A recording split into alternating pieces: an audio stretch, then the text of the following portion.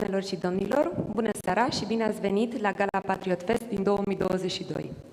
Din partea New Strategy Center suntem Roberta Răducu și Marcel Foca și în această seară vom fi gazdele acestui eveniment. Începem Gala PatriotFest cu intonarea imnului național.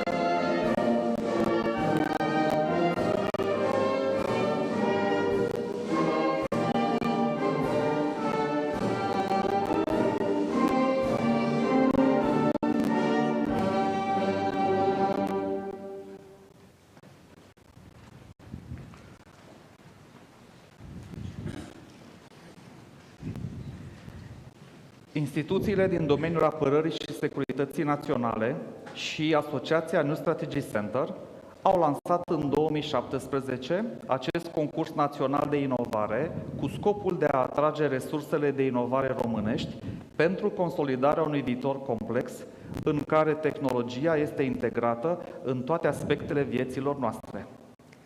Concursul PatriotFest se află deja la a 5-a ediție și se adresează tuturor inovatorilor români din țară și din străinătate. Anual, aceștia sunt invitați să-și prezinte creațiile sub formă de prototipuri funcționale. Haideți să vedem împreună cum a arătat PatriotFest la edițiile anterioare.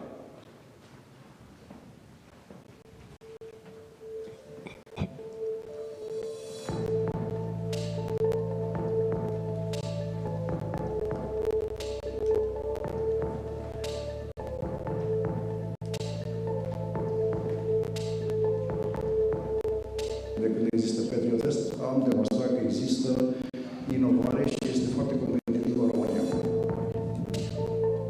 Concursul merge mult dincolo de o scenă, mult dincolo de câteva proiecte. Ne arată o variantă, ne arată o cale de ieșire, ne arată un drum spre mai bine și mai ales ne permite să fim mândri de faptul că suntem români.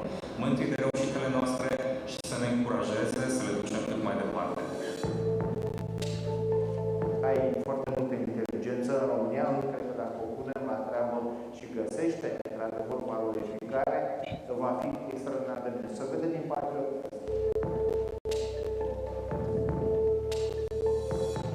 Am fost plecat, am stat plecat, am stat 3 ani în străinătate, tot la studii. Am revenit pentru că am rădăcini atunci și nu pot să mă părăsesc țara. Am văzut interesant că ne oferea o deschidere către a ne prezenta, pe de-o parte, realizările și, doi, vedem potențialul în a conecta cu potențialii consumatori.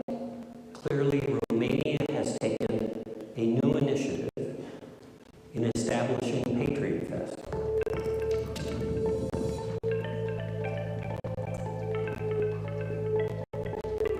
Cea de-a treia ediție a PatriotFest se poate considera o platformă națională pentru ceea ce înseamnă cercetarea în domeniul specific instituțiilor cu responsabilități în domeniul de securitate națională, iar facilitarea acestei platforme naționale de către New Strategy Center reprezintă de asemenea o oportunitate pentru noi să îi recunoaștem meritul, implicarea încă de la început. Vreau să vă asigur că rămân și cred din toată puterea mea în comunitatea celor care se ocupă de cercetare dezvoltare în România, fie că vorbim de firme private, fie că vorbim de institute de cercetare sau de academia. PatriotFest este vorba despre inovare românească,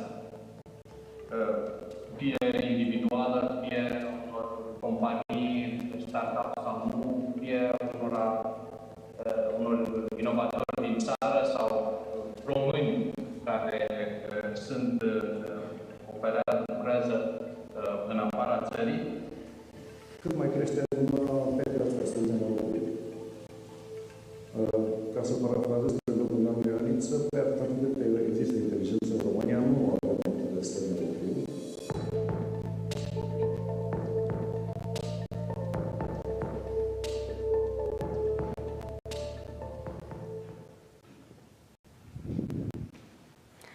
O evoluție incredibilă și numeroase prototipuri absolut interesante. Este evident spiritul inovativ. Concursul Național PatriotFest este organizat de Ministerul Apărării Naționale, Ministerul Afacerilor Interne, Serviciul Român de Informații, Serviciul de Telecomunicații Speciale și Serviciul de Protecție și Pază, în parteneriat cu Asociația New Strategy Center. Dorim pe această cale să le mulțumim sponsorilor care și-au oferit suportul pentru PatriotFest. Companiile care ne-au sprijinit în această ediție și fără de care nu ar fi fost posibilă realizarea acestei gale sunt Boeing din Statele Unite și Leviathan din România. Le mulțumim și organizațiilor partenere PatriotFest 2022, Asociația Patronală a Industriei de Software și Servicii ANIS, Asociația Unmanned Vehicle Systems UVS România, Asociația Patronală Română a Producătorilor de Tehnică Militară Patromil, Centrul Euro-Atlantic pentru Reziliență, Liga Studenților Români din Străinătate. De asemenea, le mulțumim și partenerilor media, Adevărul, Historia, Calea Europeană, Trustul de Presă al Armatei, Alef News, Mediafax și Monitorul Apărării și Securității. Haideți să le mulțumim tuturor și să aplaudăm împreună pentru susținerea acestui concurs.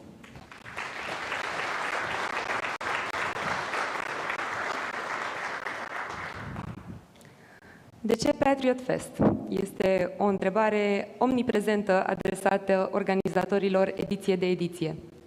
Răspunsul este că atâta vreme cât există inteligență inovatoare în România, nu avem motive să ne oprim. Așa cum am văzut și în edițiile anterioare, avem oameni capabili să pregătească sisteme care să ne ajute să depășim provocările viitoare. PatriotFest este platforma ce unește lumea inovatorilor și lumile instituțiilor din apărarea și securitatea României. Viziunea PatriotFest este încurajată și de Ministerul Cercetării, Inovării și Digitalizării. În această seară suntem onorați cu prezența domnului Sebastian Burduja, Ministrul Cercetării, Inovării și Digitalizării. Domnule ministru, vă invităm pe scenă.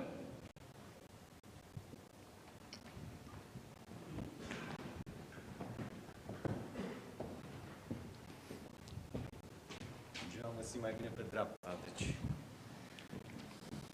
Bună seara, domnule ministru al afacerilor interne, domnule ministru al apărării, doamnă președinte, domnilor generali, domnule președinte, domnule secretar de stat, domnule președinte al Curții de Conturi, domnule consilier, domnule general, distinși oaspeți, e o mare onoare să fiu în această seară pe această scenă în fața dumneavoastră și doresc să felicit organizatorii pentru că a face o tradiție în România nu e lucru puțin. Ați menționat mai devreme Liga Studenților Români din Străinătate, mă bucur că e un partener al evenimentului și Liga a făcut o gală de care m-am ocupat vreo 8 ani de zile și știu cât de complicat este să ai continuitate și să reușești să aduci oameni de valoare, oameni de elită, români de elită în același cadru și să ai o dezbatere de idei, să ai o recunoaștere excelenței. Vă felicit și vă mulțumesc foarte mult. Bugetul cercetării din acest an a crescut cu 70%. Cred că ar fi trebuit să fie știrea anului. Este cea mai mare creștere din istoria recentă. Oricum nimeni din Ministerul Cercetării nu-și amintește o asemenea creștere. și ea vine într-un context social, economic, de securitate foarte complicat.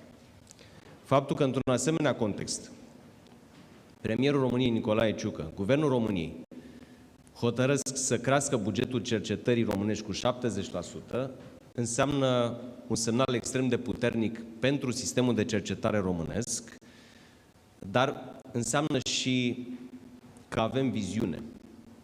La nivelul Guvernului României există viziune. Sunt economist. Unii s-au întrebat ce caută un economist la Ministerul Cercetării, Inovării și Digitalizării. Creșterea economică este produsul a doi factori.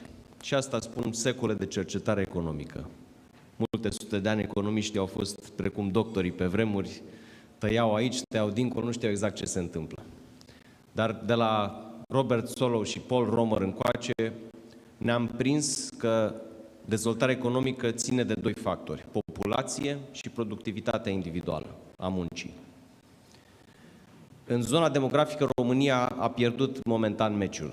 Este complicat să avem o creștere a populației semnificativă, cu atât mai mult cât în fiecare an sunt 100-200 de mii de români care pleacă din țară. Acestea sunt statisticile. Deci pârghia pe care o avem pentru a deveni o țară cât mai dezvoltată, cât mai competitivă, este productivitatea individuală și productivitatea ține de inovare, de cercetare-inovare. De aceea, cu tot respectul și toată dragostea pentru colegii de guvern și cu tot subiectivismul, am spus că Ministerul Cercetării, Inovării și Digitalizării este vârful de lance al unui model de creștere economică pentru România. Și cred lucrul acesta și cred că și alocarea bugetară și creșterea resurselor alocate bugetării reflectă o viziune corectă din partea Guvernului României. Mai mult decât atât, România a mai făcut un lucru foarte important anul trecut și anume s-a poziționat printre primele state care au achesat la inițiativele NATO în zona de cercetare-inovare. Mă refer la Fondul NATO de Inovare și la acceleratorul Diana. Nu doar că am achesat retoric, dar am alocat și resurse și în absolut toate întâlnirile pe care le-am avut și sunt convins că este o părere împărtășită la nivelul întregului arc de securitate națională, România este respectată, recunoscută pentru acest lucru și mulțumesc domnului ministru Apărării pentru toată susținerea pe care ne-a acordat-o. Practic, noi suntem împreună în acest cadru. De asemenea, mai ales în ultimii ani, există o recunoaștere tot mai accentuată a faptului că aceste tehnologii cu uz dublu, cu uz multiplu, militar și civil, sunt cele care au potențialul cel mai mare de a transforma economia noastră, de a aduce inovare, de a aduce competitivitate și acea productivitate individuală despre care am vorbit. E un model testat, validat și ajunge să spun Statele Unite ale Americii prin DARPA și Israel. Sunt țări care au investit în industria de apărare, în cercetare în zona de apărare și nu l-am la mine, dar dacă aș ține în mână telefonul meu, el nu ar putea exista fără cercetările făcute în zona de securitate națională. Și România urmează un asemenea trend, inclusiv prin Ministerul Cercetării. Lucrăm foarte bine cu mulți dintre cei reprezentați astăzi aici și avem un program top-down de finanțare a proiectelor de cercetare în zona de securitate națională. Și vă mulțumesc pentru întreaga dumneavoastră colaborare în acest sens. O să închei, cum nu se încheie un discurs, dar îmi permit pentru că e început de an și anume cu un banc. Se spune că se apropie sfârșitul lumii și singura țară rămasă pe planetă este România. Motivul este că România e mereu în urmă. E un banc care a circulat acum niște ani de zile. Din punctul meu de vedere, nu mai are relevanță astăzi.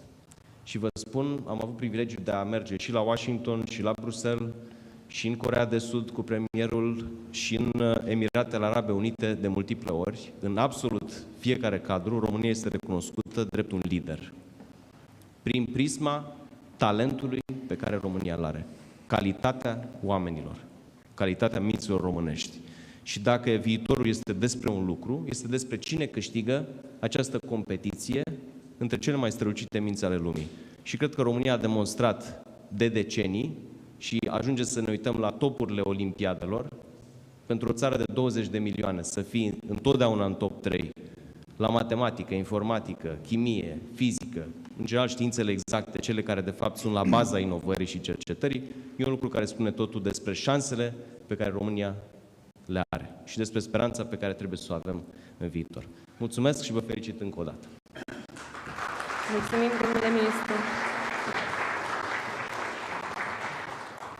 Încă de la prima ediție, concursul de inovare PatriotFest a atras atenția NATO. La edițiile precedente am avut alături de noi diversi oficiali ai Organizației pentru Știință și Tehnologie din cadrul NATO. În acest an este prezentă la Gala PatriotFest, în direct de la Bruxelles, doamna Cadei Silde, Chief of Staff în cadrul Acceleratorului pentru Inovare Diana al NATO.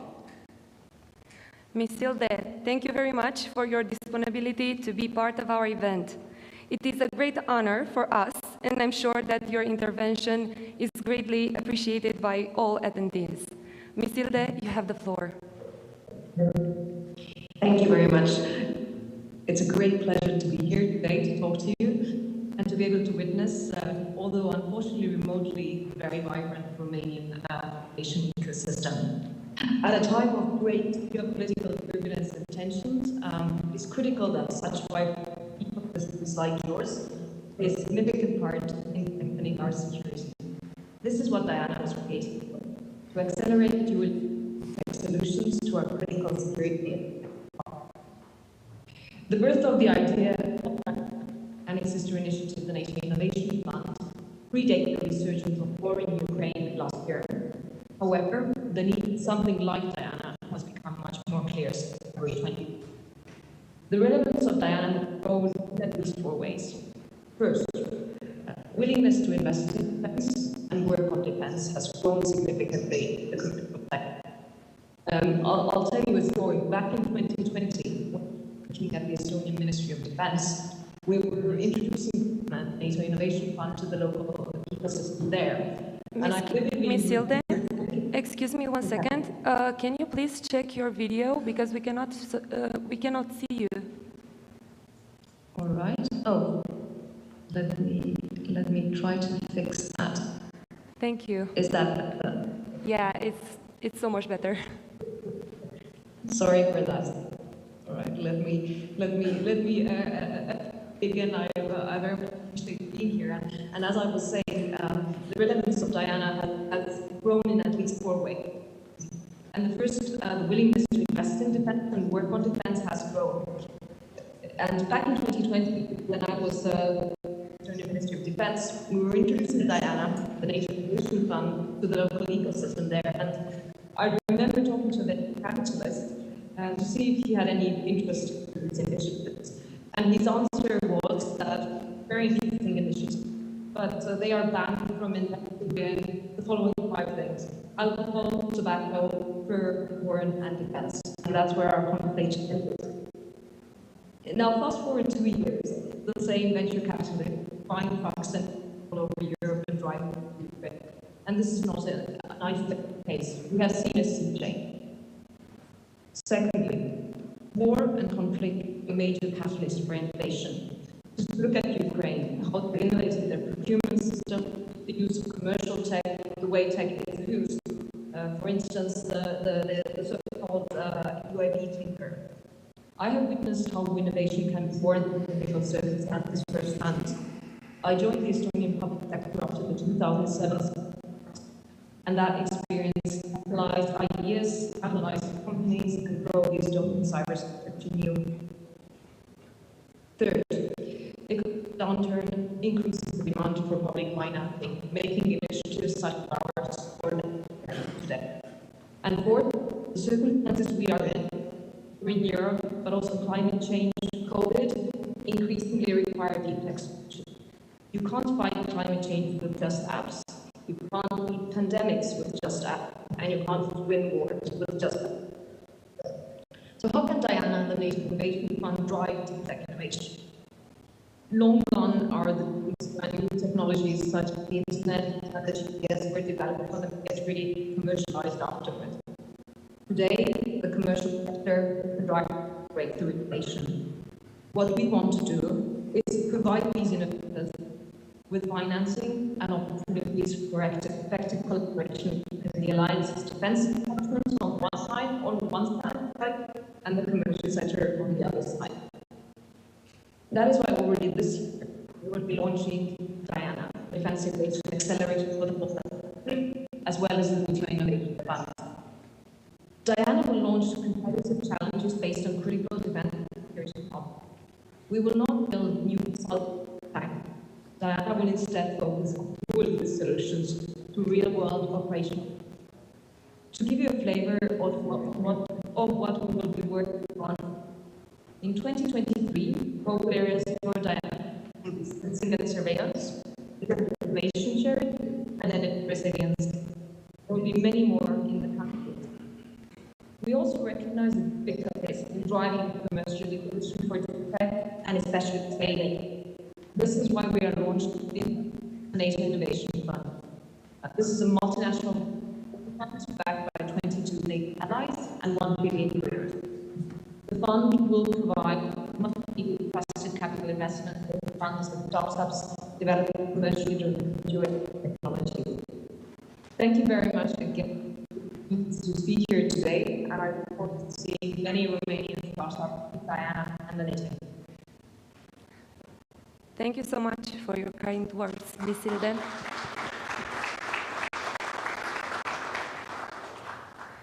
Mulțumim NATO pentru că este aproape de Patriot Fest și mulțumim doamnei Cadei Silde pentru mesajul de susținere a acestei inițiative. Menționăm că în anul 2021 NATO a aprobat înființarea Fondului de Inovare Diana, care își propune să finanțeze entitățile care contribuie cu tehnologii emergente și disruptive în vederea păstrării supremației alianței. Comunitatea Patriot Fest este informată cu privire la evoluția acestei inițiative și facilităm agregarea inovatorilor români în vederea creșterii competitivității României pe plan internațional. La cea de-a 5-a ediție a Patriot Fest, organizatorii au pregătit 3 direcții de concurs: sisteme autonome, inteligență artificială și inovare pentru securitate. Anul acesta, concursul a fost lansat în luna iulie, perioada de înscriere fiind deschisă până în 12 decembrie. Pe 16 decembrie 2022, concurenții selectați pentru jurizarea finală și-au prezentat prototipurile în fața experților. Astăzi, 18 ianuarie, îi vom cunoaște pe premianții celei de-a 5-a ediții a Patriot Fest. Dincolo de premiile materiale, participanții se bucură și de beneficiile apartenenței la comunitatea Patriot Fest. Această comunitate este formată din experți, laureați ai concursului și antreprenori. De asemenea, este important de menționat faptul că instituțiile organizatoare analizează în permanență opțiuni de integrare în activitatea proprie a prototipurilor premiate. Însă, inovările prezentate și premiate la Patriot Fest au beneficii nu doar în mediul de securitate națională. Multe dintre ele sunt la stadiul în care fac primii pași în lumea comercială, iar o comunitate întreagă din cadrul Patriot Fest le stă la dispoziție pentru a-i ajuta să-și îmbunătățească proiectele. Vorbim astfel de un beneficiu adresat întregii societăți. Amintim aici întâlniri regulate ale comunității cu experții organizatorilor, cea mai recentă dintre întâlniri fiind forumul Patriot Fest, în care a fost prezentată strategia NATO privind tehnologiile emergente și disruptive, precum și inițiativele europene de finanțare a cercetării pentru apărare, cum ar fi Fondul European de Apărare, dar și colaborările punctuale între câștigătorii din anii precedenți și cei din acest an pe subiecte conexe. Comunitatea Patriot Fest se consolidează prin astfel de evenimente și se dezvoltă ca sursă de inovare. La această ediție, organizatorii au decis acordarea următoarelor premii. Premiul ediției 2022 Patriot Fest. Premiile 1, 2 și 3 la categoria Inovare pentru securitate. Premiile 1, 2 și 3 la categoria Sisteme autonome. Premiul Debut Patriot Fest. Premiul Cercetare pentru apărare și premiul Speranța Patriot Fest. În această seară îi vom cunoaște pe laureații ediției Patriot Fest 2022. Să trecem la premii. Pentru acordarea premiului 3 la categoria Inovare pentru securitate am onoarea de a-l invita pe scenă pe domnul general major Vasile Grigoroaia, adjunct al directorului SPP. Aici. Poftiți?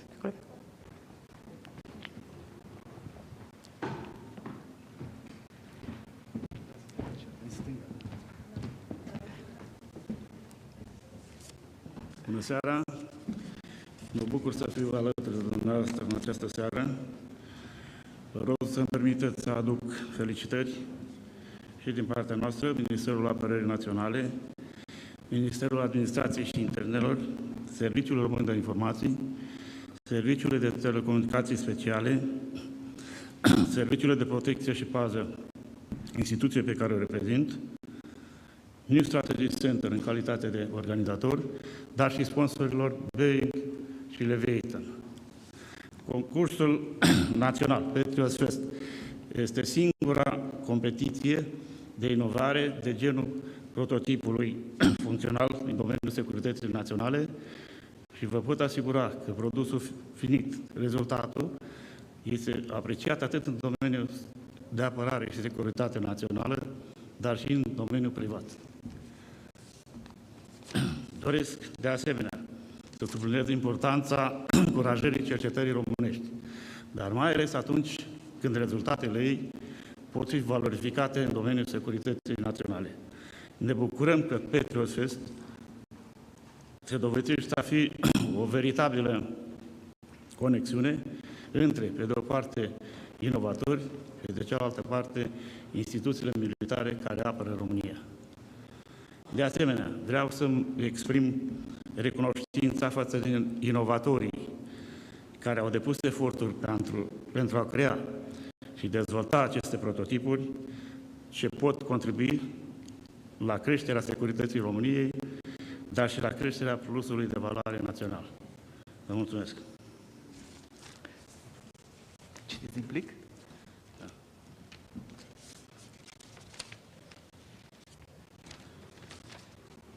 Premiul 3 la categoria Inovare pentru Securitate se acordă proiectului intitulat Sistem mobil pentru monitorizarea nivelului de nitriți din mediul acvatic. Îl invit în scenă pe domnul Marius Dumitru.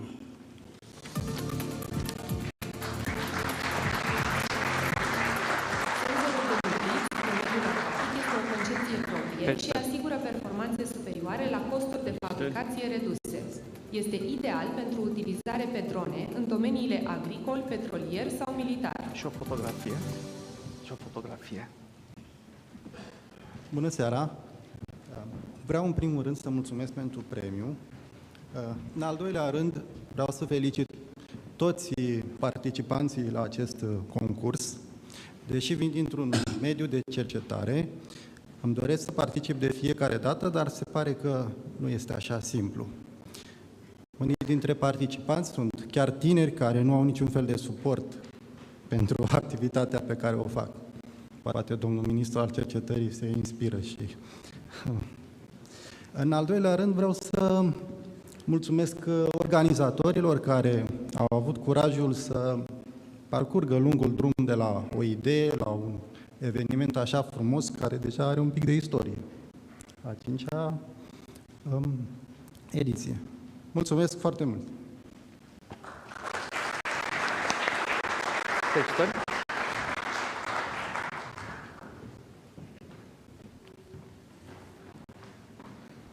Acum am onoarea de a-l invita pe scenă pe domnul general inginer Sorin Bălan, directorul STS, pentru acordarea premiului 2 la categoria Inovare pentru Securitate al ediției 2022 PatriotFest.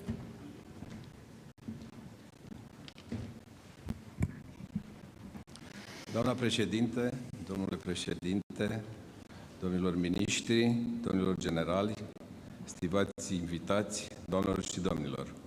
În primul rând vreau să vă mulțumesc pentru plăcerea pe care mi-ați făcut-o de a fi astăzi și de a acorda acest premiu. Sunt onorat să fiu alături de cei care lucrează în cercetare și în inovare și în numele Serviciului de Telecomunicații Speciale vă rog să-mi permiteți să felicit atât organizatorii cât și participanții pentru diversitatea și complexitatea proiectelor înscrise, care, cu fiecare ediție a concursului național PatriotFest, ne aduc în atenție soluții tot mai valoroase și mai utile pentru domeniul securității naționale.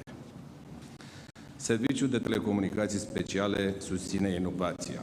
Este o componentă nelipsită din activitățile pe care le derulăm zi de zi, dar mai ales nelipsită din serviciile pe care le punem la dispoziția autorităților statului și din proiectele pe care le dezvoltăm cu beneficiarii noștri. Ca instituție care face parte din Sistemul Național de Apărare, Ordine Publică și Siguranță Națională, apreciem proiectele și soluțiile inovatoare care contribuie la creșterea securității serviciilor de comunicații și tehnologia informației. Aceste proiecte sunt cu atât mai necesare în contextul actual, când ne confruntăm cu amenințări hibride din ce în ce mai variate și complexe. Mă bucur că, prin intermediul concursului național PatriotFest, îi putem cunoaște pe inovatorii care își dedică timpul și cunoștințele domeniului cercetării. Îi felicit pentru efortul și pasiunea pe care le pun în slujba țării și îmi exprim speranța că vom folosi cât mai curând soluțiile propuse de ei în proiectele pe care le desfășurăm. Felicitări! Permiteți-mi să anunț câștigătorul.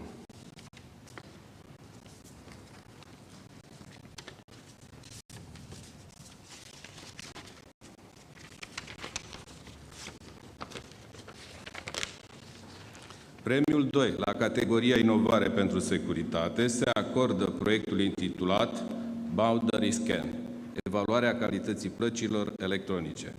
Îi invit pe scenă pe domnul Raul Ionel pentru a-și primi premiul. Tehnologia Boundary Scan este o metodă modernă în evaluarea non-invazivă a calității plăcilor electronice. Detectează rapid defecte de producție, precum scurt-circuite, întreruperi sau chiar lipsa unor componente.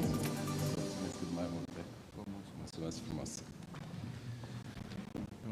Stimați participanți, în primul rând, este onoare pentru mine să reprezint Universitatea Politehnică din Timișoara cu un proiect în domeniul electronicii, la un concurs în care se pare că ne aflăm în compania excelenței în inovare și cercetare.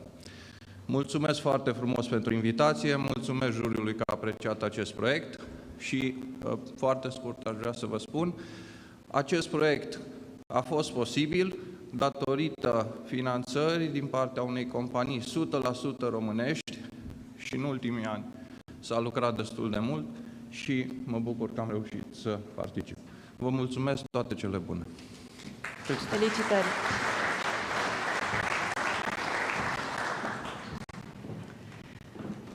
Înainte de a continua cu înmânarea premiilor, ni se alătură de la Bruxelles domnul Marek Kalbarczyk, director adjunct pentru cercetare, tehnologie și inovare în cadrul Agenției Europene de Apărare.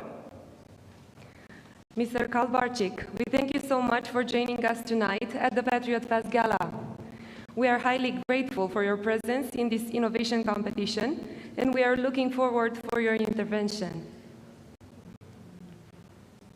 Thank you very much, and good afternoon. Can you hear me? Yes. Okay. So first of all, thank you very much for giving KDA the opportunity to pass a message on the importance of innovation in supporting defense capability development in the European Union. With the rapid development of new and often disruptive technologies in the civilian world and the fast globalization, today more than ever, innovation is a geostrategic factor shaping the international security environment. And I think we don't need to feel it. We don't need to think too much to see this change already in Europe, unfortunately. The credibility and effectiveness of our defense not only depends on our ability to act, but also to innovate. In other words, those who do not innovate stay behind. Also know all new non-traditional technology providers are emerging outside of the traditional defense supply chains, and the discrepancy between the research and technology activities and acquisition in terms of understanding of technological advances create a difficult environment for new innovators and innovation to connect with the military domain. To fully adopt defense innovation, the European Union and its member states need to do much, and we must do much more together, because joint innovation activities done in collaboration guarantee better value for money than today's fragmented efforts. Defense innovation is linked to ambition to be a credible global security provider. And EDA, from that perspective, is already contributing to member state and European efforts to boost defense innovation, as we are set to do in the future. In May 2022, the EDA Ministerial Steering Board, so the place where all EU defense ministers are sitting, approved the establishment of the Hub for European Defense Innovation, called HEDI. The vision for the Hub is to act as a launchpad to ensure delivery of innovative capabilities to the European member states. The goal of the HEDI is to bring all of the EU defense innovation under one umbrella to foster the creation of military value and address military capabilities. This, of course, in close cooperation with other relevant stakeholders, such recently established European Commission Innovation Scheme, or in cooperation of NATO Diana. EDA is fostering innovation through its well-established context. And these are the thematic networking forums for experts from the Ministry of Defense, Industry, Research and Technology Organization to bring together and to identify common areas, RT interests, and promote collaborative efforts. It is the bottom-up process led by experts, but under the overall direction from the member state, and especially from the representative of Ministry of National Defense. Since of the EDA, context generated more than 1 billion worth of collaborative projects. As depicted in the last 2022 coordinated annual review on defense, Romania took concrete steps to strengthen its research and technology activities in order to mitigate technological gaps. And actually, the very purpose we are here today at this gala is, as described in this report by the Romanian colleagues, is to strengthen innovation in the defense sector, making full use of potential from innovative SMEs, research technology organizations, and startups. So from my perspective, we can only encourage you to do this path and use collaborative frameworks such as available at EU, EDA, or NATO, both for sharing the post-mortem and to build up that expertise. I will now stop my intervention, and I wish all the organizers and obviously participants of the PatriotFest Gala further successes and fruitful discussion. Thank you very much for my praise. Thank you as well for your kind words.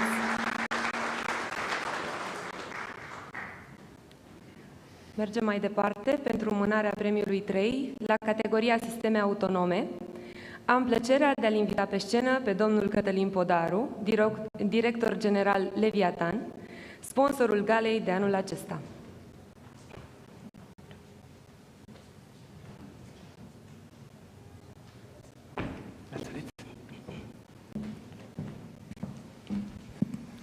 Bună seara, distinși invitați! Îmi face o deosebită plăcere să fim aici, alături de New Strategy Center și de acest eveniment PatriotFest, întrucât pentru noi evenimentul ăsta reprezintă două aspecte cheie disruptive din perspectivă națională, cel puțin. Primul este această platformă pe care New Strategy o realizează, în care reușește să pună mediul guvernamental și mediul privat alături pentru a cataliza, să zic, energiile și a produce efecte benefice pentru ambele părți. Pe de altă parte, un lucru care mă bucură este accentul pe inovare, întrucât, cel puțin pentru noi, inovarea este unul din motoarele și valorile cheie din cadrul companiei noastre, dar cred că trebuie să fie un element cheie și în cadrul societății. Din punctul meu de vedere, inovarea reprezintă adaptabilitate creatoare. Și cred că această adaptabilitate trebuie să manifeste în cadrul societății noastre și mai ales în cadrul de securitate. Cele două, cred că din perspectiva mea, dar nu cred că sunt singurul, și-au probat sau au fost testate în timpul pandemiei și ulterior, alături de provocările care au urmat, iar acum vedem amenințarea de securitate care este la graniță. De ce zic că acele provocări au testat cele două componente? În timpul pandemiei s-a văzut că inovarea și creativitatea și, cel puțin un lucru simplu, internetul de mare calitate din România, dar n-a fost singurul lucru, dar și colaborarea dintre mediul privat, mediul guvernamental, a transformat într-o formă sau alta nevoia ca mediul privat să devină o capabilitate în situații de criză.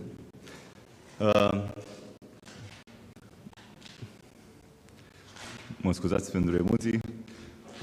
Pe de altă parte, aș vrea să felicit în continuare organizatorii și, dacă îmi permiteți, să-mi felicit și concurență. Aveți un plic? Da. Surpriza serii?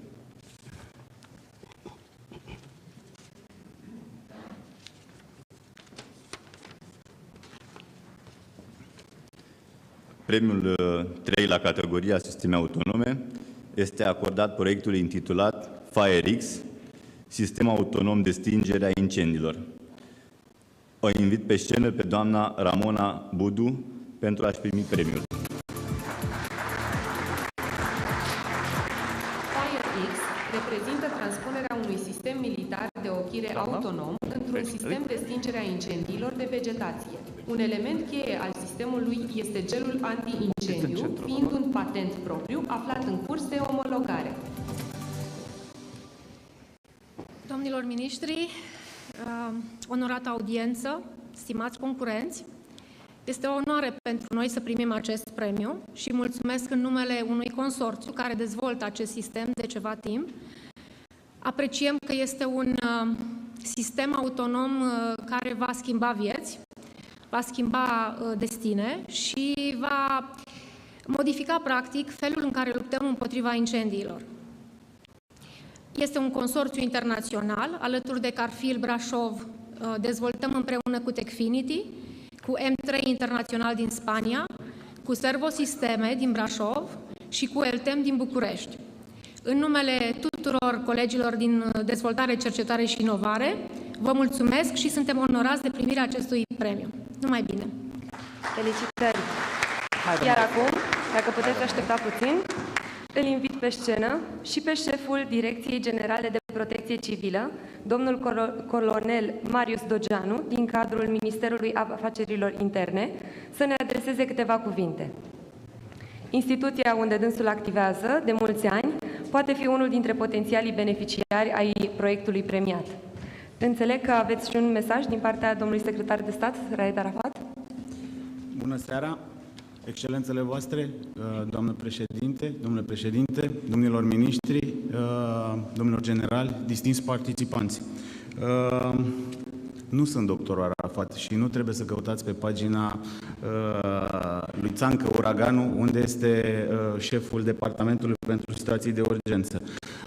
Din păcate, domnul secretar de stat a fost nevoit să participe la alte acțiuni și așa cum știți și dumneavoastră, începând de la pandemie încoace, liniile aeriene nu prea își mai ajustează orarul de zbor cu graficul activităților doctorale aflat, așa că trebuie să mă suportați pe mine pentru următoarele 3 minute, însă vreau să subliniez din start că este o deosebită onoare pentru mine să particip în această seară la a 5-a gală a premiilor PatriotFest. Sens în care vă rog să-mi permiteți să felicit inițiatorii acestui proiect și în numele DSU să vă felicit pur și simplu pentru pasiunea cu care propuneți spre dezbatere teme relevante pentru interesul național, atât din perspectiva amenințărilor la adresa securității naționale, cât și din cea a oportunităților pentru dezvoltare economică a țării. Pentru DSU, participarea la acest eveniment este una de însemnătate maximă, având în vedere importanța pe care noi o acordăm inovației, prevenției și întăririi capacității de conlucrare a tuturor instituțiilor care au responsabilități în sprijinirea și salvarea vieții. Doamnelor și domnilor, celebrăm astăzi inovația, motorul care ne conduce spre evoluție, așa cum spunea mai devreme domnul ministru Burduja. DSU este un susținător declarat al inovației în domeniul protecției civile, pentru simplul motiv că arhitectura sistemului integrat de urgență, precum și atingerea obiectivelor și direcțiilor de acțiune pentru întărirea capacității de răspuns în situații de urgență, pot fi consolidate cu ușurință atunci când inovația joacă un rol central. Experiențele din ultimii ani, caracterizate prin situații de urgență complexe și diverse, ca de exemplu accidente cu victime multiple, incendii, incidența fenomenelor meteo extreme, pandemia și alte situații limită în zona infrastructurii critice, ne-au demonstrat tuturor cât de vulnerabili suntem încă. Și doar conlucrând, integrat, putem răspunde atunci când comunitățile sunt în pericol. De aceea, atunci când vorbim de creșterea calității răspunsului în situații de urgență, vorbim invariabil și de dotare. Dotarea cu tehnică performantă, care trebuie să înglobeze ultimele descoperiri în domeniul științei. Tocmai în acest context, proiectele pe care le premiem astăzi sunt extrem de valoroase pentru că ne aduc nouă soluții inovative pentru a răspunde cât mai rapid, mai profesionist în situații de criză, atunci când viața cetățenilor este în pericol.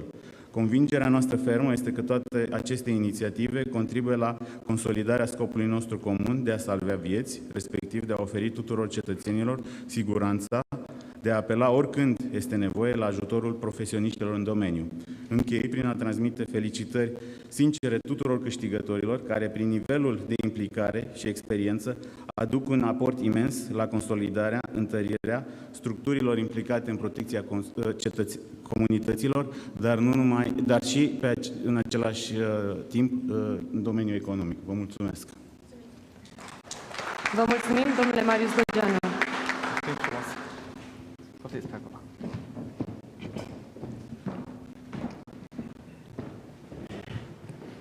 În continuare, pentru a acorda premiul 2 al ediției 2022 al PatriotFest la categoria Sisteme Autonome, am onoarea de a-l invita pe scenă pe domnul Adam Hodges, din partea companiei Boeing, sponsor al galei de anul acesta. Mr. Adam Hodges, we thank you very much for your kind support dedicated to PatriotFest. Please, you have the floor.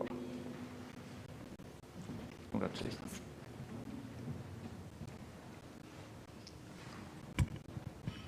All right, so bună seara, good evening, and it's an honor to be here this evening, and my comments will be in my American dialect, and they will be slow, and they will be brief. And so first off, let me say thank you for being here tonight, and thank you to the leadership who have come out in force to support this event. Leadership from ministries, from Parliament, senior military leaders, senior captains and leaders of industry. Your presence here tonight shows the importance of the topic, so thank you. It's an honor to be here in person. For the second year in a row, Boeing has had the opportunity to support this event. Last year, I was a large talking head on the screen over back here behind me because of the pandemic. did not allow for travel at the time, so it's great to be here in person. Very much appreciate it. You know, tonight is about innovation, and when people see Boeing, they often think, well, it's a kind of a legacy airplane maker. That's what they do. When the reality is, the Boeing Corporation and Boeing Defense is really an aerospace innovator and technology innovator, not just in the air domain, but also in ground and sea and in space and in cyber. Across all domains is what we really do. So it's really important for us to see events like this happen, and we're honored to be a part of supporting it. And that being said, Boeing in the United States stands behind NATO and Romania and the supporters of peace and freedom in the face of aggression and the threats that you face today. So it's an honor to be able to support you, and it's an honor to be here today. And with that said, I will announce my comments here.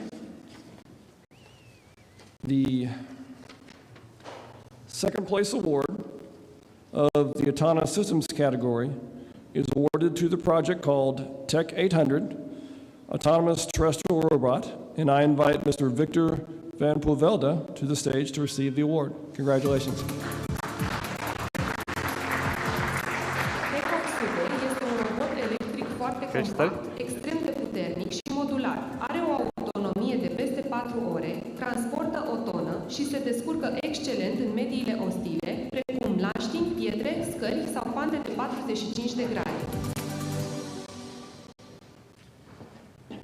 Bună seara! Noi suntem o echipă de români din diasporă, Adrian Diaconu de 40 de ani în Europa de Vest, eu român prin mama mea care mi-a transmis limba, cultura și iubirea de țară. Am revenit în România pentru a investi în proiecte inovative și așadar este pentru noi o emoție și mai mare, o mândrie și o onoare să primim acest premiu. Vedem în fiecare zi în conflictul din Ucraina cum tehnologii noi schimbă radical câmpul de luptă, folosirea mii de drone aeriene, primele flote de roboți terestri folosite de armata ucraineană. Și așadar vedem cât de important este să avem un ecosistem de antreprenori care mână în mână cu armata țărilor ajută să avem cele mai bune tehnologii pentru a face față amenințărilor viitorului. Vă mulțumesc! Rămâneți, vă rog. Domnule Poevelde, rămâneți, vă rog. Iar acum am plăcerea de a-l invita pe scenă pe domnul general locotenent Iulian Berdilă, șeful statului major al forțelor terestre. Domnule general, poftiți. Pot să vă adresez o întrebare? Vă rog. Cum văd forțele terestre asemenea proiecte cum este cel premiat și care ar putea să vină în întâmpinarea unora dintre misiunile pe care le îndepliniți? Lăsați-mă să ajung întâi la partea. Doamnă președinte, domnule președinte, domnule ministru al Apărării Naționale, domnule ministru al Afacerilor Interne, domnule ministru al Cercetării, Inovării și Dezvoltării, domnilor secretari de stat, domnilor generali, amirali, dragi colegi și, de ce nu, dragi patrioți. Mă simt responsabil și chiar privilegiat pentru că am lucrat cu echipa New Strategy Center de atâtea ori și în ocazii din acestea, evident că ai și emoții, dar vrei să adresezi atâtea elemente de laudă pentru cei care muncesc până la urmă în asemenea proiecte. Eu aș vrea în primul rând să revenind la întrebarea dumneavoastră, să subliniez interesul pe care forțele terestre române îl au în cercetare și dezvoltare, elementele de proiecte pe care le dezvoltăm, în special cu colegii din celelalte categorii de forțe și cu cei de la Direcția Generală pentru Armamente, dar și în mod aplicat pentru viitor. Și eu aș spune că dacă nu, sau dacă vrem să câștigăm în prezent, trebuie să cercetăm pentru viitor. Și un asemenea forum și platformă, cum este PatriotFest, eu sper că ne sunt exemple minunate pentru rezultate pe care dumneavoastră le-ați adus aici în seara aceasta. Mi-aș permite și o simplă și rapidă recunoștință pentru Adam Hodges în seara aceasta și aș spune să mențină această investiție pentru că pentru noi toți you must go from Patriot Test to Patriot Best to come to the Patriot Fest to go to the Patriot Chest to get the Patriot Crest. So thank you so much. Vă mulțumesc că am onoarea să vă salut și o seară minunată. Mulțumim. Domnilor, vă mulțumim.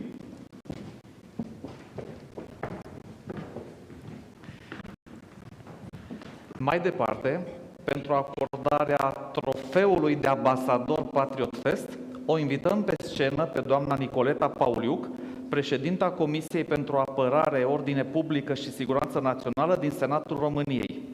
Cercetarea aplicată pentru nevoile securității naționale a României are nevoie și de suportul Parlamentului.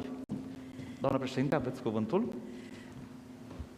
Bună seara, vă spun și eu, domnule președinte al Comisiei pentru Apărare, Ordine Publică și Siguranță Națională din Camera Deputaților, domnilor miniștri, domnilor secretari de stat, reprezentanții ai instituțiilor din Sistemul Național de Apărare, domnilor generale, aș fi spus și doamnă general, dar nu văd nicio doamnă general,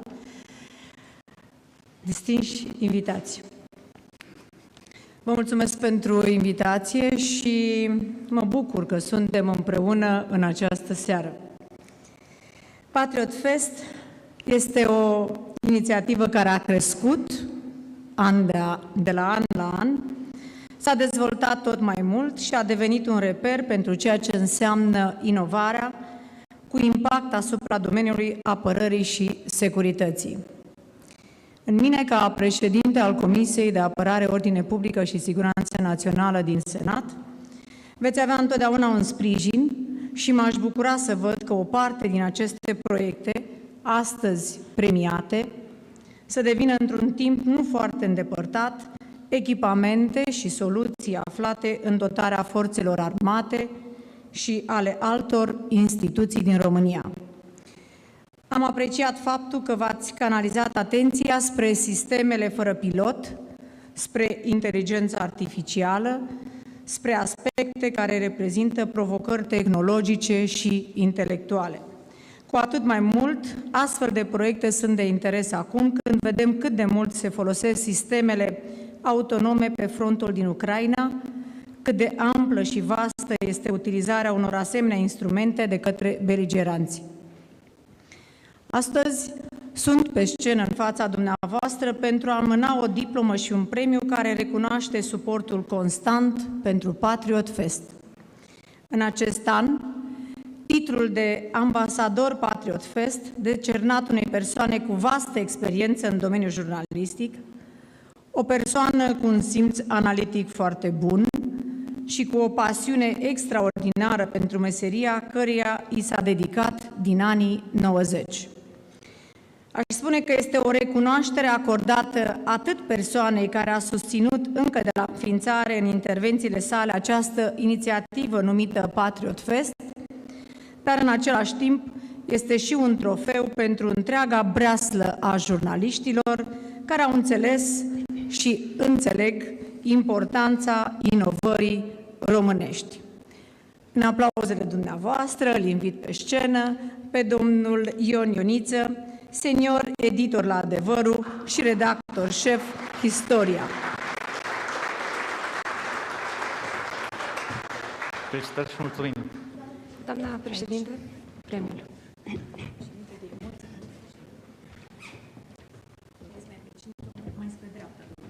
E bine. Mulțumesc.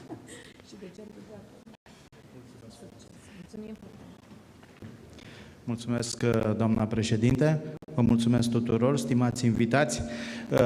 Cred că pe lângă populație și productivitatea fiecăruia, un factor extraordinar în succesul unei națiuni îl reprezintă inteligența. Și vestea bună este că România are inteligență și că această inteligență este infinită. Depinde numai de dumneavoastră să o punem la lucru și felicit New Strategy Center și PatriotFest pentru că face acest lucru în mod concret.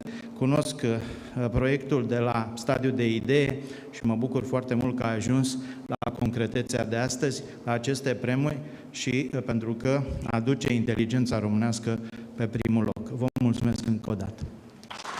Felicitări! Mulțumim frumos! Doamnă președinte, domnule Niță, vă mulțumim!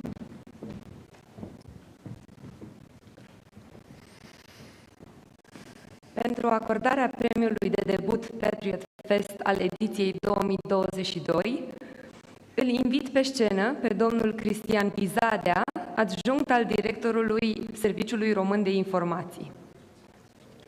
Seara. Bună seara, domnilor miniștri, doamnă președinte, domnilor generali, doamnelor viitori generali, doamnelor și domnilor și aceia dintre dumneavoastră care încă nu s-au decis. Îmi face o deosebită plăcere să mă aflu în seara aceasta aici, reprezentând în egală măsură Serviciul Român de Informații și pe domnul director Eduard Helvig. Și de asemenea îmi face o deosebită plăcere să mânez acest premiu. Însă înainte de a mâna acest premiu și a ceda locul care se cuvine persoanei pe care o celebrăm, în speță inovatorului nostru, vreau doar să fac o simplă observație ca participant la toate edițiile PatriotFest și ca persoană care a contribuit la transformarea acestei idei într-un proiect și a acelui proiect într-o realitate.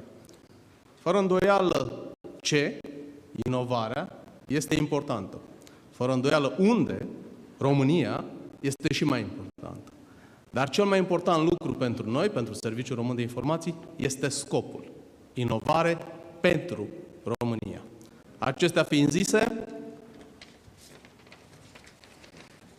și în așteptarea unui proiect care să prezinte un prototip, care să rezolve permanent miopia generalilor,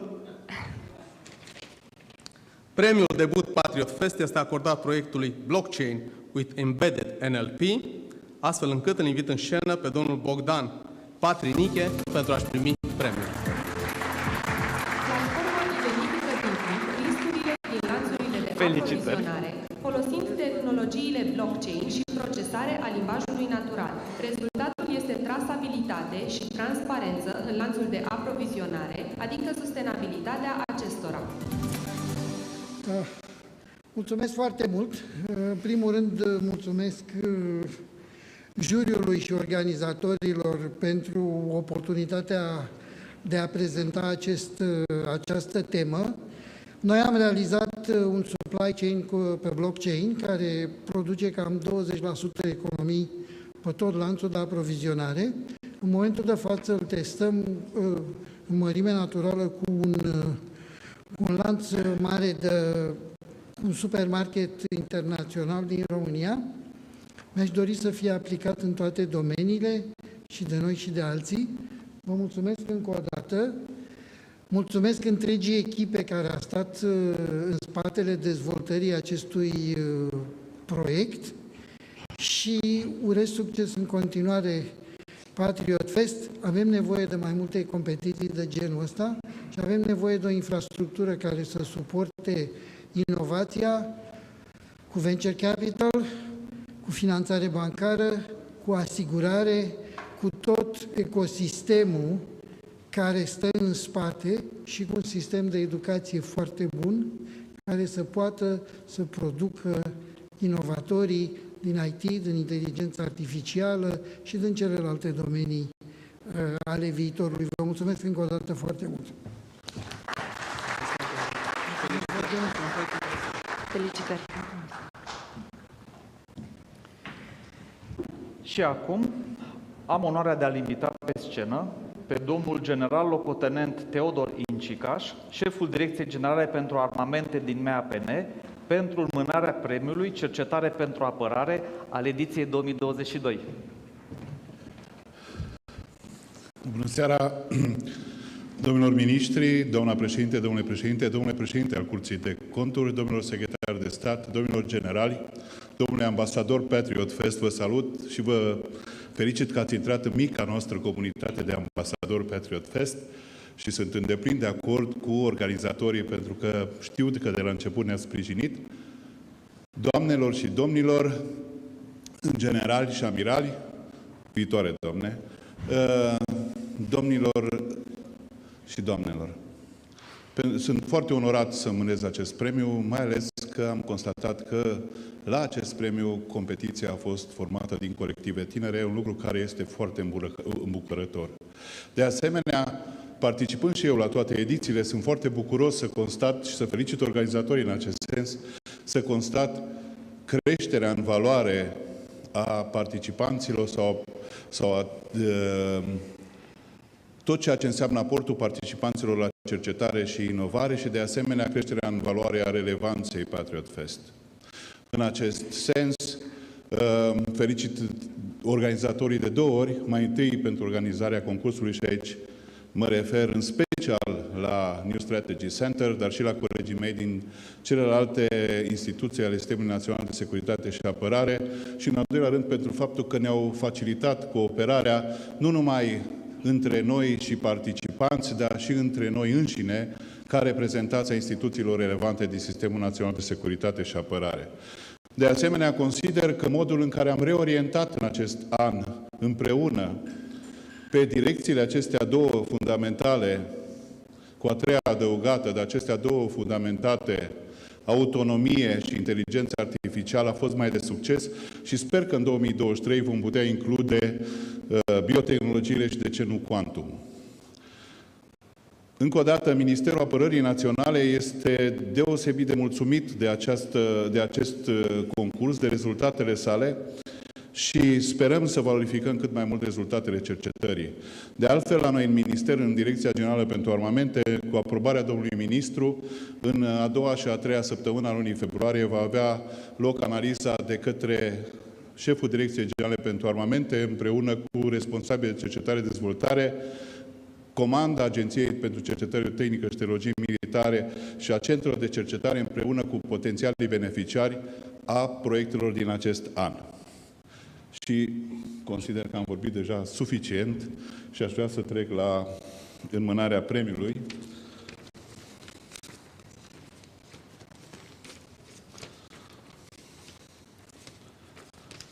Premiul Cercetare pentru Apărare este acordat proiectului intitulat Motor pur pneumatic. Îl invit pe scenă pe domnul Mihalache Ghinea, împreună cu echipa Ucbair, Angelescu Dan Florentin, Dunca Ioana Florentina, Holociuc David Paul, Despinoiu Arman Teodor, pentru a-și primi premiul pentru o inițiativă deosebit de curajoasă într-o epocă nouă. Politehnica București a realizat un motor pur pneumatic, fără componente electronice, care, cu doar 10 litri de gaz comprimat standard, se deplasează 5 km la o viteză maximă de 40 de km pe oră.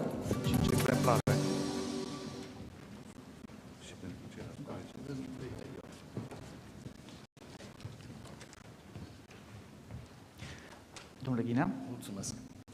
Bună seara!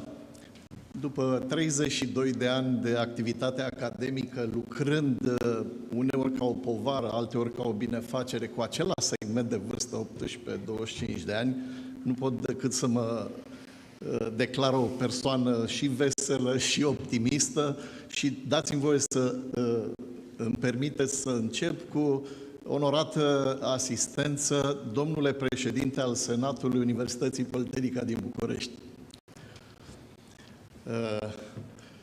Echipa UPBR, tot ca o glumă, dacă vreți, a fost înființată acum 5 ani, gândindu-ne că dacă lucrăm intens, după 5 ani vom primi premiul acesta, având în vedere că porniți odată cu noi și această minunată inițiativă PatriotFest. Lăsând gluma la o parte, vreau să vă spun că proiectul a demarat la insistențele studenților de a avea acces pe piața competiției europene, la vremea aceea fiind extrem de puternic concursul internațional academic de Air Cars, mașini cu motoare cu aer comprimat, din Ungaria. Primul an am participat exact cu un motor pur pneumatic și vreau să vă spun că probabil, tot ca o glumă, s-a transmis de la juriul concursului acela către juriul PatriotFest ideea că toată lumea se chinuia cu comandă și control computerizat, iar noi nu am venit nici măcar cu un tranzistor, făcând totuși mașina să funcționeze. A fost o revelație și pentru studenți, în primul rând, și bineînțeles că a fost o revelație și o dorință de competiție și pentru studenții pe care îi aveam acasă, care au dorit din al doilea moment să se înscrie în echipa noastră.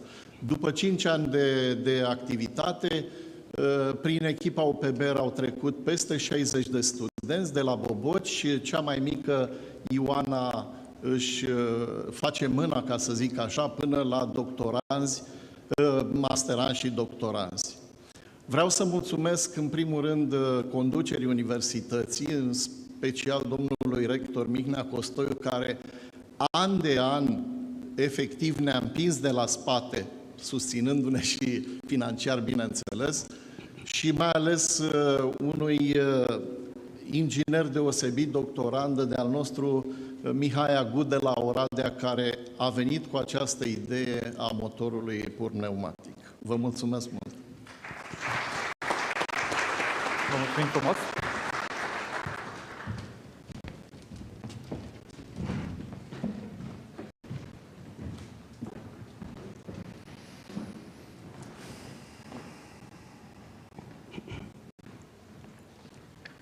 În continuare, pentru acordarea premiului Speranța al ediției 2022 a PatriotFest, îl invit alături de noi pe domnul Andrei Baciu, secretar de stat în Ministerul Sănătății.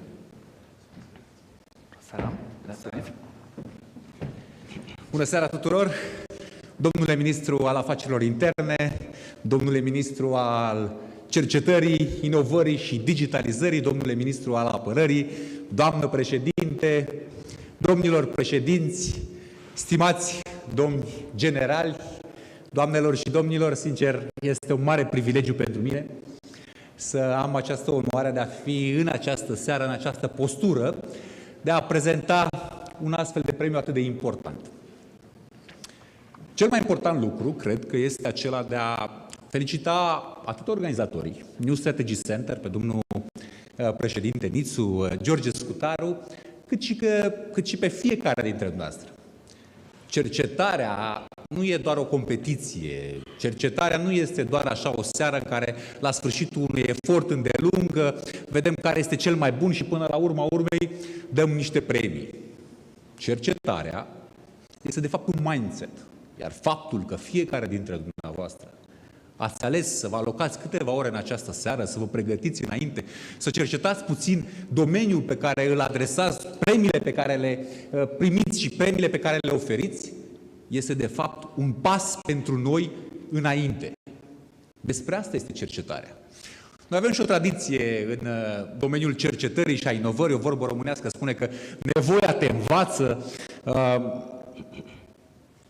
Dar dacă totuși vorbim de tradiții, vorbim despre eritajul pe care noi îl avem, nu pot să nu menționez că în domeniul medicinii suntem realmente privilegiați. România are 4 laureați ai Premiului Nobel. 1 este din domeniul medical. George Emil Palade, laureat al Premiului Nobel în 1974.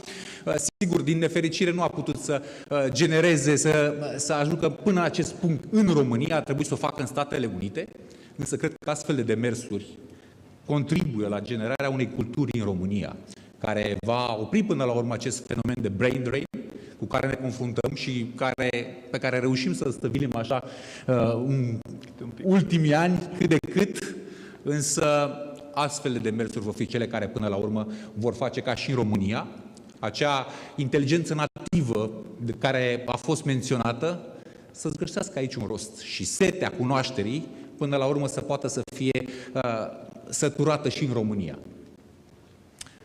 Domeniul medical poate fi privit așa cumva la periferia securității și apărării, însă cred că pentru oricine din această seară poate să fie de acord cu mine că ultimii ani ne-au arătat contrariu, pe de o parte. Mai mult de atât, Ne putem întreba de ce ar fi atât de importantă cercetarea și inovarea în domeniul sănătății sau care este realmente impactul pe care îl produce. Păi eu v-aș oferi multe exemple, însă mă limitez în această seară la unul simplu și ușor de înțeles pentru absolut oricine. Știți cât era speranța de viață acum 100 de ani? În jur de 47. Cele mai strălucite minți în domeniul cercetării medicale spun că prima persoană care va ajunge să trăiască 150 de ani s-a născut deja.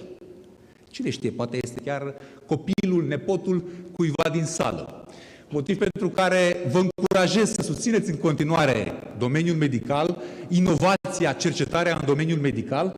În această seară îmi revine privilegiul, cum spuneam, de a mâna premiul Speranța, în speranța că vom trăi mai mult, în speranța că vom trăi mai bine și în speranța că eu voi vorbi cât mai puțin, acord premiul Speranța PatriotFest proiectului Sistem AI pentru diagnosticul automat al leziunilor hepatice.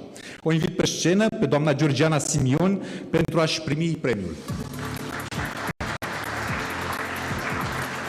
Sistemul de inteligență artificială pentru diagnosticul automat al leziunilor hepatice este capabil să detecteze inclusiv cele mai frecvente 5 tipuri de leziuni hepatice, nu doar catalogarea malign-benign.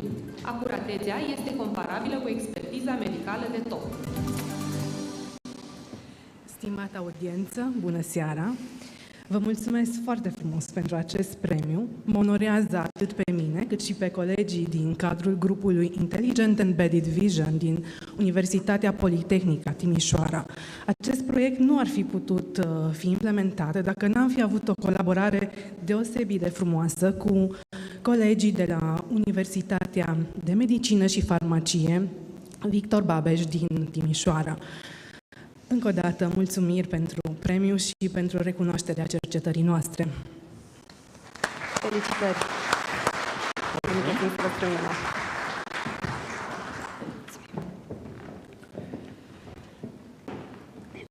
Înainte de a afla câștigătorii premiilor întâi, și pentru că în seara aceasta am vorbit foarte mult despre Diana și probabil că în următorii ani vom vorbi tot la fel de mult, vă invităm să ascultăm mesajul adresat de doamna Barbara McQuiston, președintele Consiliului de Administrație al Acceleratorului pentru Inovare Diana al NATO și subsecretar de stat pentru apărare al SUA.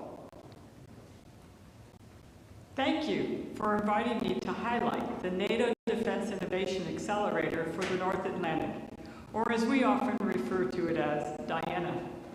2023 will be an exciting year for innovation. Over the last few years, much thought regarding strengthening the innovation capacity of nations across the NATO alliance has been put forward.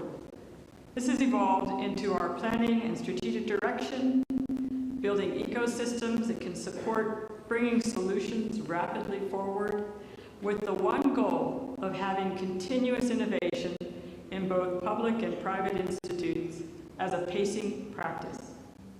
In 2023, we will see many of the outcomes of these last few years finally move into the actions, investments, and integration necessary to put innovation into practice. NATO is a key part of this exciting time.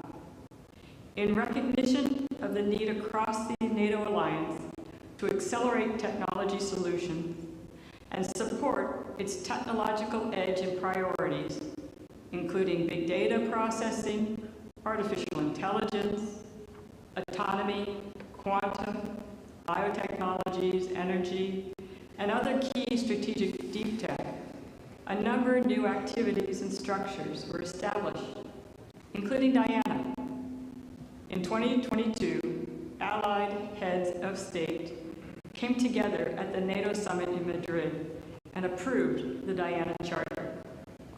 The need was clear then and made more urgent today to establish a process for finding innovative solutions to our common security challenges across the alliance.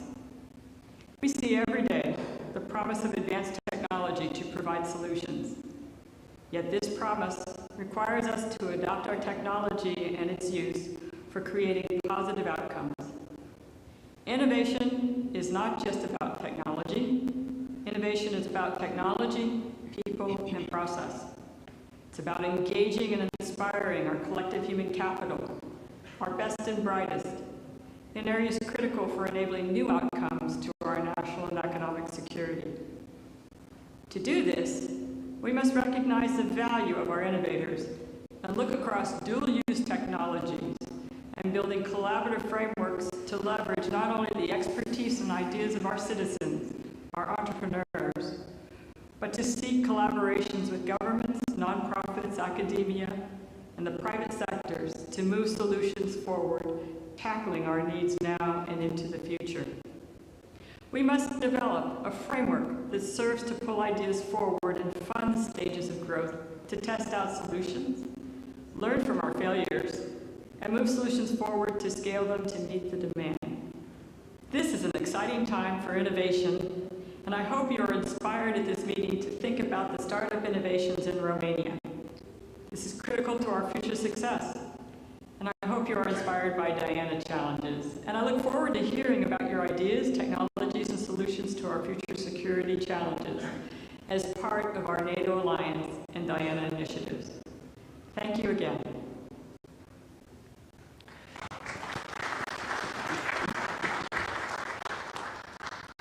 Și acum trecem la premiul întâi al categoriei Inovare pentru Securitate, ediția 2022. Prin urmare, îl invit pe scenă pe domnul Lucian Bode, ministrul Afacerilor Interne. Domnule ministru.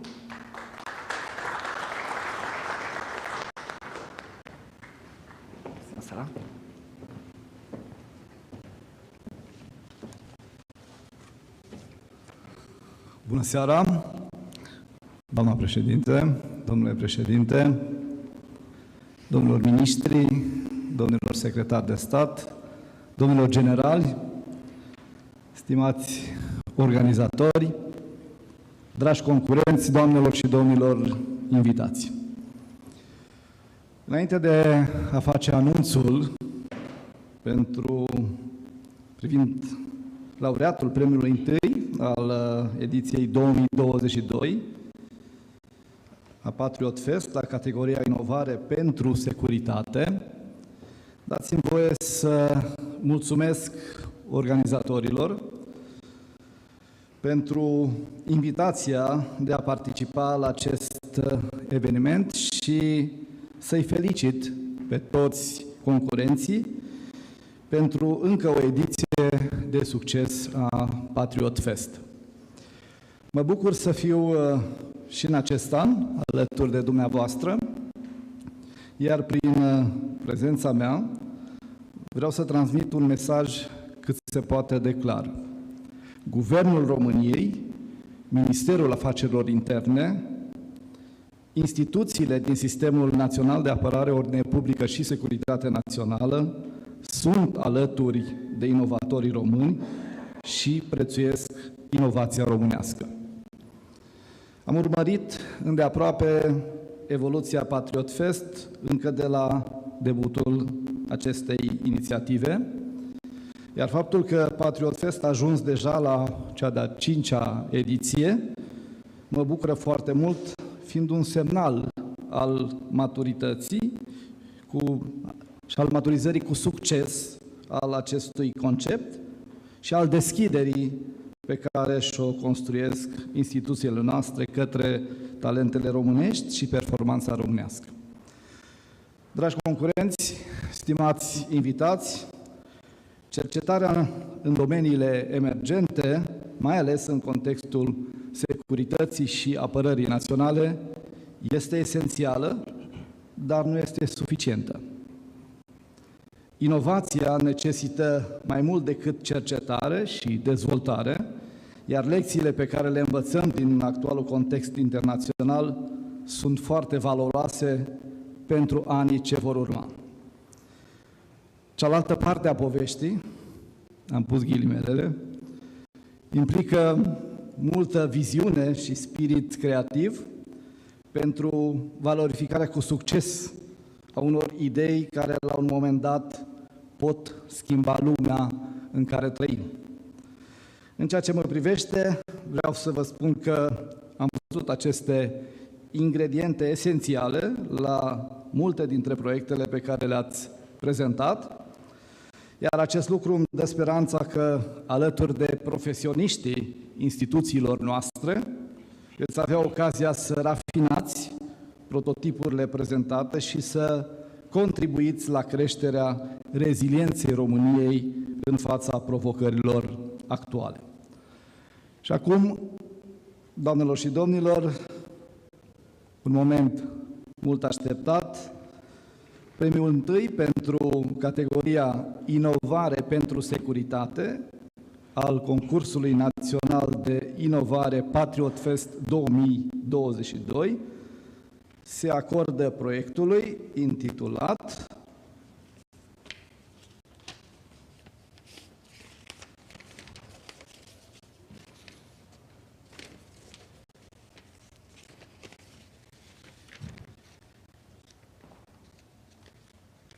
NC4F, autoturism electric. Îl invit pe scenă pe domnul Adrian Donca pentru a-și primi premiul.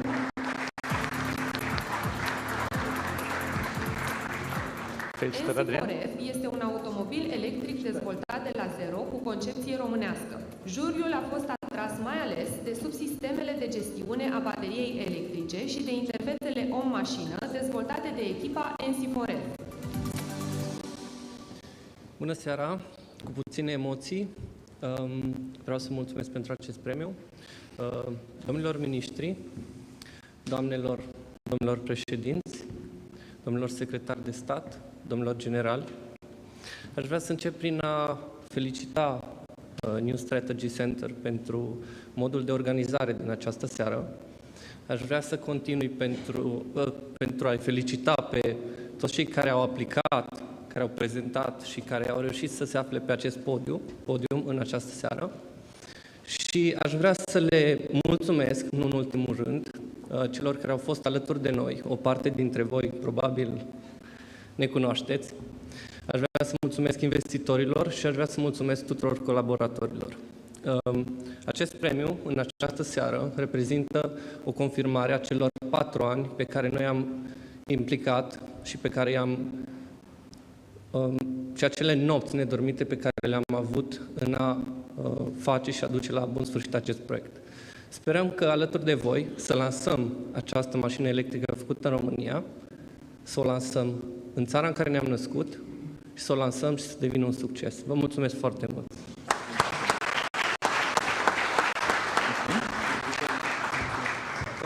Felicitări! Succes pe mai departe! Felicitări!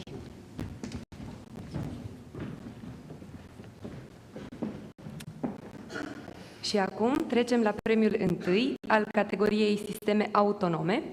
Prin urmare, îl invit pe scenă pe domnul Angel Tâlvăr, Ministrul Apărării Naționale.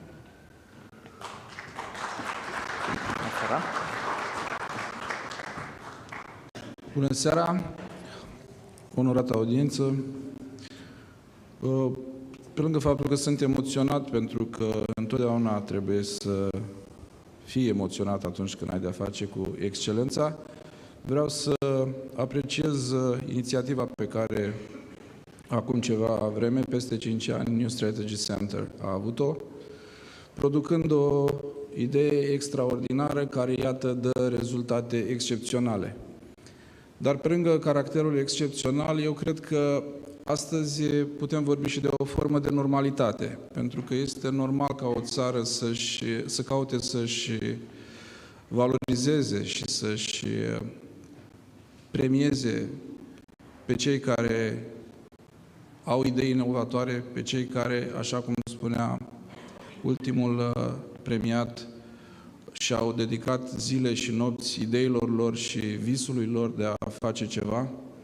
Așa cum cred că este o formă de normalitate și ceea ce a spus colegul meu, domnul general Incicaș, că vom organiza noi în februarie la Ministerul Apărării Naționale, și anume ideea de a vedea cum putem da concretețe și cum putem avea o punere în practică cu maximă rapiditate și eficiență a ideilor și a prototipurilor care ne-au fost și ne vor fi prezentate aici.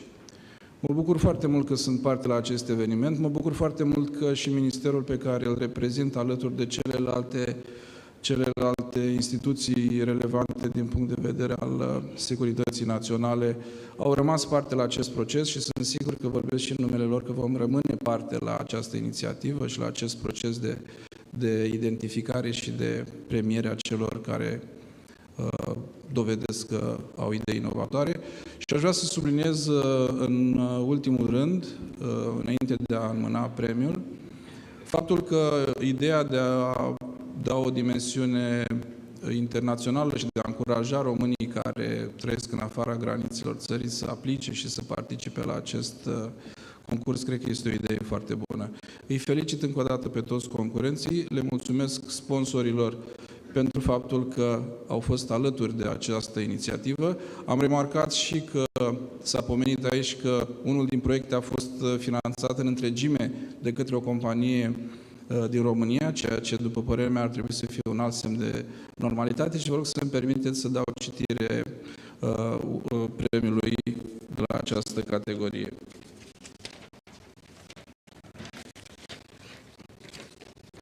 Premiul 1 la categoria Sisteme Autonome este acordat proiectului intitulat Helicopter Berry și îl invit pe scenă pe domnul Bogdan Gașpar pentru a-și primi premiul.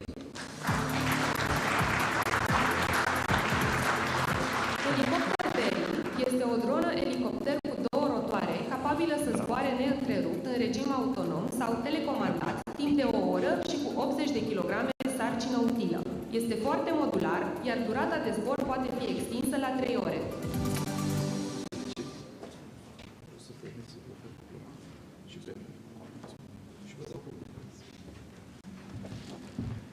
Bună seara! Sunt puțin depășit de moment. Aș vrea să vă mulțumesc pentru foarte multe lucruri. În primul rând, pentru acest premiu. Să știți că vă mărturisesc, au fost destule momente în care ne-am gândit să ne oprim din vari motive. Clar, după așa un premiu, așa o recunoaștere, am șters complet acest gând. Și în al doilea rând, vreau să vă mulțumesc foarte mult pentru acest eveniment, pentru că a pus împreună, pe de-o parte, pe noi, care suntem atât de fericiți și suflețiți să putem da ceva înapoi acestei țări care ne-a dat bun, rău, pe urmă, tot de ce a fost nevoie pentru a ajunge aici, și de cealaltă parte instituțiile de apărare de care avem atâta nevoie noi cu toții. Mulțumesc foarte frumos! Felicitări! Felicitări!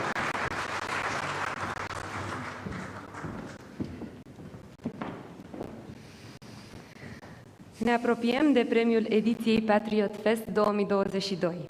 An de an, comunitatea PatriotFest se extinde și dovedește forță, coeziune și determinare. Este un moment oportun să-l invităm pe scenă pe câștigătorul premiei ediției 2021, domnul Emilian Vlăsceanu, autorul proiectului Sistem de operare pentru stațiile de comandă ale sistemelor aeriene fără pilot uman la bord.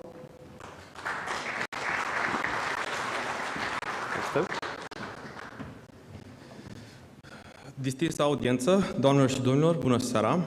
Vreau să încep prin a vă mulțumi pentru invitație. Mă aflu în fața dumneavoastră la un an distanță de momentul în care ridicam premiul pe această scenă.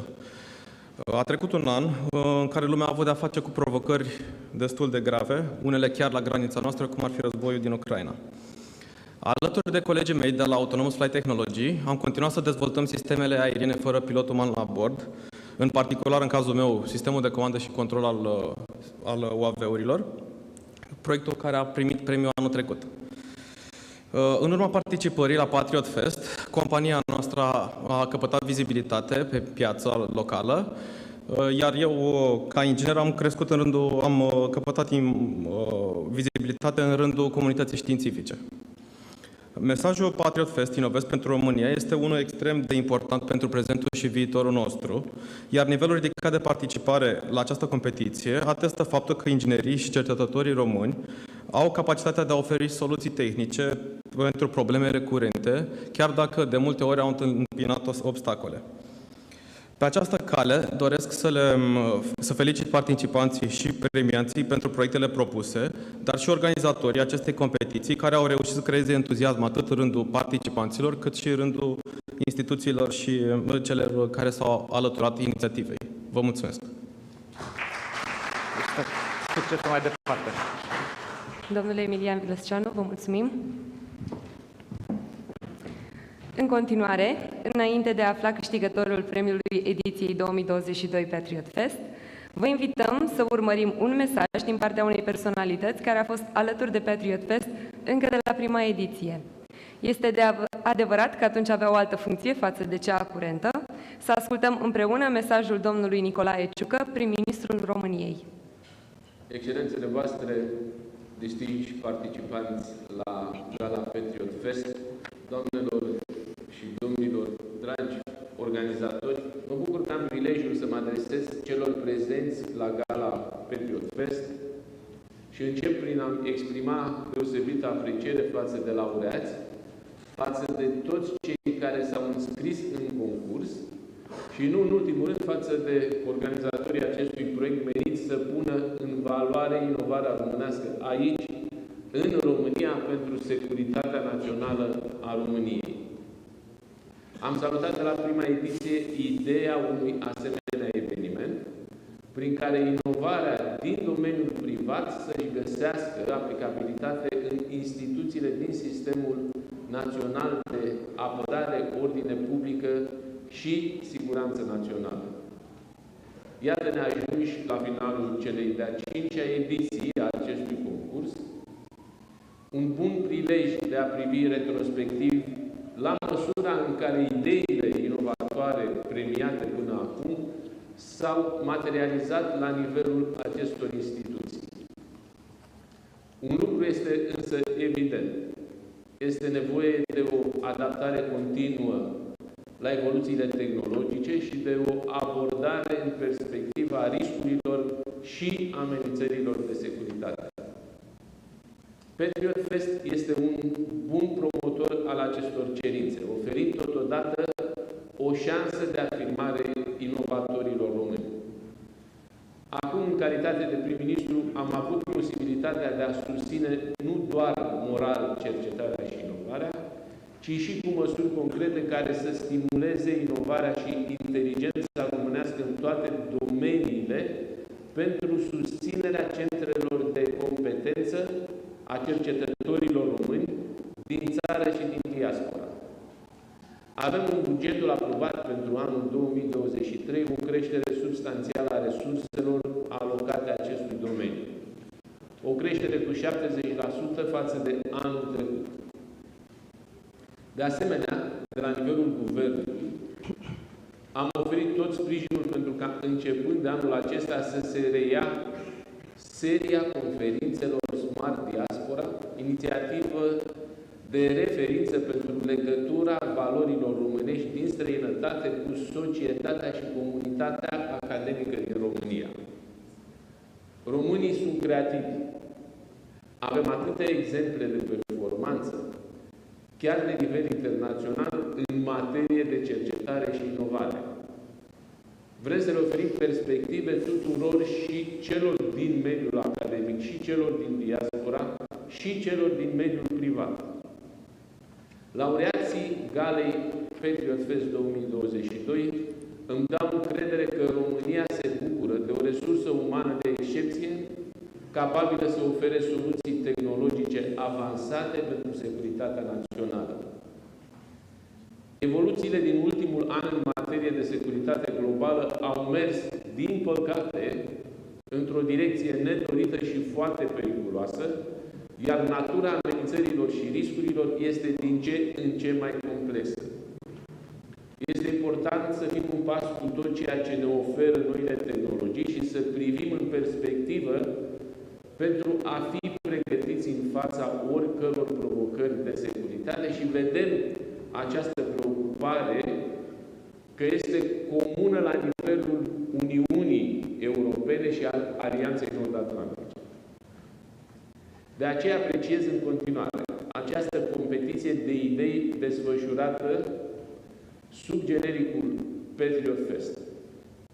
Tematicile ediției 2022, care încurajează dezvoltarea de sisteme autonome, de inteligență artificială și inovarea pentru securitate, răspund provocărilor actuale. Am toată încrederea că proiectele inovatoare, care s-au bucurat de aprecierea juriului și au fost premiate, vin cu un potențial major pentru securitatea României și își vor găsi aplicabilitate. Îi felicit pe laureați și sunt convins că succesele lor nu se vor opri aici. Îi felicit pe toți cei care au participat la acest concurs și chiar dacă nu se numără printre laureați, îi asigur că aplicarea lor către inovare este apreciată. Îi felicit și pe organizatorii PatriotFest și îmi doresc ca această inițiativă să fie continuată. Vă mulțumesc și vă doresc mult succes tuturor!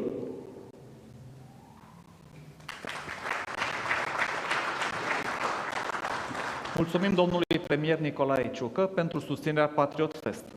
Și acum, probabil cel mai așteptat moment al acestei serii, înmânarea premiului ediției 2022 a concursului PatriotFest. În acest sens, am plăcerea să-l invit pe scenă pe domnul Ionel Nițu, președintele Asociației New Strategy Center.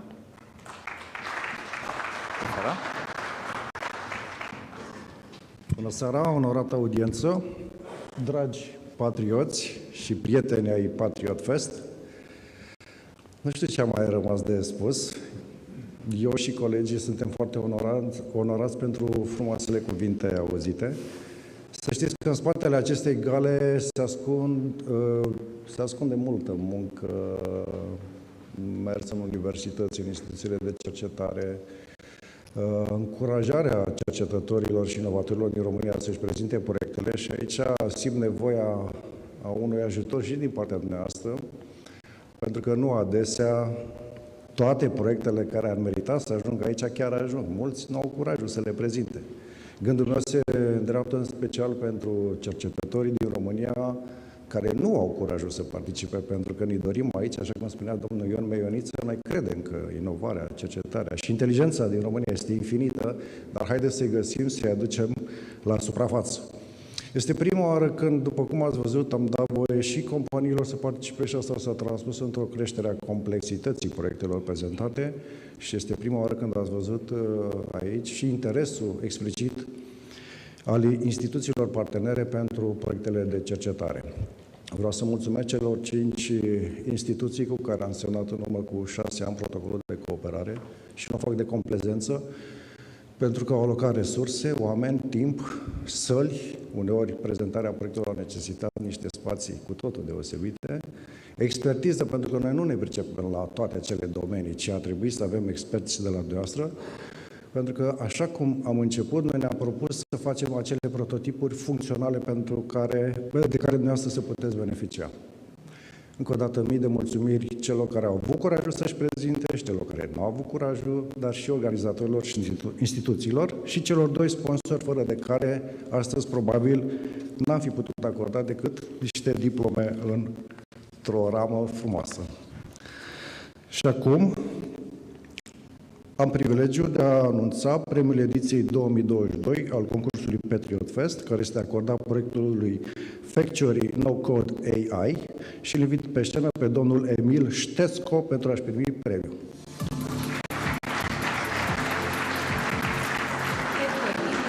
Conceptul de No Code AI și permite utilizatorilor neconectați la internet și fără expertiză tehnică să creeze și să livreze modele de inteligență artificială pentru analiză automată de text în peste 40 de limbi.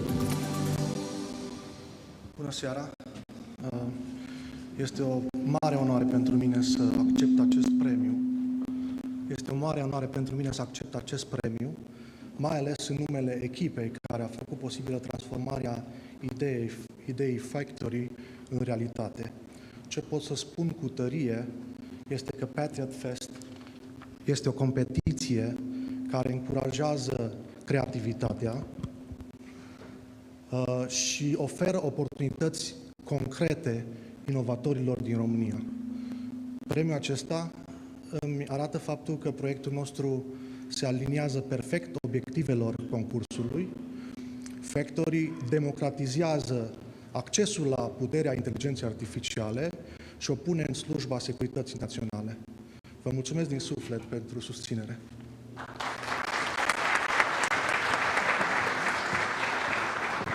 Felicitări și succes pe mai departe. Concursul Național PatriotFest va continua, desigur, și în 2023. Dincolo de premiile pe care câștigătorii le primesc, acest concurs aduce împreună solidaritate, încrederea în capacitatea de inovare a românilor, în inteligența unor generații și, mai ales, încrederea în România. Le mulțumim tuturor celor care au făcut ca PatriotFest să devină o referință pentru viitor.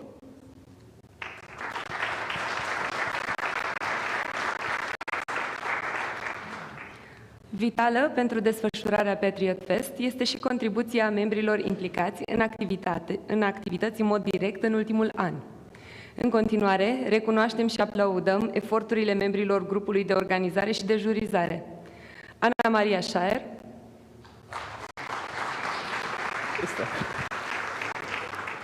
capitan comandor inginer Marian Vatavu, locotenent inginer Ciubotaru Bogdan, colonel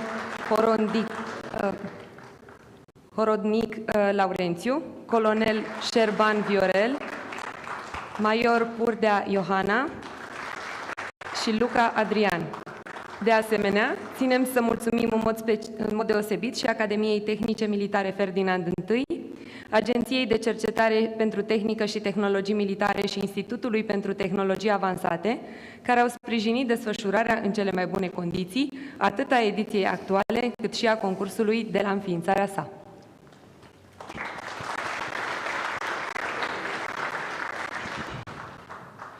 Ideea PatriotFest a atras și în acest an voluntari, a căror contribuție a fost atât utilă, cât și încurajatoare pentru grupul de organizare. Pentru organizarea acestei ediții le mulțumim următorilor voluntari: Ioan Istrate, Robert Bogdanfi, Darius Creț și Cristian Dascălu. De asemenea, le mulțumim domnului general Iulian Vizitiu, în numele Academiei Tehnice Militare, pentru sprijinul acordat în etapa de jurizare a tuturor edițiilor și gazdei noastre din această seară, domnului colonel Cristian Dorca și echipei sale, în numele Cercului Militar Național.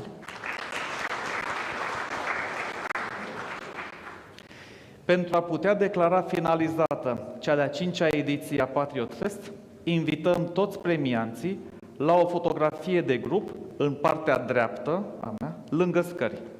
Vă dorim tuturor o seară frumoasă în continuare. Vă invităm de asemenea mai apoi la un cocktail în spatele acestei săli. Vă mulțumim mult! O seară bună!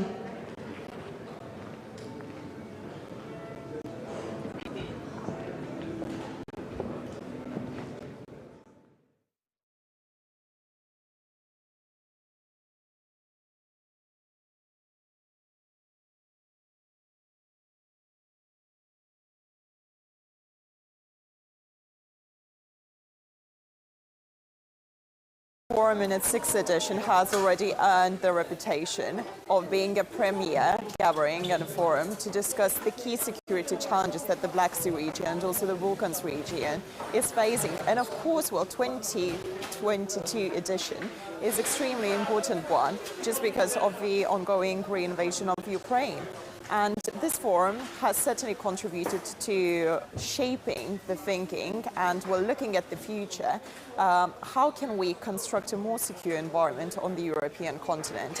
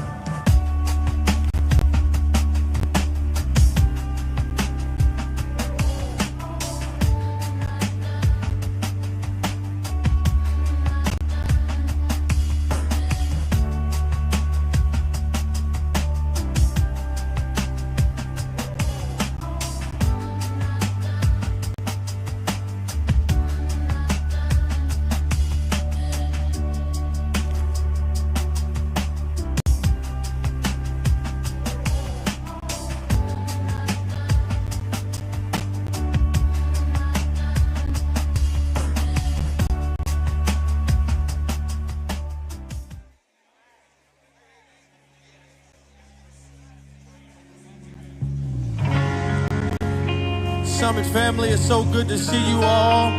I would just like to say good morning to everyone. Or in other words, I would say, Buenos dias. yeah, it's good to see you. How many glad to be in the house of the Lord this morning? How about y'all in the back? Y'all glad to have made it in the house? Yeah. Listen, we come to worship the Lord. We come to enjoy Jesus and enjoy each other. That's why we worship together. Hallelujah. Well, let's sing together. Let's open our mouths. And don't tell me you can't sing, because I've heard you all. So let's all do it together. Is that all right? It's a familiar song. Y'all know it. So let's sing it in scripture reference. Y'all know it. Let's go here. Sing along with me in the room. The Lord is my light and salvation. Sing, whom shall I? Yeah, whom shall I be afraid? Yeah, the Lord is my light and salvation. Whom shall I fear? Yeah, whom shall I be afraid? I will. That's it. Y'all know the song. Say, I will wait on you. I will wait on you. I will trust in you. I will. Sounds so good this morning. I will trust in you. All over the room. And ladies, let's help them sing. Everybody sing the Lord. The Lord is my light and salvation. Whom shall I fear? Whom shall I fear? Whom shall I be afraid? Whom shall I be afraid? I ain't got no reason to be afraid, y'all. The Lord is my light and salvation. Whom shall I fear? Whom shall I be afraid? Whom shall I be afraid? I will wait on you. I will wait on you. That's right. I will wait on the Lord. I will wait on you. I will trust in you. I will trust in you. Say, I will trust in you. I will trust in you. Now in the scripture, there's another verse at the end of that chapter. It says this, you know it. I will remain, what? Confident. I will see the. Y'all sound good. Sing it like you mean it. I will remain confident. Confident in this, I will see the goodness of. Come on, put a smile on your face. Sing the scripture, church. The Lord is my light and sound. Whom shall I fear? Whom shall I be? I ain't got no reason to be afraid. The Lord is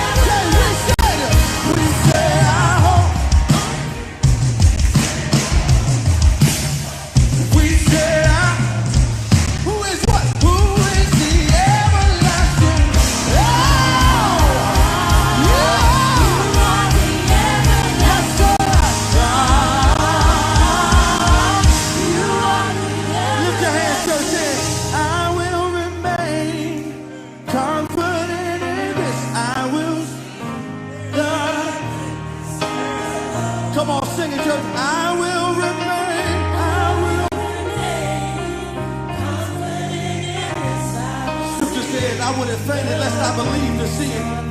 One more time, sing it loud. I will remain confident. Confident in this, I will see the goodness of the Lord.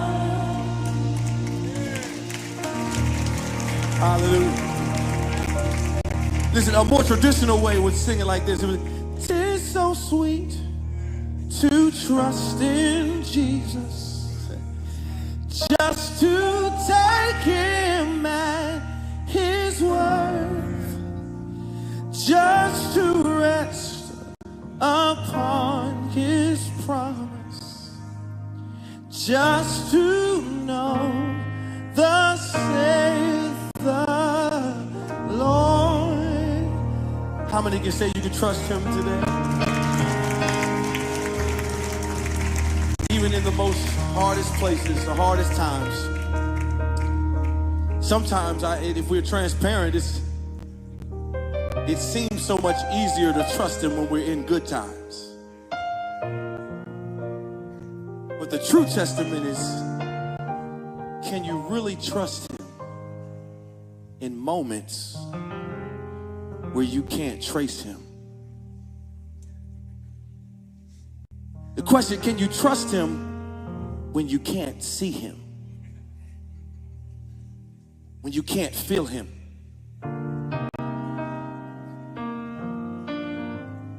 Because I learned something a while ago through all of my tests and trials, and I don't know all your tests and trials. I don't know all the things you've went through, but I had to realize something, Pastor John. I had to realize that God's strength is not made stronger when we're good.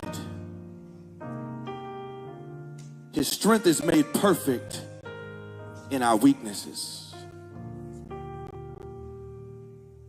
That's why even in Proverbs 3 and 5, it reminds us to trust in the Lord with all of our heart and lean not to your own understanding, which tests us that not when we understand things or when things are in good places, but learning to trust him when it's the most confusing. So today, all I want to do, I know we're singing, we're worshiping, and we're excited. I know I'm excited, but I want to take a few moments. I want us all in this room, if we can just take a look back on all the things that we may be experiencing. It could be financial, it could be family, it could be health, it could be jobs, it could be relationships, whatever it may be, and reminding ourselves that we need to trust in the true and living God. So all over this room, if you will, I want you to partner up with someone or a couple people and just and think of Proverbs 3 and 5 and just take a moment to just pray to the Lord and ask him to remind you to learn to trust him more. Not in the good times, but in the most darkest times of our lives. So all over the room, just for a few moments, I'll give you about 60 seconds or so. Just grab someone or pray along all over this room. Let's petition the Lord.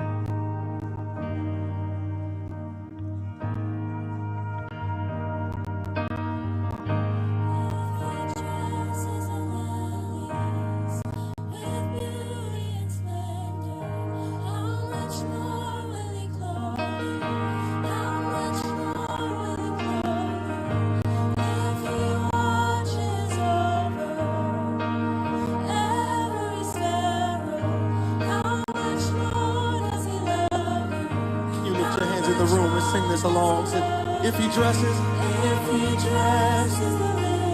beauty and splendor, how much more will he clothe you? How much more will he clothe you? Come on, if you're trusting in the one that's more than enough, say it. If he watches over every sparrow, how much more does he love you?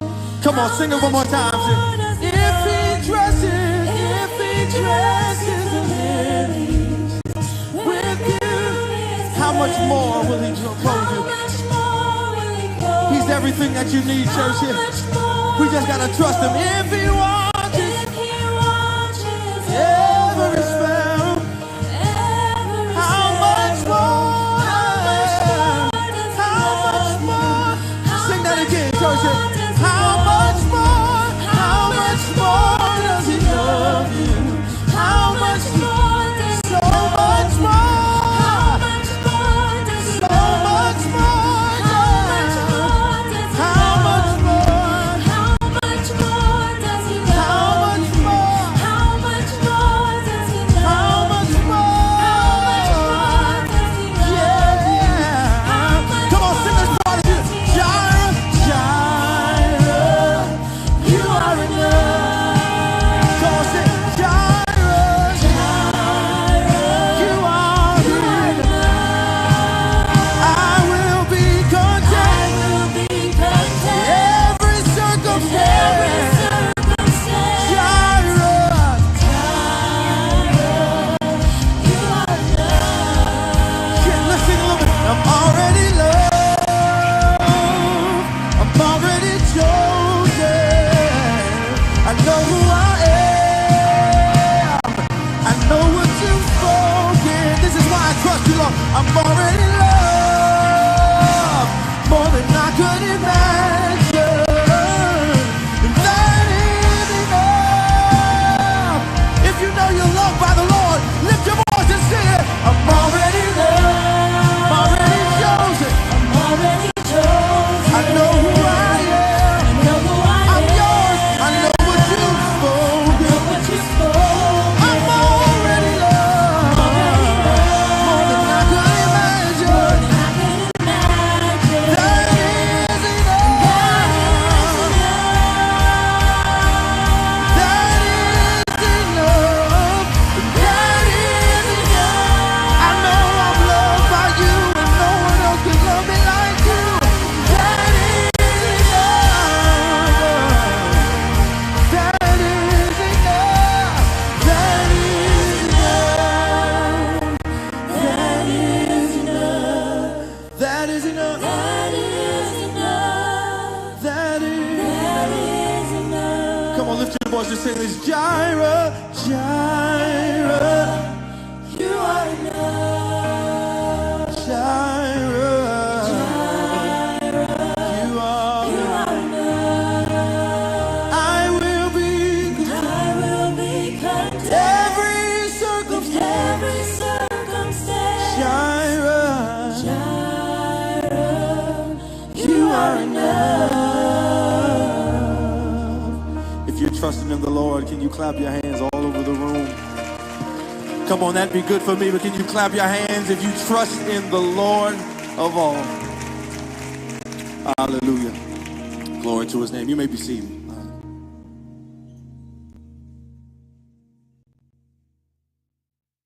So every MLK Day, I not only think about what Dr. King did to change our nation, but I can't help but think about the women who made him who he was. For instance, there's this story that's really important that I don't think a lot of people actually know about. So during the March on Washington, when Dr. King gave his now famous I Have a Dream speech, the I Have a Dream part actually wasn't originally in it. So he's standing in front of about 250,000 people, and he had pretty much given the bulk of his speech, and it was fine. A lot of great things were said, a lot of powerful things were said, but it wasn't life-changing yet. And Mahalia Jackson, who is a gospel singer who had actually sang right before Dr. King came up to give his speech, she sensed that it wasn't life-changing yet, and so she leans over and she shouts, "Tell him about the dream, Martin. See, she had been traveling with him for a while and she had heard this sermon a few times. And she could tell that this was the moment for that speech. And if you pause the video just right, even though we don't hear Mahalia shout, "Tell him about the dream, Martin," you see him pause. And then from that moment on, he leaves his notes behind and he starts giving the "I have a dream" speech from memory. And the rest is history. See, without Mahalia, we here would have never heard one of the most famous speeches of all time. And there are so many women who have moments like that, from Claudette Colvin, who was the original Rosa Parks, to Diane Nash, to Ella Baker, to Fannie Lou Hamer. I mean, I could go on and on. So you may not know who all these women are, but without them, you wouldn't even know who Dr. King was. And we can't honor him without honoring them.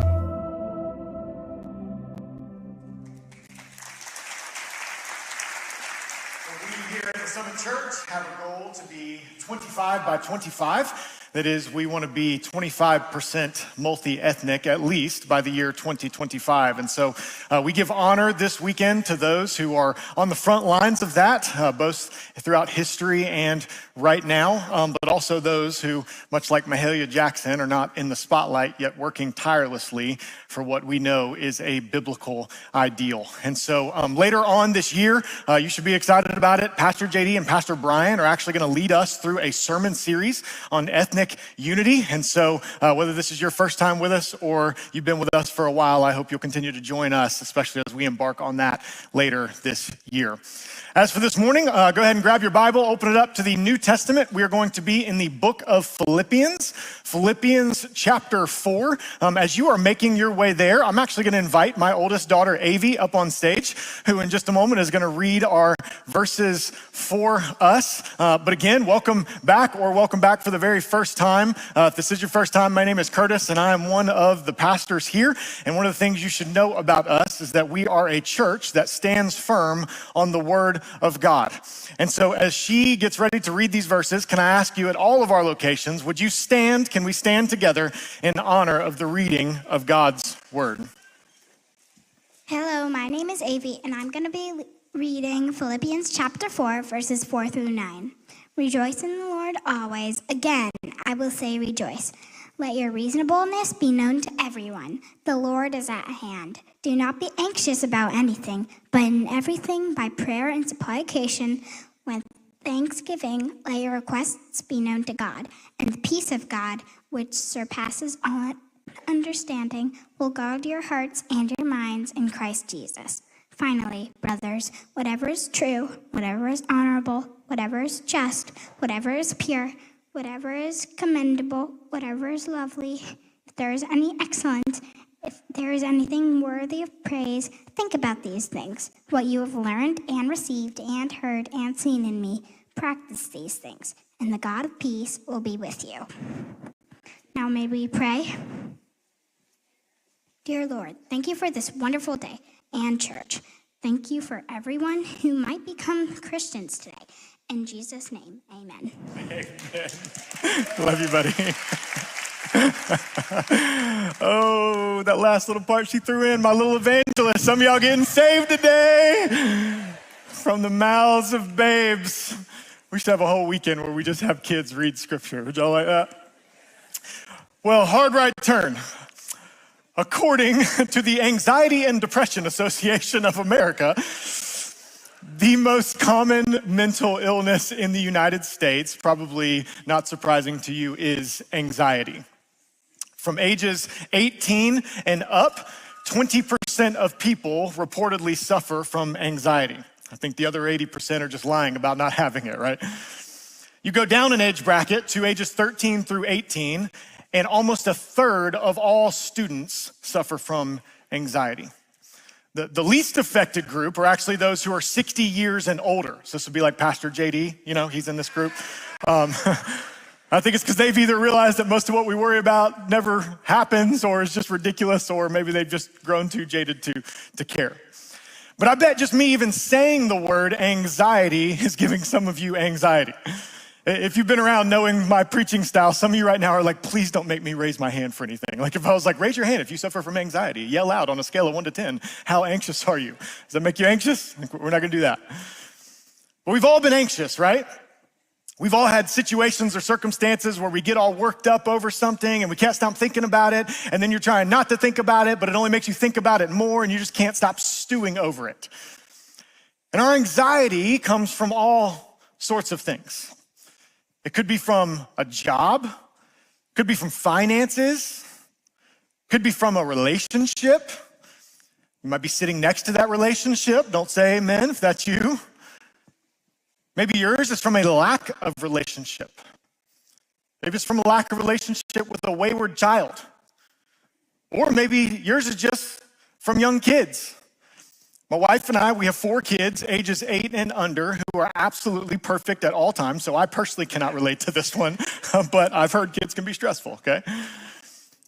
Maybe yours comes from something physical. That pain that started a while back you assumed would just go away, but now you're wondering if it's a sign of something way more serious.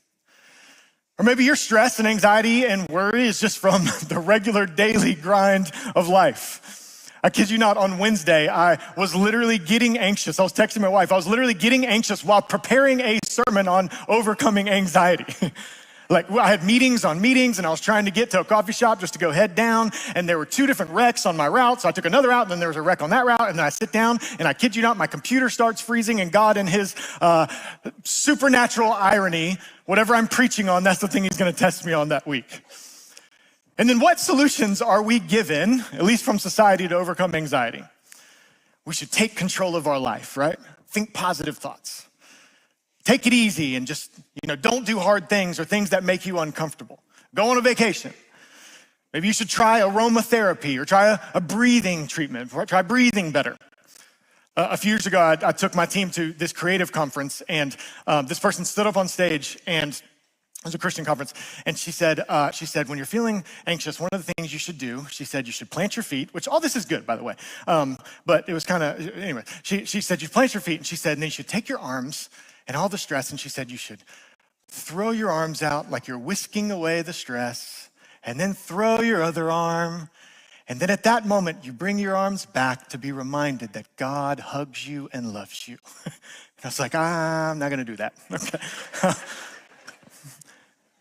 Or what society tells us or what we run to is we just numb ourselves to our stress, right? So we drink this, or we take this pill, or we buy this. Maybe you've seen the funny little meme where the therapist is like, what do we do when we're feeling sad? And the girl's like, add to cart and don't fall apart, right? You're like, no, that's not it. That's not what we do. And I want to be clear, most of these things are not bad things. My wife and I, we both see a counselor. I do regular, before I take the stage here, I take a deep breath, I do some breathing stuff. You should absolutely assess your thought life. We're going to talk about that actually a little bit this morning. Some of you really do need a vacation. I'm just saying that the things that society says are going to solve our problem of anxiety, clearly something's not working, because year over year as a culture, we're becoming increasingly more anxious. We're to the point that we're just anxious over our anxiety. And then one more just quick caveat here before we get rolling. I want you to know I'm not talking about healthy anxiety. Like if a lion were to walk on stage right now, I'd have a healthy anxiety about it, okay? Or anxiety for some of you. This is what I'm not talking about. For some of you, anxiety might be a very real, disordered physiological response. The sort of thing that comes with a clinical diagnosis. It might even be connected to a past very real trauma in your life. I want you to know that's not sinful. It's important to know that the Bible is not forbidding healthy concern, it's just forbidding unhealthy anxiety. Maybe you've heard how fear is a response to an actual threat, whereas anxiety is a response to a perceived threat. See, specifically the kind of anxiety we're talking about is the kind where you decide to anticipate the future in the worst possible scenario and then freak out about it.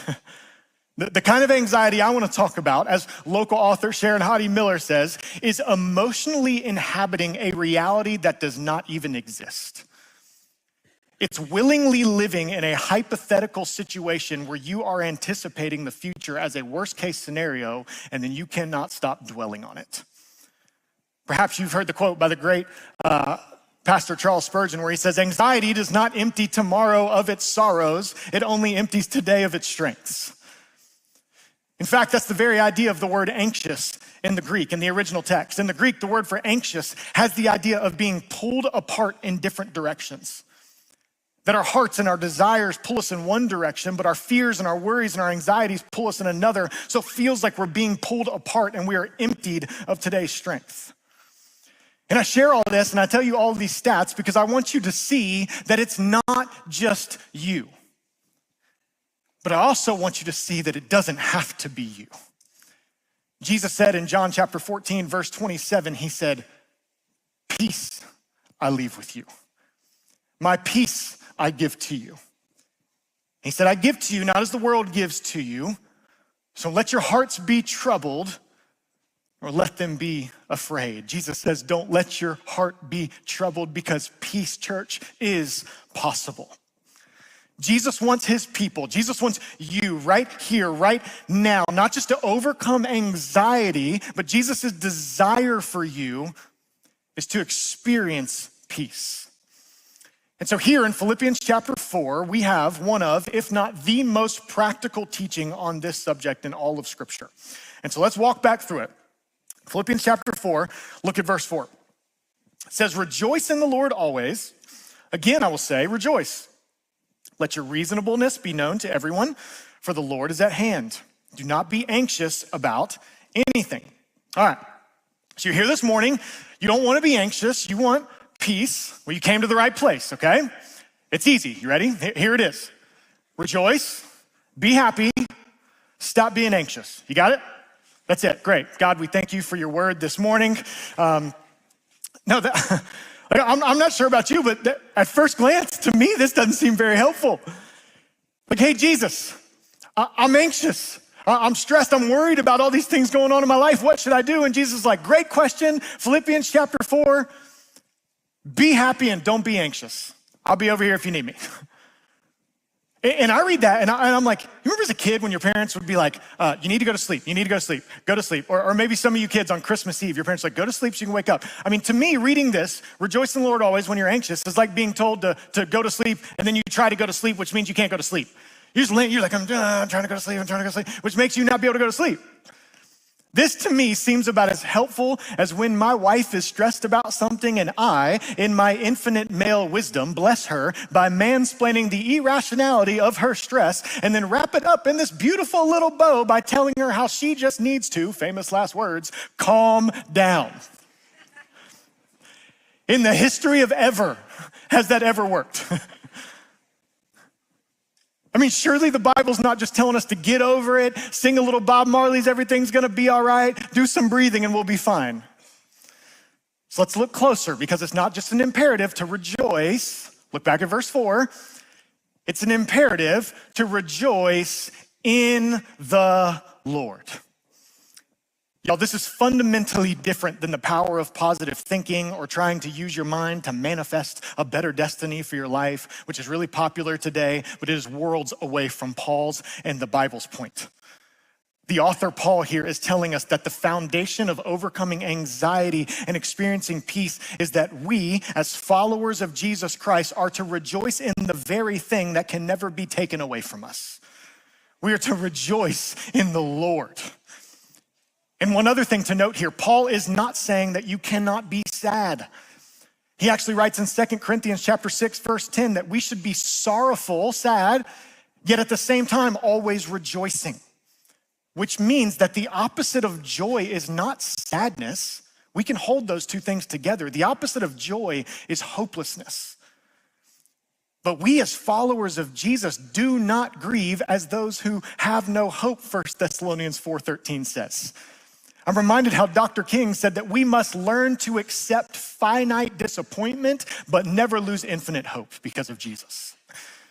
See, I think many Christians are losing our joy and our hope today because we actually don't expect attacks to our peace or to our comfort or to the perfect little lives that we've conjured up believing that we deserve.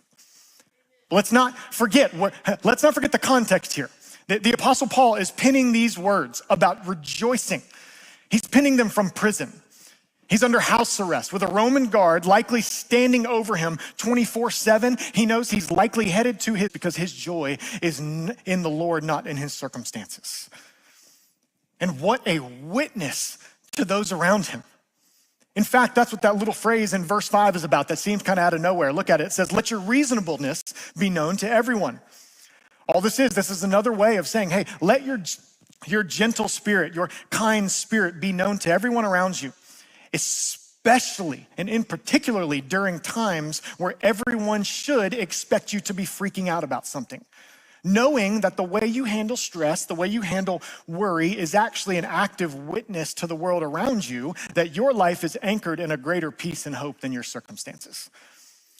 Thomas Merton, who was a famous American monk, said, you find peace not by rearranging the circumstances of your life, but by realizing who you are at the deepest level. See, we tend to worry about what we're most devoted to. And worry and anxiety are actually God's stress test to help us determine what we're really building our lives and our hope on. See, anxiety alerts us to what is truly anchoring our soul. Is my life anchored in the sovereignty of God and building my hope on Jesus? Or am I swayed and tossed and torn apart by the circumstances and the happenings of my life? And so if the what is to rejoice, if the what is to don't be anxious, to have peace, then the obvious question is, Pastor, how do I do that? If we're to conquer anxiety and experience the peace that surpasses all understanding, then there's three things that this passage calls us to do. He calls us to right praying, he calls us to right thinking, and he calls us to right living. We're gonna go through each of those. So let's go through Philippians chapter 4, and let me show you, this is the title of my message, let me show you what Philippians chapter 4 says is the antidote to anxiety. The antidote to anxiety.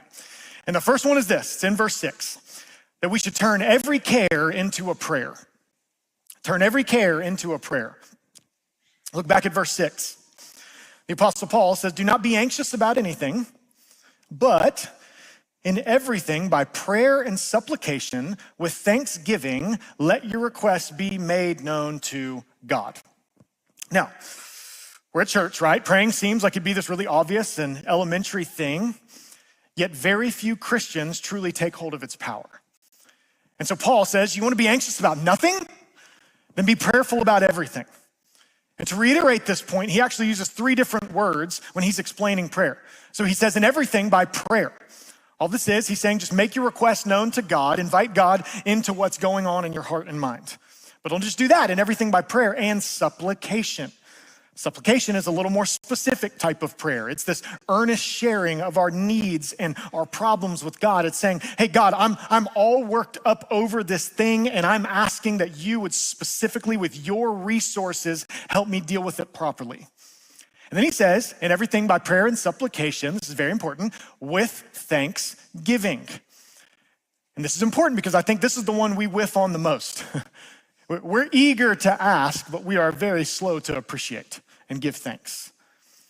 Yet there's something about taking time to remember God's past faithfulness that can give you an assurance and peace about his future provision in your life.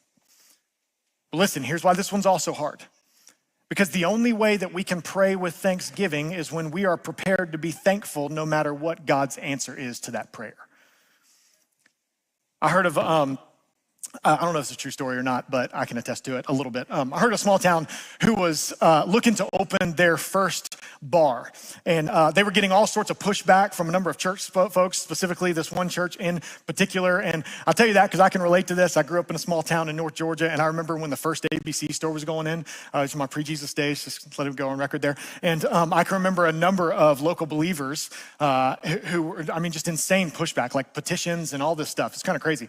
And so in this story, I hear this story about the small town that they're opening their first bar. And so this local church, who's insanely opposed to it, they begin praying that God would intervene. Like, God, we don't want this here. God, this is worldly, blah, blah, blah, blah, blah. And crazy enough, a few days before its grand opening, there's this terrible storm, and lightning actually strikes this bar and burns it to the ground. And so the church people, man, they're pumped. They're like, this is amazing. Like, they're happy. God has answered our prayer. And they were really excited about it until they received notice that the bar owner was suing them, contending that their prayers were responsible for burning down the building. And so obviously they strongly oppose this. We're like, we can't be held responsible for that. And so it ends up going to the local court in town. And at the preliminary hearing, the judge just kind of sat back and he said, at this point, I have no idea what I'm going to decide. But one thing I do know is that it seems like the bar owner believes in the power of prayer and the church people don't. And I think in some ways that kind of sums up the way we think about prayer. I mean, do we pray believing that peace really is possible? Let me show you why I think prayer is such a strong antidote to anxiety. If we juxtapose them, if we kind of put them side by side, do a little comparison and contrasting, look what we see. First, we see that anxiety is rooted in self. It's God, I don't have the resources to deal with this. It's God, there's my hopes, my dreams, my desires, my comforts being threatened, while prayer is rooted in God, his resources. With anxiety, we tend to have a very narrow view of life because we can only see the problems or the perplexities that are right in front of us. We can't see anything around it. While in prayer should give us an expansive view of life because God's so much bigger than even our worst problems, and our worries shrink in the very presence of his greatness. In anxiety, we have a horizontal focus. We can only see, again, the problems and our lack of resources to deal with it on this earthly plane, while prayer makes us go vertical in focus. Prayer is supposed to raise our eyes above and beyond to God and his power and his resources. In anxiety, we've all felt this, our problems control us. While in prayer, we are reminded that God is sovereign and that he controls our problems. And then this last one, this whole thing comes from a theologian named Sam Storms. It's fantastic. The last one, anxiety, he says, is an expression of perceived fear, again, something that we've kind of concocted in our head, while prayer is actually an expression of faith. That expression of faith, real practically, when I was a kid, man, I had phenomenal parents. And one of the things that if I needed to wake up as a kid or as a student for football practice or workouts or something or get to school or whatever, before I went to bed, I would just tell my parents what time I needed to wake up and they'd take care of it. I could be like, Dad, I need to get up at 6 a.m. because I got to be at workouts at 6:30. Great. And then I went to sleep. That was it. I knew my dad had it under control. Once I gave that to my father, I didn't worry about it. I didn't stay up. I didn't stay up laying awake in bed wondering, if I'm going to wake up on time. I didn't stew in my anxiety, pontificating the potential dereliction of my punctuality. No, my peaceful sleeping was an expression of faith that I had in my dad and his ability to wake me up because he cared for me as his son. Now, the way he would wake me up is he'd come in my room and rip my, sheets off and he'd slap the bottom of my feet until I'd get up. But the point is, once I handed it to my dad, I didn't have to worry about it anymore. We're to turn every care into a prayer. And when you do that, look at verse 7. It says, and the peace of God, which surpasses all understanding, will guard your hearts and minds in Christ Jesus. Now, and is a very important conjunction here because it connects the previous truth in verse 6 with the present result in verse 7. See, the promise of peace in verse 7 is preceded by the practice of prayer in verse 6. And I want you to notice that the promise of prayer is not deliverance. It's the peace of God. It's a peace that cannot be taken away from you because it's not circumstantial. And it's a peace that to the world doesn't make any sense. One of the clearest examples of this in all of Scripture is actually the story of Daniel, which we looked at last year.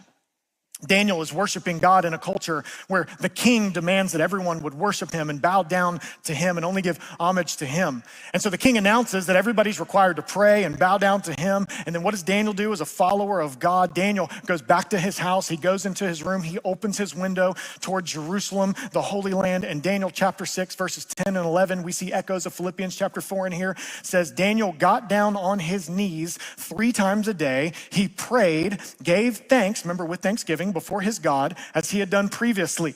Verse 11, then these men came by agreement and found Daniel making petition and plea, it's another way of saying supplication, before his God. See, instead of being anxious about the possibility of being arrested and executed, Daniel turns his cares into prayers, and God gives him a perfect peace that passes all understanding, to the point that Daniel ends up spending the night sleeping peacefully in a lion's den on concrete, while the king was up in his air-conditioned palace on his Tempur-Pedic, and he couldn't fall asleep. That's what the peace of God does for you. And it happens when you surrender your worries to God in prayerful worship.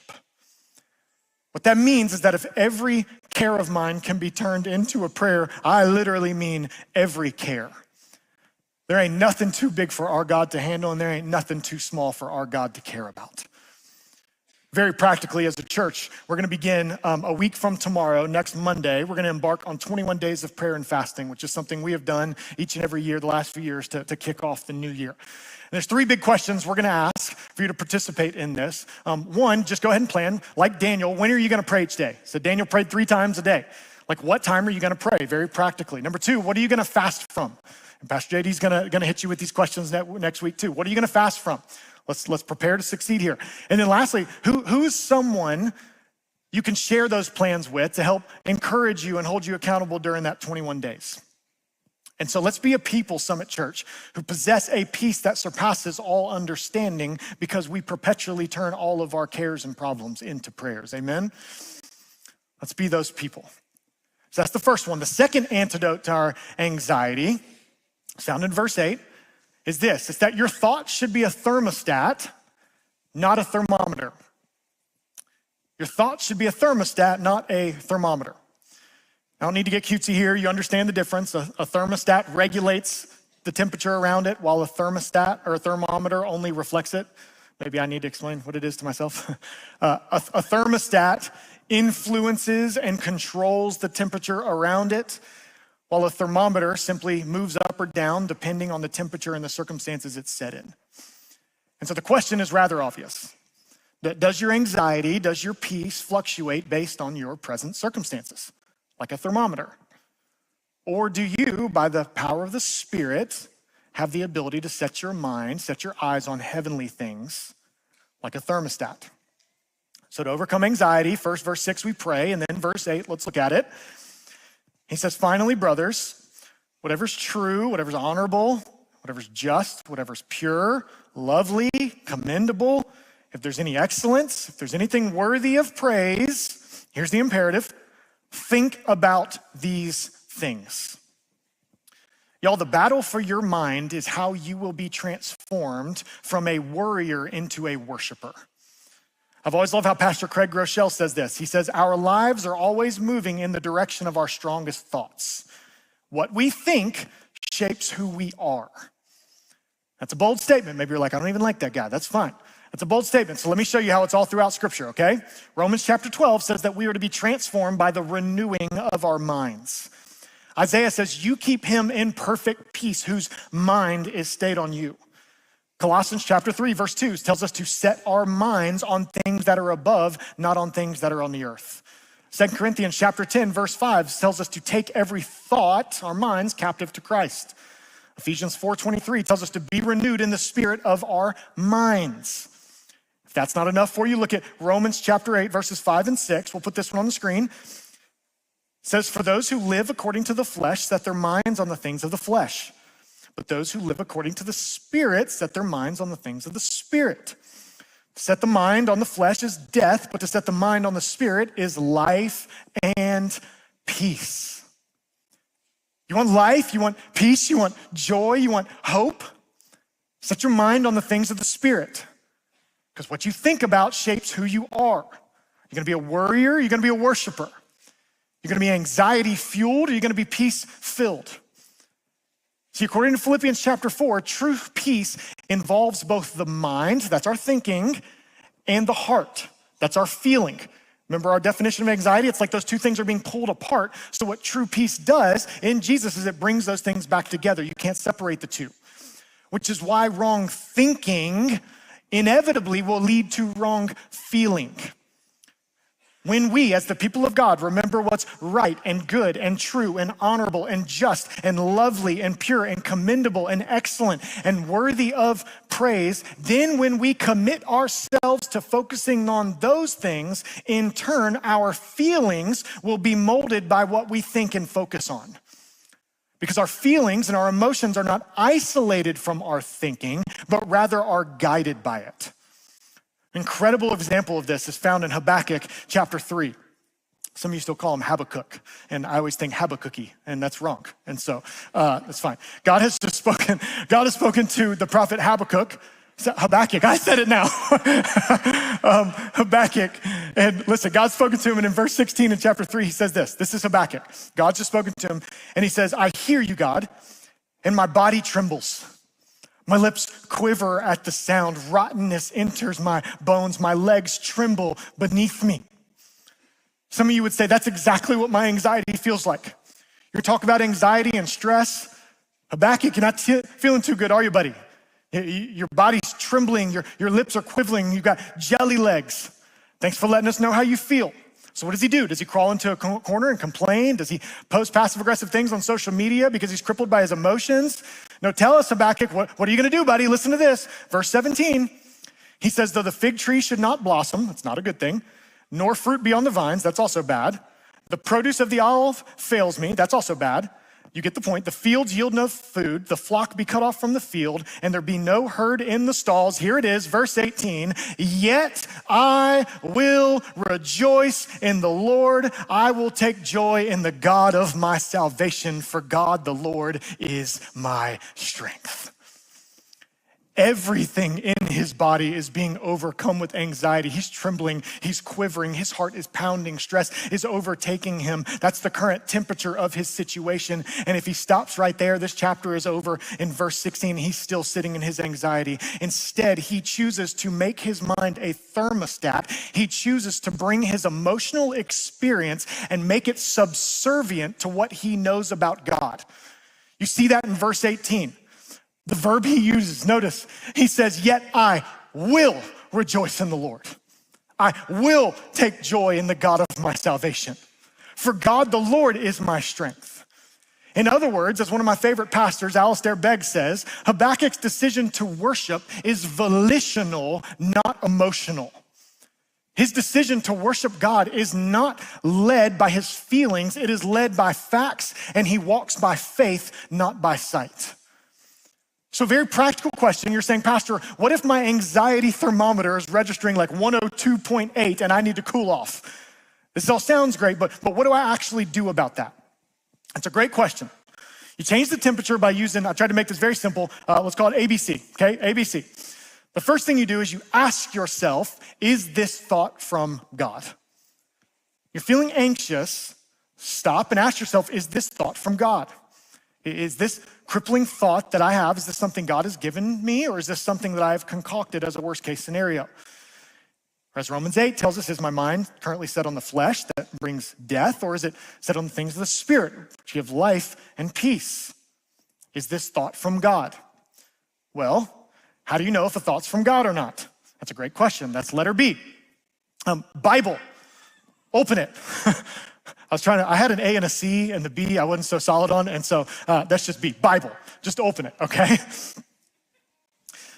So you ask yourself, is this thought from God? And then to know whether it is or not, you grab your Bible and you open it, because let me tell you, it's really hard to trust in a God whom you don't know. It's hard to believe that God is gonna take care of you in everything if you don't know anything about his character or how he's worked throughout history or about the depths of his love. See, in the divine order of things, our thinking is supposed to be informed and shaped and governed by God's revelation to us given in Scripture. We are called to live according to our theology, not to be captive by our anxiety. And so we ask, is this thought from God? Then we grab our Bible, we open it, and then letter C, we commit to contemplate. Commit to contemplate. At the end of verse 8, where it says, think about these things, the Greek word there is logizomai. This is where we get the English word logarithm. Logarithm, as in a complex mathematical equation, the kind of thing that takes prolonged contemplation to work itself out. That's the kind of thinking God is calling us to here. Prolonged, fixated, contemplative thinking on the things of the Lord. And so to get out of the anxiety cycle by contemplating on things that are true and honorable and just and pure and lovely and commendable and excellent, think about anything that's worthy of praise. And what, church, or better question, who is all of those things? This is your Sunday school chance. Who is all of those things? Jesus. Jesus. Turn your thoughts into a thermostat. Don't let them be a thermometer. That's the second antidote. And here's the last one. Here's where we land the plane. Look at verse 9. It says, what you have learned and received and heard and seen in me, practice these things, and the God of peace will be with you. If you grew up playing sports, maybe like me, you've probably heard, practice makes perfect. My coach used to say, practice don't make perfect, perfect practice makes perfect, so be perfect. When it comes to overcoming anxiety through prayer and renewing our minds, God wants you to know that practice makes perfect peace. That's our third. Practice makes perfect peace. Again, isn't this what Isaiah said in Isaiah 26:3? You keep him in perfect peace, whose mind is stayed on you. See, by its very definition, to practice these things means that we must regularly and repeatedly do them. That's what practice is. That means if you've been a Christian for 50 years or 5 minutes, you're still gonna have to practice these things. You're still gonna have to choose to pray, choose to rejoice, choose to check your mind. One of the most practical ways I've heard of practicing peace is, again, from Pastor Craig Groeschel. He has this thing he calls a God box. So think about like a shoebox at home. You got a big box and you just write the word God on it. And what he says is, think of it like you are physically writing down your cares, your stresses, your anxieties, your worries in the form of a prayer. And then what you do, he says, you walk over and you put that slip of paper into that God box. And when you do that, you pray, God, I'm trusting you with this. God, I'm believing that you are in control of this. God, I know that you are bigger than this. This is not a thought I want to think. This is not something I want to stew on. So I'm giving this to you and I trust you with it.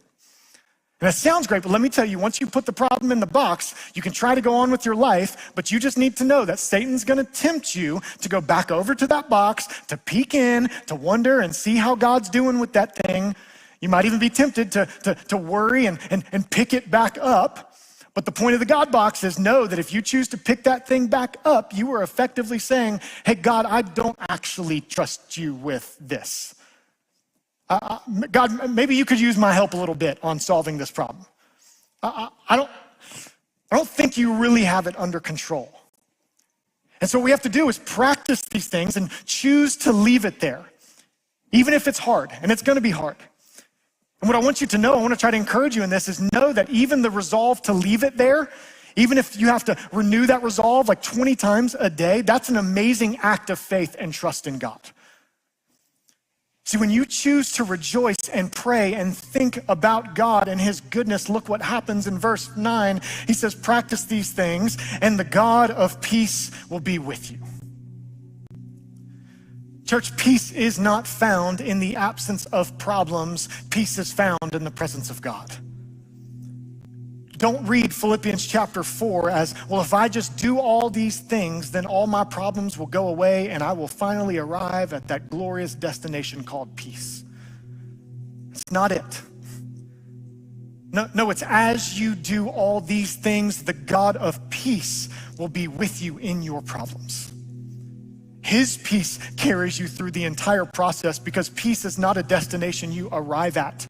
The peace of God is not a when I arrive peace. It's not a one-day peace. It's not a when-then peace. It's not a once I get the fairy tale ending peace. It's not a when I pay off the student loans peace. It's not a when I get married peace. It's none of those things. The peace of God can be found right here, right now, because the God of peace has made himself available through the cross of Jesus Christ. Jesus is the Prince of Peace who took up our pain and bore our suffering, who was pierced for our transgressions, who was wounded and crushed for our iniquities, and that punishment brought us peace. It's by his wounds we are healed. Being reminded of the gospel, his wounds are what turn us from warriors into worshipers. In John chapter 20, after he's resurrected, Jesus goes and meets with his disciples and he says, peace be with you. And then the very next thing he does is show him the wounds in his hands and his side as a reminder of what he went through to give them that peace. Which means, friends, you will never possess peace until you first possess Jesus, the Prince of Peace. If you aren't at peace with God, you'll never experience the peace of God. Our bodies are gonna grow old. They're gonna fail us. The economy could collapse. You could lose everything. tragedies in life are going to happen. Your reputation might be tarnished because of slander and gossip. But even in that, the peace of God, which surpasses all understanding, will guard your hearts and minds in Christ Jesus. And that's a peace, church, that nothing and nobody can ever take away from you. So Summit family, as you pursue right praying, right thinking, and right living, may the God of peace be with you, and may the peace of God guard your hearts and mind in Christ Jesus. Peace be with you.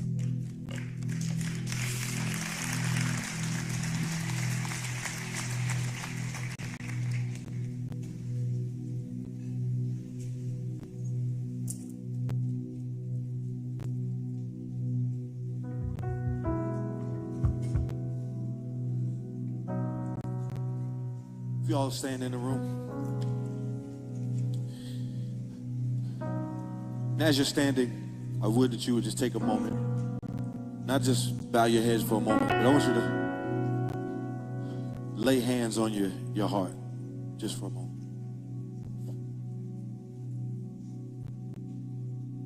Just take a moment to identify with the Lord, allowing his hand of peace guiding your heart and your mind and your soul.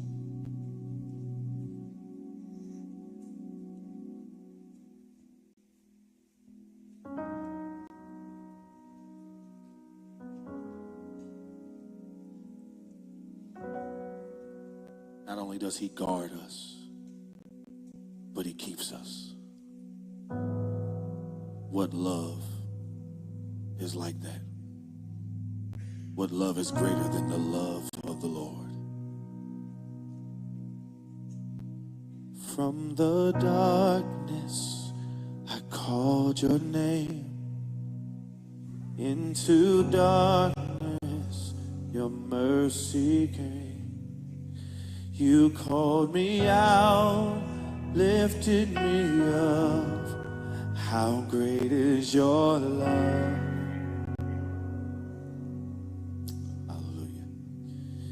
For my weakness, you took my shame, buried my burdens in fields of grace. You called me out, lifted me up. How great is your love? From the heights of heaven, you stepped down to earth, innocent perfection, gave your life for us, and we are amazed. Yes, we stand in awe, for we have been changed by the power of the cross. How great, how great, how great is your love? How great, how great, how great is your love? How great, how great, how great is your love for us? Hallelujah. In your kindness, you lead me home, and in your presence, where I belong. You called me out, lifted me up. How great is your love? Oh, from the heights of heaven, you stepped down to earth, innocent perfection, gave your life for us, and we are amazed. Yes, we stand in awe. For we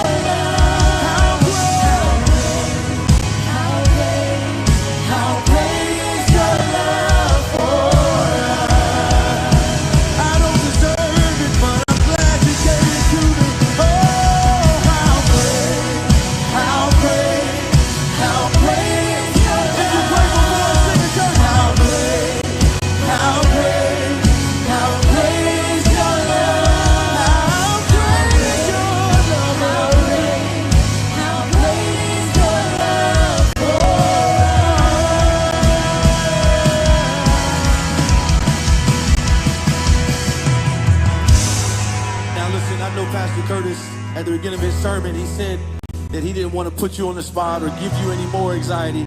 But this is what I want you to do all over this room. If you believe in here with your heart that the Lord's love is greater than anything, I invite you to extend your hands towards heaven right now.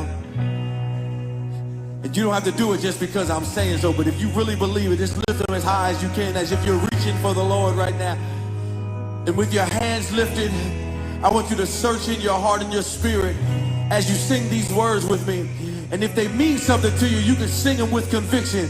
It's real simple. Lift your hands and say, there has never been, and there will never be a God like you. A love so true, there has never been, and there will never be. I'm a living witness, church. A God like you, yes. A love so, sing along if you mean it. There has never been, there will never be, there will never be a God like you, a God like. Come on, talk to him this morning. A love so true. There will never be. I searched all over, couldn't find it, God. I guess a God like you. Come on, one more time. We're going home. There's never been, and there will never be, and there will never be a God like you. A God like you. A love so true. A love so true. There has never been, and there will never be. A God.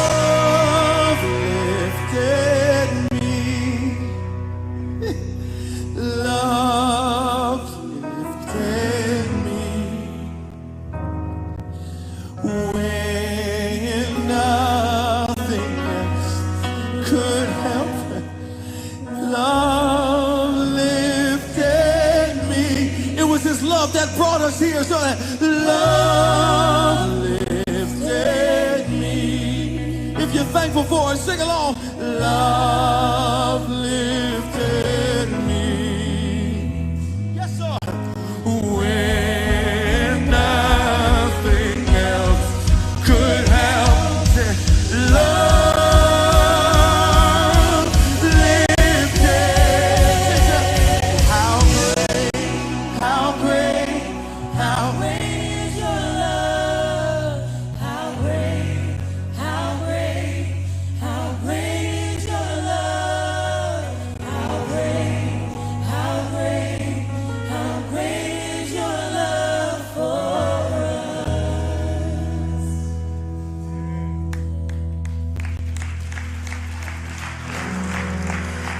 Capitol Hills family, the love of God is why we are here this morning. The love of God brought each of us into this room by his providence, by his grace. The love of God compelled him to send Jesus on our behalf, and we're thankful this morning. I'm thankful this morning for his love.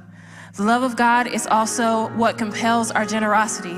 So if you would like to give this morning in response to God's love for us and give back to him what he has given to us in his love, you can give by texting give to 33933, or you can give by giving the buckets in the back, or you can give online.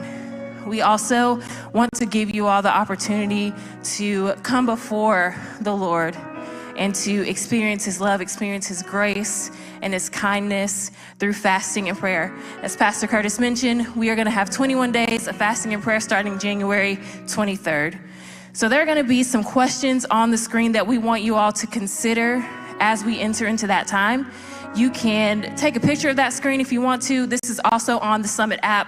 It's also online if you want to look at them there. We're going to have opportunities for you to engage in 21 days of fasting and prayer.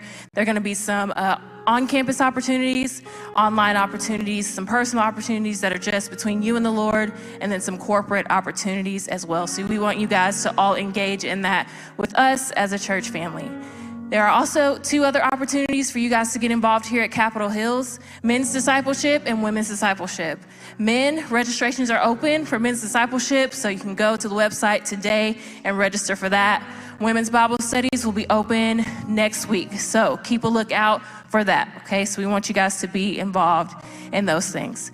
I'm gonna go ahead and call up our pastors and elders and prayer team, and I'm also gonna call up a group that is gonna be commissioned this morning. You know, at the end of every service, we say, "You are sent." And what we mean by that is that we're sending you out of this place to be intentional where you live, where you work, and to spread the love of God, spread the gospel to those that the Lord has put into your life. This group we have here this morning is going to South Asia. So we're gonna commission them, and I'm gonna commission you to go out along with them. So if you will reach out your hand, symbolically laying hands on them, we're gonna pray for them.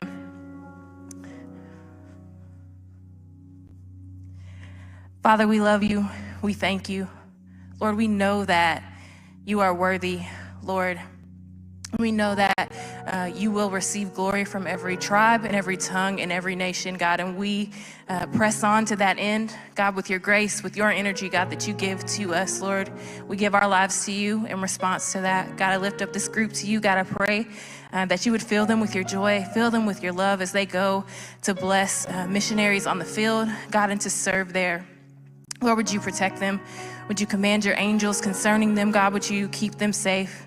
Lord, would you show them your kindness in ways that they don't expect? God, would you surprise them by your grace? Lord, and do what only you can do. Lord, we look forward as their church family to hearing what all you will do, Lord, in their going. And Lord, we look forward to all that you're going to do in our going. God, as we go this week, as we remember, God, your love that dispels our anxieties, God. Our love, your love that gives us peace. Lord, help us to remember you. Help us to spread that love to others this week so that they may experience your peace as well. We thank you, God, and it's in Jesus' name we pray. Amen. Summit Church, you are sent.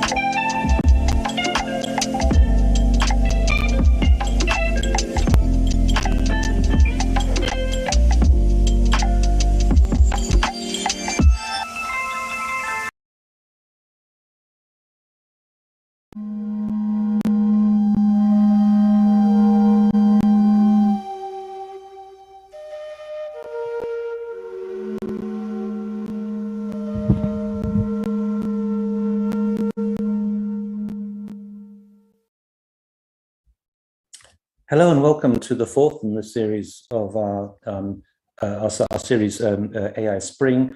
This session is entitled AI and the Design Studio, and I think it's going to be a very exciting session. We've got some extremely talented individuals lined up. Before introducing them, let me just briefly mention that first of all, I'll say that this weekend on Digital Futures, we've had several sessions that have been about AI, especially on Midjourney. We had a session in Arabic and also one with Digital Futures Young. We also have a call for Digital Futures Young coming up, submissions 21st of October for experimental 3D printing. And next Saturday, we will have a session inside UCL Bartlett where we continue our series of a kind of fly on the wall investigations into the kind of doctoral research centers around the world. So UCL Bartlett on Saturday, and we'll be looking at Tongji in November. So today, I'm delighted to kind of have this session, which is partly a kind of follow-up to the session we had AI versus Midjourney a few weeks ago on Digital Futures on a Saturday. But part of our series where we're kind of looking at the impact of these tools, the first part of the series, the impact of these tools on architectural design itself. We have a really interesting range of contributors today. I'll first mention Andrew Cudlis. Those of you who've been following on Instagram will know his work very well. He's one of the leading designers. Andrew I first met him at the AA where he was studying on the MTech program. He went to CCA, now he's a professor in Houston in Texas. Agnieszka Nowaka is a student, and it's great to be able to involve students. She's a master's student in Warsaw, and she's also been very active on Instagram, promoting things and producing videos and so on. It's great to have you here, Agnieszka. Daniel Bolojan, of course, is no stranger to any of us. Daniel is, I think, one of the leading AI architecture experts. He will also be with us next week when we're talking about the future of the office. And Daniel's been teaching this material for many years now. Dion Cox is a new kid on the block, as it were. Dion is somebody who is extremely active on Instagram, generating these images. He's originally from Nottingham, currently working in London as a visualizer for an interior architecture firm. And I think it's safe to say that he's quite addicted to this new technology, as is probably the case with many others, including Joshua Vermillion, who is a professor now at University of Nevada, Las Vegas, and again, producing a lot of material that we see on Instagram. Samir is perhaps best known initially as a space architect. That's where I came across him before. He's now a professor in Beirut, in Lebanon, assistant professor, and he's been really pushing these technologies as well. It's great to have Samir here today. He's initially from Egypt. Shamin Youssef is initially from Syria. She studied, she came across to Dessau to study there. She went to Texas to go and do a PhD, and now she's an assistant professor at Florida Atlantic University, the same university as Daniel Bolojan, where they have quite a center. Will Garner is also a student, and again, highly active in producing material and posting it on Instagram. Finally, Nicola Casas unfortunately can't be with us today. His mother was rushed into hospital today, had an emergency operation. Actually, I understand she's okay, but Nicola was, was with her now, and we wish her well and hope that we hope her all the best. So, just to say, this is then the fourth in our series. Next week we have Patrick Schumacher, when you heard Daniel again, and Theodoros Kalanis, looking at the impact of AI in the office of the future, which I think is going to be really one of the crucial sessions. We then have a break for Arcadia, and then after that we go into 4 sessions looking at the books that have been who come out this year. So the thesis behind AI Spring is this is the moment when really architecture's woken up to AI. And we have 2 sections, as it were, in this in the series. One looking at the tool itself and its impact, and that's the first section. The first section that we're dealing with now. And then after the break for Arcadia, we're going to have we're going to look at the books. 2022 is not only the year in which all these diffusion platforms were launched, but also the year in which the first mainstream books in English were published.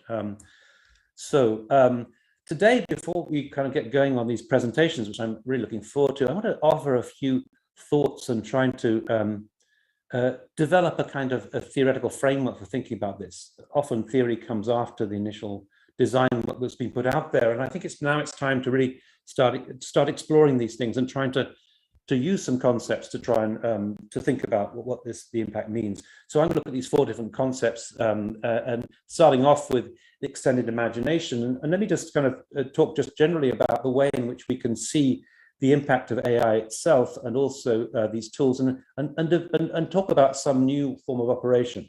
When we're dealing with tools, perhaps the first commentator to really famously speak about these things is Martin Heidegger, who makes the distinction between tools which he called ready to hand and present at hand. Ready to hand are the ones that you use, you're very familiar with, and present at hand are tools that you don't really know much about and don't understand, you just ignore them, as it were. And this is a kind of a definition that he came up with. Graham Harman, who is famously did a PhD on Heidegger's use of the term tool, kind of follows the same trajectory in many ways. Graham is a professor of philosophy at SciUp in California. But that seemed to me to be very overly binary. The idea that things are on one or the other, and the idea of a gradual appropriation that appears in the work of Merleau-Ponty makes more sense to me. How you gradually appropriate and come to absorb these tools through a kind of process of proprioception, so that somebody walking with a stick, for example, a blind person with a stick, the stick becomes an extension of him in this case, where he can feel the pavement, as it were. So it kind of speaks about a gradual appropriation of these terms. The next step we could see is really the way in which we could think about these tools as a prosthesis, not just of the body schema, as it were, but also of the mind itself. Last semester, we had 2 figures, Andy Clark and David Chalmers, who were famous for publishing an essay called The Extended Mind back in 1998, where they spoke about how you can use these tools as an extension, as it were, of who you are, of your thinking. A mobile phone, for example, becomes a place where you can put all your phone numbers. You don't have to memorize them. Therefore, it becomes a kind of prosthesis to the mind itself. That led to the publication in 2004 of Natural Born Cyborgs, where Andy Clark looks at how human beings, because of the plasticity of the brain, are particularly unique at adapting to certain technologies, and they come to think through those technologies. The question then that they are raising in the extended mind, where does the mind stop and the rest of the world begin? That's the important question, and they're claiming that these technologies become a kind of prosthesis. We become cyborgs. Of course, they weren't the first ones to speak about cyborgs. Donna Haraway has spoken about cyborgs, and others have also spoken about that. But this is a very important step. Andy Clark doesn't talk about the post-digital and so on, the post-human. He says what makes us uniquely human as individuals is our ability to adapt, and we remain in charge, as it were. Elon Musk kind of follows this up with a comment like, all of us are already cyborgs. You have the machine extension of yourself in the form of your phone and your computer and all your applications. You are already superhuman. So the concept that I refer to in my book, that Joyo Ito is famous for promoting, is the notion of actually what we're talking about is not AI versus human intelligence, but rather AI as an extension of human intelligence. It becomes another prosthesis. So he promotes the term extended intelligence. I want to suggest that maybe in terms of using Midjourney, we can see it as a form of extended imagination, whereby we're using this tool to, as it were, to supplement our own imagination, to come up with a new way of thinking. So that's the first concept I want to throw out there. The second concept I want to refer to is, when we're dealing with tools, the term affordance is, I think, a very important definition. Tools themselves are not necessarily either good or bad. It's really a question of how they're being used, and they can be used to good effect or to bad. I always use the example of a kitchen knife that could be both, you could cut your vegetables with it, but also you could murder someone with it. But you can't say that the kitchen knife is evil. It's a question of who uses it and for what. And to this extent, I think I would be critical of attempts to try and put forward an understanding whereby technology is good or bad, and definitely has a role in and of itself in promoting kind of cultural advances. The idea of technological determinism. Technology has no agency. It cannot be seen to be responsible for that.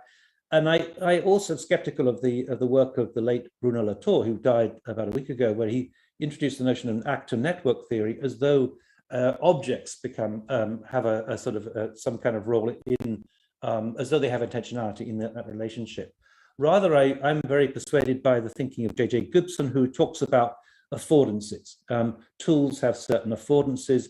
They'd have no agency, but you can use them for certain things. And some tools are better than others. If you wanted to screw in a screw, you might perhaps use a knife or something, but a screwdriver is much better. If you wanted to bang in a nail, you could possibly use a screwdriver, but a hammer would be much better. And this idea of affordances, that tools, without having agency, are good for certain things. Don Norman takes that further with this idea that somehow that there's also a perceived affordance. So when you see a doorknob, you automatically know what you have to do. If you see a push plate on a door, you know that you have to push it, and so on. And I think when it comes to architectural production, the tools that we use have certain affordances. Looking back on the days of the parallel motion, for example, we can see how it was very easy to draw parallel lines, and indeed horizontal and vertical lines. But during a curved line, you can see a French curve here on this drawing board, became more difficult. You can do these things, but the problem is you couldn't define precisely what you'd drawn. As a result, for example, Jorn Utzon's famous sketch for the Sydney Opera House, they had to resolve these freeform curves into segments of a sphere in order to be able to understand how to understand the structural behavior. Our problem, I would say, right now is that with the tools we're using, is they're not customized as yet for architecture, and we need to develop certain tools that have better affordances in terms of what we're doing for architecture. I'm sure that is going to become the case. We are using generic tools. We need to customize them for architecture, and they have certain limitations. You can do certain things with DALI, Midjourney, and Stable Diffusion, and there's some things you can't do. So we have to see it within the realm of affordances. The third concept I want to put forward is the idea of the creative critic. The GAN, as we know, is based on two neural networks that are competing against each other: the generator that produces images from random noise, and the discriminator that judges these against a training set and decides whether or not they're convincing. And then the discriminator effectively trains the generator into improving its act until eventually you can remove the discriminator and the generator is working well enough in itself. In some senses, even though we're not dealing with that now, when we're dealing with diffusion platforms, we become the discriminator. In other words, the generator is generating many images, and we're the ones who selects and decides what that means. The other aspect of this diagram that is often overlooked is the fact that while the discriminator is training the generator, so too the generator is training the discriminator. In other words, the discriminator is often learning about creativity and so on from the generator. And in architectural, we have a number of critics, not trained as architects, but critics nonetheless. And very importantly, Mark Cousins at the AA, the late Mark Cousins, Manuel Delander, Sanford Quinter, Ben Bratton. We can think of several figures who are kind of critics and very powerful critics. But why are they interested in architecture? It's because of the creativity, and with that, they can somehow through that dialogue, in so many ways, find out about the creative gestures happening in architecture.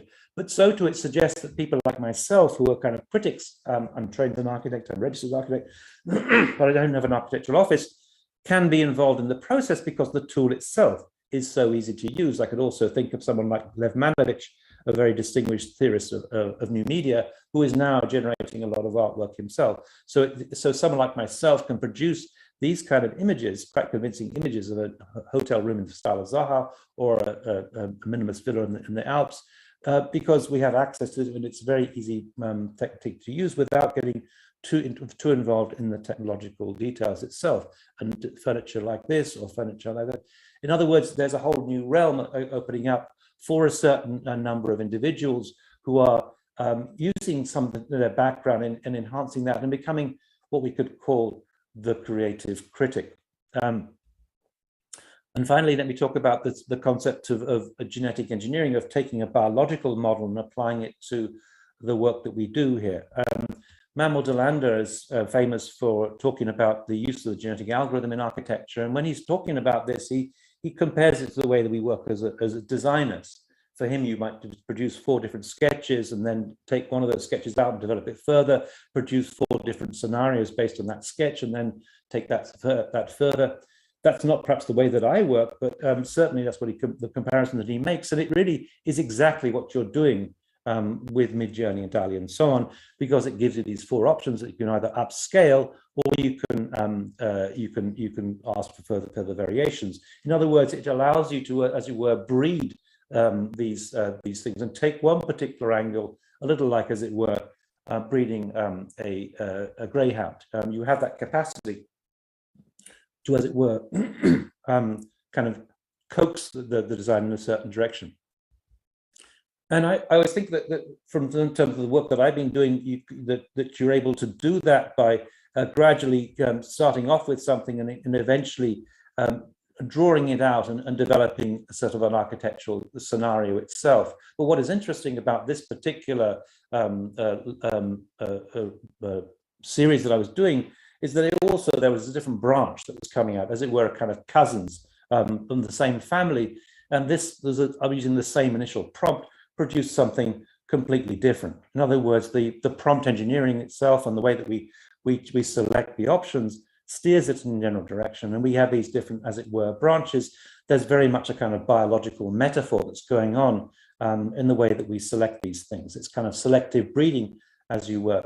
But also what happens, I think, when you're working in this field is that you can begin to sort of play one option off against another. You could take on board, say, the Zaha Hadid as one of the prompts, but also something else. This is a prompt that used the sunset, and we ended up with this as one of the options, and a different breed, a different family, as it were, a distant cousin to that was this one. It came out maybe similar colors, but very differently. The other thing so they're the 2 kind of cousins. The other thing I'd say that we can also do in terms of kind of biological input to it is to be able to exactly breed off one thing against the other. We'll bring in something and crossbreed. So this was a series that I did just two nights ago, which astonished me about the sheer creativity you got from it. And I was again working with the work of Zaha Hadid, but also with orchids. And something comes out which is quite astonishing, and if you follow a particular line of thinking, you can develop a whole series of variations on this, which each one of it is quite extraordinary. And it seems to me that this, I mean, I'm just I'm blown away by what you can produce by Midjourney and DALL-E, and this was the latest example of it. It seems that there are endless possibilities of this. Each one that you produce is in many ways better than the last one. So all of a sudden, we've got a new platform that is opening up a whole series of new theoretical questions. It's producing a new kind of practitioner, as it were, who is generating all these images. And it's becoming what I would say is a kind of extension, as it were, to the human imagination. We write our prompts, but it prompts us. And together we have this kind of dialogue that is opening up a whole series of possibilities, not least to people like myself who are primarily working in the realm of theory, but quite capable of producing this and producing work that is astonishingly capable. Let me just finish this off. This is the final image. So, and I just put there my Instagram account if anyone wants to follow this. I think you'll find that all the work can be found on Instagram. This is the primary place where people are posting it, and I would encourage you to look at that. Also, I just mentioned while I have it here, this is where we keep all the videos, the YouTube videos of all our sessions, including the 3 that we've had already. So I'm going to stop sharing for the moment and invite Daniel Bolajan to show something.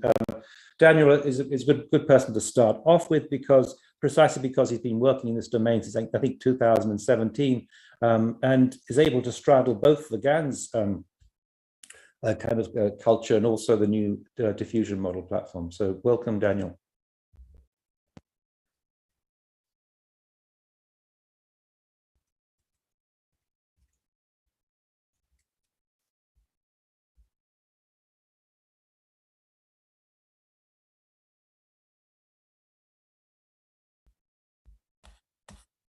Can you hear me? Yes, yes. Sorry, my Zoom just crashed. Are you able to see my screen? Yes.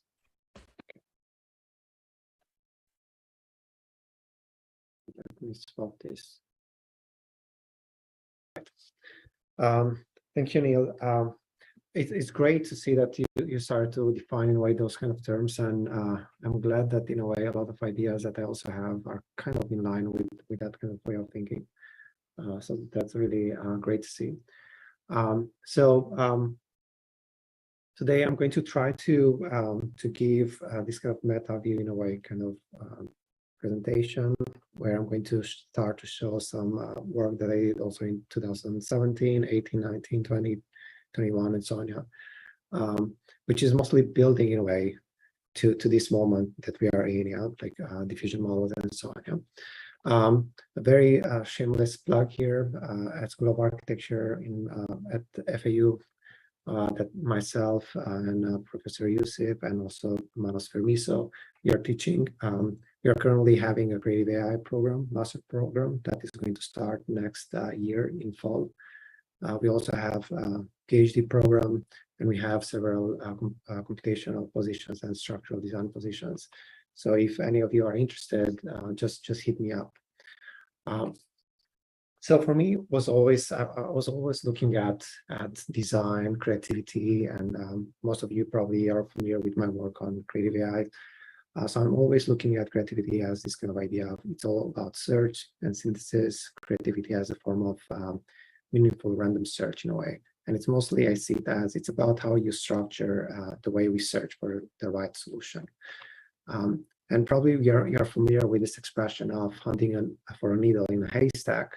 And I see design in a way, or design exploration, can be more accurately described as hunting a needle in a flock of birds that constantly changes, a sort of malleable, ever-learning, and ever-evolving design space of possibilities.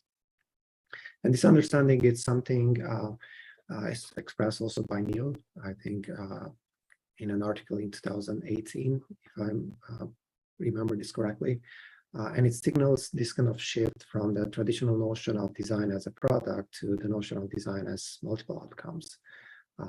And here, in this case, then design is teased out as not as one outcome, but as a process and exploration of the design problem, multidimensionality, or design as a latent condition.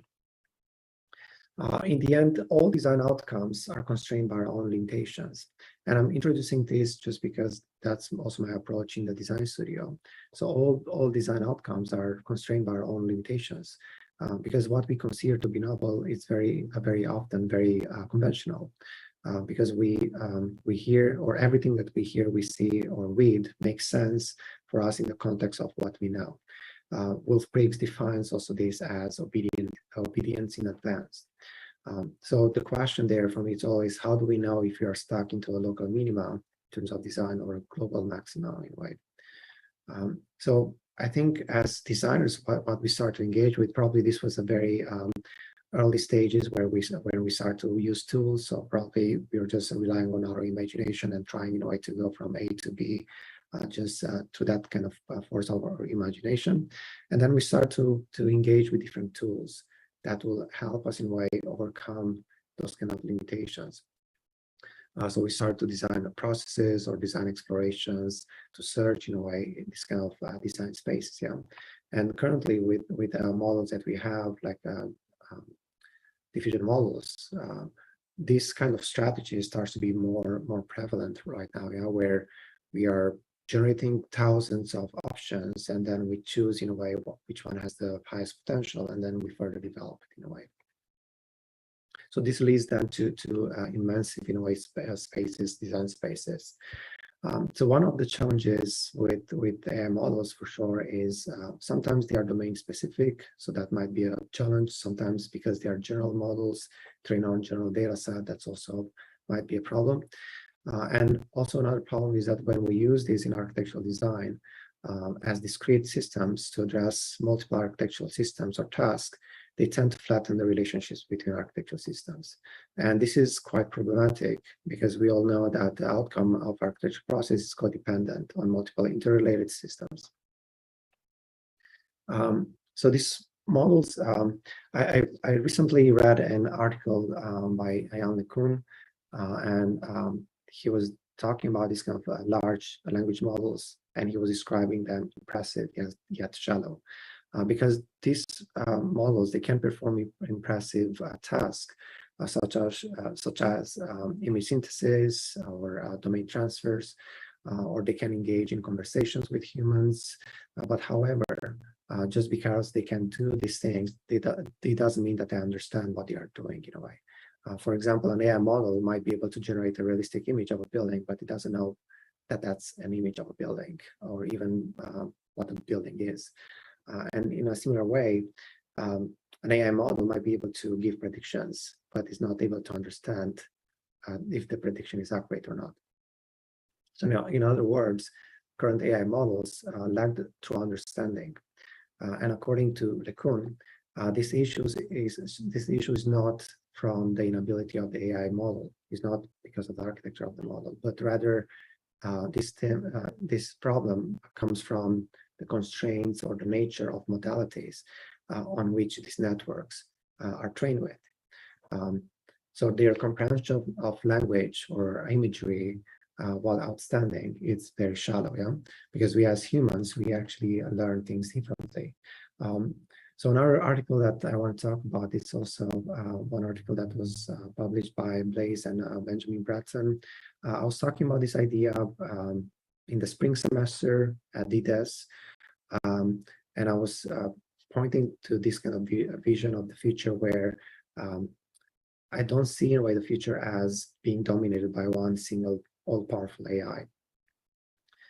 So I see it more like the future will be dominated by a collection of discrete task-specific or domain-specific AIs that interact with each other. Yeah? And it was really great for me to see Blaise and also Benjamin Bratton talk about these things in a recent article. So in the near future, it's anticipated that we are going to have every single element associated with data broadcasting technology. And then it's going to be a matter of how you have these kind of small AIs interacting in a sort of ecology of self-organizing agents. And for us, then the question is always, which are the interaction rules between these kind of agents? How will design be affected in a way when we have kind of interactions? So for me, these ideas then, they also translate it into design tasks. So you have certain design tasks that probably are described with different models. And the task is then how you establish, or which are the relationships that you're establishing. So rather than focusing then on one large model, the focus of my research and also studio projects that I'm going to show is on developing node-based systems that are capable to address specific design tasks and capable of learning multimodal design representations. So within this design framework this design framework is not necessarily regarded then as an optimization towards a certain goal, but rather it's a multivariable negotiation or interaction between various AI models that have competing or similar objectives. This idea was also pointed out by Neil last time when I gave the presentation at DDES, and he was reminding me of 1,000 Brains by Jeff Hawkins. And if we look at also his theory about 1,000 brains, our brain operates in a very similar manner. Yeah? The brain produces numerous models of each object using a variety of sensor inputs like visual, auditory, tactile, and so on. And then these models reach a sort of agreement on what they are experiencing, leading to what we perceive as the object in a way. So in the end, it's almost like the brain works like 1,000 brains at once. Yeah. So I like really this idea, because then also in design I see it in a similar way. You have different kind of modalities that you have to engage with. So I'm going to show some projects. I'm going to go very fast through them so that I leave time for everyone to present.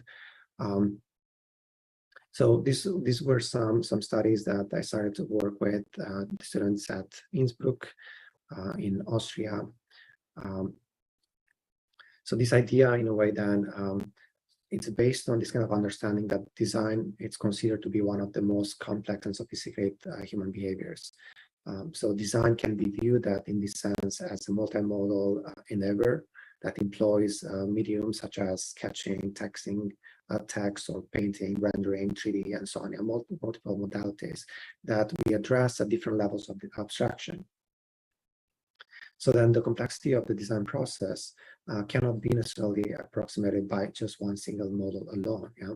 And then my approach then here was this kind of methodology, which consists of a holistic approach to design processes in which a variety of interconnected networks and strategies are coupled with other like systems, like in this case, agent-based systems, and they are deployed at different architectural scales and design tasks. Yeah? So in this case, you have, these are not GANs, these are different kind of network, like autoencoder network types or classifiers, where pretty much what you're trying to teach networks, and this is what students were engaging in, you're trying in a way to train a network to understand their design intentionality based on certain parameters that they were defining at the beginning. Yeah. So yeah, I'm just going to go fast through it so that we don't run out of time. So in this case here, they really like design 3 options, and then out of that, you had an AI model that was predicting based on new conditions, was predicting which should be the design of that kind of pavilion that they were working with. And they start to operate at different design scales. So first, they just look at the topology of the pavilion, then they start to look at a different scale where they start to add texture and different thickness in a way, and so on. Yeah. And afterward, they start to engage in other processes at a higher level of resolution. So similar process, I also engaged with students at Florida International University, but slowly I started in a way to add more and more complexity because here, although it's great that you have AIs that are able to generate for you certain designs and AIs that kind of understand your intentionality, once you end up with hundreds and thousands of options, it's very hard in a way to evaluate those options, especially when you have multiple criteria that you have to evaluate. Some of those criteria could be qualitative, others could be quantitative. So it's quite hard to evaluate and to extract which is the right a solution. So here was the first studio where I started to include this kind of ideas of selection, how you select certain things based on qualitative, quantitative criteria. So therefore, the students, they start to, in a way, train their neural networks with this kind of understanding of or ranking of qualitative and quantitative kind of criteria. So these are, again, they are not GANs at this point. They are still autoencoder based kind of network classifiers. And afterwards in Innsbruck, I further pushed on this idea. So you might wonder why I'm using agent-based systems. So most of you know that the neural networks that we are working with right now, like image models, image-based models, we can easily train those kind of models because we have data sets that are homogeneous in the sense of you have an image that always has the first pixel at the same location in a way. So in that way, it's quite easy to train a neural network on images just because all the data set is kind of homogeneous. But when you work with 3D geometries, it's quite hard to do that, because all the time the structure of your 3D is changing. So then for me, to be able to explore these kind of ideas, I picked on the agent-based system just because I can have it consistent in a way when it comes to parameters and those kind of aspects.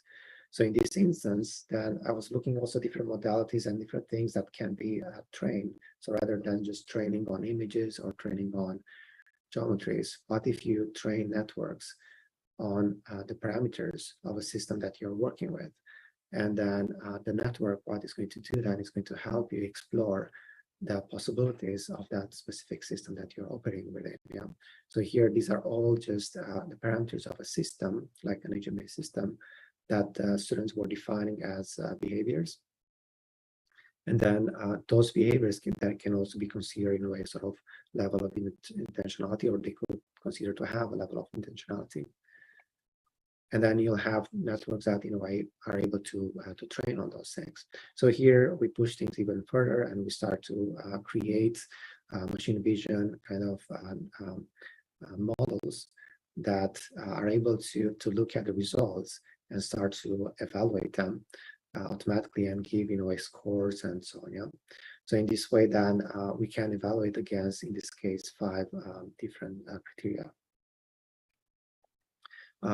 These aspects of structural was also something that we were very interested in, and I started to work with students how to train AI models to give structural prediction, in this case, topology optimization, and then couple that with agent-based systems. So here, just a sort of process, and I think we as architects, we are in an extremely good position when it comes to AI. So all these were done by students that had previous knowledge of grasshopper. So they were able to generate themselves the data sets for training an AI model that then was used to give predictions. Yeah. So for us as architects, I think we are in an amazing position, to work with AI, because we have computation, or we had first computation, and now we have AI.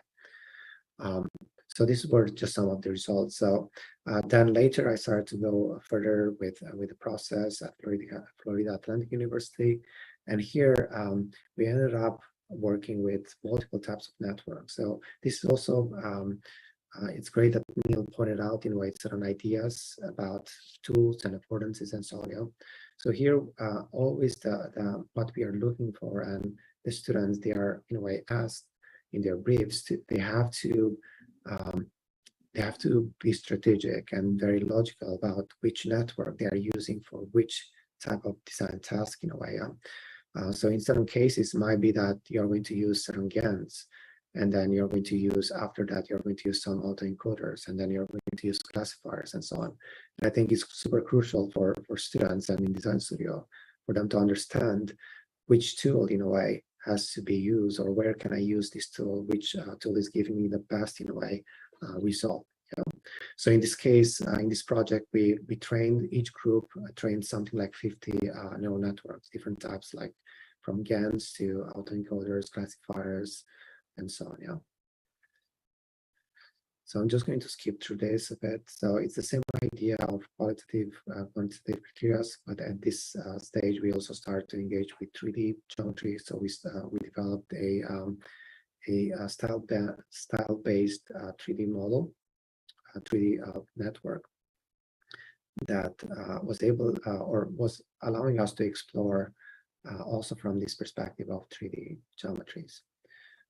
So here, then, it's not, for me, it's never about teaching students that you just have an AI model that is generating for you all geometry, but I'm mostly engaging with them in if you have an image-based model, where is that model going to work the best in a design process, which is the type of task that you're going to address, perhaps just with an image model, versus which is a task that you're going to address with 3D models, for example. Yeah. And how do you connect, in a way, those processes? So this is something that we are also currently pursuing in this semester at Florida Atlantic University. So we are working with language models, with diffusion models, with autoencoders and so on. So I'm going to go very fast. Sorry. So these are just some results of our students working with this kind of models. So currently they are really exploring spaces and designs possibilities. And then from there, what we are doing, we start to look at language models, use those kind of inputs that we generated before, almost like we define the structure of things. And then from there, we start to have perhaps language models and diffusion models that help us, in a way, create variations, interpretations, and so on. Yeah. So thank you, everyone. Thanks, Daniel. Andrew, would you like to share your screen?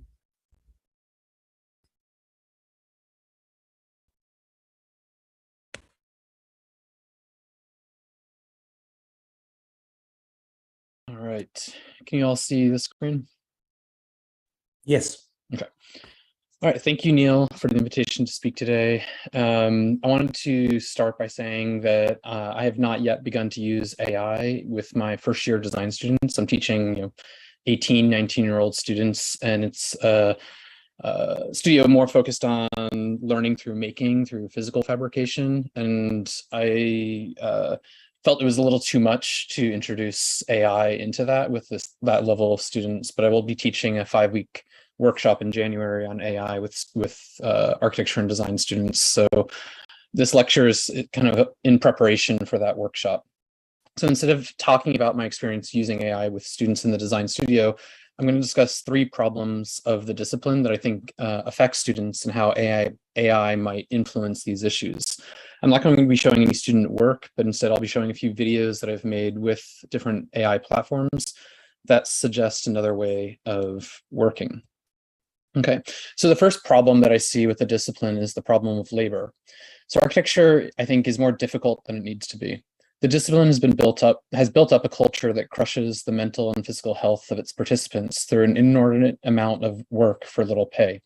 Most of the design technologies of the last 40 years have increased productivity, but have complexified the practice and education of architects. As a professor of design technology, I struggle every day in teaching students an increasingly more complex and diverse technology stack. Although media forms such as BIM, parametric design, rendering, and digital fabrication are incredible, they are often non-intuitive and have steep learning curves. In addition, they are often focused on production rather than design. That is, they can be used early in the design process, but they require a lot of skill to do so, and most often they're used once the design is well understood. AI tools are one of the first design technologies since the invention of sketching that is not only easy to learn, but is helpful in exploring the imagination. This ease is a feature and not a bug. I've heard complaints from colleagues that AI is harmful to students, as it is too easy, as if a crushing workload is the only way to learn. Architecture needs to be easier, and we need to use all forms of automation to get there. The fact that AI tools allow one to explore hundreds of ideas in the same span of time as one idea using non-AI workflows is an incredible achievement. I don't see this as a cheat on the education of an architect, but as a massive expansion of human creativity.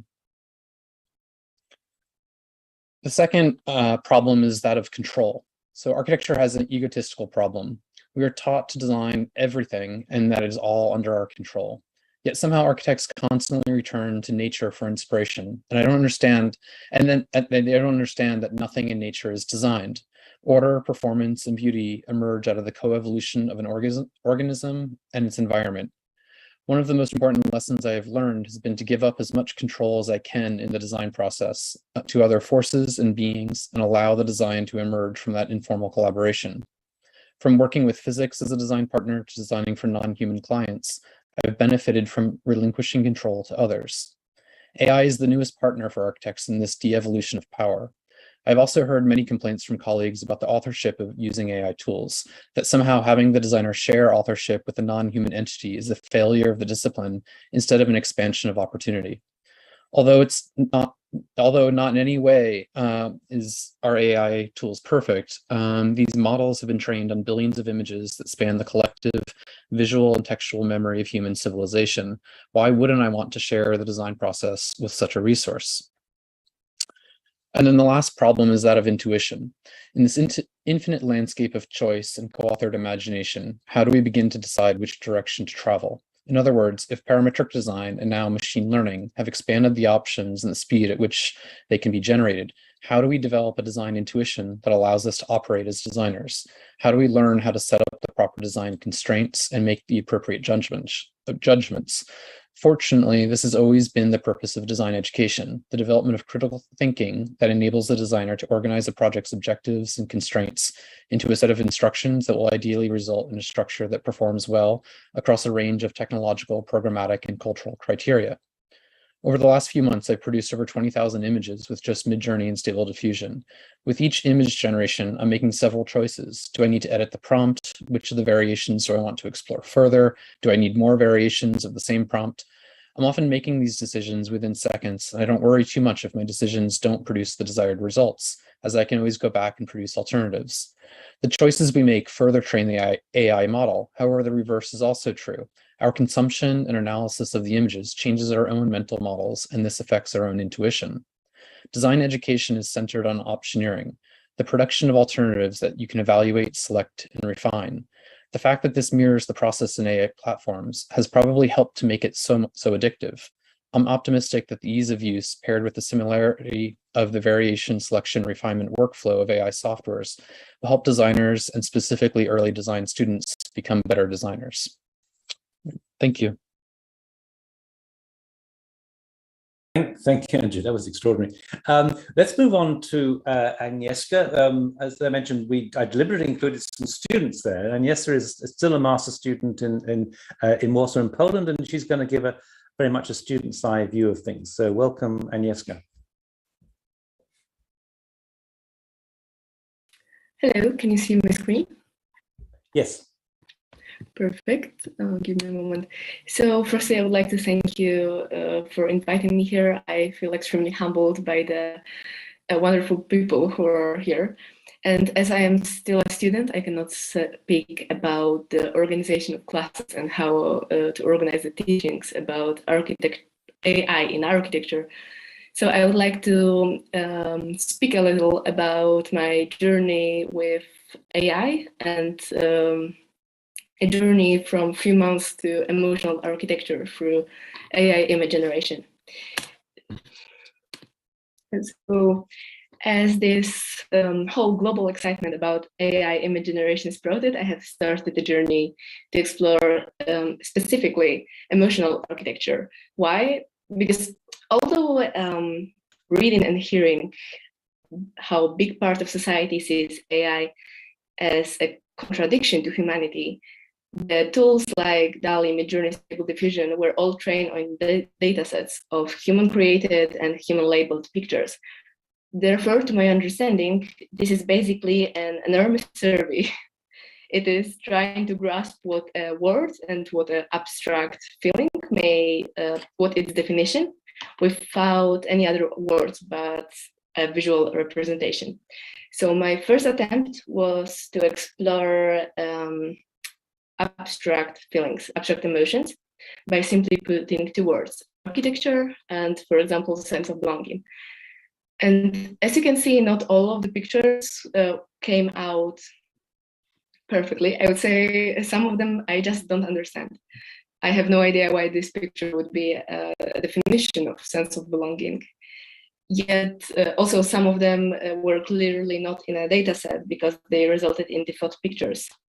But some have definitely amazed me. They were grasping a feeling through light, sometimes with colors, and sometimes the most fascinating part, with architectural forms. So for example, blank walls or aggressive pinnacles for sorrow, or small scale and slightly slopey roof for coziness. Further, my experiments developed to guide in a direction, not just following the algorithm. So I wanted to explore emotional state of an interior design, but also point the forms of expression that are already known to architects. So from extremely short prompts and observational mode, I have went to whole descriptions and more active role in creation. To root it in reality, I have chosen historical architectural style paired with some abstract concepts. And I wanted to see what feelings will be evoked by adding, for example, light bubbles to generally dark Gothic, or Aurora Borealis to Art Nouveau. And although this experiment resulted in my opinion, let's say, aesthetically pleasing images, it has not gave the insight I had hoped for. So I have changed it for the less restrictive theme, textiles. And again, this was a dive into the way of an algorithm without defining many parameters, only some simple type of textile, sometimes color or concept, or general photographic characteristic. So my aim was similar to the first experiment, find what emotions will be evoked but this time without directly naming them, only some indirect guidance.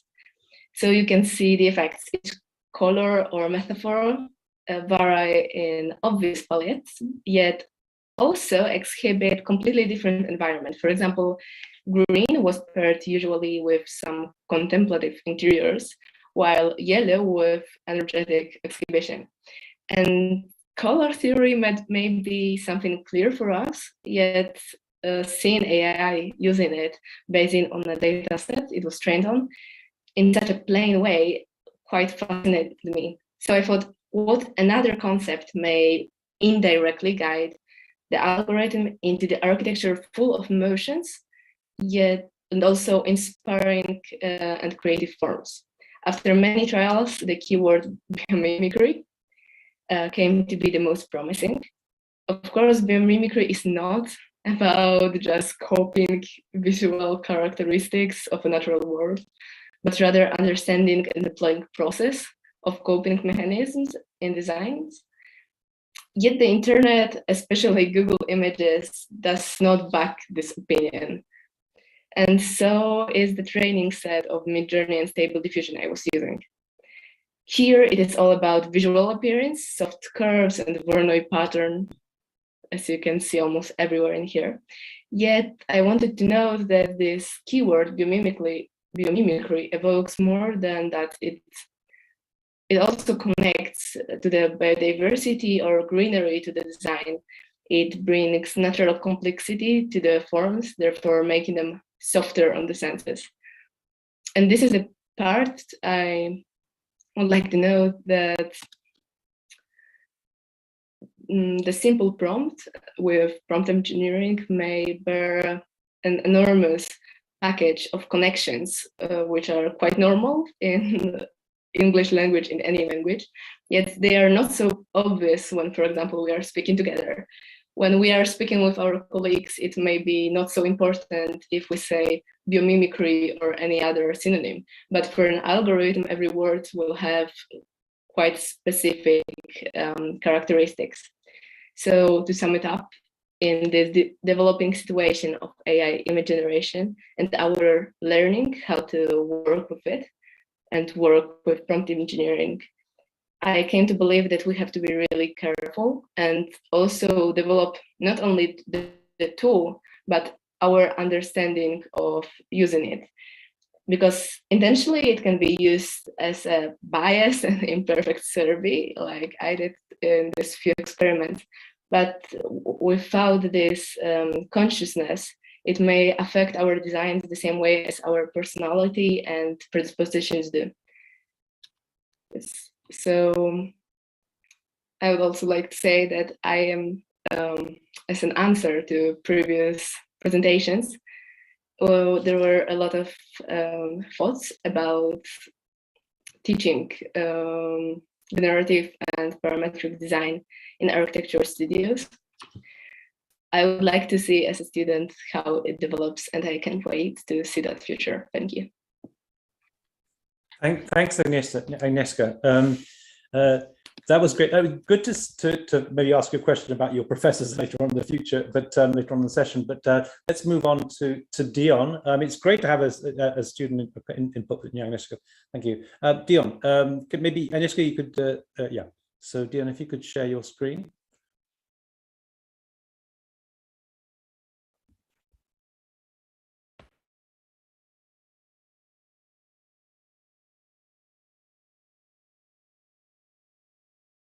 Are you muted? Can't hear you.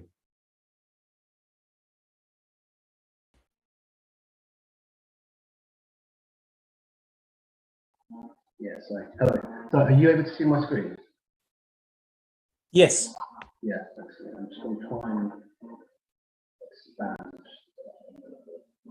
So yeah, thank you for the invite.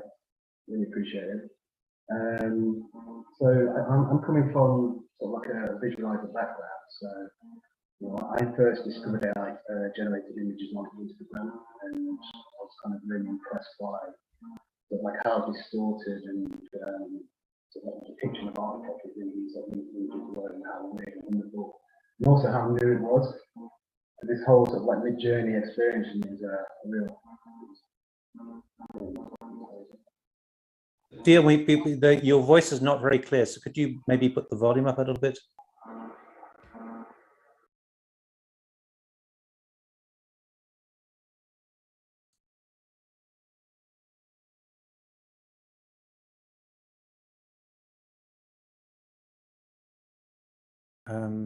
I think he got logged out or something. Yeah. Okay. Maybe we can move with.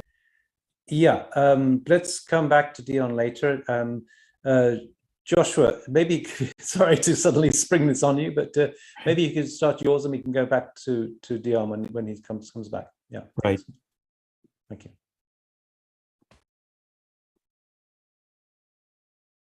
Good morning. Can everyone see my screen?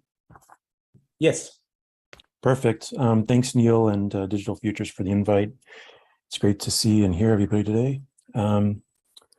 As the title slide that's now advanced already said, I was trying to sort of figure out what I could add to this discussion. So the angle I chose was dealing with materials. So one of the first things I think we all probably noticed is just how naive the sort of diffusion models are and sort of understanding the things that we're writing about. And yet Midjourney in particular, but a lot of these diffusion models seem to have many, or have sort of learned many interesting expressive qualities, material patterns, textures, and grains. And so I think that's part of what makes these sort of images that we can generate so satisfying when we add materials. I think we're all sort of drawn to images that have strong tactile qualities, almost as if we could reach through the screen and start to feel these materials. They evoke memories and go beyond just the sense of sight sometimes. But beyond that, you know, I sort of try to find myself trying to fool these models, these systems. I find myself purposely not using certain words to refer to architecture, mainly because the models tend to refer to some of the most sort of pedestrian and mundane sort of examples of, for instance, building or house or door, or, you know, other common words that we might use based off of its training. So often when I'm writing prompts, I'm sort of looking for language that can help subvert the model's tendency to generate the literal and the obvious. And referring to materials can help with this sometimes.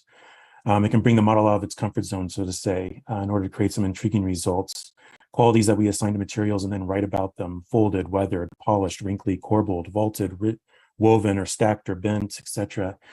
Begin to inform the geometries, effects, and atmospherics that are then generated. I began having my students use Midjourney to investigate their ideas in parallel with what I would characterize as a fairly conventional design studio.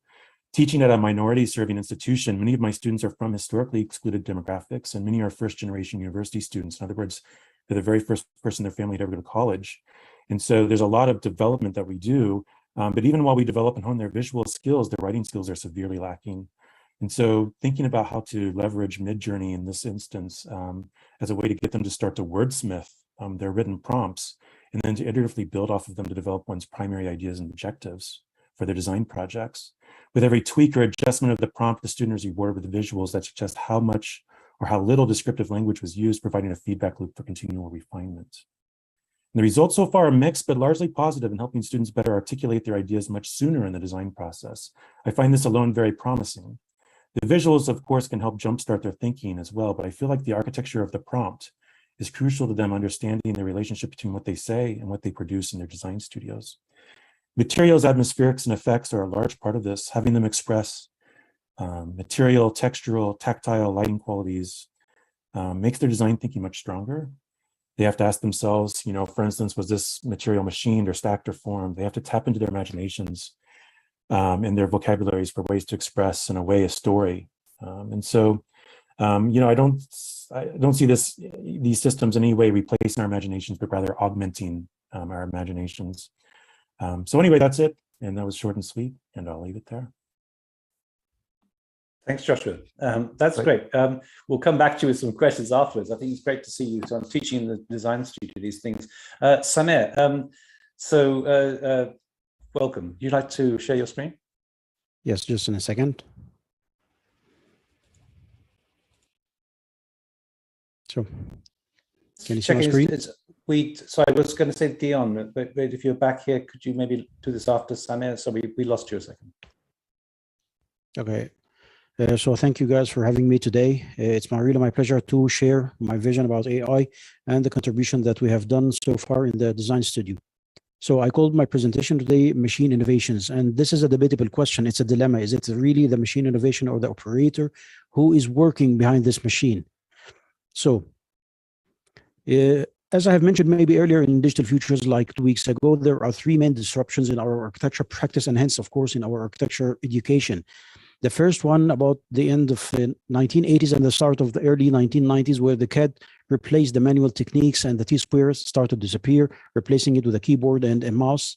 And later on, maybe like 17 years later, the BIM technology was have emerged and changed and transformed and disrupted the whole technology. And lately in 2022, we are starting as a tip of an iceberg, the AI, and are exploring its capabilities.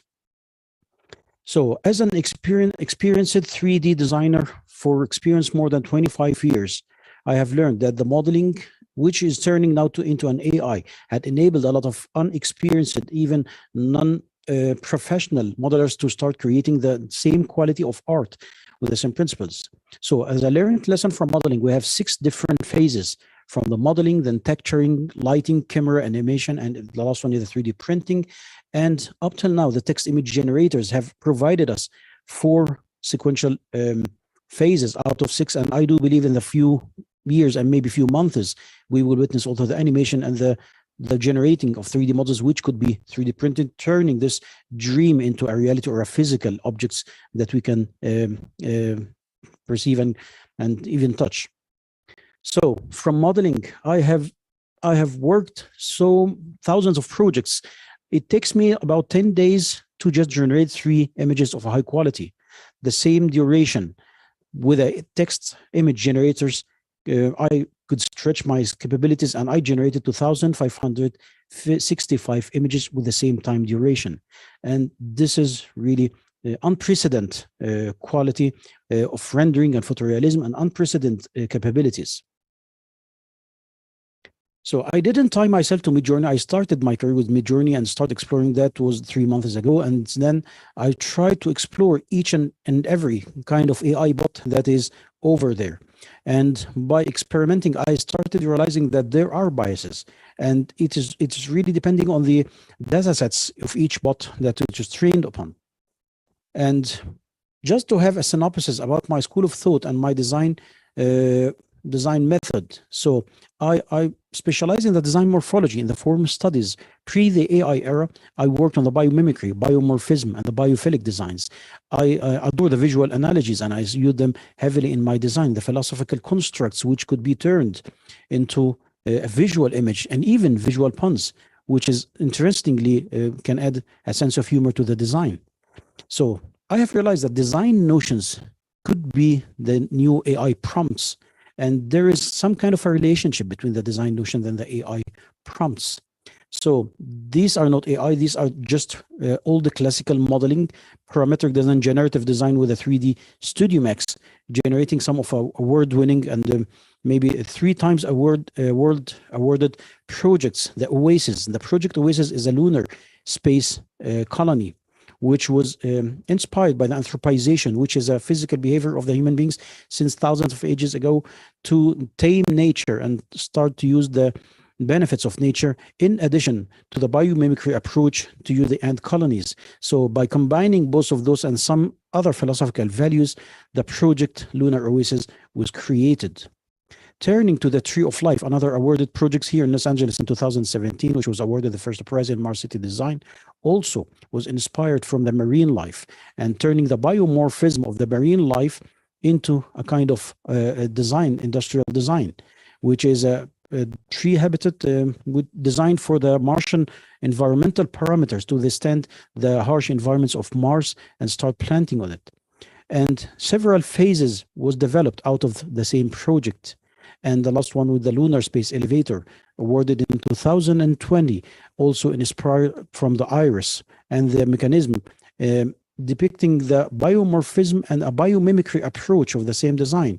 And the subterranean level also reflects the biophilic principles. So that was the design before the AI. The AI, which has revolutionized everything.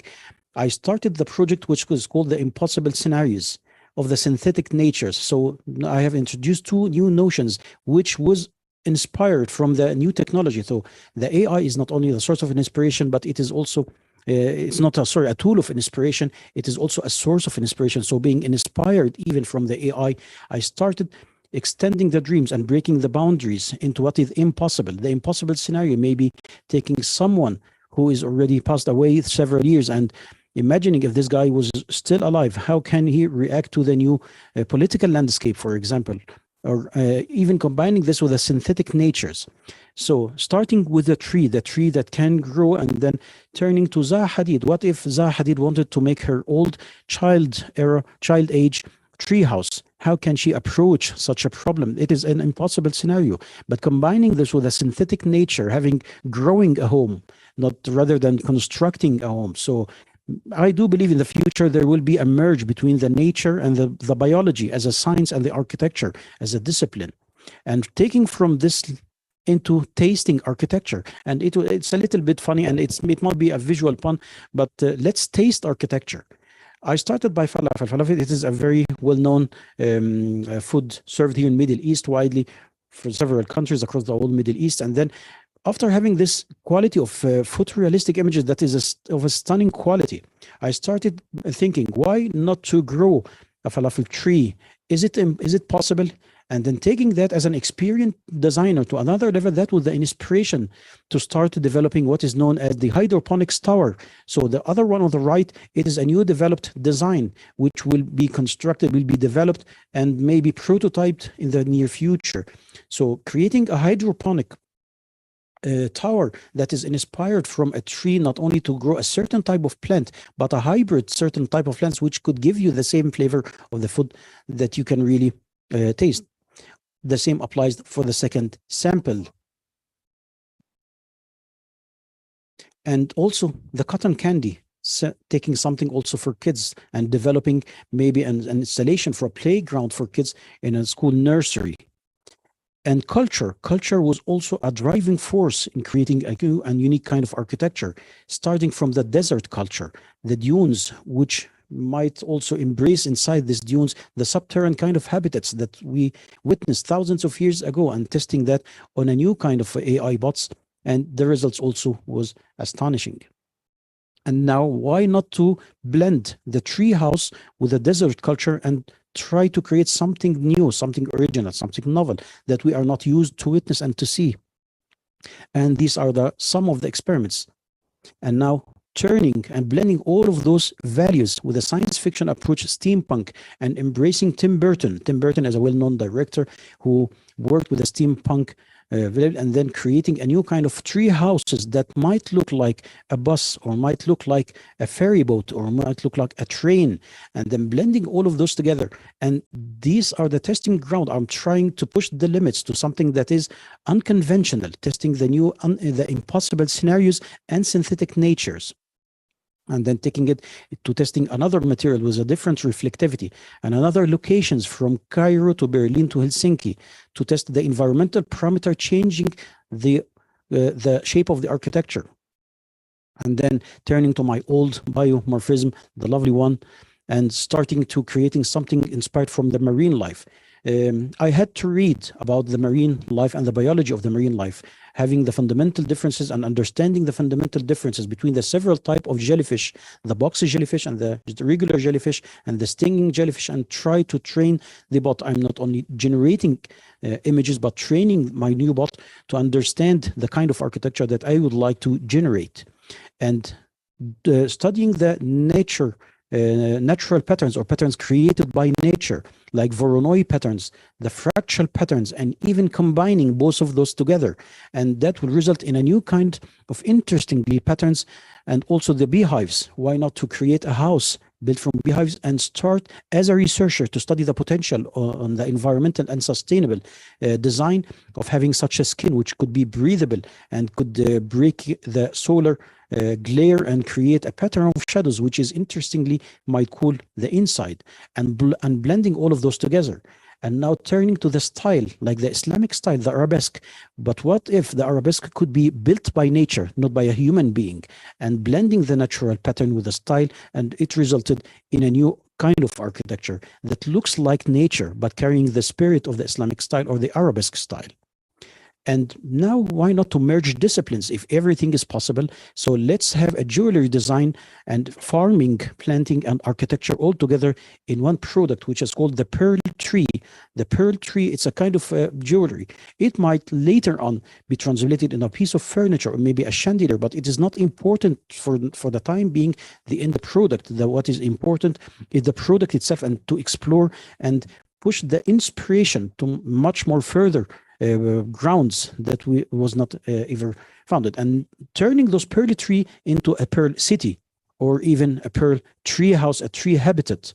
And of course, this is the last part of the architectural discipline inserted of the last scenario.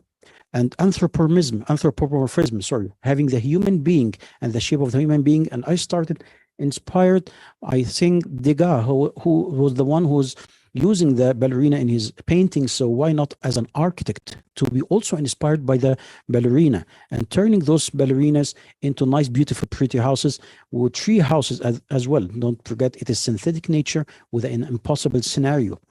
And turning from the anthropomorphism into blending the anthropomorphism with a biomorphism. So having the ballerina, but blending it with a magnolia flower. And the magnolia flower is very beautiful, and that was the result. And every time it keeps astonishing me with a new kind of scenario that I didn't imagine.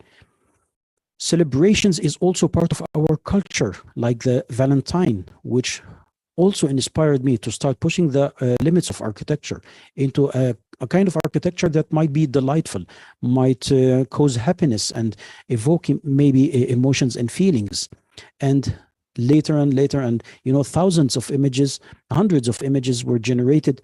These are just a very few sample type, which is less than 1% of the product that I can show today due to the limitations of time. And philosophical construct, having something, defining what is peace, defining what is beauty, defining the philosophical construct that doesn't have a physical body, and trying to create something tangible out of the intangible, having something like the time. How can you depict the time? How can you see or create an eye of the time?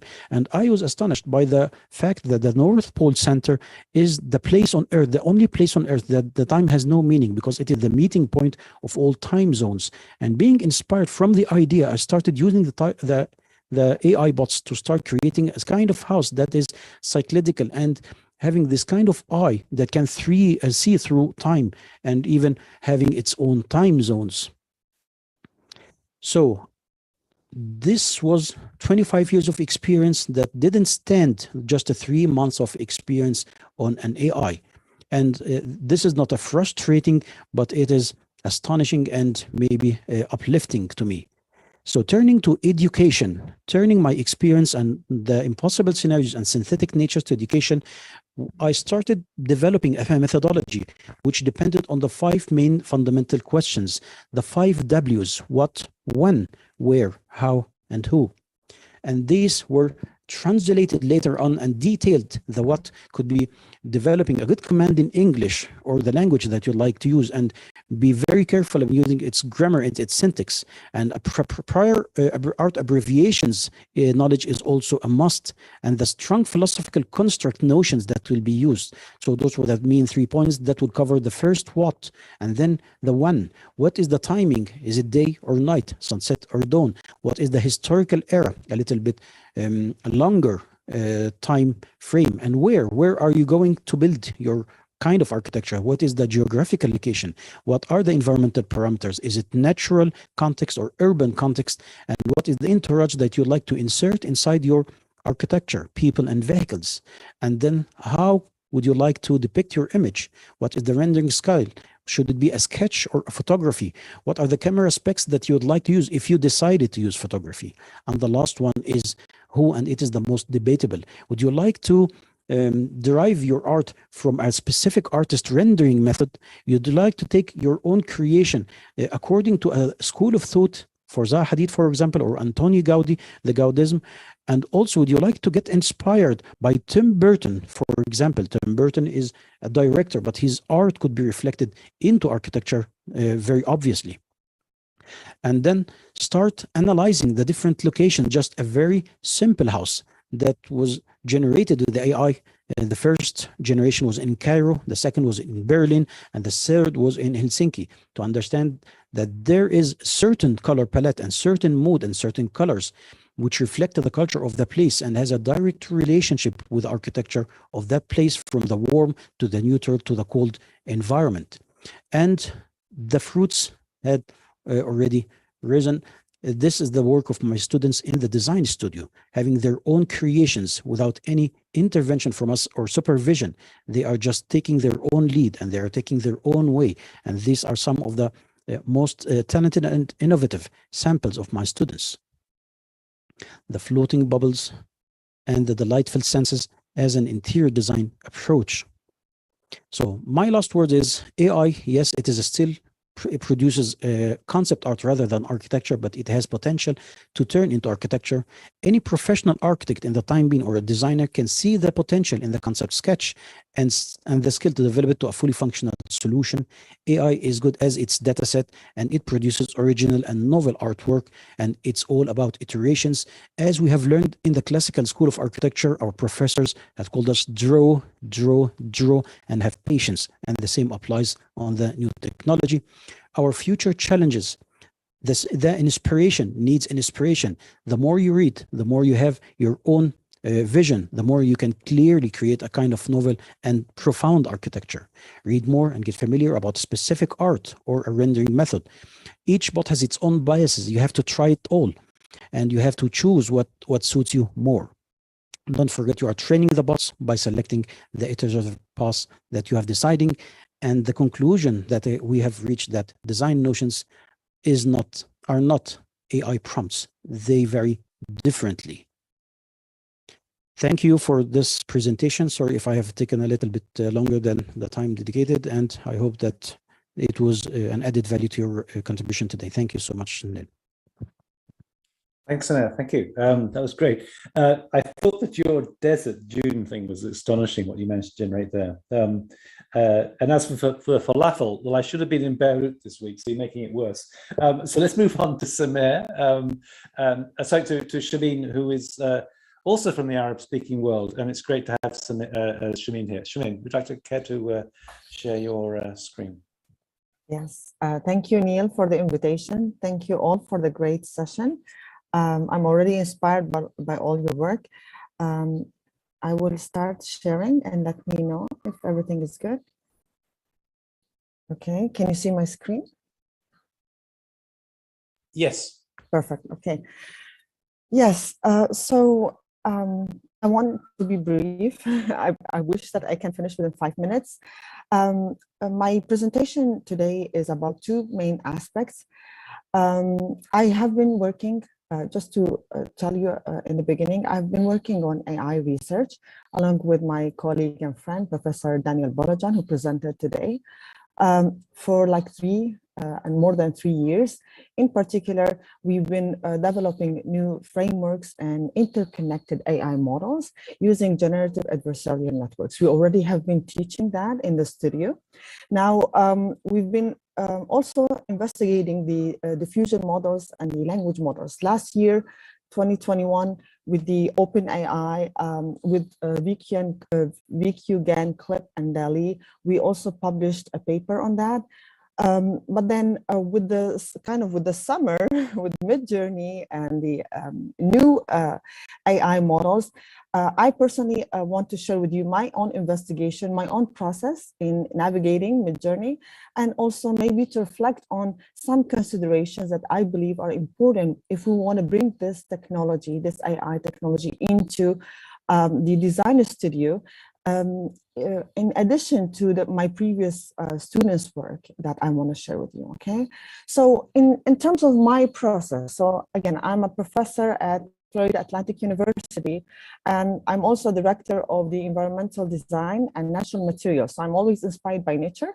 I've been investigating AI, and I think the main reference to my investigation is how to be inspired by nature and how to merge, breed natural systems with architectural systems. And in this case, you can see that I started with Midjourney by the prompt that has to do with photography, chemical diffusion, and it's also how to combine that with like a view of a museum design from above. That was my prompt.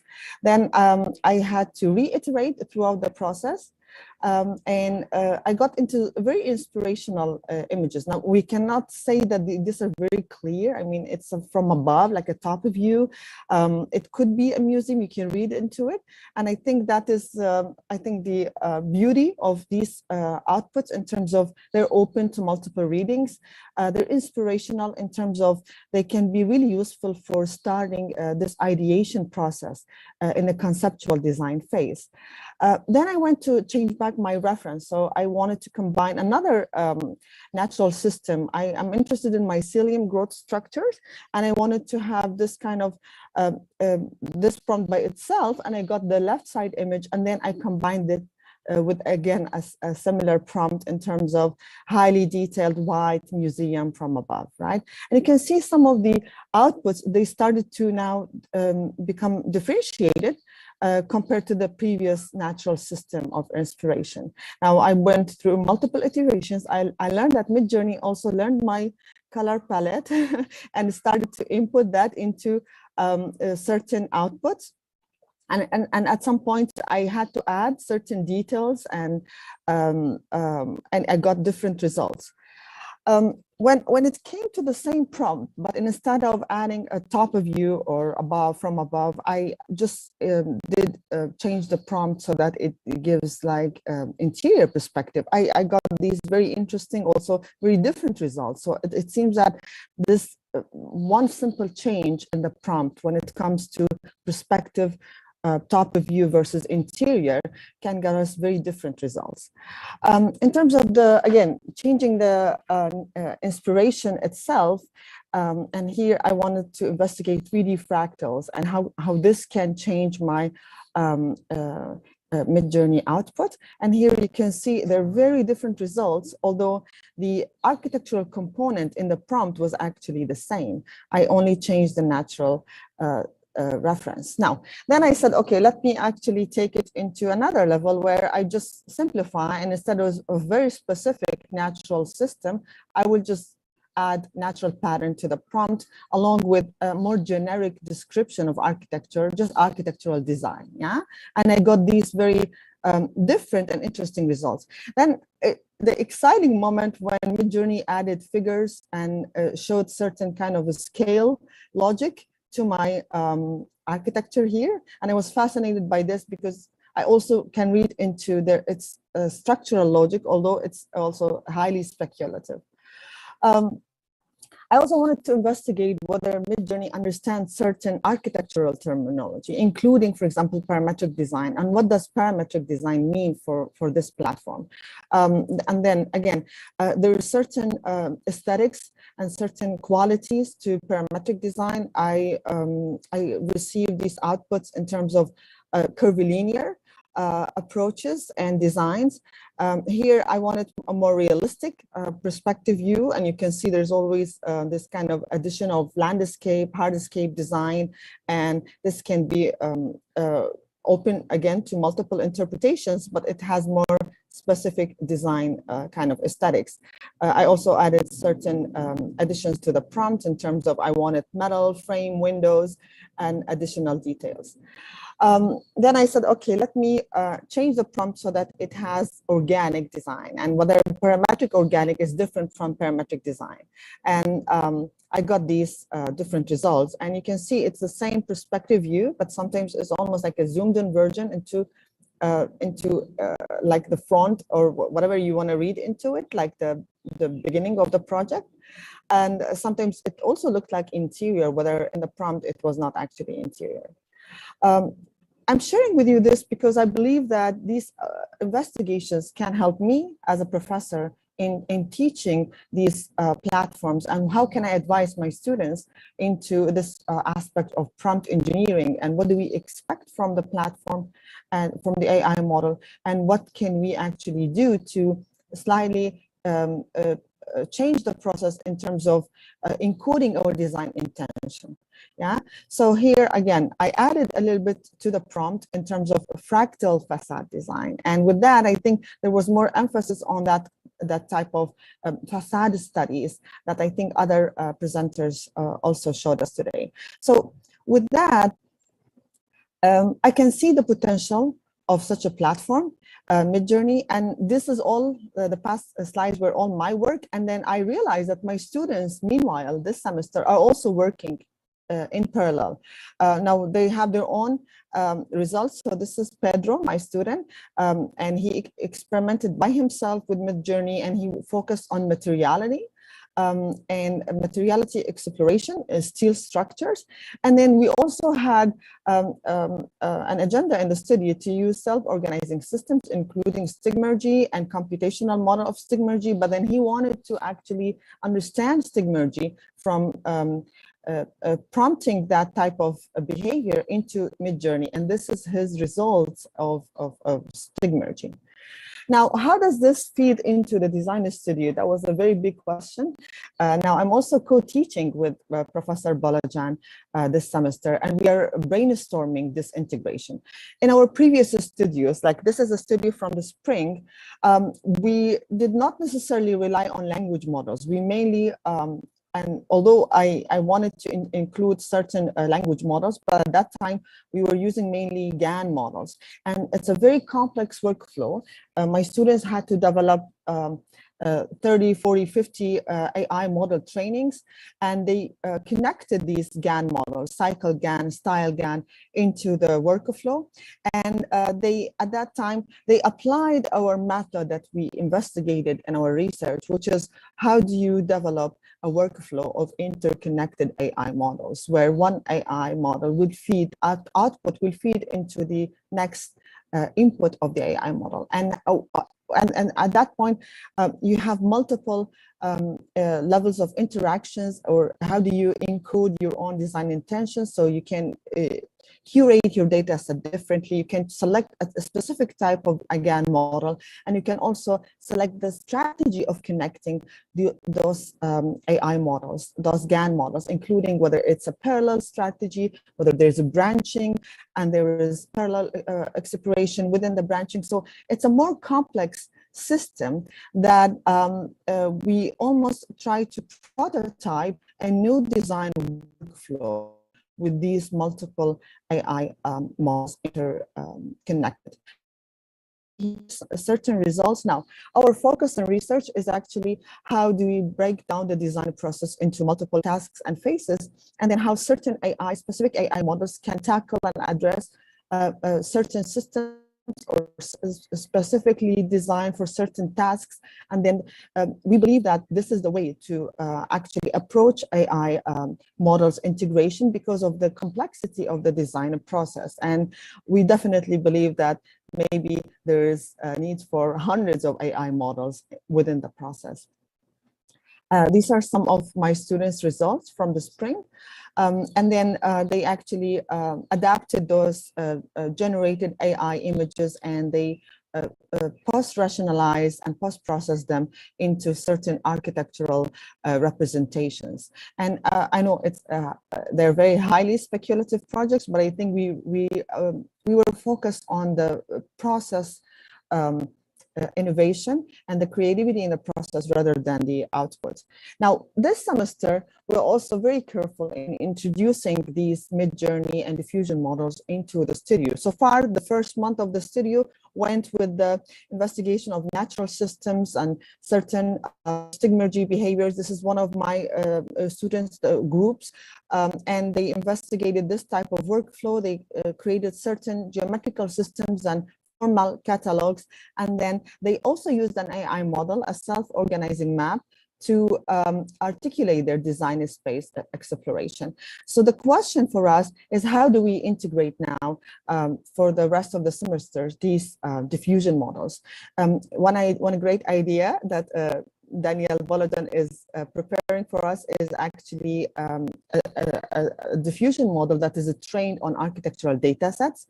Now, I believe that those platforms and diffusion models in general can be really useful in representation and expressing certain studies like material studies, facade studies, and they can also be helpful for data set curation. Data set curation in terms of, okay, how do we integrate them into with other GAN models, for example, and maybe they can provide these very highly detailed data sets. So I think if we want to plug in those models into a comprehensive workflow with multiple AI models, including GAN models, then the language models can provide this data set for us, because there has been issues with scraping for high quality images, while Midjourney and other platforms can provide this for us.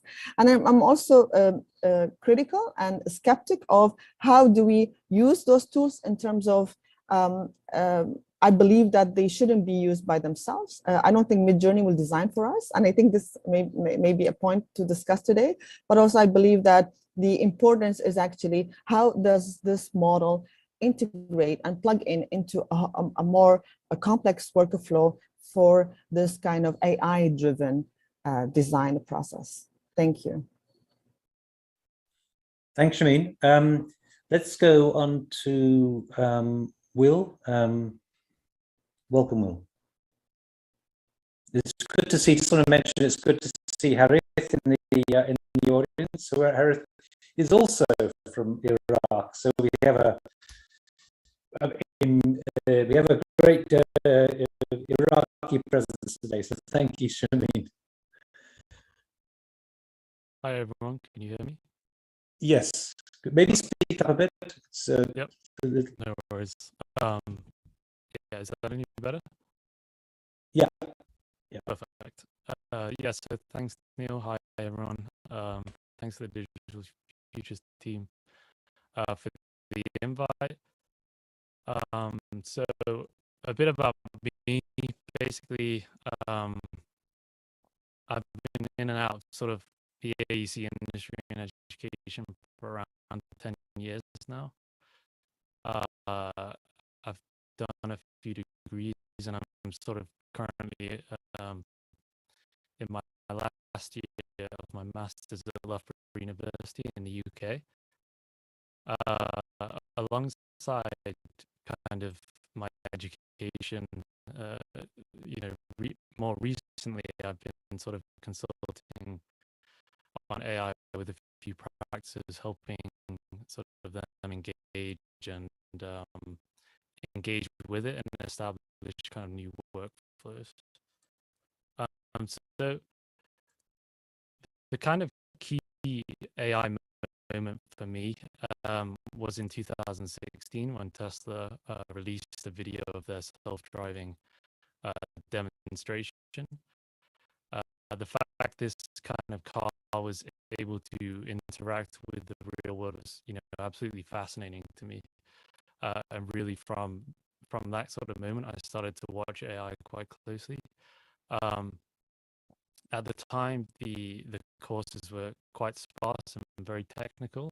But around 2018, AI started to enter the architectural space, and I took courses, with the likes of the Digital Futures, and I think with Daniel actually at some point. But it wasn't until this time, kind of last year, when I actually found the time to fully focus on AI. And this was done under the structure of research route at Loughborough University, and it's an MArch program, but is trying to sort of encourage self-ownership over your own education and sort of distill a sense of entrepreneurship. So my design kind of studio question for the year became to investigate how AI can be used as a creative design collaborator, with sort of sub-questions of, can AI give us a more diverse idea set? Can we unlock new realms of productivity? Can we find new typologies? And many of these questions have since been answered. But to sort of break down my year, I came up with 3 modules. One called the Foundations Project, one called Sightless, and one called Comps. And the sort of idea with the Foundations module essentially was to systematically test the big models that were available at the time and investigate how they could be useful for architects. The idea with Sightless was to sort of take some of the off-cut images from the Foundations series and reverse engineer them into pieces of feasible architecture at different scales. And the idea of Comps was to investigate how AI could be leveraged in the context of design competitions. And so in the beginning, it was actually super hard to even communicate what the prompt workflow was. So I came up with a simple diagram that enabled me to actually explain in crits what I was actually doing, and something that obviously now is common knowledge at this point. So I briefly explored GANs, but the main focus was really on the earlier diffusion models. And so this was a series I did with something called Glide 3, which is a combination of OpenAI Glide, latent diffusion, and Clip. And this was sort of the first successful attempts I had with a text-to-image diffusion model, where I had the ability to produce some super interesting imagery, but I was also able to kind of have some level of control in what I was doing. And so I sort of developed a prompt kind of index to automate this testing process by like taking a number of words and combining them together. And then I ran, a couple, like about 1,000 of these sheets to see how it would perform with different prompts, much how like what we're all doing with, the newer diffusion models today.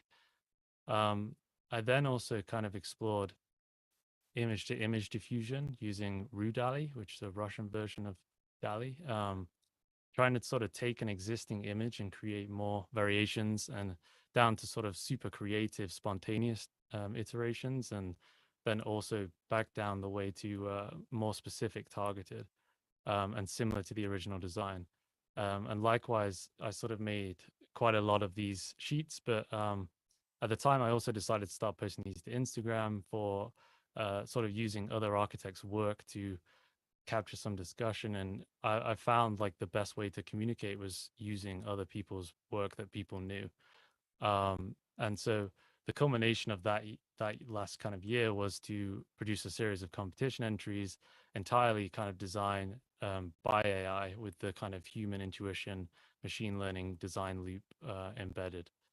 And then obviously we sort of hit 2022, the summer, when there was just an explosion of all the new models. And, my first kind of impressions are probably quite similar to a lot of people. I find Midjourney is super useful for early stage conceptual thinking. DALI's quite stiff in a way and restrictive, and in some ways it's a little too literal. And Stable, it seems to be opening tons of opportunity to expand on existing kind of ideas via third-party apps that are emerging. So I think there's a lot of potential in combining the three, and for the purpose of this presentation, I thought I'd just run over a workflow that I find myself, doing a lot. So typically, like I started Midjourney, and I then used DALL-E to expand the image, and sometimes adding a couple different changes. So in this case, people, and then I find it super nice to use Stable to sort of create variations, adding more specificity within the prompts, and coming up with different kind of worlds from that kind of workflow. And then another example, so original Midjourney image, I actually forgot to change the aspect ratio on that one. I really liked it, so I extended with DALL-E, and then used once again Stable to create some variations with more kind of targeted words as well. So as for kind of what's next, like most people in this space, I feel the pace of advancement is astonishing and a little overwhelming, to be honest. My key kind of research interests at the moment are sort of, what does a supercharged practice look like? How will this kind of change the economics of architectural practice? And a kind of key one on my mind right now is, is the architectural education cycle too long for the exponential age? And yeah, that's me done. Thanks. Thanks, Will. That was very interesting as a contribution to this thing. I want to just, if I can just briefly just do one thing before we get into the discussions, and that is to say, just share my screen a second and give you the Instagram accounts of those who are here, so that you can check it out for yourself. I've added Nicola Casas, who couldn't make it in the end because his mother was in hospital. Fortunately, just texted me she's well. I've also added Dion Cox, who had technical problems and had to skip out. But these are the ones. And I think what I would say is that what is interesting right now is that there was a discussion that I think Daniela mentioned. She raised the kind of issue of the hive mind, and how Midjourney deliberately had gone into this kind of situation whereby you could see other people making their prompts, and there was a kind of learning together. And it strikes me that also operates in terms of Instagram, which has been the primary kind of space of kind of comparison, shall we say. And I think that's also a new operation. And now with this platform and the other sessions that we've done on digital futures, the ideas are spreading really quickly. And I think that kind of question that Will finished off with about the age in our contemporary age of kind of Moore's law, when things are speeding up, is architectural education too long, is a kind of interesting one, because things are speeding up, and I think that's the astonishing thing. And I would also say in terms of education is that the tools that we are using are likely to be obsolete very soon. And what's more, I would also sort of say, it seems to me that what a lot of, well, certainly the two, as it were, students, although you were a lot to teach us, were self-taught. So I want to just kind of raise the kind of question, because I guess I've been working within a bubble of people that I know in Instagram and people in digital futures. But what kind of resistance have people met in terms of trying to explore these ideas in the studio? I'm particularly interested in terms of our two students here, Will and Agnieszka, because it always strikes me that professors sometimes are lagging behind. What kind of resistance have you met to these kind of operations? I'm not sure if I met resistance. Like, I've been in 2 universities to this time. In the first one, there was just no knowledge about this topic, like zero knowledge. And so, well, I wouldn't say it's resistance. I would say it's just lack of understanding of the topic. On the university I'm right now, it's Warsaw University of Technology. We have the specialization of architecture of information architecture in English, I think. And I think in here, in this specialization, there are professors who are so open-minded and so open for new solutions and new technologies. And this is actually our main point of study. So I would say it really depends from what university and what people you actually have a chance to meet. And I really am sorry for all of the students who happen to be at the university where there is like no one to talk to about this topic. So that's why I hope that these meetings and any other open internet initiatives will be helpful for them. But just to clarify, I guess you're self-taught completely when it comes to these tools, right? For Midjourney, yes, but I'm not. It's just basically so new that you can know. I don't think you can teach someone right now like this is how you should do it. This is how you should use Midjourney, Stable Diffusion, or any other thing. But when it comes to all other technologies we were discussing here today, so for example, we are learning Grasshopper and also some programming and coding. Then no, we are taught this at the university. But for example, we are not taught machine learning. I think there is not enough students also who would be interested in such a deep knowledge, but I would like to see that. Okay, Will? Yeah, I guess a similar sort of opinion. It depends on the school and the people at the school. In my case, like Loughborough, like I'm in the first year, the first cohort. It's a new sort of school, so we're encouraged very much to find ways of what we think the future of architecture is, and then we bring it back to a framework and we try and figure out how we make it work. And so, you know, the online platforms like Digital Futures have been that sort of educational, more technical educational part for me. But you know, the most sort of pushback I've received was just being able to communicate to people, like when practitioners would come in, you know, what it is I was trying to do or trying to sort of emphasize and show. And yeah, that's kind of my story on that. Yeah, it's kind of, I always think it's I mean, a lot of professors are taught, you know, or studied 20 years ago or so, and they're still kind of teaching the same kind of stuff that they were then. I think in some ways it's interesting what you're saying. I think Digital Futures, well, first of all, I'd say that, you know, I think that some schools like IAC, for example, only exist because of the material that should have been taught in other programs is not being taught. So they're there as a kind of a supplement to for those who want to find out about those things. But I'd also say that what our aims in Digital Futures, and one of the comments that was made by Philippe Morel was that, you know, potentially you can do to education what Uber does to taxis. In other words, by showing what could be done, you force them to improve their act. And I'm certainly hoping that that's going to be the case. We've got two with their hands up. Samir, first of all, then Yi. Samir. Yes, thank you. You're just discussing what I had in mind. My experiment here in Middle East.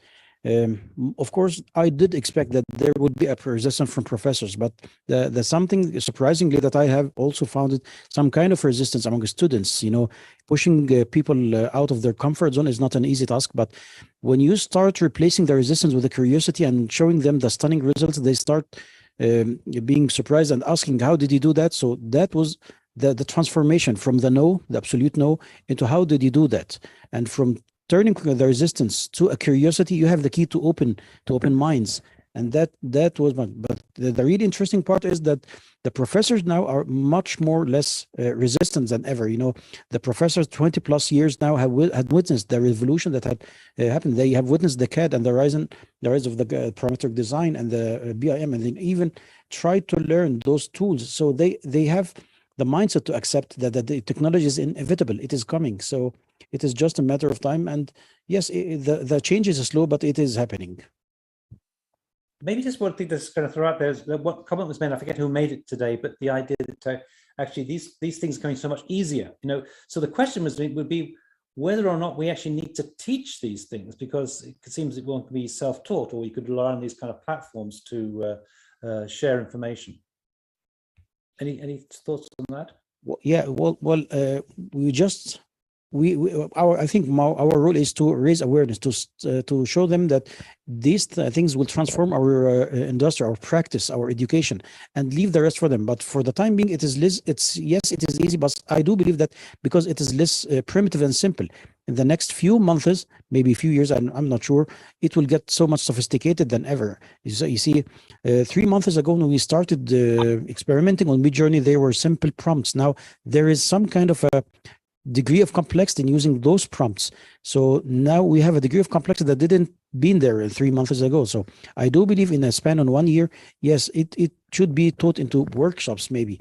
And the really interesting part is not using the prompts as tools, but using the design mindset itself. How can you use or transform your design notions into prompts? That is the kind of skill that I think it's important to teach in university. Yeah, I mean, just a general comment. I mean, I guess that a lot goes alongside some other comments that have been made on this platform. I'm thinking particularly when we had a session on the future of education, and Areti Markopoulou, who is also the director of IAC, made the comment that actually the model of the professor who just simply kind of imparts information is completely obsolete. First of all, because there's more information on YouTube, on the internet, than any professor would know. And in fact, the role of the educator is more that of a curiosity stimulator, as someone who's kind of, going on that journey with the student rather than trying to impart knowledge. And I certainly think that's as we shift increasingly towards that sort of model. I teach completely online, and you can kind of refer to or point to or direct the students towards, let's say, TED Talks and things that changes the model entirely. So we've got a question from Yi, followed by Andrew. Yi. Okay, I perhaps have a question for all of you. As this year I had a chance to collaborate working at the Maxim National Museum, which is one of Zaha's critical work at Roma, because it's also my PhD supervisor is a director at that museum. So my question is simple. As many of your presentation, as you referenced, as Zaha's there as a good reference, but Zaha, since she as a student at AA, she studied and founded her own way, drawing for sketch, for drawing, to showing the physical evidence and plans, sectors, photos as art.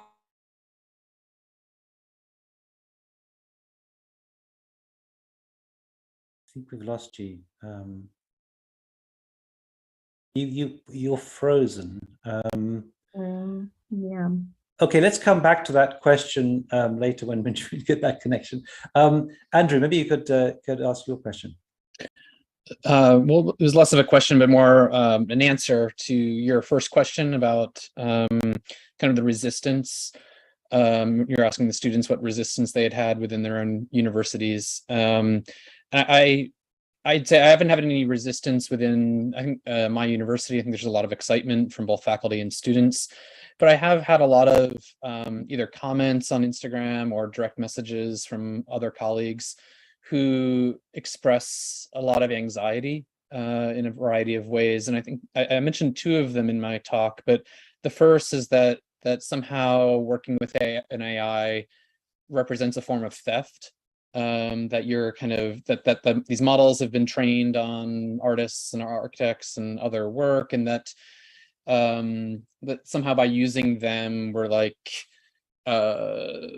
stealing the work of others. And I think number one, I mean, obviously I don't agree with it, but I think we've been doing that for centuries anyway. Let's say that architects have always been referencing other architects, other artists' work, and I think that's the way that we as a species learn, that we replicate, we try to understand and adapt to things that we're excited by and inspired by. So I don't see kind of a problem with that. And the second kind of criticism that I get a lot of direct messages is that it is too easy, that somehow, like I said in my talk, that somehow architecture, the education of architect needs to be kind of soul crushing, and that if you eliminate, the labor of doing something that, like, back in the day, that an image would take me 2 weeks to make, but you made it in 5 seconds, and that's not fair. And I think that's also a ridiculous criticism, because it's like we should be using technology to emancipate ourselves, that we should be finding ways to free us of work that is dull or dirty or dangerous, the 3Ds of automation. And then the third one that we haven't really talked about too much, but I get a lot of messages about, is that this is the end of architecture. This is the end of you know, like that AI is going to take over and there won't be any more jobs. And I think that's also ridiculous because from what I have experienced myself, that the functionality of AI it's not going to eliminate jobs. It's simply going to change them, like all technologies. That the definition of what an architect does may be different, but it still requires a lot of critical thinking, a lot of selection and critique, and kind of foresight about where you want to go with the design. So I'm not worried about job elimination at all.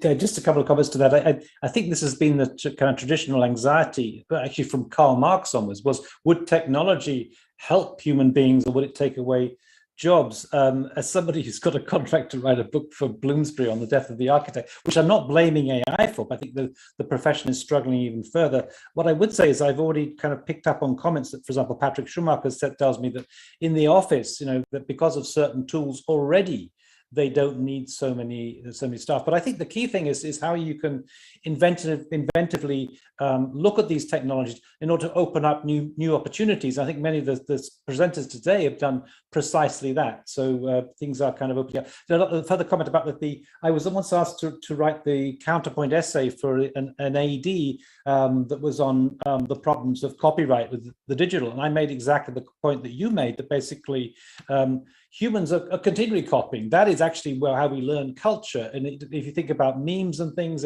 that's how things pass on. It's by copying other people, and that's a general thing. And I think there is a kind of canon to architecture, shall we say, where you have to sort of fit in with a certain sort of way of thinking, which means by definition you're kind of replicating. You're doing something that's a little like Zaha or something like that. So that's always happening. So I don't share that anxiety. Yi's back online. She lost her Wi-Fi for a second. So Yi, maybe you could just repeat your question again. Yeah. Yes, sorry, it was lost Wi-Fi.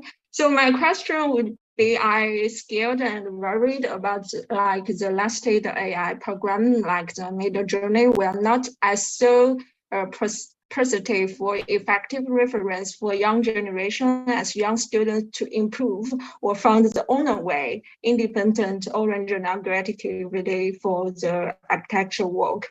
Perhaps will become more dependency. So what's your opinion about that? Anyone want to respond to that?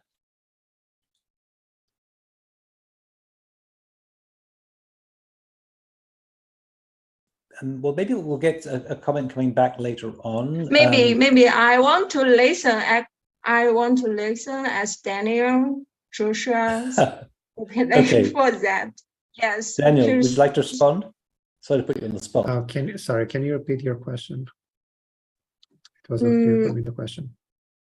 Yes, I asked her as Jaha's work, since she as students at AA, she always, found the own way to sketch or drawing, not to improve or employ it as so much used the AI program. So for the young generation at right now, at 21st centuries, maybe we are not as so effective the tools or reference to help the young generation to find their own way to produce something, to produce some architectural work for as so original or creativity, because we'll become so dependency. That's what I worried about. You mean we are becoming very dependent on technology like AI? Yeah. Yes. But I think that's, personally, I don't see it like that. I was posting in the chat like the invention of writing, which is a very low tech in a way right now. Yeah, we look back. Everyone feared that we are going to not be able to think anymore, and we are going to lose our memory in a way. Yeah, and in the end, that's not true. What happened? Actually, we expanded our thinking and way of understanding things and so on. Because on the contrary, like to try to write something down takes a lot of effort. Yeah.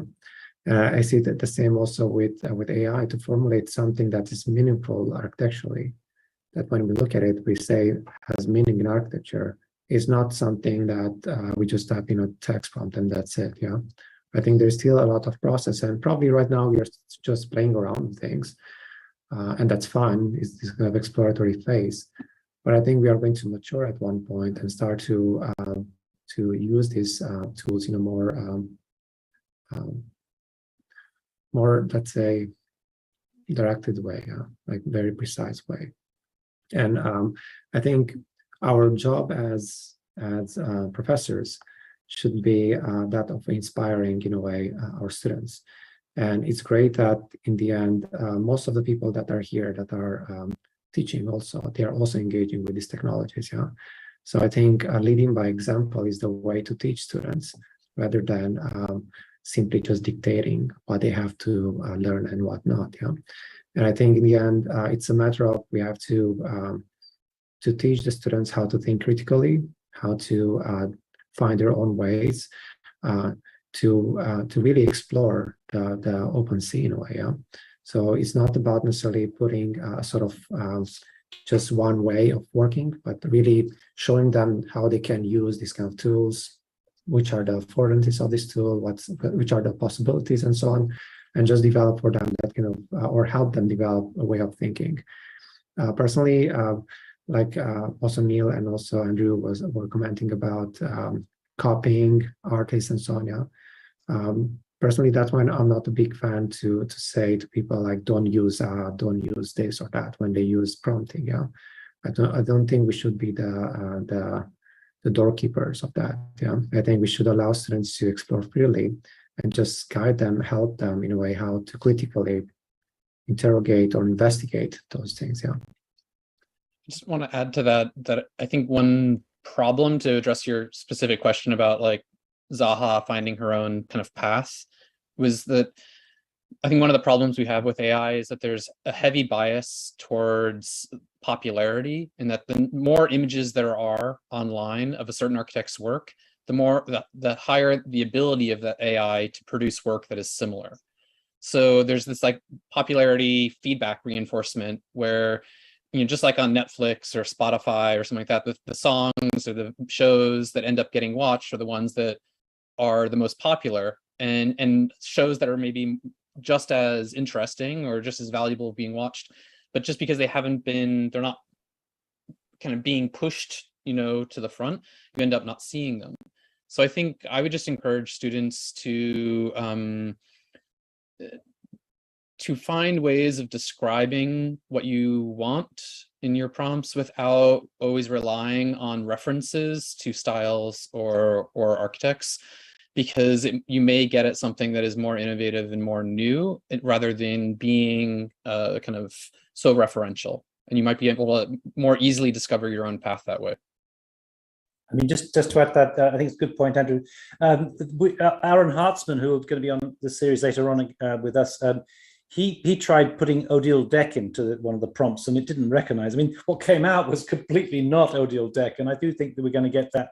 The divide is going to grow further as more and more data is out there, and it's going to only feed that problem. Can I add something here, just to continue that? I think we also have to look not only what Andrew was saying, that the model is in a way fitting itself like that, but we also have to look at we live in a social media kind of world, and we should not ignore how young designers are impacted by posts that are more liked than others, and they are somehow steered in that direction of things that are more liked in a way. So I think that's a bigger discussion, perhaps, because it includes social media and how exactly students find their own ways, when you are bombarded daily with so many images and you're forced in a way to go in that direction or that direction. And of course, the social influencers want themselves to have as many likes as possible. So that's also feeding in from a different direction. Bavali, you had your hand up. Yeah. So I have a question more directed towards what Andrew was talking about in the beginning of your lecture. Andrew, you were mentioning that how to find the best space for including Midjourney and DALL-E tools in your studios, especially when you are teaching undergrad students in the beginning of the semester. So Actually, my question is more directed towards this idea of engagement with materials, because I know, Andrew, your work also has, both in your office and your practice with students, has kind of engaged with material and the behavior of a material and the tectonics that comes with that material. So I just want to know what is the direction then for us to use mid-journey tools, because I believe that even Neil is mentioning that eventually we're going to have these tools which would help us to augment ourselves or customize. We need to customize some of these tools that were possibly not designed for architecture studios, both in practice and in research. So how does this idea of form making and form finding comes about now?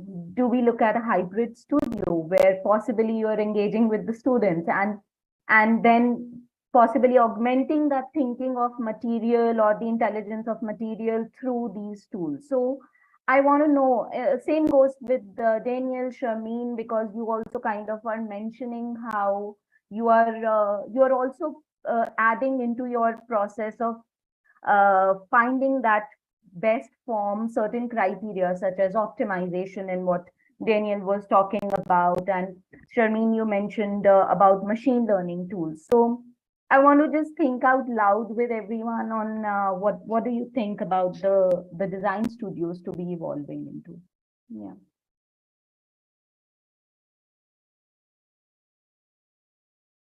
I've talked a lot, so I'll just be very, very brief. I'll just say that each tool that we use enables or maybe disables different ways of thinking about materials. So for, there's a reason that that it's very hard to, or should I say this, that I've always been very interested in fabric architecture, but it's been very difficult to model that, right? Like to simulate cloth in the computer, in particle simulations and spring networks and all of that. It's very, very hard and time consuming.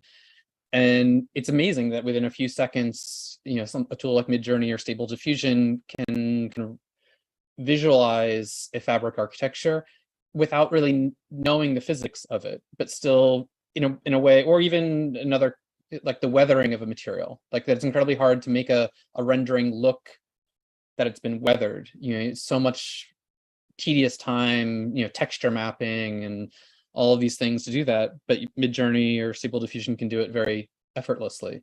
And I think that there's a value to that, to being able to kind of visualize material effects or weathering in the sense of time that we can't get through other tools. But I don't think that's a reason to not still physically fabricate them and test these ideas through fabrication.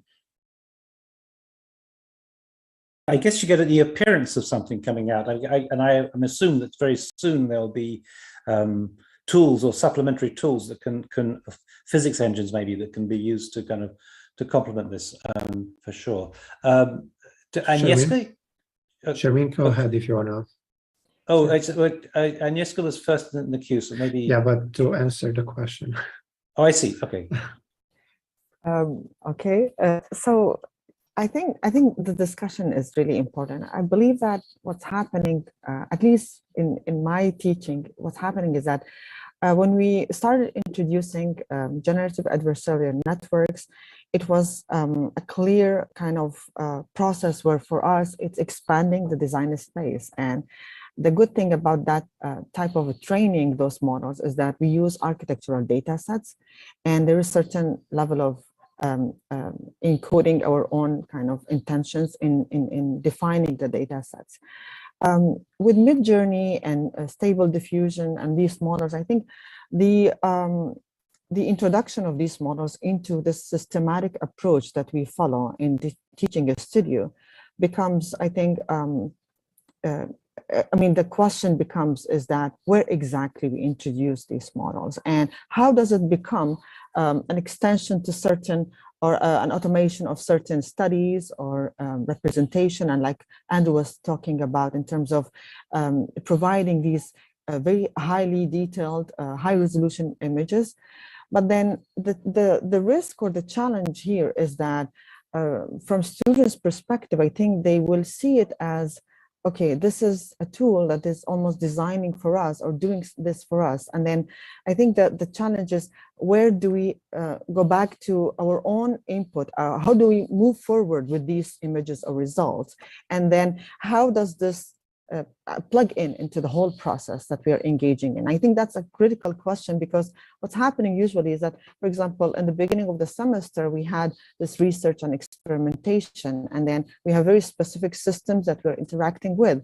And now introducing Midjourney, for example, okay, what do we do with the previous results? And then when Midjourney is introduced, then how do we move forward where Midjourney is not overriding what we've been working on in terms of research and experimentation? And then I think the other questions of three-dimensionalization and post-processing and post-rationalization, I think they're also important. But more importantly, I believe that if there is some kind of resistance, and not resistance, like if there is this more careful, critical approach to introduce these tools, is that where exactly do they fit in the process, and how do we use them in a way that they become useful and used to complement or automate certain tasks within the very complex design activity. One issue that students might have is that they think that this is it. The tool is designing for us, and this leads to oversimplification. And it's very reductionist in a way that, okay, this tool is designing a building, a structure, a facade for us. And then I think design activity is much more than that, because this is an image and there's certain logic to certain aspects. But I know that we're teaching them how architecture is about systems and systems thinking. And then this tool is doing some particular task for us within this complex workflow. So in my perspective, that I was always careful in introducing them, versus when I introduced generative adversarial networks, we had this supervision of what is exactly happening. I think the diffusion models, the fact that they're pre-trained with all of the biases that we are talking about, with this kind of black box aspect of, okay, where is this result coming from? The text prompt does not lead to anything like that. I mean, we like it. It's open to multiple interpretation, but the ambiguity also can be problematic. Yeah. So these are my main points of like how exactly we introduce these tools so that they still do specific tasks in the very complex designer process. I'll add also something like from my side, what we are doing here at Florida Atlantic University. So we always look at design as this kind of ever expanding and ever contracting space of possibilities. Also, when you engage in form finding, what you're doing, you're exploring in a way that design space that's defined by the constraints of the material or other kind of constraints that you're putting there. Yeah. So for us, it's always then interesting to look at, can you have AI models that are learning in a way, those kind of form finding in a way strategies, and create for you or display for you the possibilities. Yeah. And then as a student, you're going to decide, pick a few things, and then you're going to continue the processes. Maybe now you look at structural optimization.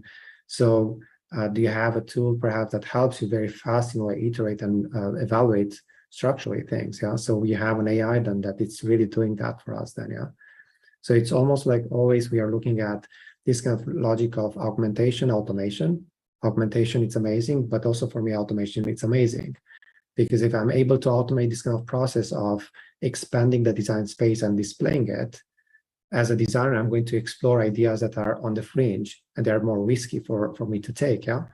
And for example, an example of idea that is very risky is if I'm going that route, it's going to take me a lot of time. I'm not going to finish in time. It's going to be very expensive if we talk about practice and so on. Yeah. So that's why you're not going to explore that option, but it's not because it's not a good option. The risk is higher in a way there, and also the risk of failure is higher. So then you just choose a path that is kind of familiar in a way. You're not risking it. But once you have automation and you have certain parts of the process that are automated, you can take those risks. You can actually test that idea and very easily jump to a different idea in case that is not playing out, because the process is quite fast. There is just a few seconds and you can choose another option.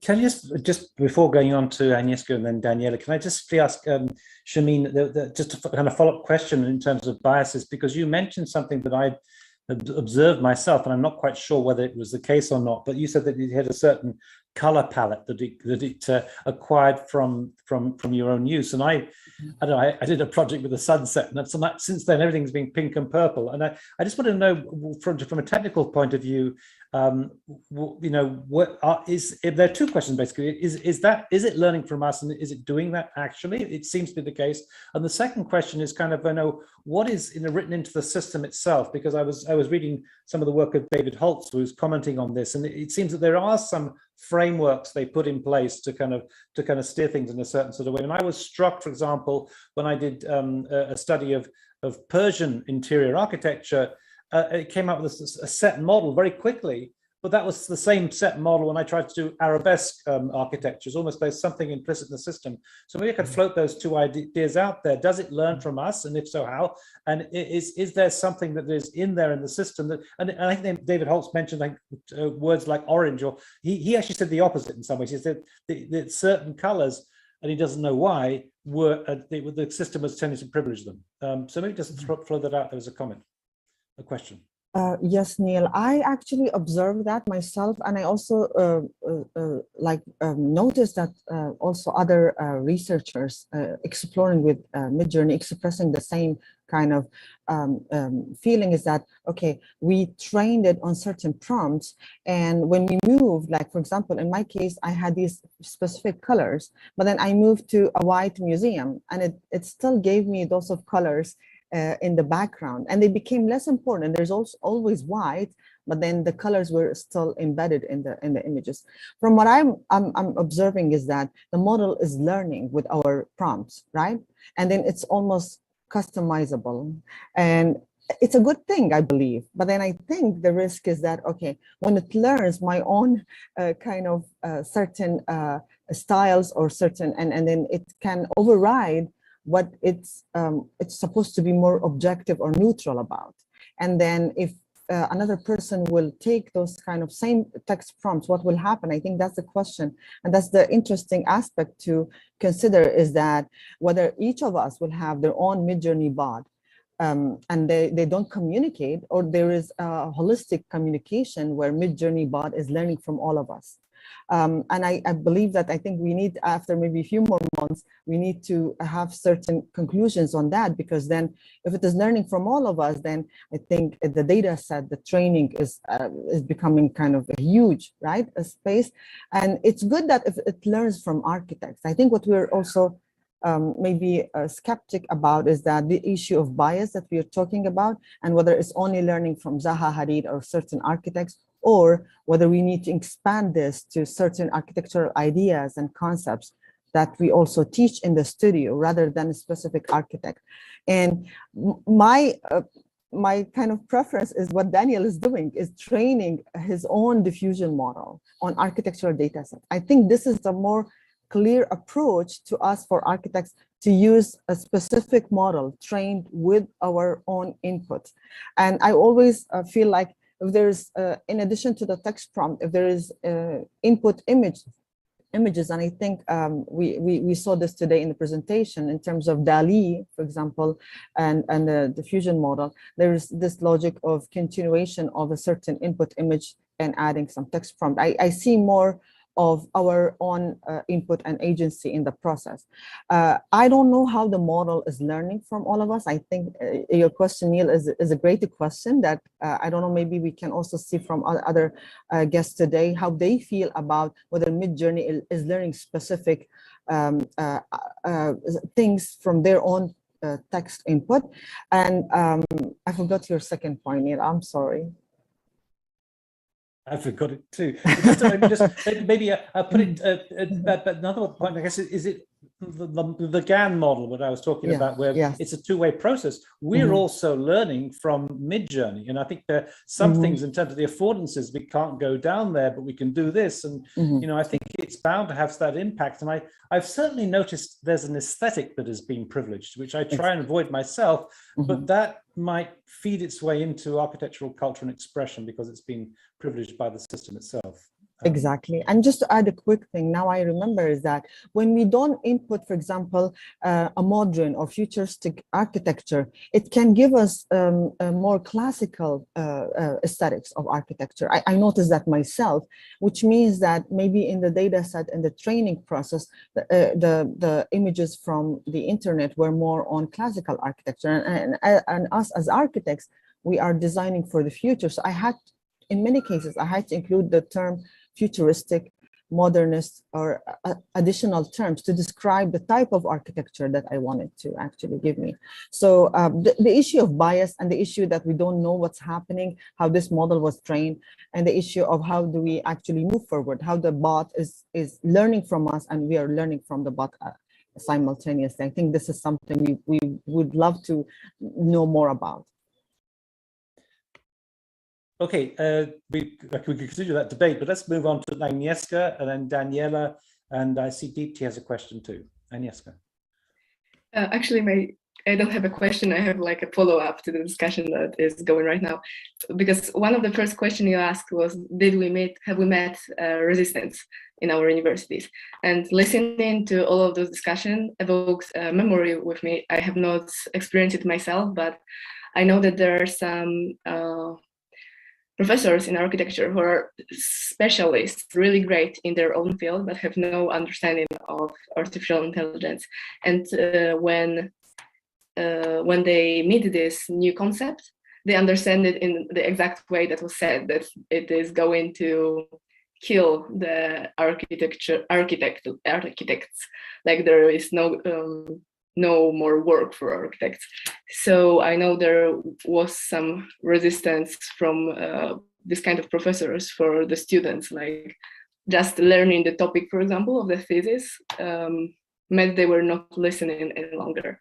But to follow up what the discussion is right now about, one of my professors have told me about the idea of something like interactive sketchbook.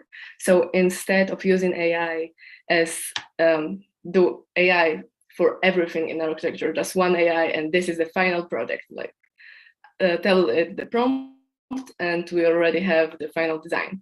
Instead of doing this, we may create something like a creative sketchbook. So we are designing and in the same way, for example, discussing with AI how it would. For example, I'm lost of ideas right now. Can you show me like 50 of ideas of this particular problem? Or would you like to calculate the analysis for me like really quickly and do the analysis?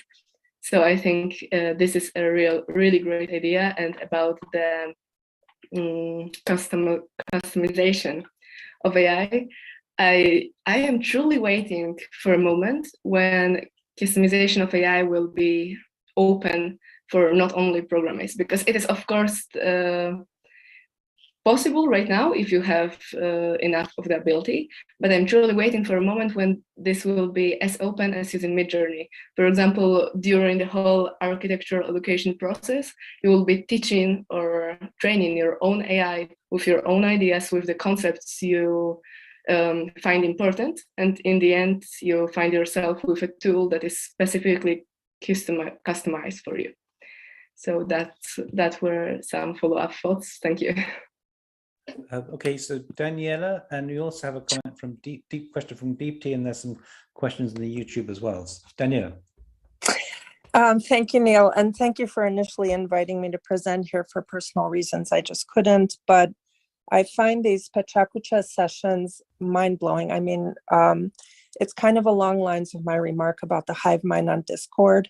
As people are asking questions, I'm writing down all these notes and reformulating my questions and reformulating my comments. So these are really remarkable sessions.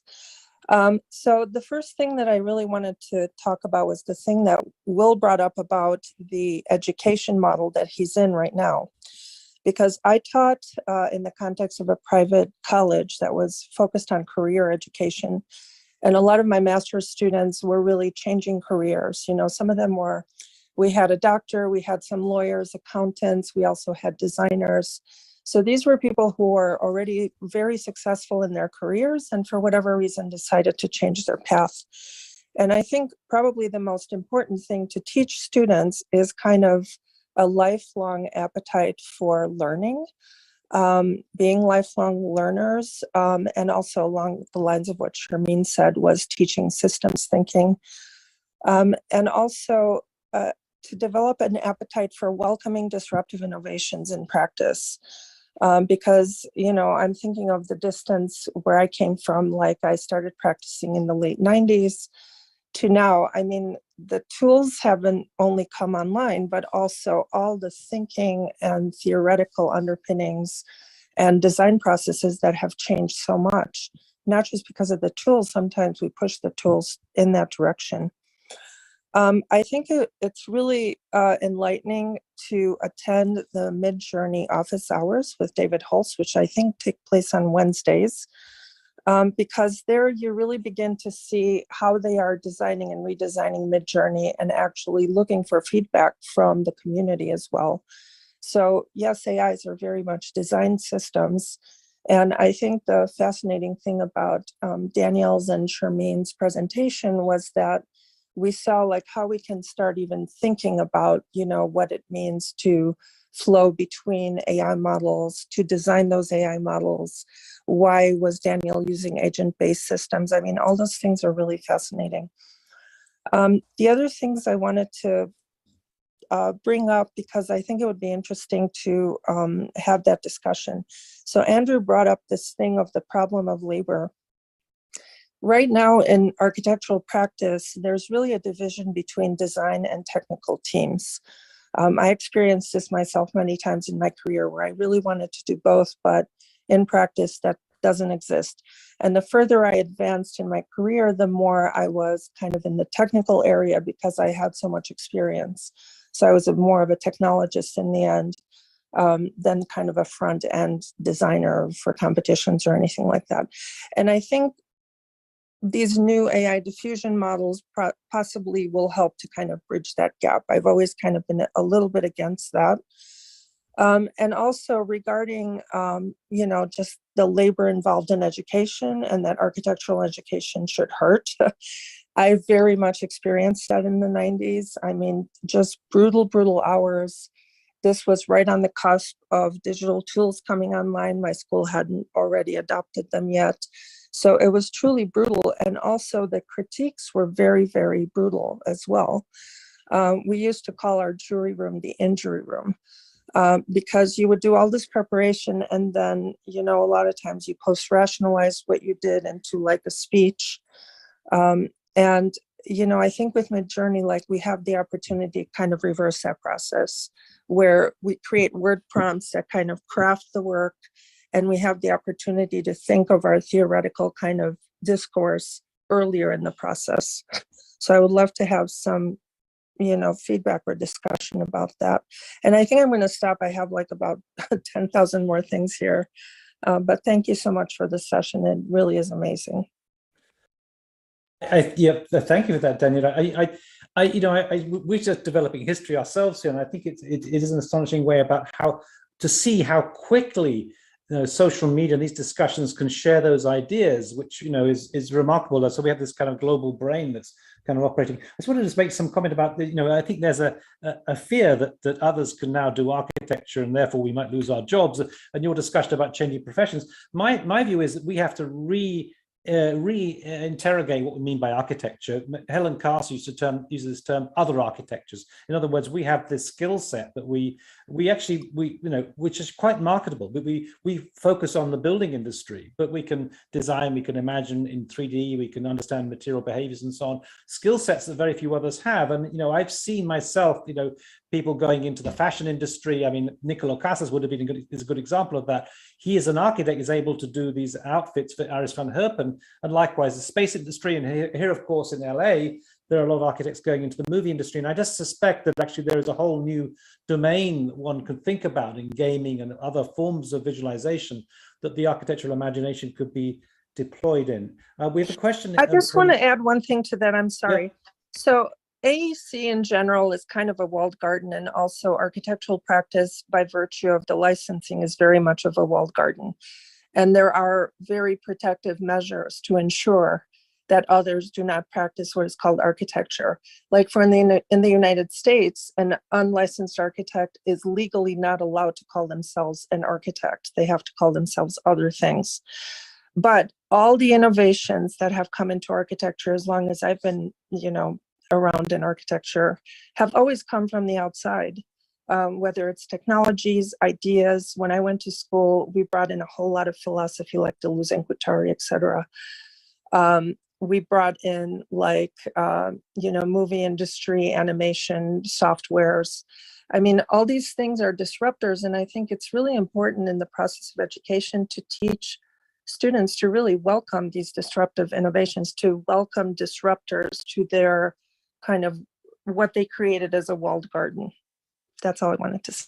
Yeah, I think that's absolutely correct. Of course, in our prompts, I think we're doing that as well, bringing in I talk often about a grain of sand you put into your prompt, which has nothing to do with whatever you're doing, and it somehow opens up other possibilities. No, absolutely.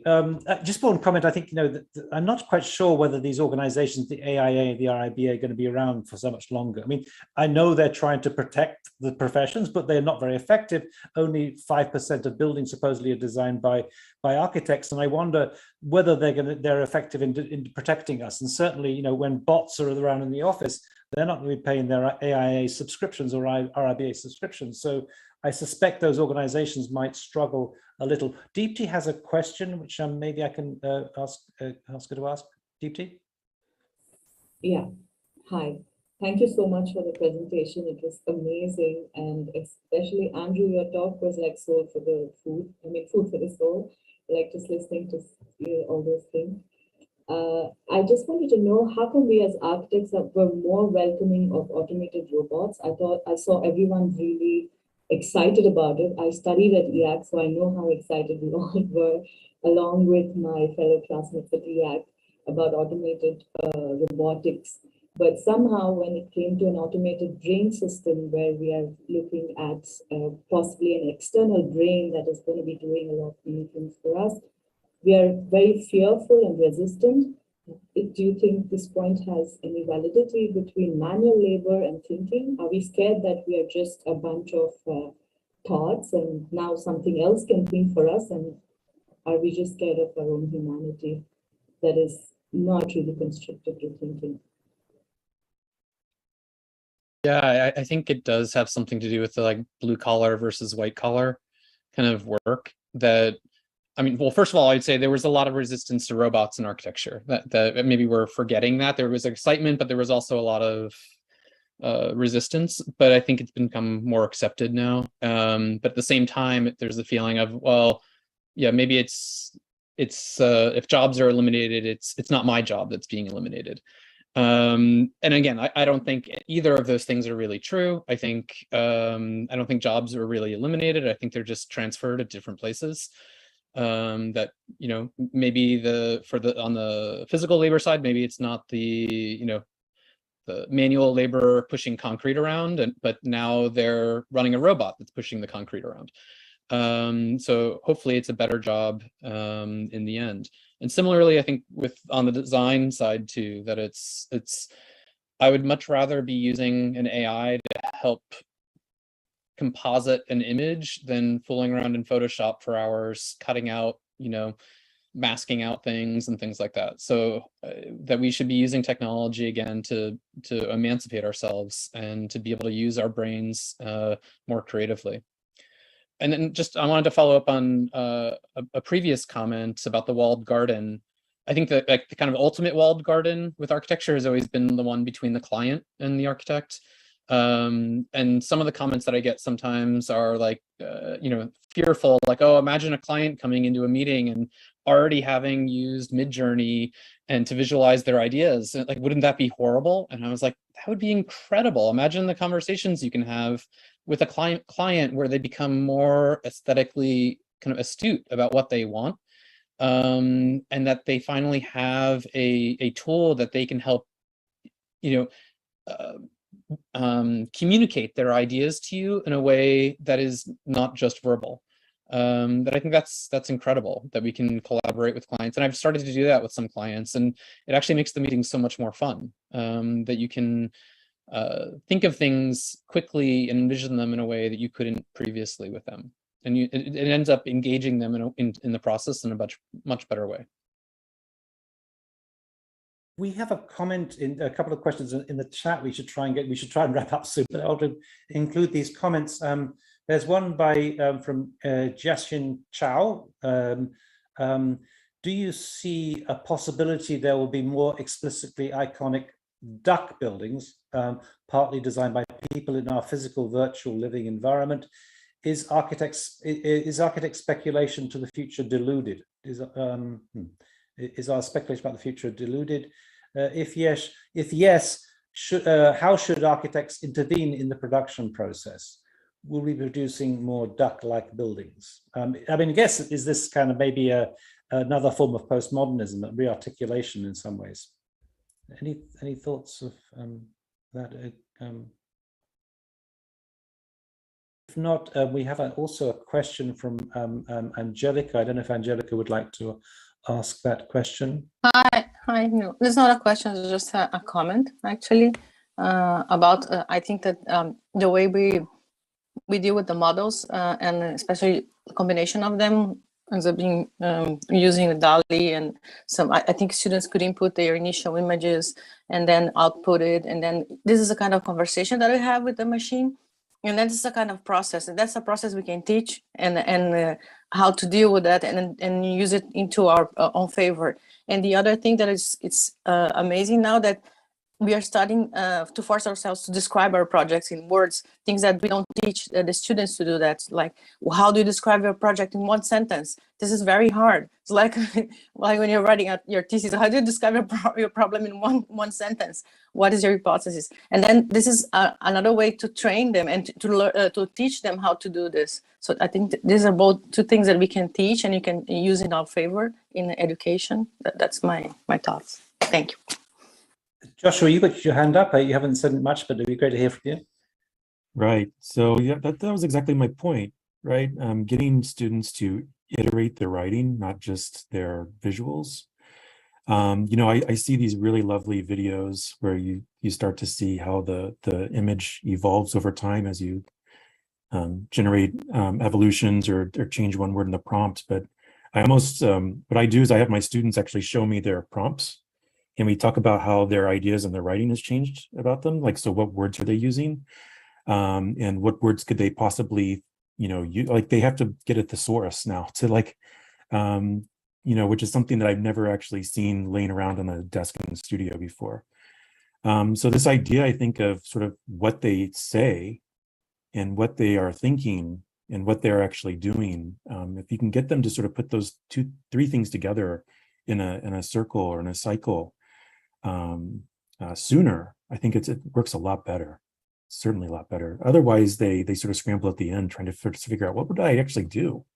And that's not something that's not a position anybody wants to be in. They want to sort of know what they stand for and what they're trying to accomplish.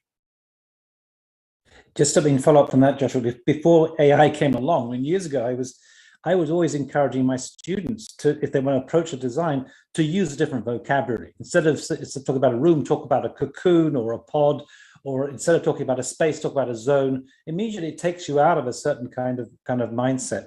Exactly. I think educators are doing that all the time with their students, and now we have to sort of do it with the fusion models too. I mean, the first time using Stable Diffusion, I just got these terribly literal things back, and I sort of said, well, I have to bring it out of its comfort zone, so to say, right? Like, I have to sort of tell it what I want, but not tell it what it thinks I want. You know what I mean?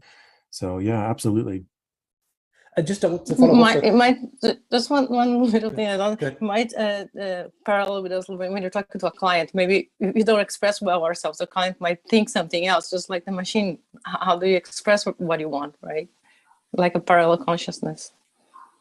I mean, another comment is, I actually discovered that Patrick Schumacher made a very good description about what they did in the Zaha office in one of his texts in the digital cities. And I used that description, and it was far more effective than actually the word Zaha did architects as part of a prompt. Daniela, you have another question, or is it your hand? Yeah. Daniela? Yeah, sorry. I want to echo something that Tim Fu mentioned yesterday and that he and I talked about a few times, which is, now we're calling it prompt engineering. We're not even calling it like prompt craft or something. There's something about that. It's a little less important than kind of curated iteration. A lot of times, and I think Memo Octan also talked about this, how he creates thousands of images based on one seed prompt. And I have done this many times too. A lot of times people assume there is the magic sauce, the secret sauce, if you get it just right, that prompt is going to produce something wonderful in the first iteration. But in fact, I find that after about 300 images, some really remarkable things happen.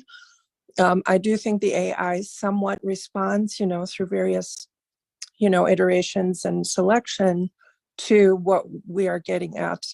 So I prefer that route. I know a lot of people prefer the prompt engineering.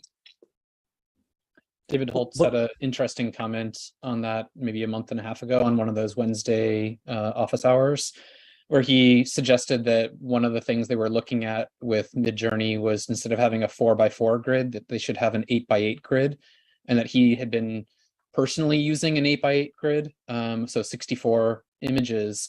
And when I heard that, I was like, this sounds crazy, that's too many options. But the way he phrased it was that it's basically a lottery, that you put in the prompt, you don't really know if the prompt is correct or not, and you could iterate on hundreds of different prompts, but by having a larger selection set, that maybe 1 or 2 out of those 64 are closer to your idea, and then it allows you to kind of leapfrog through the generation faster and to find the things that are closer to your intentions. Yeah, you can actually do that just by writing the prompt, repeating it again and again, and getting a whole bunch of different samples. I completely agree. That's what I do, because you could. It's some of them are not very promising. But the other comment I think I would just make is, I think it's interesting in terms of the prompt, is that the words themselves are in the system as seeds, and they come and repeat themselves in some ways. And so, sometimes you can be doing a prompt and mention Zahar, and her face appears in the prompt. And what was interesting, once I put in the contours of the human figure, and I got this literally a human figure being embedded in what came out. It reminded me of those kind of Renaissance studies where you inscribe the form of the body, the physiognomy of the body in a drawing, and it literally came out. So there was something there that was incredibly interesting as an idea that was being fed through the whole time. Samir, have you got a question? You got a question? Yes, it's just a follow-up for the discussion. I also, the problem about prompt, that it's growing up. It's not just a fixed or stable, every couple of weeks there is a total fundamental differences in the same prompt when you introduce it to the same bot.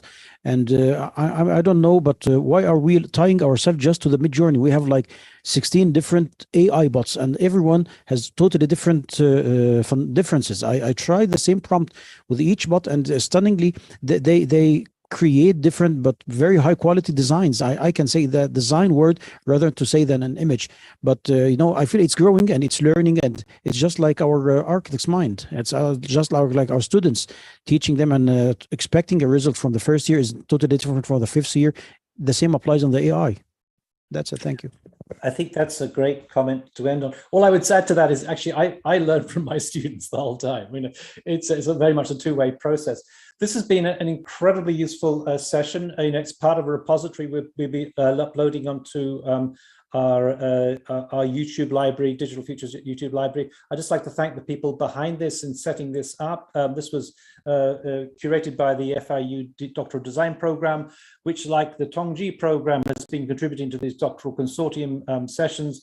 I think this is incredibly useful, and let's just see what happens. I think that this is a learning process. We are seeing history in the making here, and I think that this is so important to be able to have these platforms, get this feedback. And I just want to thank all our contributors today so much for this. I also want to just mention the fact that it's in the chat today, and who knows who are watching on live stream, but we have Vasco from Bangladesh, we have Harith from Iraq, we have people from literally all over the world, and it's great to see this kind of being able to share this knowledge out there. So thank you so much. Next week, just to repeat, we will have the AI in the Office in the Future, where actually we're kind of we're to be talking to some of the people who are working on the tools that will come online in 3 years' time. So what I want us to stress, to my mind, all these diffusion models, they give us a glimpse of the possibility, but this is just the beginning, and there are things down the road that are being developed that are radically going to transform how we operate. So I think it's a very exciting moment in architecture. It's a moment of change, it's a moment of crisis in many ways,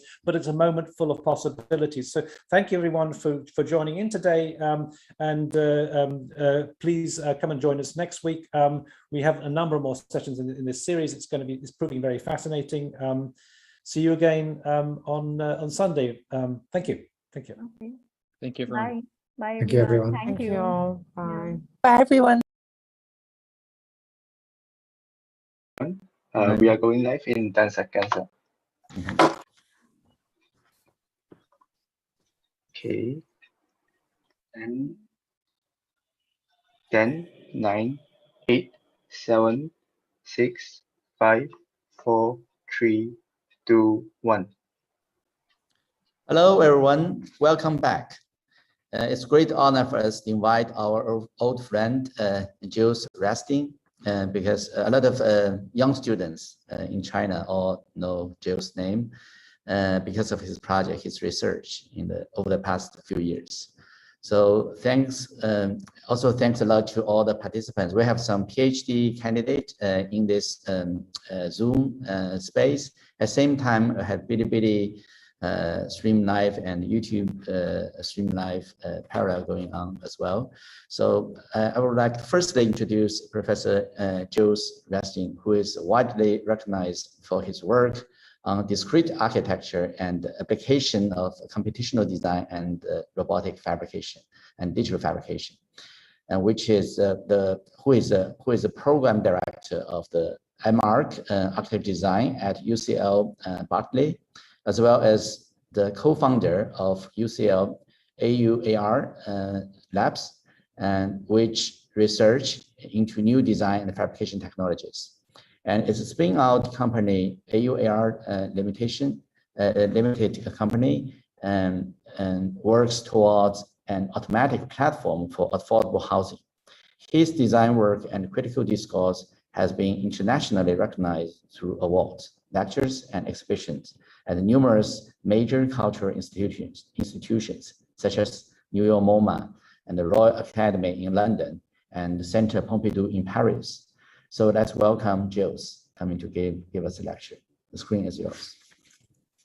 Thank you, Philip, for the generous invitation. I'm very, very pleased to be somehow back with you in Shanghai, although it is over Zoom.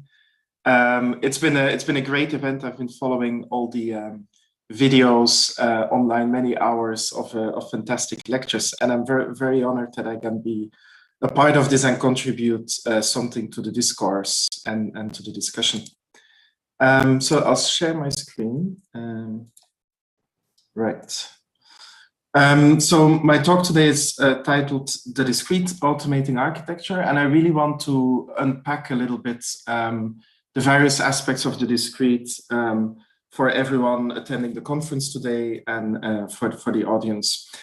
So we published this issue of AD now about 2 years ago. It's about time to also bring back together everyone who was in this issue to evaluate where the discourse is now and where we are now with thinking about discrete systems.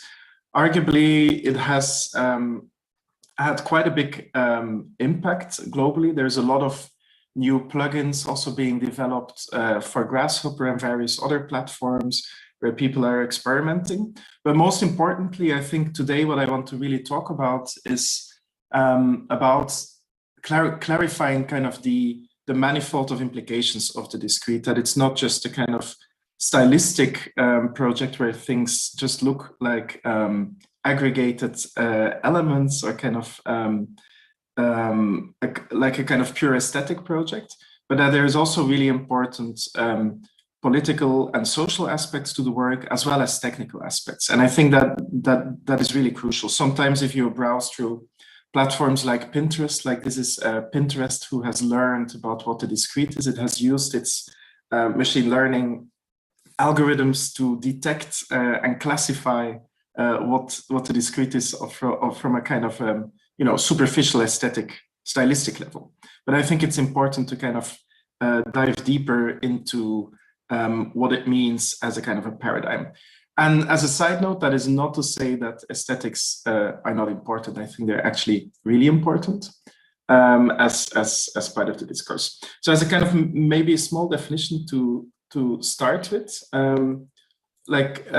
I think in the most generic way, you could say that the discrete is invested in the digital distribution of parts as the basis for an automated, complex, and equitable architecture. And that's a very open and very kind of generic definition. Now, the context for this work is very specific. So the discrete, I think, really started as a group of people, many friends and colleagues who actually also have been involved here with Digital Futures, who realized that after the financial crisis of 2008, that there was something lacking in digital discourse up to that date. A kind of a lack to respond to a renewed sense of crisis and urgency that was in the world, that goes from like the global climate crisis to the global housing crisis, to questions about the consequences of the automation of labor, to even issues now that are on the agenda from identity and things like Black Lives Matters.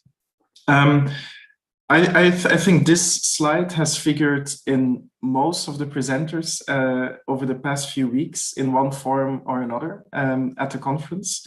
The renewed sense of urgency, the context that is shaping digital work now, I would say, is really that the world needs to build 2 billion new homes over the next 80 years. And we need to do that in a way that doesn't destroy the planet. We need to do that in a way that is sustainable, but also hopefully that is inspiring and equitable.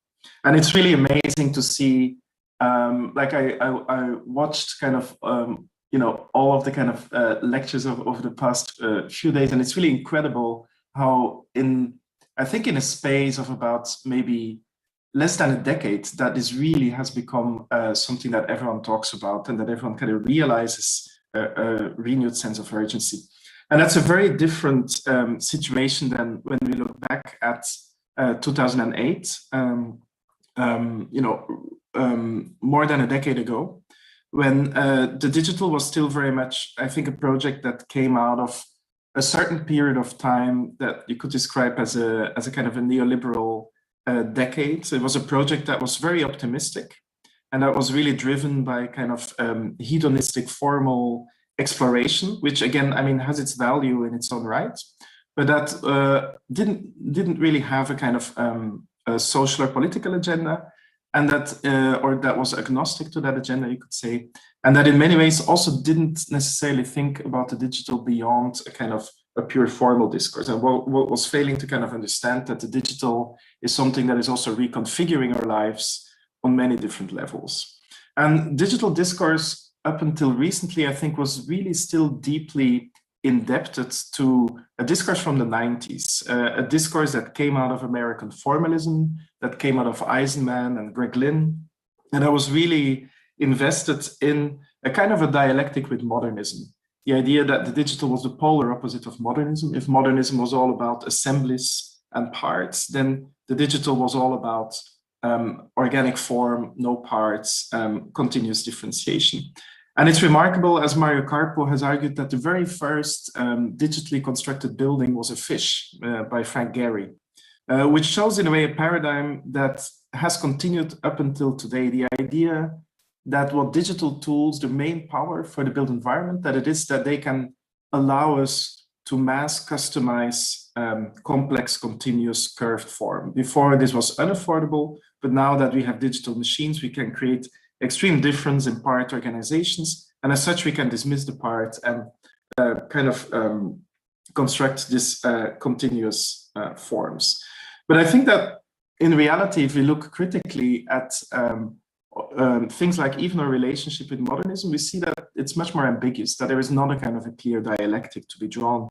That when we compare these images here of the Ford factory, which is the kind of epitome of modernist mechanized production, the serial repetition, both in the architecture and in the car itself, the fact that it's not customized, Also the idea of labor behind it, the idea that everyone working in this factory would be able to afford their own car at some point. When we compare that now today with what arguably is the space of digital production, the Amazon warehouse, that is actually how digital production looks like. It's not a kind of a very formal endeavor. It's a purely logistical project about the distribution of parts and platforms across the world. And what we see between these images is a kind of an ambiguous and strange relationship.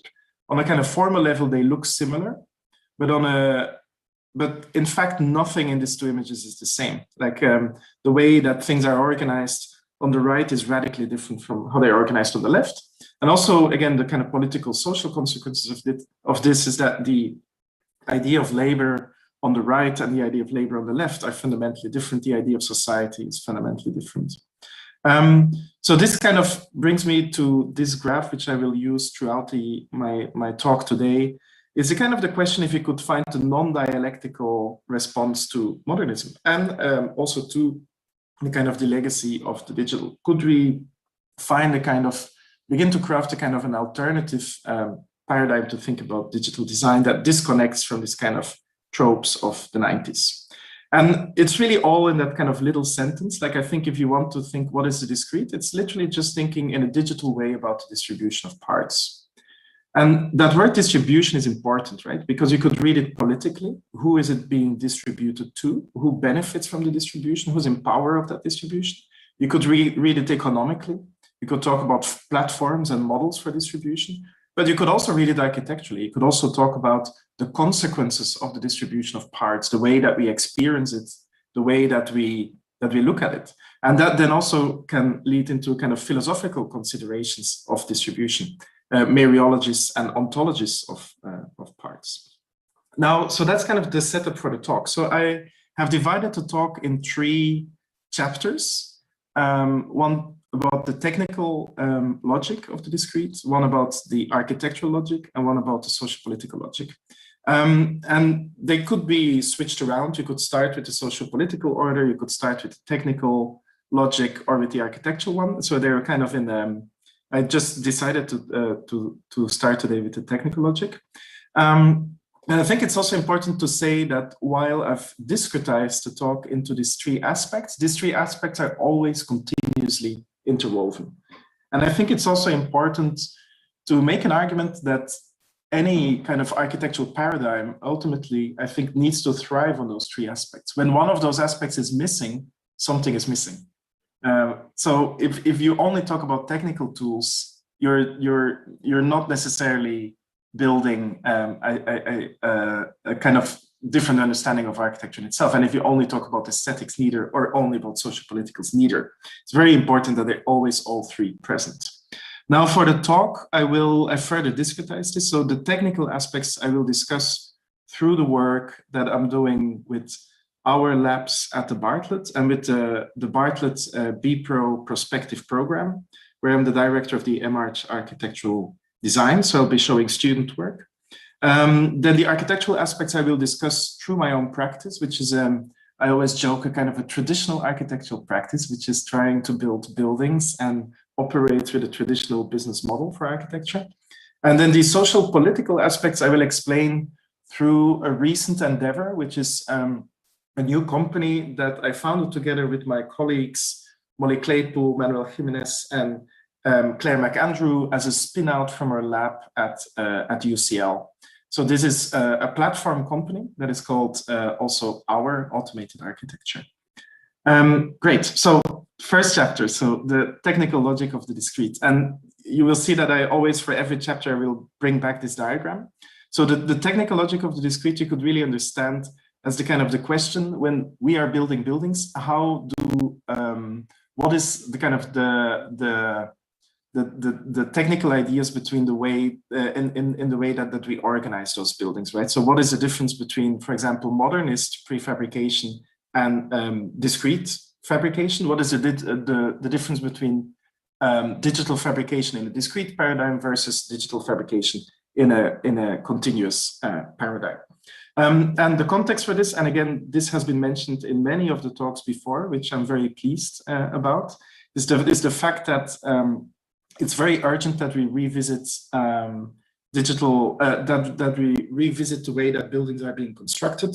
The building industry is the least digitized industry in the world, and productivity in the building industry has flatlined, at least in the West. I don't think so in China necessarily, but in the West it has flatlined since 1947, which means that essentially you could argue that architecture on a kind of very fundamental, blunt level has not actually changed since 1947. So despite all our efforts with BIM, with robotics, with new materials, we're still not building more efficiently or more productively since 1947. And 1947 is the year that Le Corbusier started building l'unité d'habitation in Marseille, just to put that into context. That also means, again, that this kind of non-dialectical relationship with modernism, it means that modernism is really resistant. It's really reluctant to go. We're still indebted to this model of the maison domino that is still kind of present and persistent in construction up until today. And I thought it was very beautiful that Achim Menges also showed his project at the Venice Biennale, which was attacking this model, right? This kind of persistent model of the domino.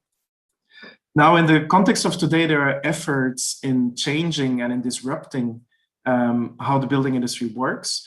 Most famously, there was the combination in a way of sidewalk labs and Catera in the US, with Catera, again, relying on a kind of very old-fashioned, in a way, idea of modernist prefabrication with a kind of a modular kit of parts that is done not in concrete, but in timber, but as an idea kind of came straight from the 1950s.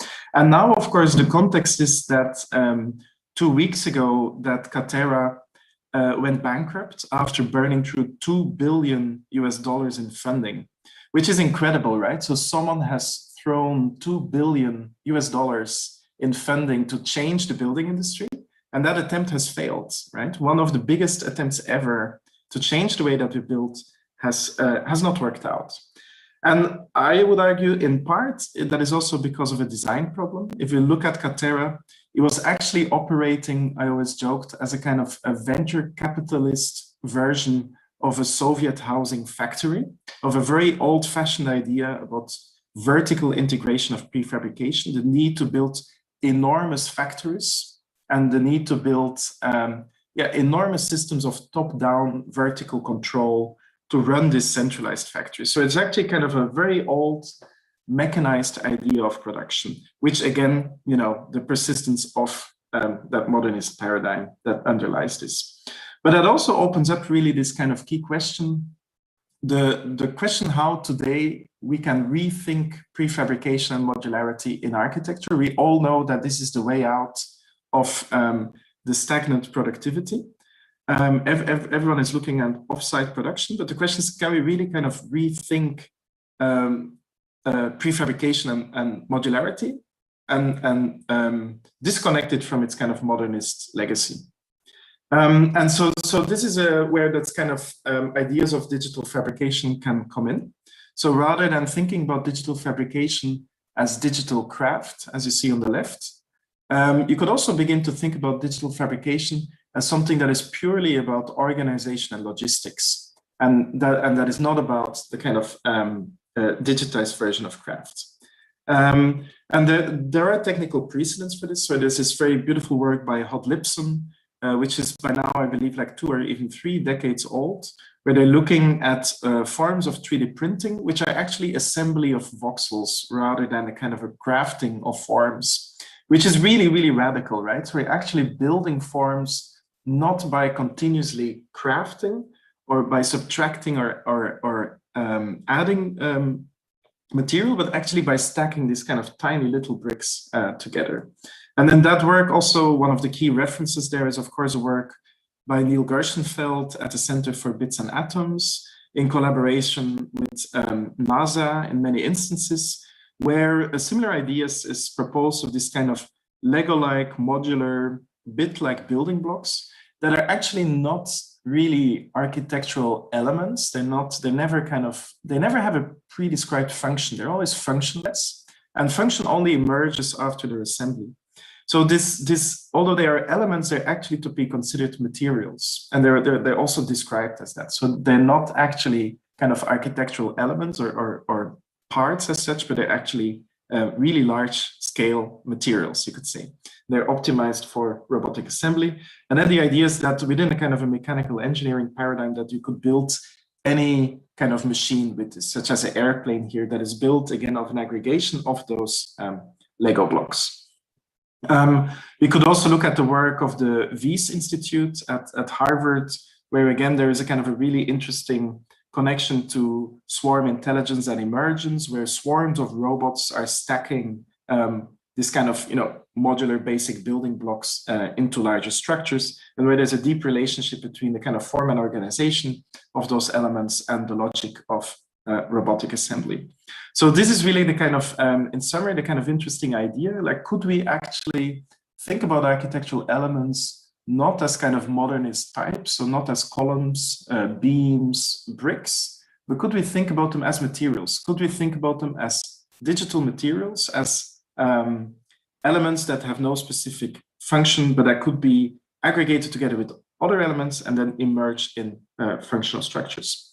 And it also has important consequences, of course, for automation, because currently the current building industry is based on a kind of a modernist tectonic, where you have more than 7,000 different parts and pieces that are sourced from all over the world, that have no specific relationship to each other. If you want to automate architecture as it is today, you will always end up in a way as Catera. You will need $2 billion and you will go bankrupt because it's just impossible. You cannot automate architecture as it is today. You need to radically simplify it, make it even kind of more blunt in order to work. So that is also a kind of a beginning. Already you can see that as well here, a kind of a beginning of a design challenge that in a way, if you want to automate that, we need to also rethink the kind of core syntax of architecture. So architecture in a kind of fully automated way, thinking about these modular parts that have no specific function, architecture then becomes a pure matter of organization, a pure kind of blunt stacking without any kind of form of craft. It's just a pure organization of similar parts. So this is work that we've been investigating now for a number of years at the Proiecte School of Architecture with our lab and in the teaching, where we're developing this kind of functionless material-like elements that can be assembled by robots, by industrial robots today, but also by our own kind of versions of swarming robots that can assemble those bits and pieces. And this one I always like to show that, which we call the pizza bot. The orange element is a robot, the white element is a brick. And this is kind of, you could say kind of very blue sky vision of what a kind of a fully automated architecture could be in this world. So you see this kind of pizza bot here hopping, walking through the Bartlett, through the corridors where students build that and kind of speculate on how it works. Then larger versions of this with a kind of robotic assembly that is simulating the movement of these robots. And then also now looking at reinforcement learning, where we're using ML agents in Unity as a framework to actually train those robots to make their own decisions rather than explicitly programming them. And then resulting ultimately in a kind of vision of what that kind of strange form of swarm assembly could look like. Like you see here, kind of hundreds of these robots assembling thousands of these bricks, and the building almost kind of growing, which again is in a kind of a strange contradiction almost to the kind of seemingly repetitive logic of the parts. So that's that kind of vision of what modularity in the digital age could be like. And now in kind of recent efforts, I didn't bring any student work from this year. We are still very busy preparing for our super crits at the Bartlett in 2 weeks from now. But also again, like now we're looking actually quite actively at various forms of machine learning to train assemblies of these blocks and to help us evaluate and generate various designs. So this actually worked from last year from a group called Public Parts, which was also again looking at reinforcement learning to aggregate various building elements in a platform. but also considering kind of larger consequences for what it means to live in those buildings, right? And questioning also the kind of the fixity of these elements. What if these elements could also kind of, or some of these elements could change over time? What if the robot kind of keeps living in those buildings? So here there's a very beautiful project also from last year where there is a kind of a robotic element that has a very limited behavior. It can just move forward or backwards. But in doing that, it reconfigures the typology of a building and changes its kind of use over time. We're also interested in various forms of materials. Like, for example, here we have been working with bamboo and augmented reality, where we used also, again, machine learning to kind of extract various aspects of bamboo rods and then generate assemblies.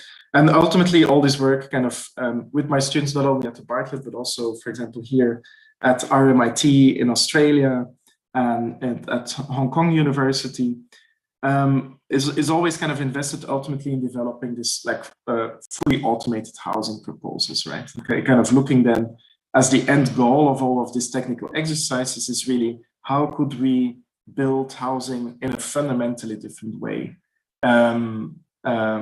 That you know, kind of capitalizes on the efficiencies, this kind of radical efficiencies of prefabrication and modularity, but at the same time in a completely digital manner to ultimately enable forms of inhabitation and life that are very different from those today.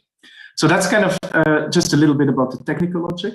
So now I want to talk with you about the what I call the possibility of a discrete architecture, like approaching the discrete purely from a kind of architectural perspective, which is then, again, if you look back at this diagram, what are the kind of architectural differences between a modernist assembly, a continuous understanding of space, and then a kind of a discrete version of that. Like, what is actually, when it would be built, what is a discrete architecture?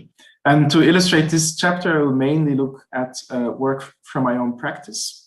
And you will also see that my own practice obviously operates in the right here and now. So it tries to bring research that we're doing at the lab to the real world, but also needs to operate within the kind of the constraints of the real world, right? So it's less blue sky and it's more applied.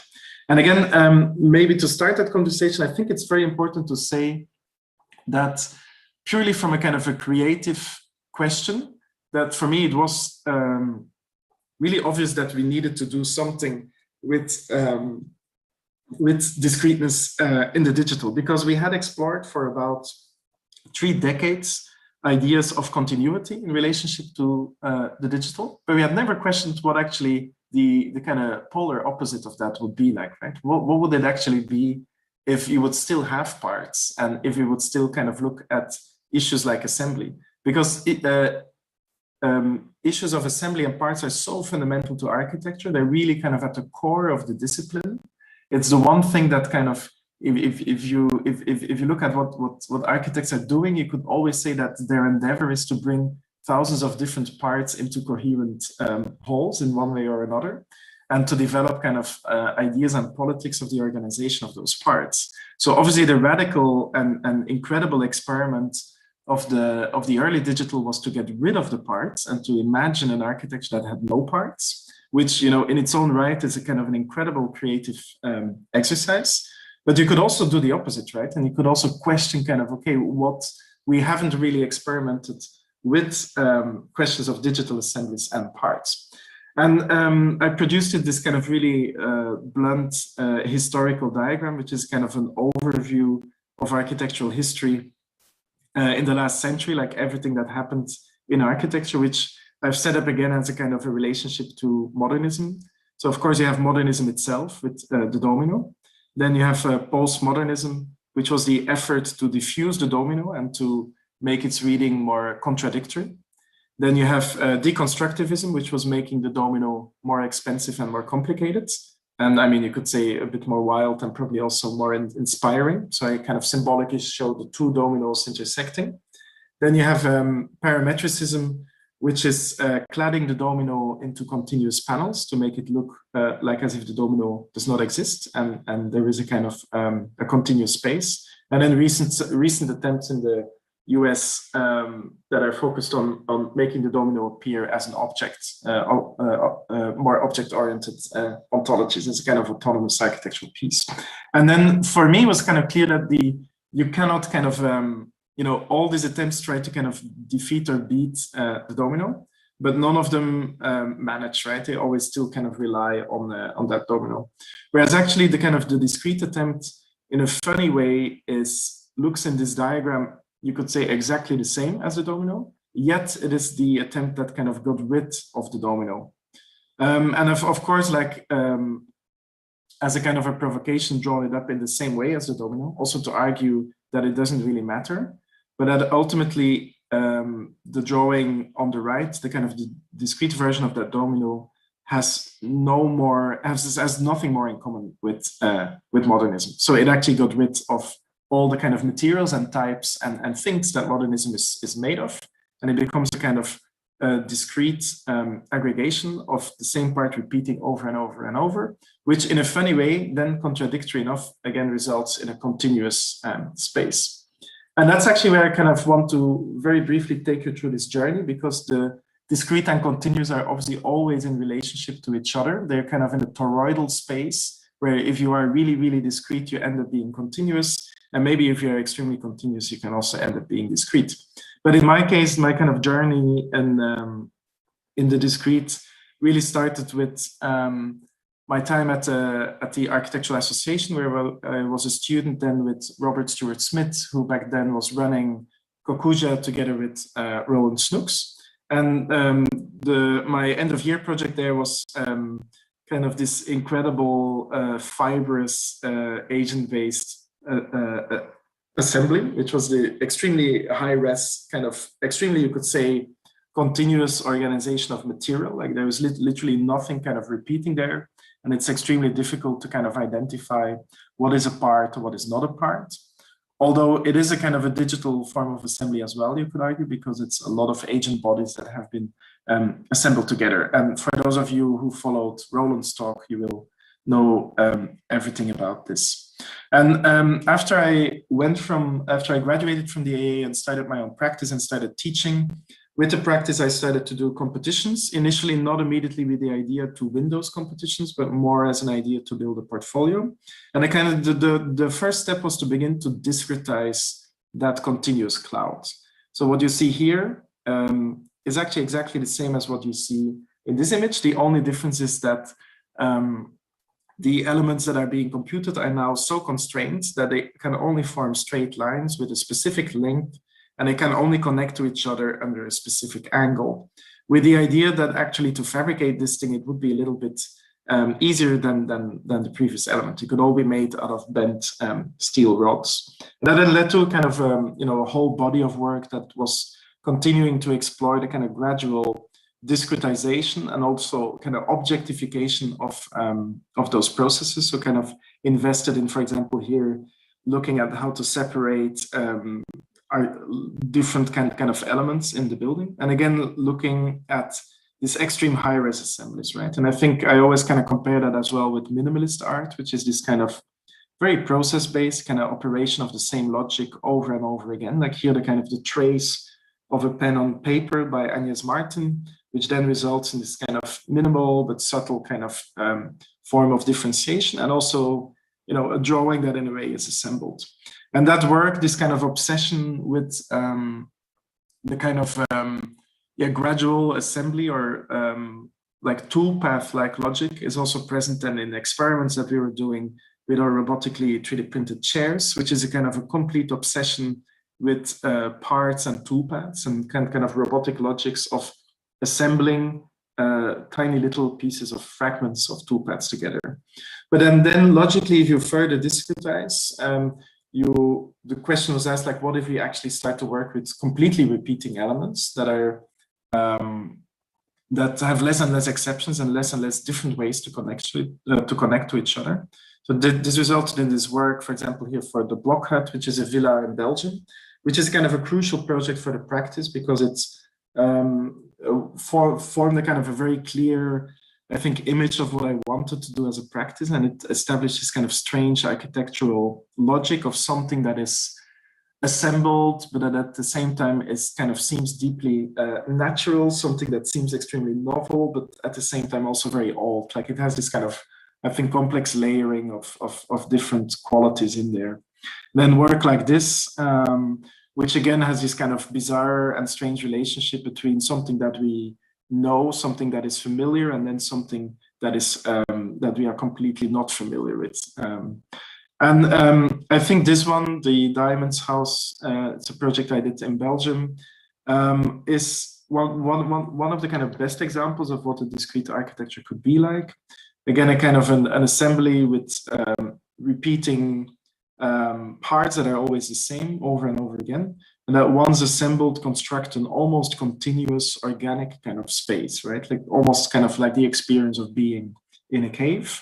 And then very importantly with the practice was then the idea how to materialize this work. So we really started to work on establishing ways to build this. So based on a kind of very simple logic of always working with standard timber sheet materials that can be cut by robots or CNC machines, and then assembled together without any crafting on site. So they're just kind of post-tension together on site. So this is a pavilion we built in Tallinn, which was kind of an important case to reflect on the possibilities of that architecture. And again, I think for me, quite important to see how it is very similar to the Block Hut project. Like it's kind of to show that that kind of architecture is affordable and that we can actually build it. And again, the kind of the strange qualities of this architecture, I think, is the fact that you know, you could organize discrete parts purely with engineering logic, which would give you the drawing on the left. You could also just pile them randomly, which is what you would do in the middle. And those are actually two really logical ways of working with discrete parts. But the kind of I think the strange quality in the way that I work with those parts is that they're always kind of articulating something that we're slightly familiar with, as a, like for example, you know, the slap-like domino or other work. And it's this kind of strange confrontation between what we know and what we don't know that generates its qualities. Then here for, you know, this pavilion obviously was like a domino in the sense that it wanted to talk about housing and about how we could consider housing differently. And then a series of other projects where this is at the Royal Academy, where we managed to kind of build a section of that Diamonds House project that I was showing before. And again, exploring kind of the qualities of that building. And we've managed to kind of keep prototyping these systems. And now this is a project that we've just built. It's tiny, a very, very small project in Belgium, where we constructed a very simple square, actually a square that rests on 3 feet, on 3 support points between 2 walls. But it's actually not supported by those walls. It's really kind of a timber table that is built of this prefabricated blocks. They're made of a kind of a mini CLT material. A very strange building site where these elements are literally, like there's no craft on the building site. It's literally just clicking together these components and gradually kind of, you get a kind of gradually emerging functionality out of those parts. See here the roof. And I think it's very important to mention that, you know, this is a very kind of humble project. It's not for a kind of a funky, wealthy client. It's actually on a very normal budget, the kind of the typical budgets that are available for this like small house extensions back in Belgium. But I think it offers a kind of extraordinary spatial quality and a kind of a really like for me, it was really kind of important to be able to show that we could tackle such a kind of normal, simple, humble projects with these construction systems and showing what they can add, right? And I think, again, it's kind of interesting from an architectural perspective, very domino-like. Like it's actually, as an architectural idea, very boring, that it's just a roof and a column, yet nothing in this building is a roof and a column. It's all kind of very different. And then you could speculate further with the same building systems, how we could build. Like this is a project in Romania, which we could literally build like it is. I know exactly how to do that. And again, it has, I think, this kind of incredible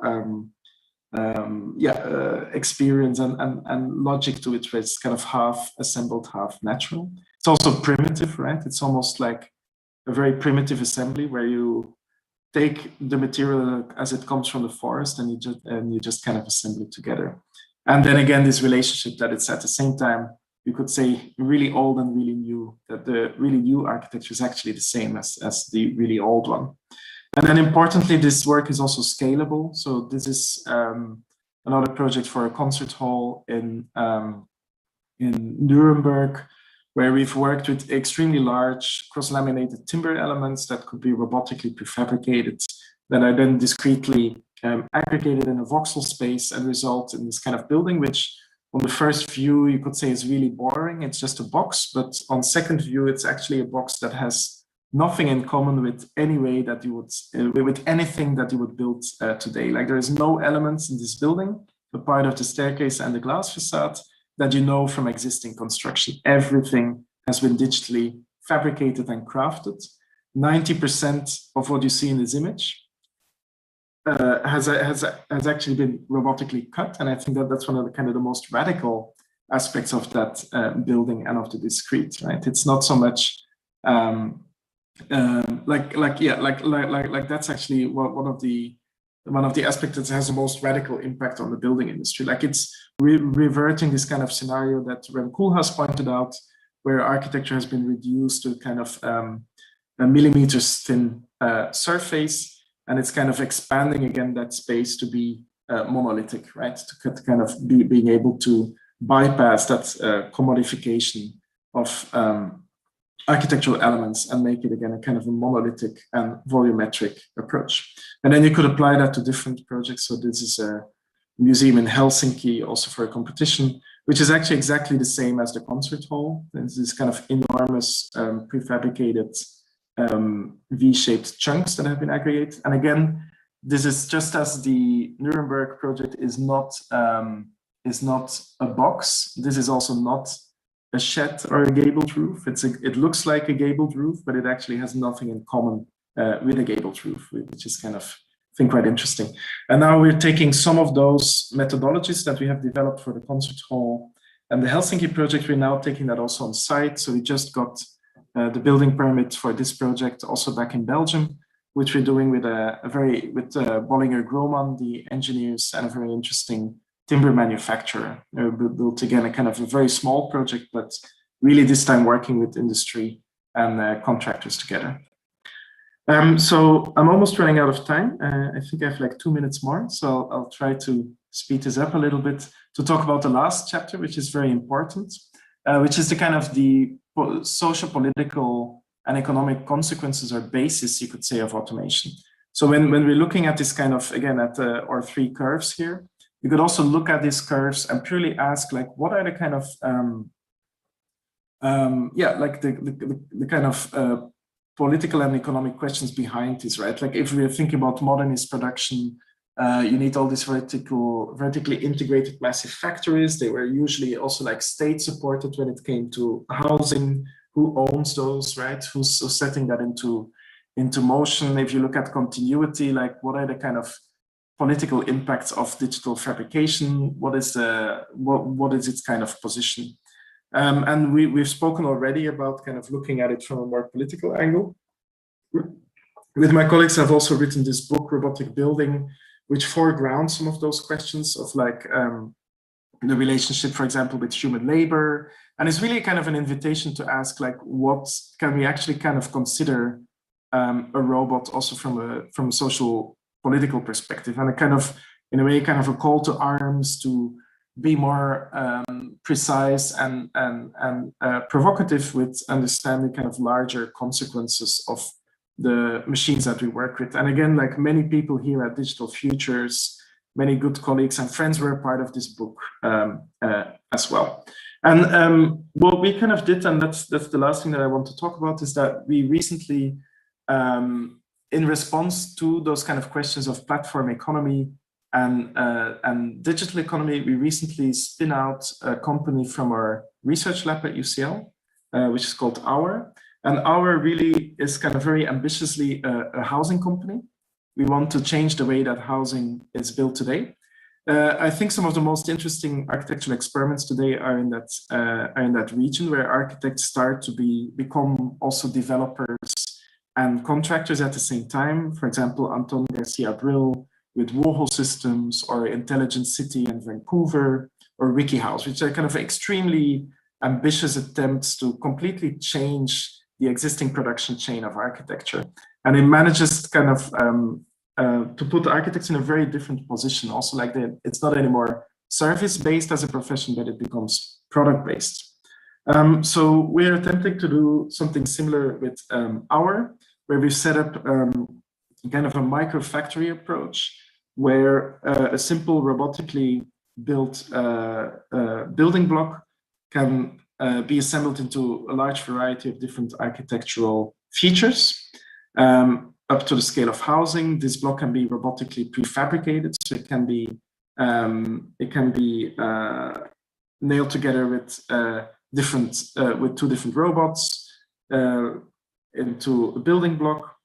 And we've built our own office with this, but we also importantly are working with a number of community-led housing organizations, where we're giving various stakeholders and participants and future inhabitants access to our automated tools, where they're actually working together alongside us and thinking what their spaces would look like, how they would want to live, and kind of are able, through the fact that we have automated large parts of this process, to kind of speculate with us on a horizontal level.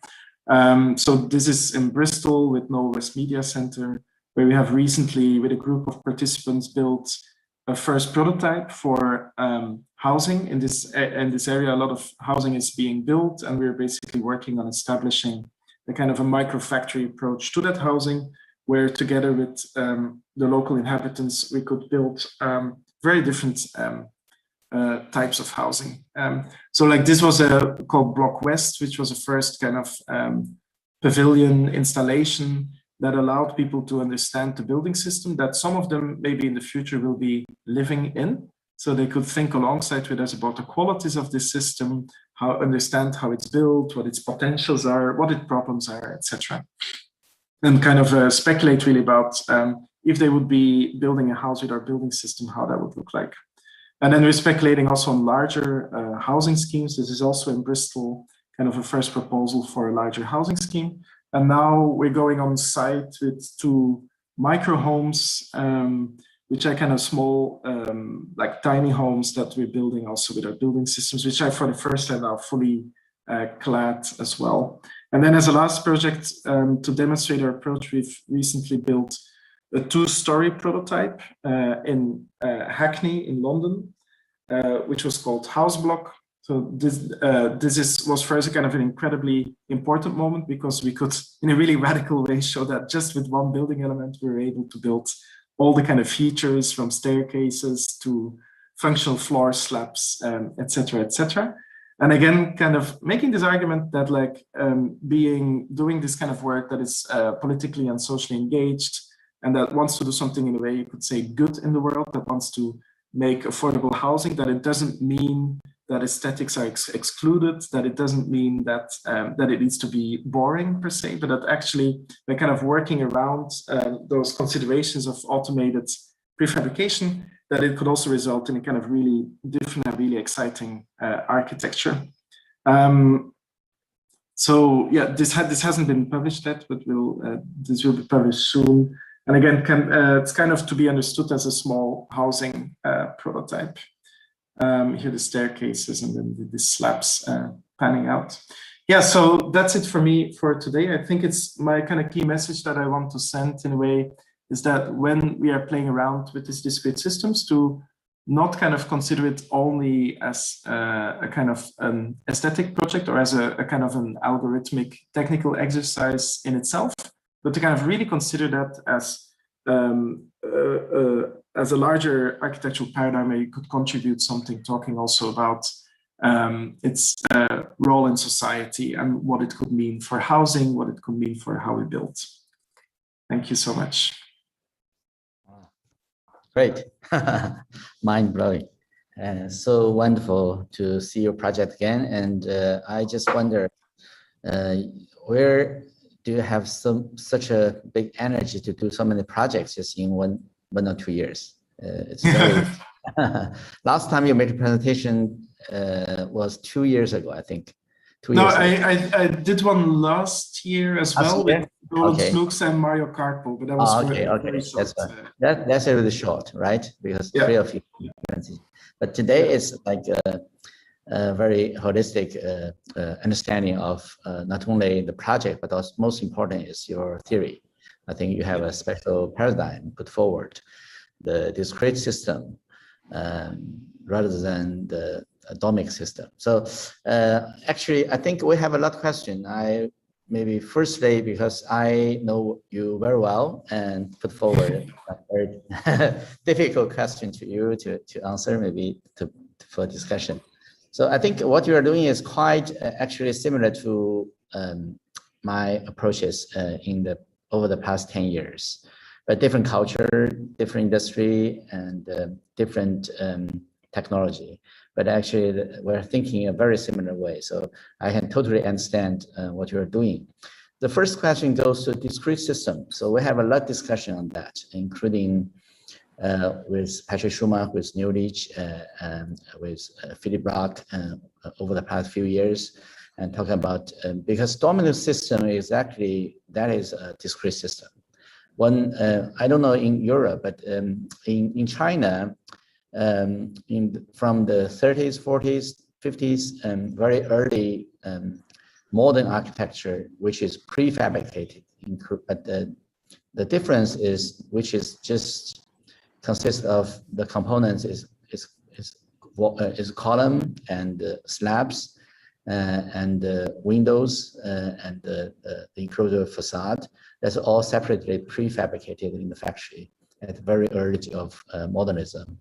But after examined by the earthquake, in 1996 in Tangshan, China, they have an extremely serious earthquake.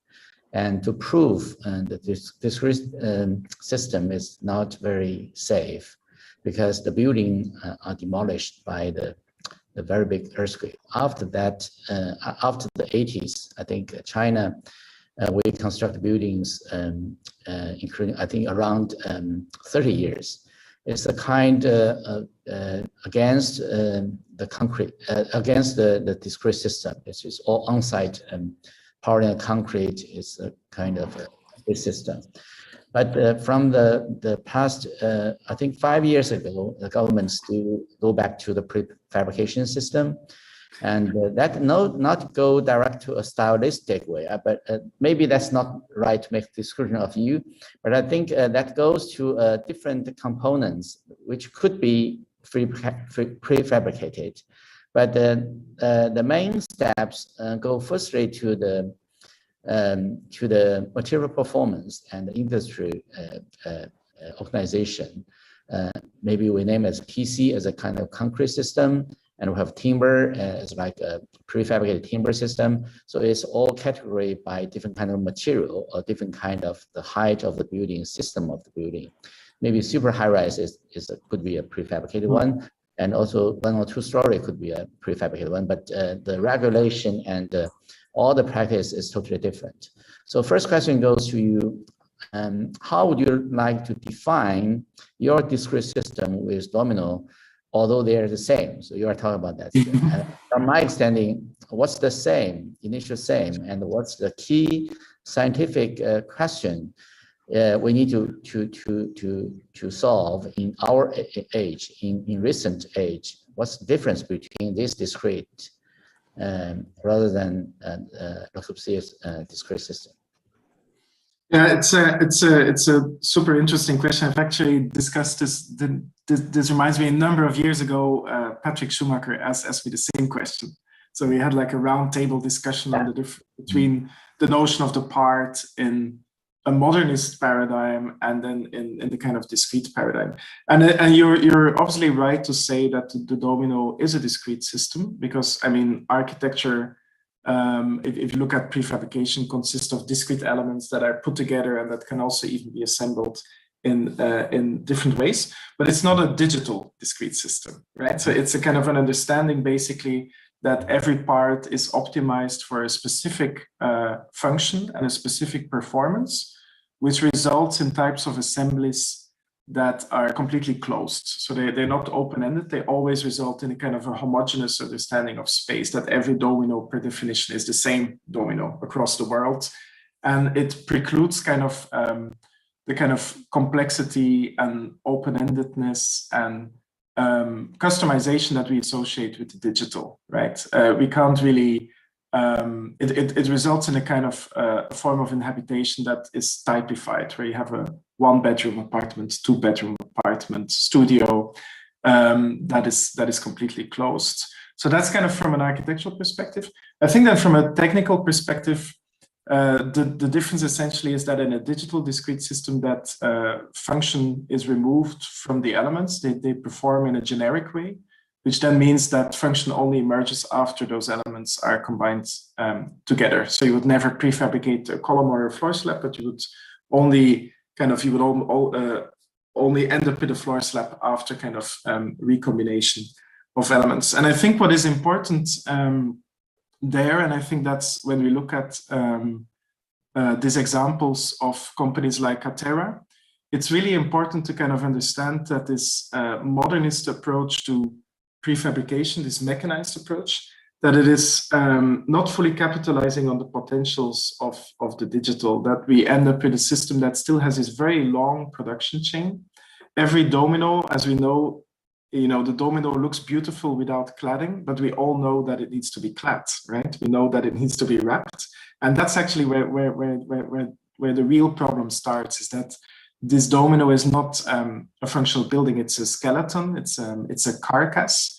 And then it needs thousands and thousands of other parts and layers to be added to it to become functional. So when I'm saying that like architecture consists of 7,000 different parts and pieces and is impossible to automate, the source of that is actually this domino, because the domino is separating function. It's always looking at parts with specific functions. So you have a facade that has its own system, you have a floor that has its own system, a column that has its own system. So what we really need to do is to kind of get rid of this functional differentiation and really look at kind of more monolithic building systems. So that's kind of, I think, a technical agenda for that. I think it's really, really important as a kind of to look more at from a proper engineering perspective at how these parts work. And I think I've now been in a kind of a great position to slowly test it out together with various engineers, like with Klaas de Reyke, who's also involved with Digital Futures from Bollinger Grumman. I've been working with him for a while. And my engineer, Manja van der Worper, we've been starting to do like proper testing of this post-tensioning systems, etc. But there's a lot of, there's still a lot of testing to be done to find exactly this difficult question of what performance means in such a redundant system, right? Like what is the actual performance needed for those parts? And that's super interesting. And I mean, I also like to, like there's more and more people also working on this question. So I think it's becoming a more and more interesting debate to understand that. Yeah. I think my understanding to the difference, probably it's produced a new opportunity to architects, because in the modernism, the industry go directly to the. I think it's a. For example, the column, the slabs, all same to each other, which is what you say, it's not digital design and digital fabricated. So industry goes to all the copy and paste. It's like the same copy, and that is goes to the very big factory. But right now, it's more gave the architects more free design possibilities, maybe that produce a new opportunity, redefine the industry. So the second question is interesting, go to the platform you mentioned. I think when we research on such kind of interesting topic, after years, you will all go to the platform, because it will to set a systematic work, how to redefine the relationship between the designer and fabricators. I actually invite you to come to Shanghai and see your team is really strong. For some small project, even though you have workers, probably your team play a very important role in the construction process. So how would you like to enlarge your skills of the buildings. Maybe in the small project, your partners and your team could play a very important role in that project. But if you enlarge them to a bigger scale, how would you like to address your systematic ways to control the building, and how would you like to engage in the process in the future? Yeah, that's, again, I think super interesting, and at the core of the work, the challenges that we're facing now with the platform company that we're trying to do. Because it's true that obviously until now, I'm an architect who builds myself, and I have my team who is really good at questions of building. And for example, the first house that I was showing was built, by myself and my team. There was no contractor involved. Because we felt it's just impossible to do this work with a contractor. There's such a big gap between the knowledge that is needed and to make this happen. The interesting thing is now that the second house we are building with a contractor, but it's a very rare contractor because he's an absolutely fantastic, very intelligent timber contractor who's very open-minded. He's an engineer himself, so he's really, really interested. And I worked with him before for a competition, and that is a very easy transfer to industry because you have a very enlightened industry, which is normally not the case, as we all know. This is not the real battle. You're very spoiled if you can work with this kind of contractors. So the question then goes more to the platform that we are building, because obviously the platform wants to scale. It wants to not be the kind of typical architectural practice where you design like a beautiful house and a beautiful museum, but it really wants to be a big platform for housing. It wants to go viral. And it's also based in a way on the idea of distribution, because it's all about us building this micro factory, this little robotic cell, and then populating the country with multiple robotic cells and having people around these robotic cells be able to work. And I would say one kind of we've worked a lot now in Bristol with involving people like stakeholders, so both small contractors and the people who will live in the buildings in the building process. So we teach them the skills, we teach them how you can connect those blocks together, how you build a block. We discuss with the contractors together how to do things like cladding. And for example, the two micro homes that I was showing, they are actually being built by the clients with one person of my team to kind of oversee the process. So that's very, very interesting. And then the idea is actually that the client, once they learn how to build one, they will become my contractor for the next ones. So some of this, so it's virally kind of connecting that they could help each other out. But then also, obviously, we all know that also has the limits. You can't build a big building like this. This is only for small projects. But you could imagine maybe to do a similar workflow with larger contractors for larger projects, that you kind of, that you involve them in that process very early on.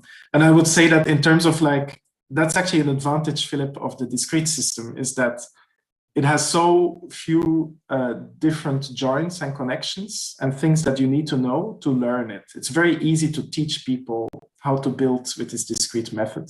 So I think that is something that is quite a good aspect of thinking in scaling and building larger groups of people who know how to build with this, because it simplifies kind of the problem space significantly. But there's still a lot of work. Yeah, I can imagine. So I just wonder how could you both teaching and very experimentally in your school, at the same time you have so many projects coming out. So that's a wonderful lecture, and I can see your energy and your great successful projects coming out. So that's what we were talking about you years ago. We were talking about there is a future star rising up, and we can see the potential in your prototype research methodology. And we are curious on your future, because we want to see what will happen based on this methodology and this new paradigm shift. So great thanks to you, Jules. We have some other session of the conference. So thanks for Thank you so much for the invite, Philip, and the great conversation. Let's keep in touch, and I will hope to see you soon. Yeah. Yes. Bye bye. Bye bye. Bye. Okay, is Martin here? Oh, hi. Hi, Philip. Hi. Good morning. Hi. Good day. Good afternoon. Thank you. Good afternoon. Good morning. So, what time is it right now in your city? It's 9:30 in the morning. So, like the. Okay. Welcome. It's so awake. And hello. Thank you very much for the very nice keynote. Oh. And a great program, Philip. Yeah. Yeah. So it's a great honor to invite Martin and Painter, who is a PhD. Are you a PhD candidate right now, or you're teaching? No, I'm an associate professor. Sorry. Associate professor. Okay, sorry for that. Yeah. Associate professor and teaching CETA. We have a very often connection with Meta Thompson. And she actually gave a fantastic lecture, introduce your CETA, what your CETA doing in the past, over the past few years. I think it's a great lecture. And also we invite her to be the fellow of Digital Futures. So I think CETA right now play a very important roles globally, and not only in Denmark, also I think in the future, including the future Architect Society conference will be coming. So, well, it's a great honor to have Professor Martin here. So the screen is yours. Please host the session 3. Welcome. Thank you very much, Philip, and hello everybody from session 4 S3 and everybody else listening here. It's a great honor to share the session. It's really interesting. It's also, I would say, like if you know CETA, we're a relatively small team, been around for a long time, and we've been always working a lot with on different topics. So I think our remit is like that we look into more general topics and then dive deep in certain areas. And one large aspect of our work has always been on behavior and understanding interaction and perception through behavior. And like there's what Meta has probably shown a lot is like behavior on material and system level, but we also have been dealing a lot with behavior on human scale and humans. And so we, in 2015, we dedicated like a conference to this topic. So similar to the one today, like it's called Design Modeling Symposium. We made a nice book called Modeling Behaviors. And in there, we kind of tried to figure out what are kind of the different aspects of behavior and designing of behavior. And I think that's like, and they're going from like the behavior of like material systems, structures, but also to behaviors on human and urban scale. And I think this kind of range of design like is also very present in this session 3 here, where I've read with great interest a wider, diverse range of papers that we're going to present. I'm very happy that all presenters are present here, and we have around 2 hours. Philip, say if I'm wrong, right? So until 5 o'clock or 5:15 your time, and I think we will go through that. We have like around 10 to 12 minutes of presentation, and then have like directly questions from the audience and from us for each of the questions. So I think we should start already a little bit beyond schedule here. I welcome Julia, Björn, Ingrid Pauletti, and Skylar Tibbets for their paper for the soft material, which is like a collaboration between like MIT and the Politecnico di Milano. So who's presenting? Julia? Nice to meet you. Hi, nice to meet you. Hello. Hi, Martin. Good morning and good afternoon for the others. So I will share my presentation.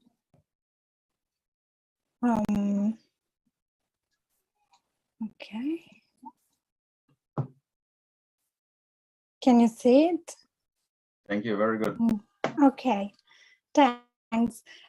So today I will present for the soft material system, and as I said, it's a collaboration between Politecnico di Milano and MIT, thanks to ROCA research grants. My colleagues are Björn Sparman, Ingrid Pauletti, and Skylar Tibbets, and it's a collaboration again between Material Balance Research Group from Politecnico di Milano and Self-Assembly Lab from MIT.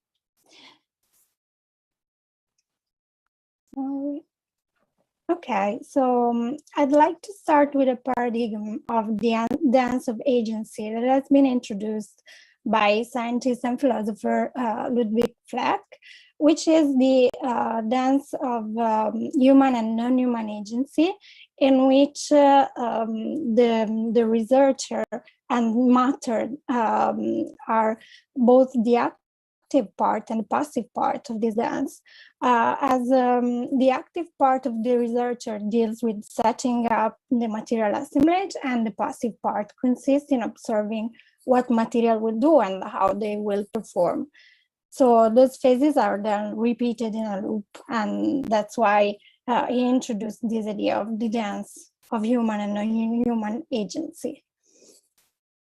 So material is nowadays then perceived as the active generator of architecture. So through material engineering, we can understand and know the genetic heritage of materials. And through computational design, we can embed data in material systems.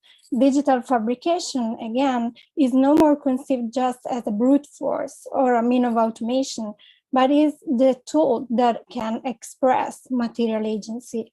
Among these tools, 4D printing is the one that exploits programmable matter as a material whose properties can be programmed. It can be defined as 3D printing with the addition of time. So current state of the art in 4D printing includes it presents some challenges, has high-end multi-material printers, such as the Stratasys one, and then the printers company have their own proprietary material, so that we don't have much information about those material, or researchers make their own custom lab engineered material.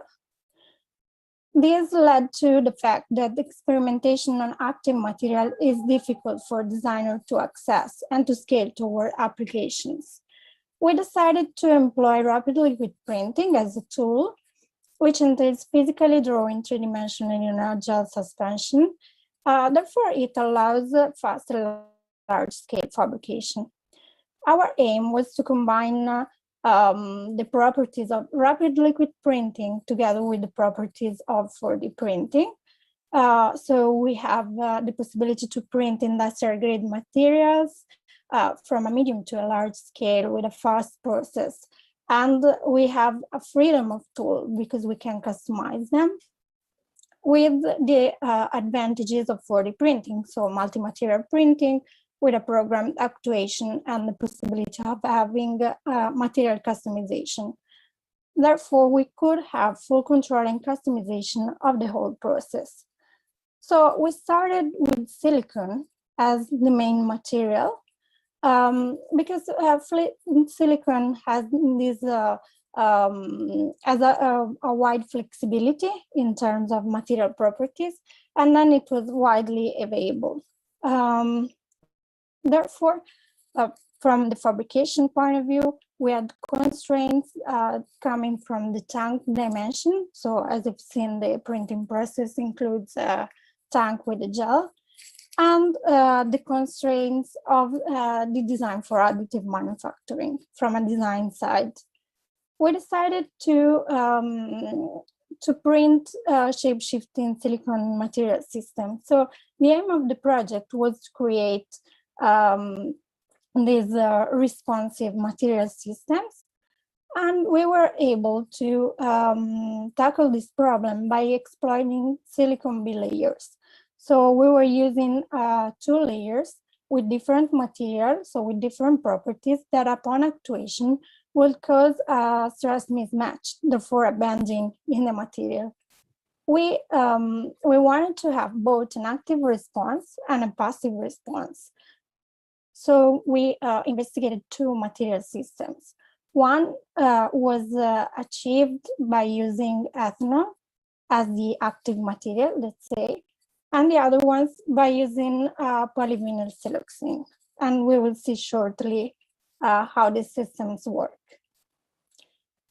So ethanol, coming to ethanol, we can say that it's a phase-changing material. Therefore, the 2 layers that you can see on the right side are one made of plain silicon, and the other one was a mixture of silicon and ethanol. Ethanol, while undergoing the phase change from liquid to vapor, expands, and this causes the bending. We were able then to generate this active responsive material system. We printed this star-like aperture. We were tuning all the material properties. I've put here a table just to let you understand. These are the percentages in weight, but just to let you understand which parameters we had to keep in mind. And of course, as you can see, the design was optimized for the machine, so for additive manufacturing. And we had to keep in mind also the material properties, such as the viscosity and the thixotropy of the gel. So we had to push one layer on top of the other more than the layer height that we were supposed to have in the end, just to ensure adhesion. So the result was a thermally actuated star-like aperture. Here you can see it's actuated through a heat gun. This is why it's moving a bit in a weird way. So the layer with ethanol expands and causes this movement. Regarding the other project, we have been investigating swelling rubbers. As I said, using these polyvinyl siloxane bilayers materials. This research has been actually started from the Moss Lab at Boston University, as they found out that these two materials react because of the chemical bonding that they have inside their internal forces. So following the Timoshenko bimetal model, we were able to understand how the curvature was changing by tuning the properties of the overall thickness and the relative thickness of one layer in respect to another. So these ones are the casted samples. And then we were able to print them. As you can see here, there are the two materials, the green and the pink one, and they have different shore hardnesses as well. So we found out that the ratio of 2.5 of the green over the pink layer thickness was the one that was causing, let's say, the most dramatic bending. On the other side, we were able to exploit the properties of the silicone printing. So the fact that it's a liquid and that we can actually print in one material inside another one. So in the same print, as you can see in the left image below, we were able to have two different curvature, to achieve two different curvature in one piece. And these are other printed samples that show the different printing strategies. So on the left part, on the bottom, on the top, you can see, for instance, that the circle has inside, it's really barely visible, but has inside a spiral printed with the pink material, while on the other side, on the right, we have stripes. So these are different printing strategies to generate bending. We also employed this kind of lattice structure in order to constrain this movement and see what would happen and how much dense they would have had to be in order to constrain the movement, what happens when we remove them, and so on. And the latter on the right side is a morphable fur, as the printed pattern that you see here in pink generates a change on the surface on the other side of the fur. So this was also another nice outcome. In conclusion, we can say that our main research questions were which silicon-based materials could be used to achieve shape shifting. And we found that both the silicon ethanol mixture and the polyvinyl siloxane bilayers have proven to be feasible. And on the other side, which design strategies and fabrication procedures were needed to create a responsive system? Well, we found out that actually there were some challenges, such as the silicon porosity combined with the volatility of ethanol, which jeopardized the durability of the system. There are ways of, I mean, there have been researchers that have tried to avoid these, this issue, but still it's a work in progress. And on the other side, the polyvalent siloxane bilayers are not reversible once actuated. So this was another challenge. But in the end, we could say that the soft material system have proven to enable a wide array of kinetic solutions. Thank you. Thank you, Julia. Really nice. Nice experiment. Looks super interesting. I want to ask everybody, if you have some questions here from the audience, and use the question and answer box here just to ask like our panelists here any question. Appreciate it. I will just kick off here, and I think it's really interesting. And that's like, Julia, I think what your system, the systems you're working with, is a bit like bi-material systems, right? So you have like two different materials and one shrinks more than the others, and then this creates movement. Is this underlying mechanism that you're using, right? Yeah, like the basic mechanism is that one. On one side, we have the silicon and silicon plus ethanol, which is a bilayer. So we have one that is just silicon, which we can say is a passive layer, and the other one, which is the silicon with the ethanol, that it could be actuated through heat. So when it's heated, it undergoes the phase changing. It has to be heated up to 70 degrees. But there are, again, ways to Celsius, but still there are ways to improve the thermal conductivity of the silicon by using some additives. And this makes it interesting if we think about apertures that can be actuated by environmental stimuli. So when it's heated by the solar heat, it can open or close as a system. Yeah. That was my question, because like then you add actually ethanol, like something which is like easily evaporating into the mix, right? So that's like the second layer is like an ethanol, and you also said like it's something about durability, etc. So then this is because the ethanol is evaporating and then it's gone, and then your silicon with ethanol mix becomes in the end silicon again, actually, or how is it? Like? It actually doesn't evaporate all. So it becomes vapor, but it remains trapped as bubbles. Okay, it remains trapped in the silicon mixture. So it won't evaporate immediately. There is an issue with durability, because what we have seen is that after 30 cycles, the specimens would not behave the same anymore. So the result of the shape shifting wouldn't look the same. So in order to avoid this, what can be done is to try to encapsulate the layer with the ethanol deeper in the mixture. So as in the specimen that I've seen that I've shown with the double curvature, we were able to put the material the same side and another material. It's kind of encapsulated. So with that strategy, it is possible to make it more durable.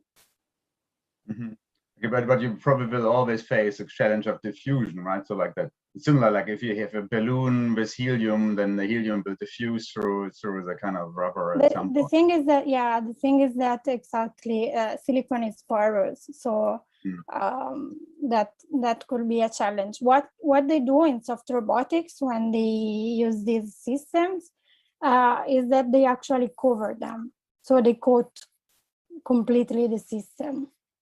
So that could be another option, to coat it with another material again. But yeah, we were still in the phase of seeing if we could actually rely just on these two materials.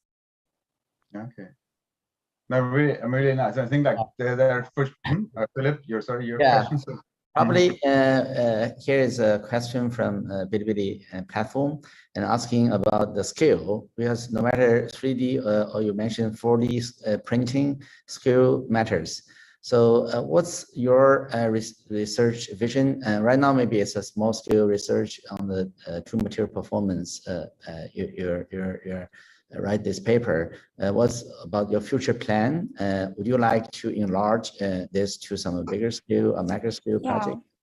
Sure. Thanks for the question. That's a really good one. It's a really good point, because scale is one of the biggest issues in 4D printing. First of all, because of the machine size. So the largest printer is never big enough, no? But with this system, we were able to tackle that problem, because you need a tank with a gel, and it can be done, if you think about a swimming pool, it can be done inside of a swimming pool, and you can print inside it with a robotic arm. So in that case, you wouldn't have the problem of the scale. The problem of the scale comes at a material level, because the material system just doesn't scale up in the same way. It doesn't work in the same way when you scale it up.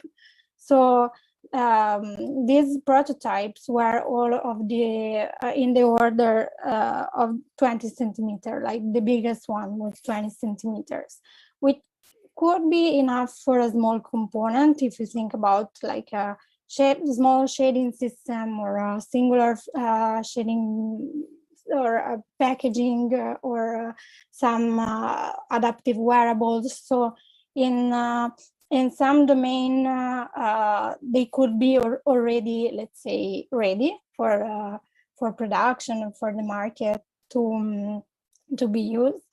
But on the other side, if we think about building system, there's still much to investigate in order to understand how to scale up the behavior of the material system. Good. Thank you very much. Yeah, the trick, like silicone, also it's not necessarily super UV resistant, etc. So, but I think it's really cool that you're doing this research, and like I think I had more maybe. Like we will have more similar projects over today, and maybe in the wrapping up session we can discuss like questions of design, interaction, and simulation, etc. Should we go on to the next, Philip? Yes, Thank you so much. Thank you very much. Okay, now we have paper Material Response Technology, Material System Responsive Design by Markus Parr and Andrea. Markus, you're presenting here. Yes, hi, Martin. Hi. So everybody, for the collaboration between China, Zhongji University and Sao Paulo, is it right, Markus? Andrea? Yeah, Andrea and I are both with Zhongji. We're PhD students with Digital Futures. Andrea is in Sao Paulo, Brazil, and I'm in the United States, actually right now. Usually in the Middle East, but now I'm in the United States. So Andrea and I will both be presenting the paper. Cool. Great. Thank you very much. The stage is all yours. Thank you.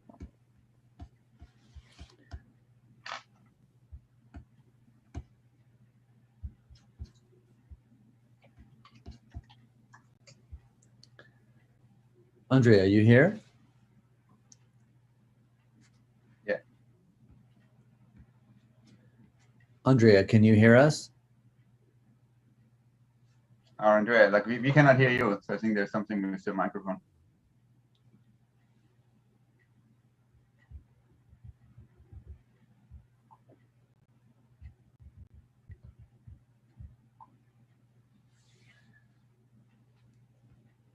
Yeah, I think Andrea, maybe, I don't hear Andrea? She needs to reconnect. Marcus, maybe you start, and then Andrea will most probably pop in, and then we take it from there. Is that okay? Yeah, we can try to do that. I know that she was here and she has the privileges to speak, so she should be able to hear. I just messaged her and she's not there, so we can go ahead and get started. Anyway, this is, my name is Marcus Farr. I'm here with Andrea Macruz. We're both PhD students at Tongji University, and our paper is called Material Response, Technology, Material Systems, and Responsive Design. Really, the project investigates the role that technology and neuroscience play in making meaningful connections between people, architectural space, and furniture, and discusses why it's important to focus on designing with more significant impact, focusing on the quality of experience rather than the quantity of objects. And to interrogate that further, we created a series of simulations based on a piece of interactive furniture as a centerpiece to an architectural space. It utilizes a computational pattern that is coded to respond to human activity and is then connected to a computer code that makes readings based on human interaction. Here you're seeing a Houdini model. Marcus, can you hear me now? Yeah, I can hear you, Andrea. Yes. Okay, perfect. Great, welcome. Yeah, I can hear you now. Thank you. Perfect. So let me pick on here. Cool. I don't know what You happened. just said that we would start, and then you would like shift this Marcus like when you're back in. Great that you're in together. Yeah. Okay. Okay, so I think you can continue. Yeah, so today there are numerous technological tools that connect people with one another. Isolation and polarization are becoming more and more common in the everyday life of people. And our original questions were, is there a way that technology can help us to strengthen verbal and nonverbal communication rather than create isolation? In other words, can we use technology to humanize humans? And so when we were exploring concepts for this project, we were discussing communication in the following ways. If communication is about feelings and attitudes, and words account for only 7% of the total message that people receive, then the aim of the project could be to improve verbal and non-verbal communication between people through technology. Yes, in an age where technology and screen-based interaction continuously surround us, a physical, sensorial approach provides new experience. So it's very important that immersive physical experience coexist and are balanced with digital ones. And this allows us to re-engage with the world in a new manner, emphasizing the positive aspects of technology and reducing the bad ones, such as depression, FOMO, etc. Verbal communication coexists alongside nonverbal, which can affect our perception. And the ability to communicate non-verbally can be improved by paying closer attention to other people's unspoken behaviors, such as eye contact and the movement of the body. Yes, so being aware of what we say and how we say it and our body language is the first step to a successful communication. And this project helps to facilitate this by bridging human sensorium with verbal and nonverbal communication. The neuroscientists are continuously exploring the connection between the brain and the sensorial channels through which we understand and perceive our world. And designers are exploring sensorial channels to build an emotional connection between the product and between the user.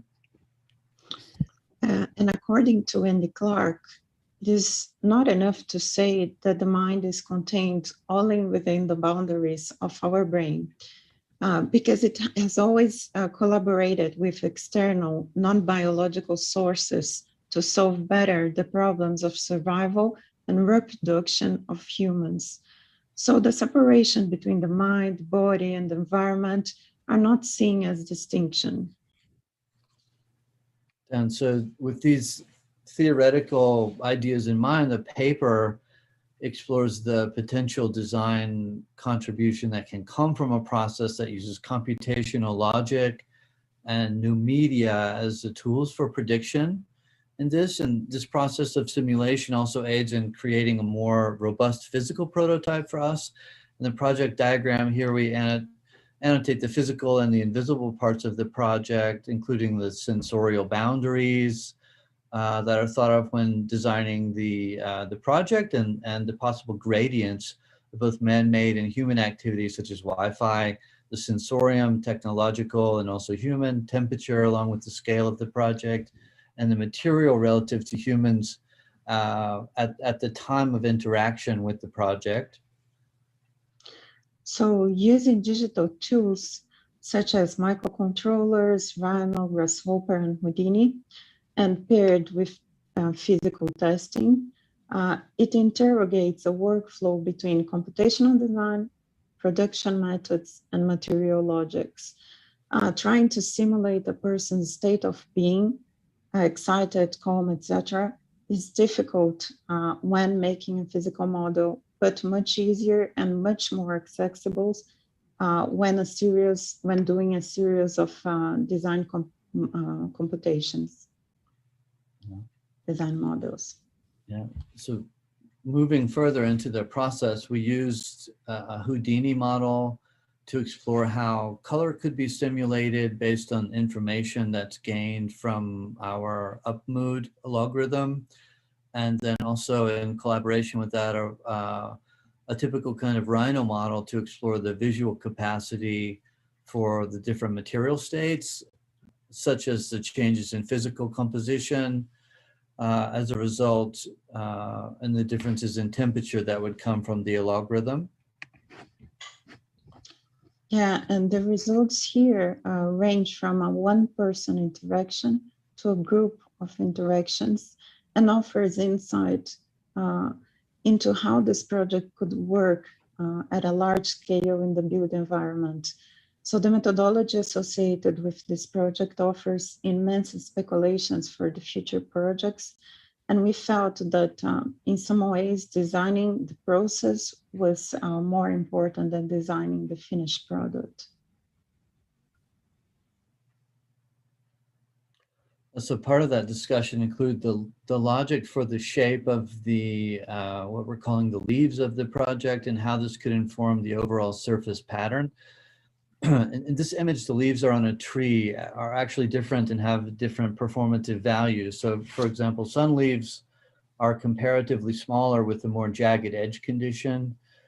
This gives them smaller surface area, and the wind would flow through the leaves more easily. Shade leaves, on the other hand, which you're seeing here in the image and the diagram, are bigger with the less jagged edge condition, which allows for more absorbing of energy. And the initial sketches and study for material explored shape grammars of leaves and how the shapes worked with bending when heated. So decisions were made regarding the performance quality of the leaf shapes. We chose alternatives that were sun leaves and some as shadow leaves. Yeah. So this was a process that was further explored by testing and developing these leaf patterns, and ultimately deciding on one leaf profile that behaved with the most consistency, and then grouping that into a composition that could respond to people in the right size of related patterns. So there were several patterns that we went through in the process of the project, and it's not by chance that the better performing leaves were the sun leaves, because their shape was more responsive. And as we began researching and manufacture our own material combinations, it became clear that an extremely thin metal combined with special thickness of paper was the most successful for the project. So the metal allowed for enough rigidity, and the paper material allowed for a more direct relationship between the thermochromic paint and the temperature differences. Yep. These are the electrical resistance coils were used in the testing process of the project. There's a range of shapes and power options here available for these that we tested. Ultimately, the one that we used had a thermostat that varied on the low side from 600 watts and on the max side to 1800 watts. The studies that came out of it indicated that 500 watts of potency was enough to achieve our desired outcome with the biomaterial that we were using. Yes, because at 500 watts, the biomaterial bends. So the higher the temperature, the more the metal deforms and the more it's responsive. And the activation temperature for the thermochromic paint is 30 degrees Celsius. So the decision was made to utilize the morphologies that bended best with the heat. So the project also incorporates a leuco dye, which is a water-based thermochromic ink. And with this as a coating, the colors can change in the presence of the temperature variation. So the process is reversible. We found up to 60 degrees and irreversible from 60 degrees onward. We found also that the leuco dyes for this process are available for temperature ranges from 23 degrees Fahrenheit or -5 degrees Celsius to about 60 degrees Celsius or 140 degrees Fahrenheit. Yeah, and this culminates into a system where a user can interact with the sealing. The dye, the temperature, and the biomaterial begin working together with the processing technology to give a sense of synergy between human and surface. Yeah. So in order to predict the overlap between the architectural and the sensorial and the augmented, we worked with UpMood technologies with this project to begin to understand how to measure and estimate how people could feel or respond to a given environment, since that was a big part of it. Here we can see the UpMood wearable technology as a wristband. Each band is equipped with a sensor that measures the wearer's heart activity. And so users wore these bracelets when they visited our project. And this allows us to collect biodata from the user and result in 11 different emotional states, such as calm, pleasant, happy, excited, etc. And this data was continuously fed into an app that began translating the sealing pattern. And the use of these overlapping technologies acted as a way to gain insight into a more profound human experience. The sensor for each band works directly with the sealing. And so as shown in the diagram here, the process that we developed with the project moves through a QR code to an iPhone and then reaches the UpMood app and an UpMood wearable sensor and processor, and then programming then to the table, to the sealing of the project, where the material responds accordingly to what the user is feeling in that particular moment.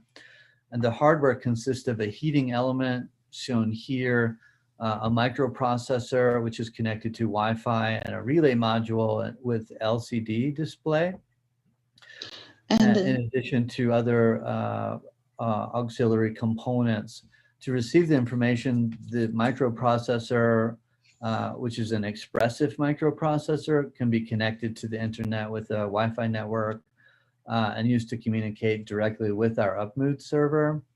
And once emotions are received from the server by the microprocessor, they're shown on the display directly, and then the heating element is activated or deactivated by the relay module, and that's reflected in the project.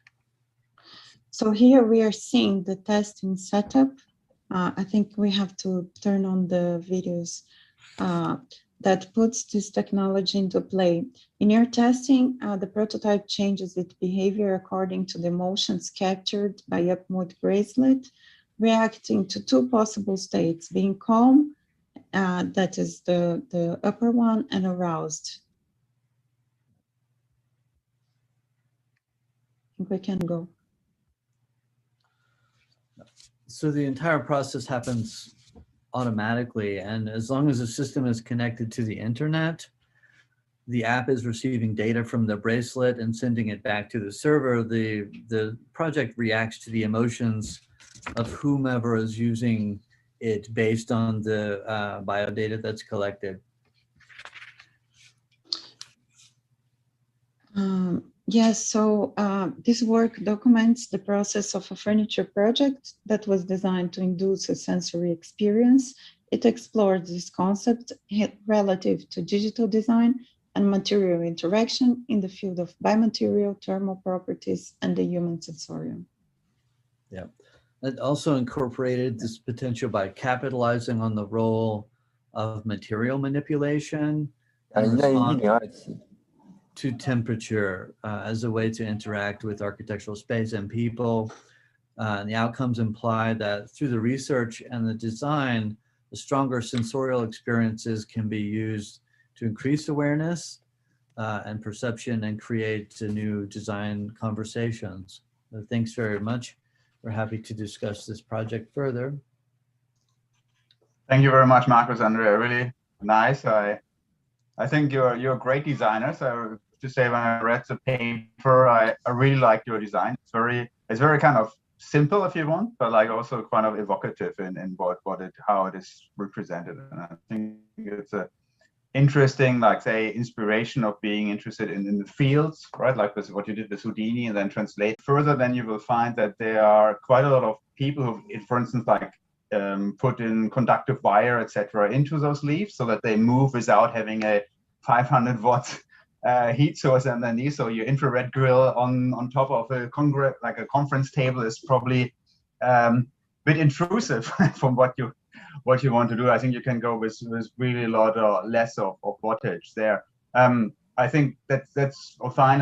Like, there's probably the technical aspect. I'm really, as you're both PhD candidates, more actually interested in the one question or so that we have time here for is more in your attitudes towards this. What is the social setting of something like this? Because you've been rightly saying that like people have different ways of communication. There's verbal communication, but there's also non-verbal communication. So we're very active in reading each other's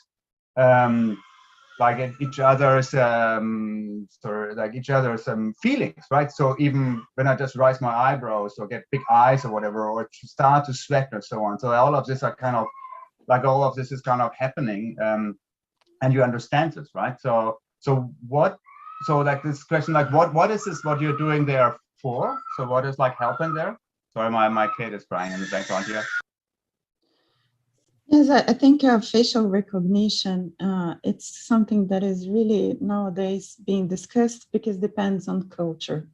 So the problem is, if you have different cultures, people have different, show different kind of emotions. So it's not something that per se can be analyzed. And when you link that to a biodata, it's always a parameter more than you can put in the equation. I think basically is that. And also for the future, we wanted to use graphene. So it's not going, we did the test with resistance, but we are looking for new technology to use graphene or something that could be really light and could do this energy transfer flow in a kind of a different way. Yeah, but I think like when you say like this, so Marcus.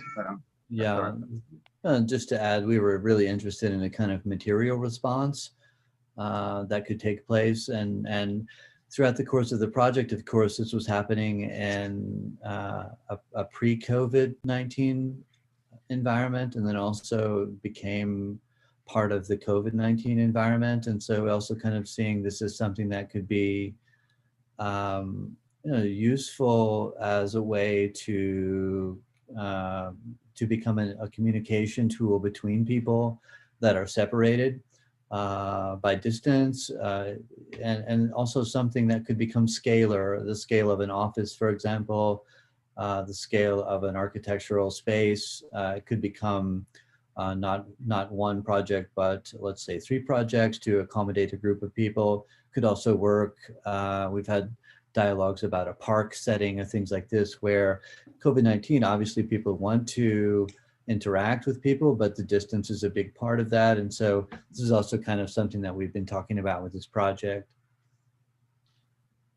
Yeah, I think like in an art setting, I would really like your project. Just saying, like, because it reminds me a little bit of a very positivistic attitude. And like maybe if you read like No Foucault or so, the question about the French philosopher, or question of control and power and so on, then this is a very revealing thing. So it's very like goes really deep into your privacy. And so maybe if you're not a poker player, then it's okay. But if you're a poker player, then you really don't want to show everybody what you're thinking, or if you're negotiating or so on. So I wonder, what are the layers like in there? Or maybe there's a question that I didn't really find addressed in your paper. Maybe like this really underlying questions of like why and how and when would you like to express this level of feelings to others? No? So but it's a kind of void of this more societal or questions, then I think it's a really, really nice piece of work. And I hope to see that you kind of get it from, say, probe status into a real like installation. So Philip, all right. I think we should like move forward because we're already a bit over time here, and I guess Philip wants to go through the project. Okay, thank you. So I now like welcome like Celia from the third paper called Diversifying Emotional Experience by Layered Interfaces and Effective Interactive Installations. Celia, you have been here before. And, can you hear me? Yeah, we can hear you well. Okay, thank you, Martin. Thank you, Philip. Thank you, Marcos. Good luck. Thank you. Great job. Hi, Celia. So Celia is also from Tongji University. Oh.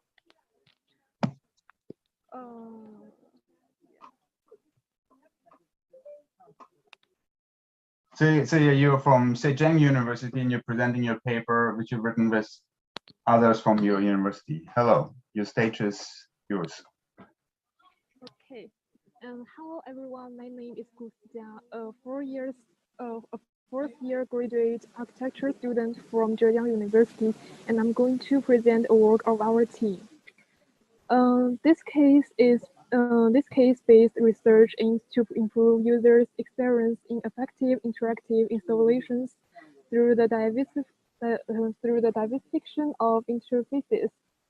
We attempted to layer the data and different models of interactions in order to logically organize hierarchical experience and thus provide a more engaging atmosphere to create more immersive experience for users to interact with installations. And here is a little bit about the background of the research. Effective interactive installations become an exploratory field with the development of emotion recognition technology. The boom of effective interactions has in turn called for the increase of diversification of interfaces.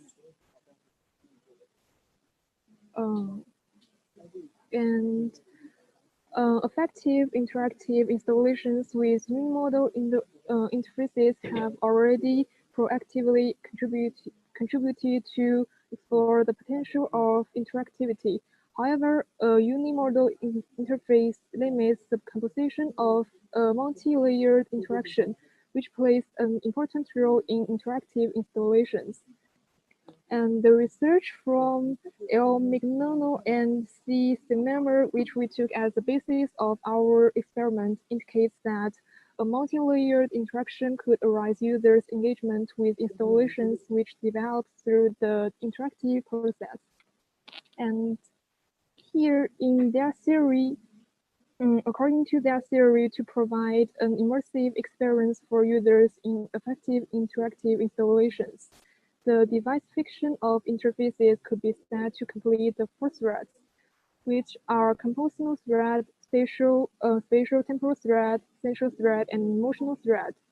And we propose that the compositional thread can be constructed by advancing the depth of interaction. The spatial temporal thread can be strengthened by mobilizing an engaging atmosphere and creating a mentally or enveloping environment.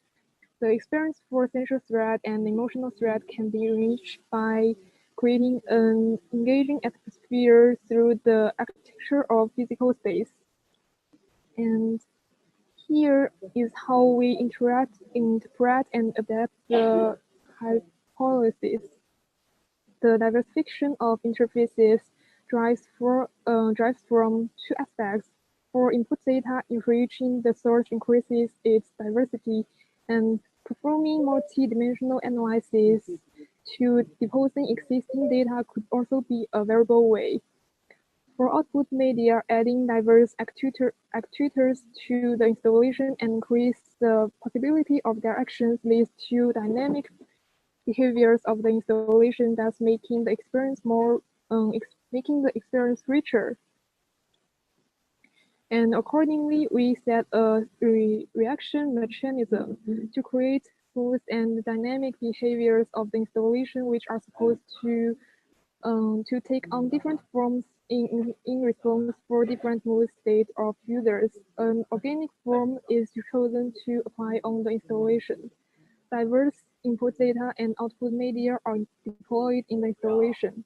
Multidimensional data are collected by sensors and analyzed by an emotional recognition system, and directed to actuators as outputs, which perform a variety of actions to respond for different human behaviors. The actions are iterated to be a logically organized hierarchical experience. A typical interaction experience process includes 4 parts according to the depth of interaction.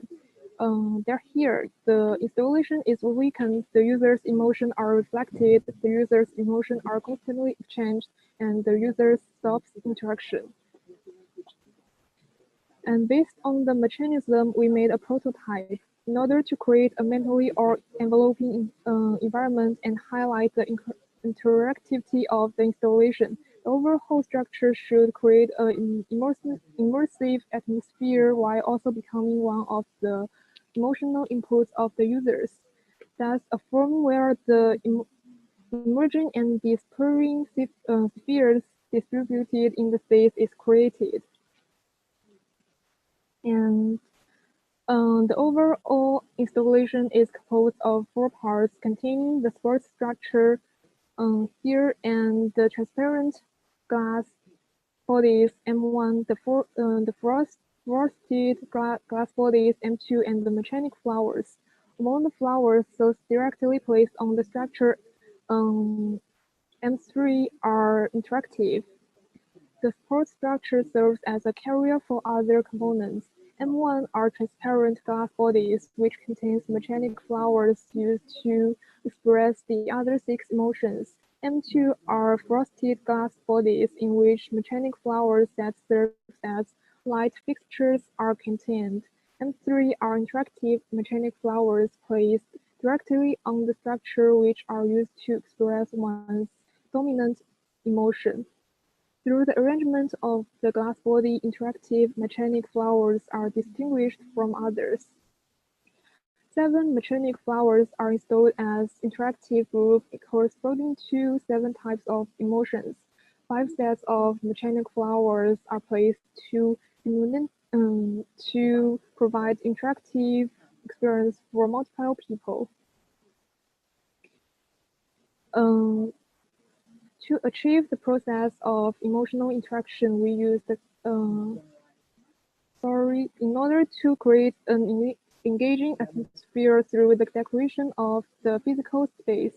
Actuators of the installation are designed as mechanic flowers, just as these drawings. And to achieve the process of emotional interaction, we use camera and FRED sensors to capture data and program in Arduino and Python as control system, and servo and step motor are connected to mechanic flowers as actuators. A typical experimental sequence will be divided into 4 parts. First, the installation is weakened, we use an infrared sensors to detect the distance between the user and the mechanic flower so that we know when to start the interaction. The program in Arduino IDE will enable the servo on mechanic flowers that present motion of users to rotate or open. Secondly, the user's emotions are reflected. With the pedals open, the camera will be activated and transmitted the image of user's face to an emotional recognition program in HiCharm, which will output 7 representative emotions percentage in the imaging. The data are sent to the Arduino IDE in which the program controls mechanic flowers to take actions. The actions of mechanic flowers include glowing, rotating, and blinking. For the action of glowing, it is applied to 7 mechanic flowers, corresponding to 7 motions. We set 7 colors of RGB LEDs, also just like this. Here, we set 7 colors of RGB LEDs which are placed in mechanic flowers. Here are some photos of our testing process. In addition, we set the brightness of LEDs according to the percentage of motion. For the action of rotating and blinking, it is only applied to the mechanic flowers that presents document motion. Thirdly, the user's emotions are constantly exchanged. When the user notices the actions of the flower, his mood may change. The changed emotions will be captured again and reported to the program. Thus, changing the actions of mechanic flowers and the diverse actions of mechanic flowers could stimulate users' moods in a multi-dimensional way, which makes the interactive process more playful and more desirable. In this way, users and the installation make a continuous exchange. Finally, the user stops interacting. When the user leaves the installation, if the Proiecte sensor is unable to detect the existence of objects and lasts 15 minutes without detection signal, the interrupt will stop. And in order to verify whether the specified interfaces are indeed helpful to improve users' experience, we conducted an evaluation experience through VR to experience the installation with 2 different interaction settings. In the first setting, we make the prototype to recognize emotions type and turn the data of types into different colors of RGB LEDs. And in the second setting, we detected people's location and the petals would open or close. In this setting, we also detected emotions type and percentages, and we get different actions of mechanic flowers. And after 5 minutes of interacting with installation subjects are interviewed, 10 out of 12 among them did agree that the progressive experience is more attractive. The rich feedback makes them more immersed in it, and the diverse experience of flowers makes them more interested in changing facial expressions to observe their changes. In addition, in the experiment, we noticed that after a series of interactions, 75% of the subjects' facial experiences gradually tend to be happy. That means we achieved two-way feedback and influence between users and installations.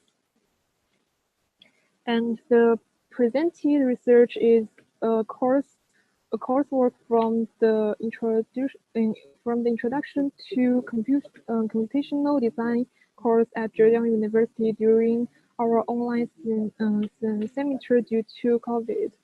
So unfortunately, we are failed to test the installation at full scale. with the possibility to convene offline. We are in the process of improving the experience and fabricating the project for further research. Finally, thank you for the team members participating in this research. They are Yue Lu, Yu Wei Kong, Jiale Huang, and our advisor Wei Shunxu. And thank you for listening. Please be free to ask questions. Okay, here are my questions. Thank you. So yeah, like you timed very well to exactly 15 minutes, so we have very little time for questions. So thanks for your paper, really interesting. I mean, I'm just saying that the paper is really interesting, very complex question that you have, like a very deep, like a lot of levels, etc. And I think in your paper you're very could be a bit deeper even, I find. So there's a lot of description and like not so much information about the setup of your VR testing. It's like in the end of the day you want to have like the interaction of your apparatus with a human, right? So, and I find like that your paper is mainly about the apparatus and very little about the interaction with the human. But saying this, and there's also the whole COVID situation, etc. And I think like what I found interesting is that you have done this VR experiment, and maybe that's interesting because like we all know that making those installations and Arduinos and feedback and so on in a physical environment and doing testing of this is really a lot of work. And most of the time you're there fixing hardware and not fixing interaction actually. And so I wonder, just this one question that I have, like, how is your experience with the VR experiment? Do you think that there can be a surrogate or replacement of like a physical testing? Are the results are like positive? I think VR will be a good tool, but it can't replace the physical model because they still have some differences. For example, when we do our VR test, we found that there is some perspective problems in it, and we can't experience the installation in a more natural way. So I think if we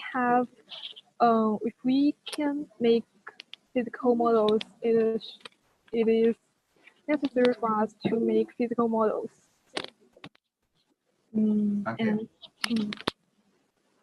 Okay, so you would rather make physical models than like VR in the future? Yeah, and I think the development of VR model will be an interesting aspect for us to development. Yeah. Thank you. Thank you very much, Julia. I think in interest of time, we need to move forward to the fifth paper by Waishan and Wenjing. I don't know who is presenting of you today here. Hello, can you hear me? Hi, Wenjing. Hello. Hi. Hello. Yes. Thank you, I will Jia. present. Hi, great. And I will share my present screen. your work subjectively measured. Yes, please. And you have like a very international team, and would be nice to hear a little bit about your collaboration as well, maybe in the introduction, like who you are, how you come together in this project. Yeah. Thank you very much. Okay. So, I will share my screen. Is it clear? yes, perfect. Very good. Thank you. Okay. Hello, I'm Li Wenjing from the University of Tokyo Center for Spatial Information Science. And the title of our research is Objectively Measure Streetscape Qualities for Shanghai with Large-Scale Application of Computer Vision and Machine Learning. Different from the previous presentation, which focused on the maybe the large-scale installation. Our research is focused on the human perception in large scale. And this research is part of the output of the workshop that our team holds in last year's Digital Futures. And here's the short introduction. Recently, with prevalence of street view images data in environmental auditing, computer vision have been widely applied to extract streetscape features, making the large-scale urban scene understanding possible. Current studies are limited to the objective measure field study have adjusted subjective measure effectives in capturing more subtle perceptions using street view images data. Maybe many current study only analyze the view index of individual features such as tree and building, while the viewer's overall perceptions are ignored. Human perceptions have subtle relationships which cannot be fully represented by individual view or a simple combination of them. Subjective measure can explain more human behavior and capture more subtle relationship. It is more user-centered.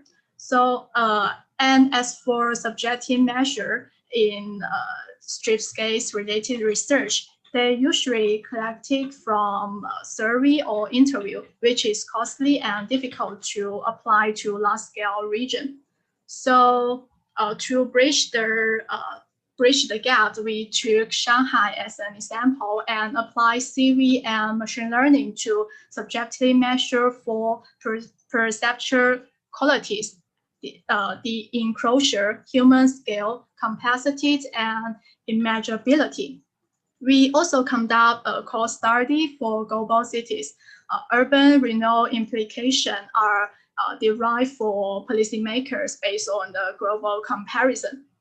In this research, we analyzed more than 100,000 street view images from Baidu API and applied 10 machine learning and 2 computer vision algorithms in the study. Subjectively measure for perceptual quality score, and of course study 6 leading cities in the global. And the study area is Pudong district in Shanghai, and the data we use include street view images and POI data from 大众点评 and AutoNavi map, and also the shapefile from OpenStreetMap. And this is the workflow. We collect thousands of street view images from Baidu API and randomly selected 300 of the images. Architectural aspects are asked to evaluate the street quality perceptions of 300 images. We can also obtain the physical features by applying computer vision to the images. Then we can train the machine learning model based on the subjective score and the physical features of those 300 images, and use this model to predict the subjective score of the total street view images. We also conduct the core study of the subjective score for global cities. Here is the definition of the street view quality score we evaluated in this research. They are from the literature review. And enclosure refers to the degree to which street canals are visually enclosed. And human scale refers to size, textures, and articulation of physical elements that match the size and proportions of human. Complexity refers to the visual richness of the space, which depends on the varieties of the numbers and types of visual element. And imaginability refers to the qualities that make the streetscape distinct, recognizable, and memorable. And I will introduce the detail of our methodology. First, we download street view images with constants, angle, and requirement every 15 meters, and we randomly training data set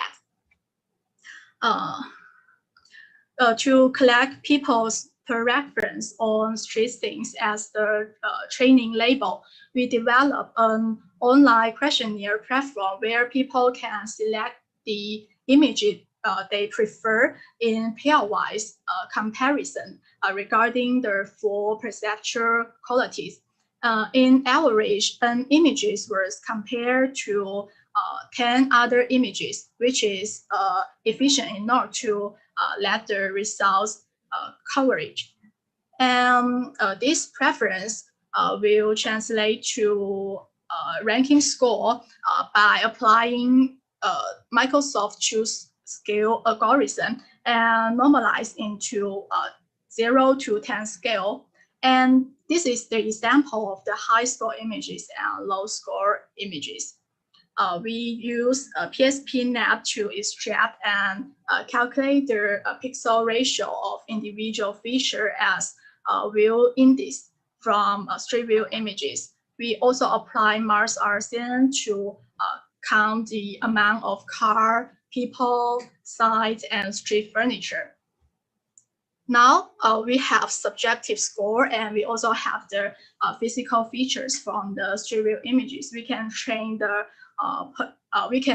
machine learning model. Here is the training data set summary, and we apply multiple algorithms such as KNN and support SVM and random forest to predict the full perception score. And MAE was set as the loss function. We then apply the best performance model to all downloaded Street View images and devise the full subjective score for Pudong area. And here we can see the street features which contribute to the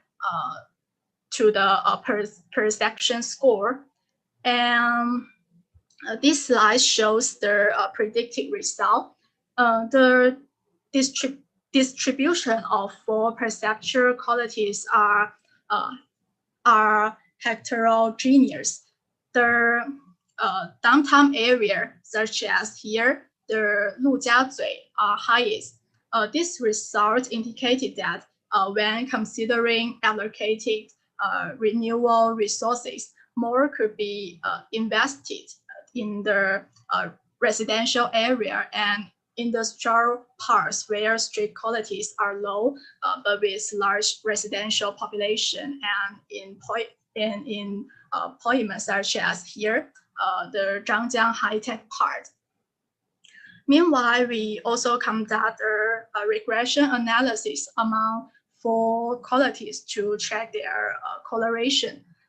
The result shows that the degree of immeasurability is significantly and positively correlated with enclosure and complexity. And we cross-reference complexity score to the POI density using such as food, restaurant, entertainment, and recreation. We found that the higher complexity score is correlated with more POI and indicated that the predicted complexity scored will capture the impact of human amenities and service. And to validate our framework, we select a Zhangjiang area in Pudong and select 5 other innovative districts. Here we can see from USA, UK, and also China to do the comparison analysis. We want to find out what kind of environment can promote the urban innovation. And the perception score of Zhangjiang high-tech parts are compared to that of 5 other benchmarks. And here is the result. We can find that the Pudong streets quality fall behind global best practice. Zhangjiang has the lowest average score compared to 5 other best practice. It indicated that more urban design implementation could be considered to improve the overall quality of street environment, as the good street environment can promote innovation. And secondly, we can find that the 5 other global districts have similar variance in score, while the score in Zhangjiang are highly polarized. it means that its development is uneven. And maybe the future study can conduct to investigate whether such uneven distribution have posed incredible issue to specific population segments. And to promote the actionable policy suggestions, we cross-reference perception scores with objective metrics of urban form and density, such as the average box size and floor area ratio. And we found that Zhangjiang has the widest row, but the lowest density measure, which explains its lowest perceived enclosure. Since lower building height and a wider strip lead to less enclosure, and a less enclosure would limit the neighborhood walkability and result in less working behavior. It can be confirmed by the pedestrian counts from street view images.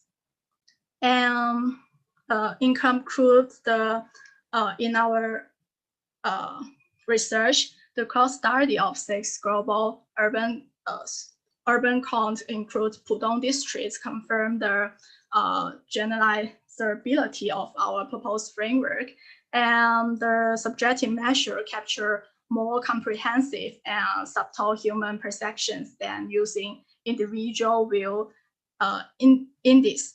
Although measured from simple images, perception score can capture many urban space quality and characteristic of urban metrics.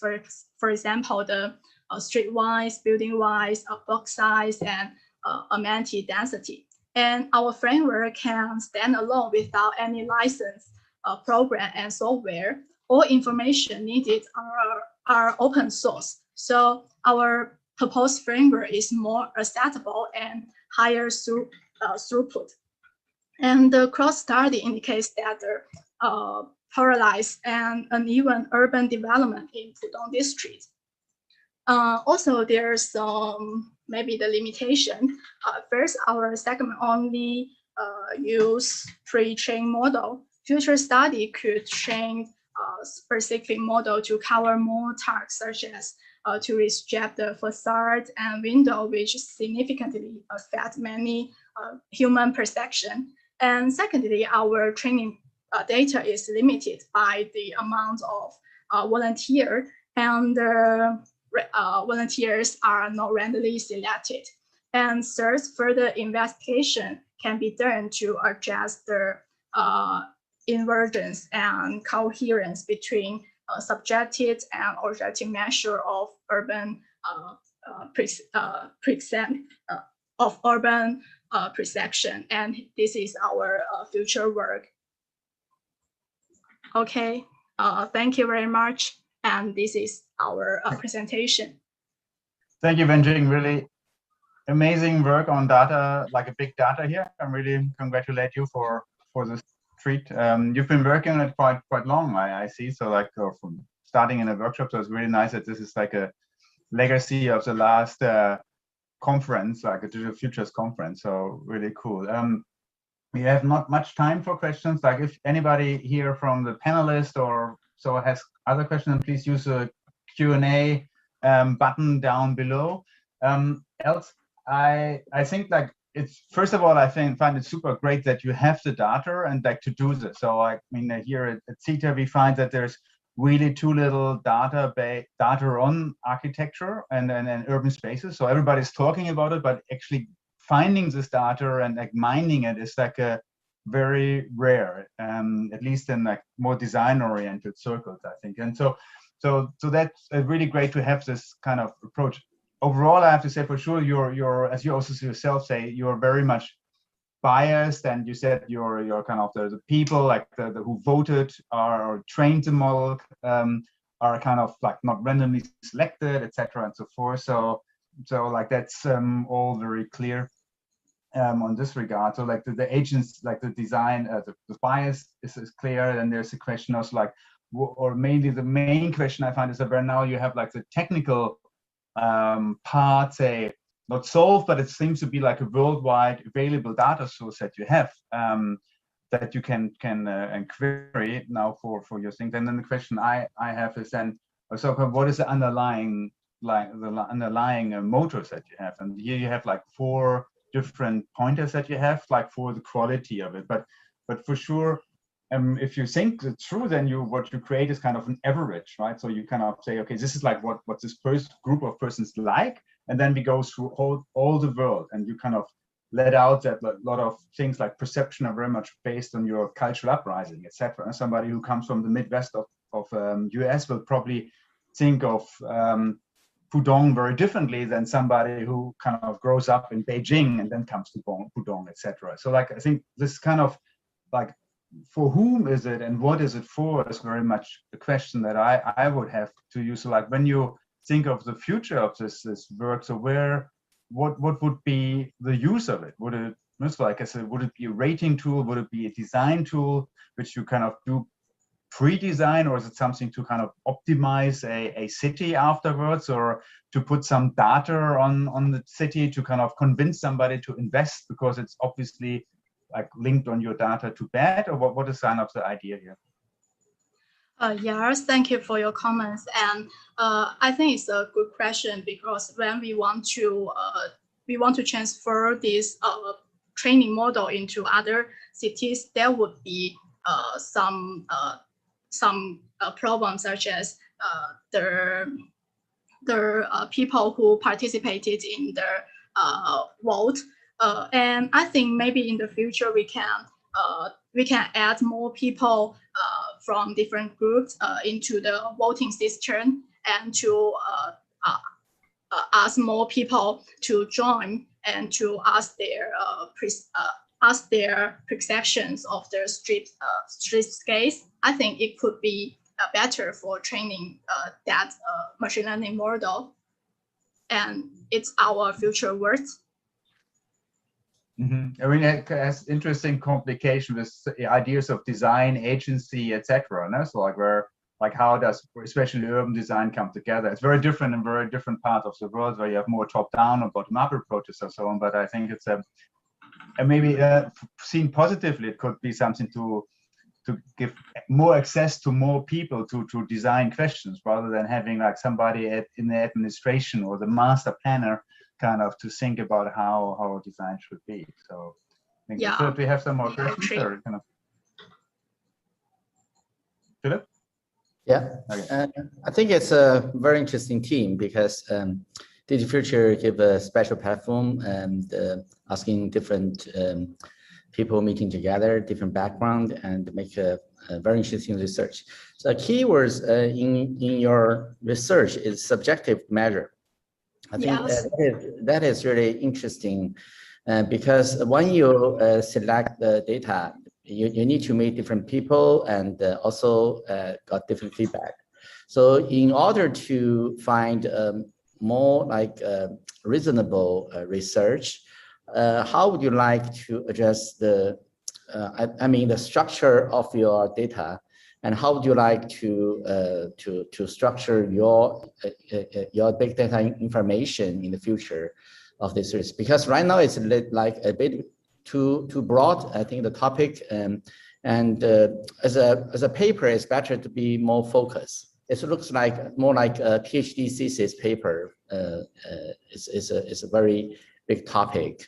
So I want to know, how would you like to analyze this kind of a subjective measurement, and how to define this different to the objective measures?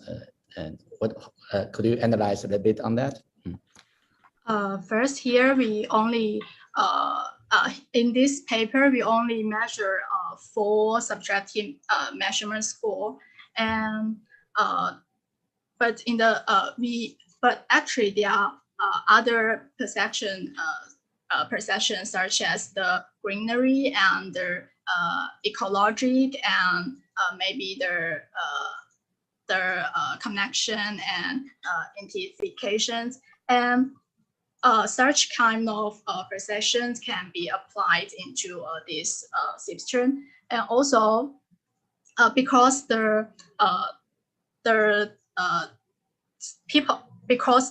environmental elements could have the impact of the human subjective measure. For example, the site-wise, the street-wise, and the relationship between the objective measurement and the subjective measurements are one of the questions that we are interested in. And also because different groups of people may have different subjective measurement, will have different subjective perception. For example, the perception from the old and from the young and from a student from the residential are different, and that would be the difference from the difference of different groups' perceptions would be another interesting questions. Yeah. Yeah. Thank you very much, Mei-Jing. I think we need to move on. One thing, Philip, would be really nice to think about for the digital futures format is like, what is a paper? Because like in this paper, like what Mei-Jing presented, there's a lot of data involved and also a lot of like machine learning, like data. So Mei-Jing had in your presentation, you had some kind of like the assessment, for instance, like the table of like the assessment of your training outcomes or the quality of it. And I think that would be, if you put it in your paper, then it explodes the 8 pages format. But I think it would be great to be able in the digital futures in the future to include this data set. So also as in for instance computer science, or so where it's quite normal that you have data sets also part of your uploads there.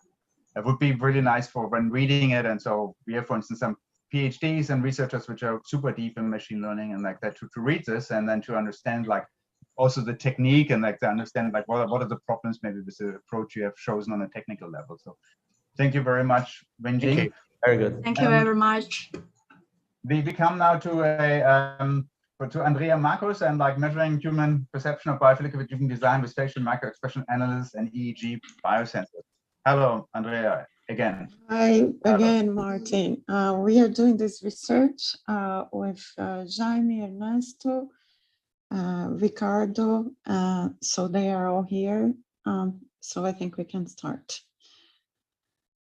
Okay, so Nim and Hao, our paper is called Measuring Human Perception of Biophilically Driven Design with Facial Microexpressions, Analysis, and EEG Biosensor. In this slide, you can see the workflow diagram. Our research is in between nature, neuroscience, design, and new technologies. So biophilic designs refer to humans' innate connection to nature to improve spaces, health, and well-being. Our work was based on papers related to the research, neuroscience research of Omid Kardan, Nikos Alingaros, and Jarty Jadji, and with the contemporaries advanced in neuroscience, digital technologies, and quantified selves practices, it's possible to extract information from ourselves interacting with the objects we are creating and analyze it to understand further how these interactions might be affected by the object's design. So we humans have evolved as a species in outside environments. However, currently we are spending 90% of our time in indoor environments. So there is a discrepancy between the type of spaces that made us and those that we are experiencing. What is the impact of that in our bodies and minds? So these are the parameters that we used in the research related to biophilic design and human survival strategies. Our departing point was that pattern recognition and inductive thinking are special abilities of the human brain. Finding patterns and figuring it out logically what those patterns suggest about what will happen next is very important. So therefore, shapes determine how fast an image is perceived, understood, and recorded. We have evolved to register, investigate, and prefer certain forms over others, in fractures of a second. So this fact may help explain why patterns constantly appear in human design. 2 workshops were used as a vehicle with 47 participants composed of undergraduate and graduate students of architecture and design. The first workshop at Digital Futures 2020 tried to find clues to natural elements of human perception that could inform the design to meet goals for well-being. And by referencing biological forms found in nature, we utilized an algorithm process that explored how nature can influence architecture and design. So we introduced technologies and methods that allowed the use of neurodata and pattern recognition as feedback for the design process. Because of that, we are able to evaluate the drawings that achieved higher monitored meditation levels and also pointed towards a positive emotional balance. And the second workshop at Sigradi 2020, the same analysis was done, but without colors to reduce variables. It just focused on shapes and geometries.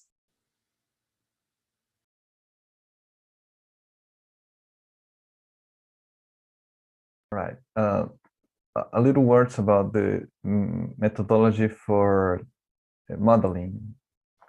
Once the biophilic design concept had been introduced, we started the algorithmic modeling.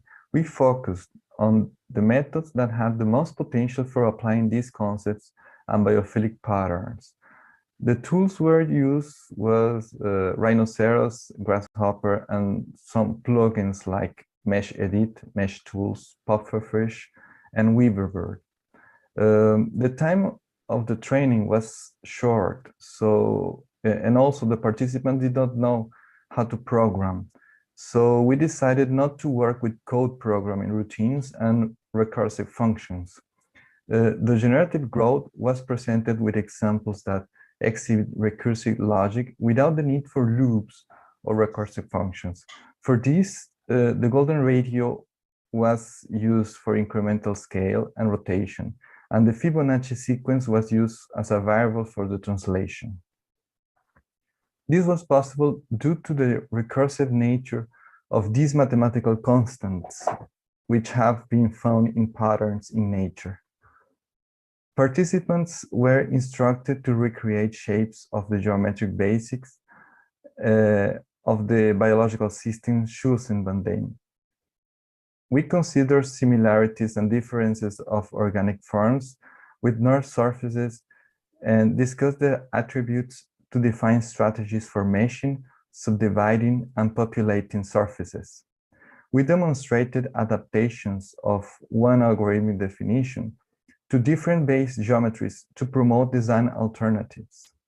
Next, definitions were shared with the participants to build upon these or to use as reference for developing their own design ideas. Later, participants were directed and advised in the development of their proposals.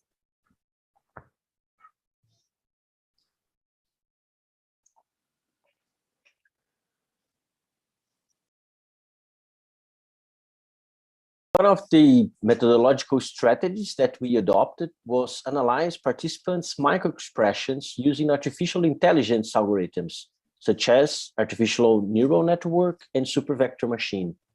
First, we selected 5 of projects most aligned with the biophilic design created in the classes before. Making with these projects a 7-minute presentation, we used as a stimuli to elicit reactions on the participants, asking to them to watch these videos, these presentations while recording a video self.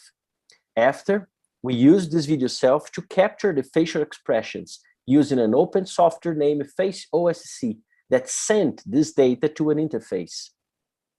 Based on the previous version that classifies state of poetic presence in performing arts, this interface was trained using an actor facial expressions in reaction to the Geneva Affective Picture and Database, GAPT. This database was designed to trigger the viewer's emotional response according to 3 emotional valences: neutral, negative, and positive. Designed on MSP, this interface analyzed and ranked the participants' facial expressions using the machine learning library for gesture recognition. Therefore, it can correlate participant expressions according to each emotional valence category caused by each project using their video selves. It delivers graphics that allows us to infer subjective relations, correlating that 7-minute presentation to the intensity of the valences to time.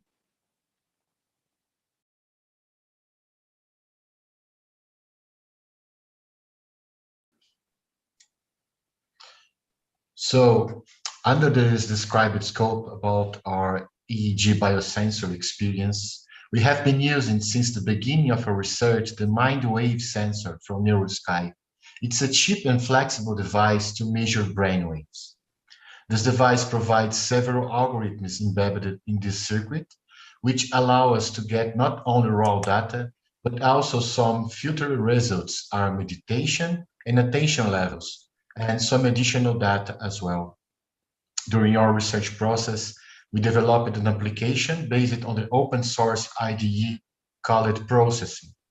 This application allows us to get brainwaves data in a determined time range, while static renderings of architecture projects are exhibited on a large LED screen during 7 minutes. After this analysis, with all the data processed, we can determine how the design, shapes, and colors can affect our brain perception, getting values of relaxation and anxiety by each 3D render. In our last workshops, we have been testing these neural impulses during 2 different stages. The first one in the middle of the creative process, and the second one at the final presentation.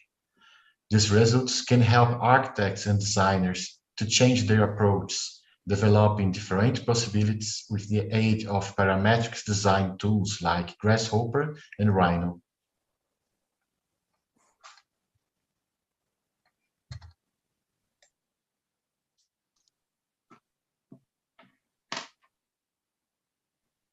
Thank you. Jaime? Yeah, Jaime, are you there? I lost the microphone. Oh, Okay, again. just a conclusion. Just a conclusion. The results point us to a deeper level of understanding about geometric shapes and design. In the first workshop in the projects that indicates positive emotions and a higher level of monitored meditation levels present symmetric shapes, fractal geometries, and softer colors blue or green. In the second one, were the ones that had circular forms, growing sequence, or harmonic continued curves. In general, fewer or discontinued curves elicit significant lower meditation levels. The combination of a biosensor and customized interfaces for facial microexpression analysis allowed us to understand biological feedback and to synthesize geometries that trigger an automatic response. This work demonstrates how designers in the age of artificial intelligence may use science to design spaces developing humanistic traits and abilities to enhance the built environment. The methodology allows us to begin forecasting how design could respond to human interactions. Continued research will grow our analysis. For a stronger conclusion, methodological produces considering individual difference, allows step might include augmented reality and interactive holographic experience in the expanded immersive spaces to test the morphology of the projects.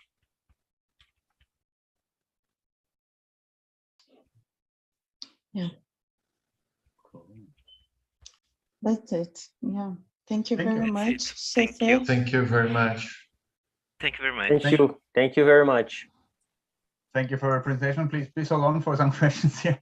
And again, like congrats. Like it seems that like the Digital Futures workshops are a really good driver for kind of like overarching design teams to come together, and like you are able here to combine quite an immense set of questions. So from biophilic design, how you abstract like design into geometric bodies, and then to evaluate it, etc. So I think it's a very large, and I think like when I read your paper, I stumbled upon one sentence where you said the methodology allowed us to begin to predict and forecast how our design could respond to human interaction. And I find like that maybe you can delve on it, because I haven't found this really in your presentation or in your paper. How do you predict it? So like, because it would be like a feedback loop. At the moment, what you're doing is you analyze like the kind of design outcomes, say like algorithmic design, and then you use like facial like expressions to kind of then give a feedback, right? So like this, but like how do you feed, like how do you close the loop? So like to say like the idea of self-improving design, or like something where a designer could present something, and so please elaborate here. Ernesto, do you want to answer, or I can? I will start, Yeah, and then you. I could. Okay, let's go. Okay. No, you can go, and I will go after. Well, our idea initially it's to relate what the outcomes of this data is telling us about how people perceive those designs. So the idea is to create a large database of this information, so that we can specify the pattern that is behind some shapes and some forms, so we can use that as instrument for design, for future designs. So it's more or less like saying, yes, we are trying to demonstrate why curves are so interesting for human perception, but what kind of curves and why are this way. So this is pretty much the idea, like making tools for future designs, some kind of. Yeah, okay. Yes. So there's a bit like work pending to get this into a, say, machine learned algorithm which could feed back. I think maybe commenting a bit more than questioning, also as a like the panel design here was very optimistic in terms of timing, but I think it's very interesting work that you have done, and like I mean, for sure there's like, I think like it's similar to other presentations today, there's kind of a underlying, there's a level of technology, which is like and then there's the underlying architectural method or belief system, now in this case biophilia, right? And so you need to actually evaluate your work, you would need to like, or say like, I think generally, like you can say like getting data on how people perceive that they like spaces or architectural design is really valuable, because we have too little of that, obviously. But the other question is then whether this is really linked and how can you do it. And so that comes to questions of bias and methods. So where like saying like biophilic design is really interesting and has a lot of layers, right? And you reduce biophilic design to a two-dimensional, maybe animated pattern. And so I think that's already pretty much constraining it. And also then you call it architectural design, but it's actually pattern design that you're doing, right? So maybe that would be interesting to discuss, like how can this method that you have on a technological level actually expand to really perception of architectural space, or also feelings which are different than looking at like a flicking of 7-minute presentation of different designs, because that's for sure very limiting. And then it's also like the person who designed it, her or himself, then looking at her own design, which is, you would probably be already very biased. And so maybe there's some kind of interesting move forward where, Andrea, yeah. I think it's important to clarify just one thing. The person that did the project didn't analyze it. We selected the ones that they didn't do.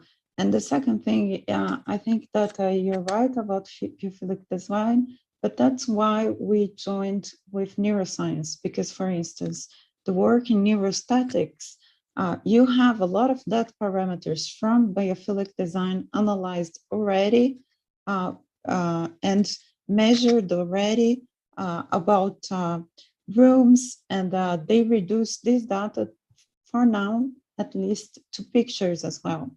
So the medical doctors are doing fMRIs and doing these scanning images of the brain with 2D images for now. So all the scientific papers, we follow the same protocol. And there is one participant here that helped us to do the protocol. That was Tan Wu. She is one of the authors. And she's a doctor from a really good hospital here that does the autonomic research in that hospital. So she just deals with that. And she helped us to do how much time we look to each image, how this image could be, how do you say that? How this image could be randomly put, so you eliminate bias. So we are following the same direction. I do agree that in the future, doing that to VR, if we look to ANFA's conference nowadays, they are applying VR at some parameters, really little the research that you have, but it could be very interesting. But for that, I think the technology has to evolve a little bit so we can go into that direction. We hope we can do that in the future. Yeah. Thank you very much. And I think we need to cut off. I think it's a great collaboration you have, and like the questions will probably evolve into more complex and other designs. And I think, yeah, please continue, Andrea. I'm very excited. I think we need to go on, and like we have now, like Cheng-Yu Shun and Xin Li and Brian Hu from visual behavior to signature design. And I think they're, like as Andrea mentioned, VR, then we now will see like a really nice application of VR in a real live setting. Thank you, Andrea. Okay, thank you very much. Bye-bye. Thank you. Thank you. Bye-bye. Very good research.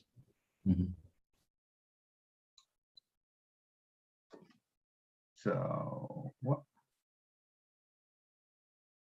Now we are missing Cheng Yu or Xionyang Linjiang Berlin. Somebody from the team here to present? No. If not, then I would propose that we move over to Rizu Na and Haosheng Dai, like from the last paper, A Framework for Cyber-Physical Human-Robot Collaborative Immersive VR Interaction, the Buzar Ball 4.0. No. Hello, Rizu. How are you? Yeah. Nice. Thank you very much. Rizu, are you sitting in America or where are you located? It's just a background. I just wonder like about the times you have here together, because your paper is like also in Los Angeles, right? Yeah, I'm located in Los Angeles. Yeah, so I'm gonna share my screen.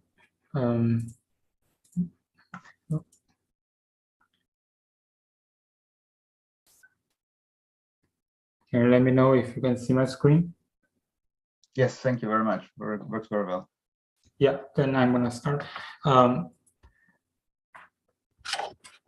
Rizu Na, an architect and researcher based in Los Angeles, California, and this is a research we accomplished with my teammate Haosheng Dai, and I'm gonna present it today.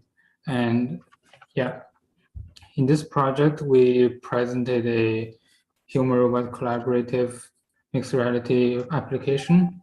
The name is Box 4.0, in which a real-time interactive hybrid and physical architecture environment were designed and experienced like through the tools and methods of mixed reality, cyber-physical, and teleoperation, telepresence, and automation, etc.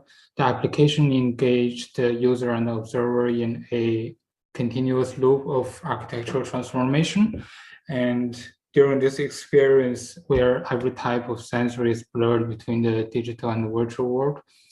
And from the concept point of view, in reference to the new virtual environment of Industry 4.0, and we propose a contemporary version of Proiecte, which is a historic social environment where participant is not only the human, but also the iconic buildings in the forms of costumes and the other kind of stage design elements. And this is a picture from a Proiecte taking place in France in 1931. And you can see in the picture there are people in costumes, and there are also some cross-designing acts.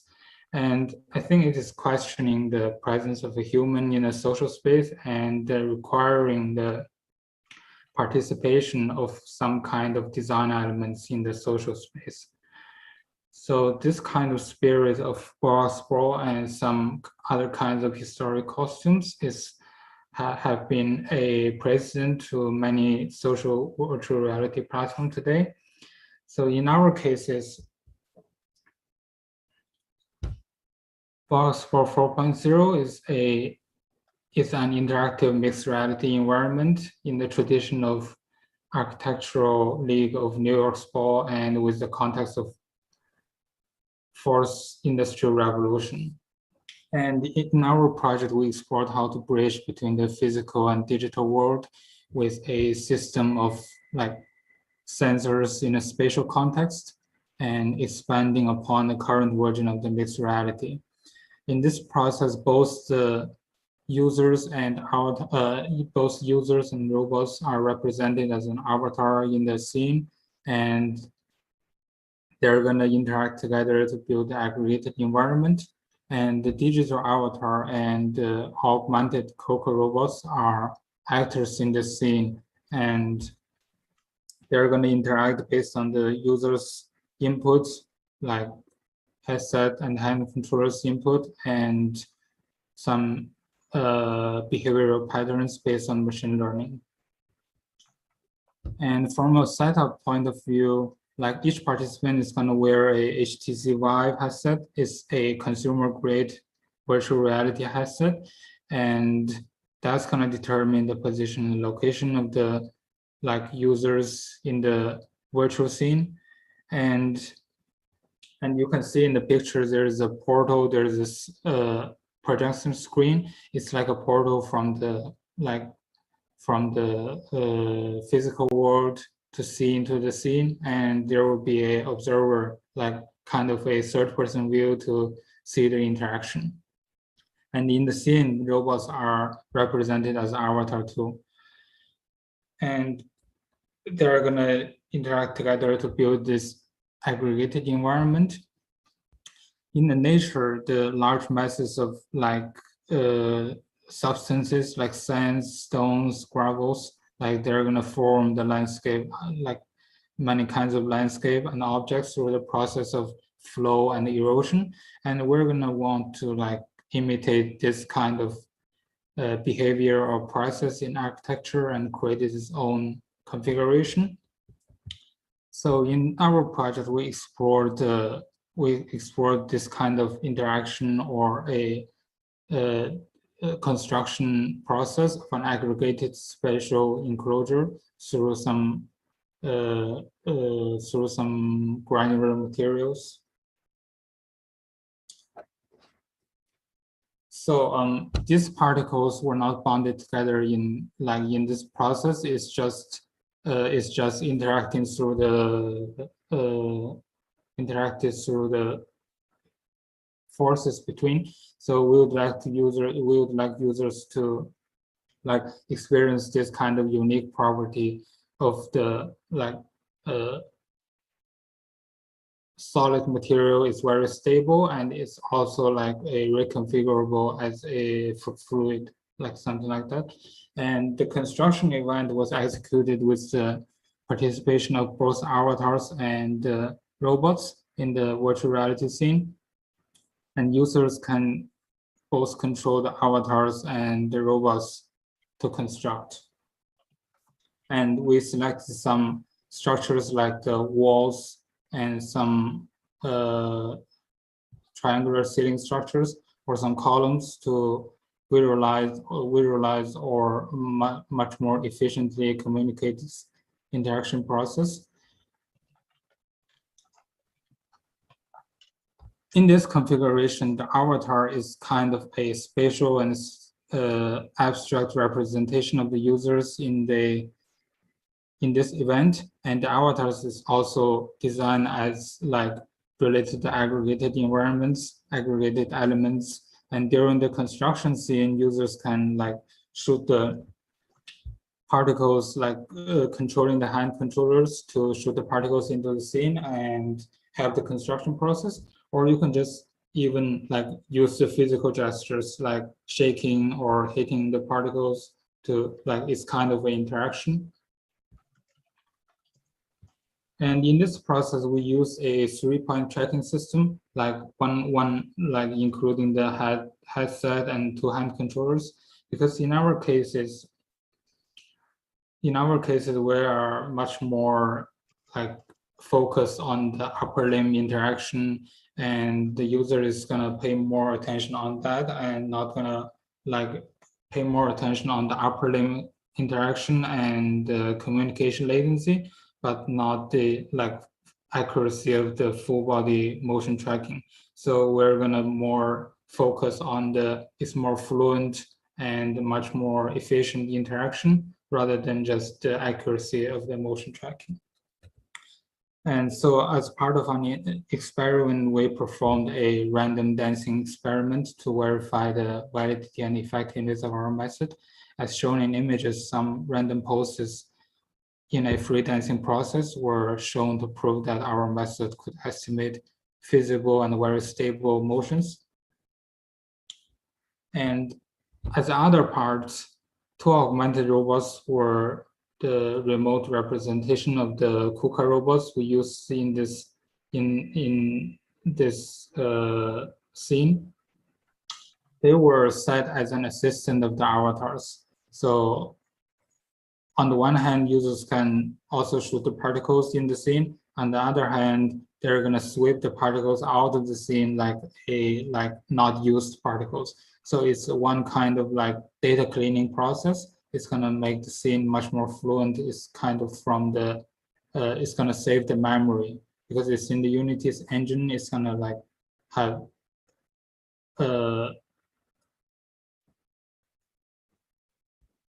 it's much more efficient if you clean the data like at the time if you don't use it.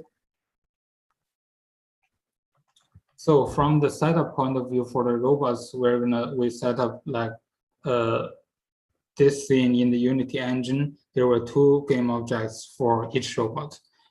One game object is a robot group, and another one is a robot ghost. Like the robot group is the robot you're actually seeing in the scene, and they're gonna match the physical robot in real time, synchronized motion. And the robot ghost is like a data structure, like because when we tracking the data for tracking the motion data from the hand controller, it's gonna like, because the hand controller is not very stable and there's a lot of like unnecessary behaviors of the users.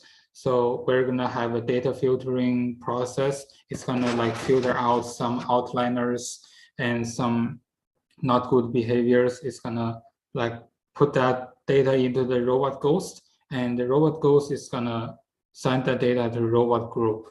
And the robot group is gonna calculate the joint rotation data from the A1 joint to A6 joint, because this one is 6-axis robot. It's gonna send the data to the by UDP connection to the robots.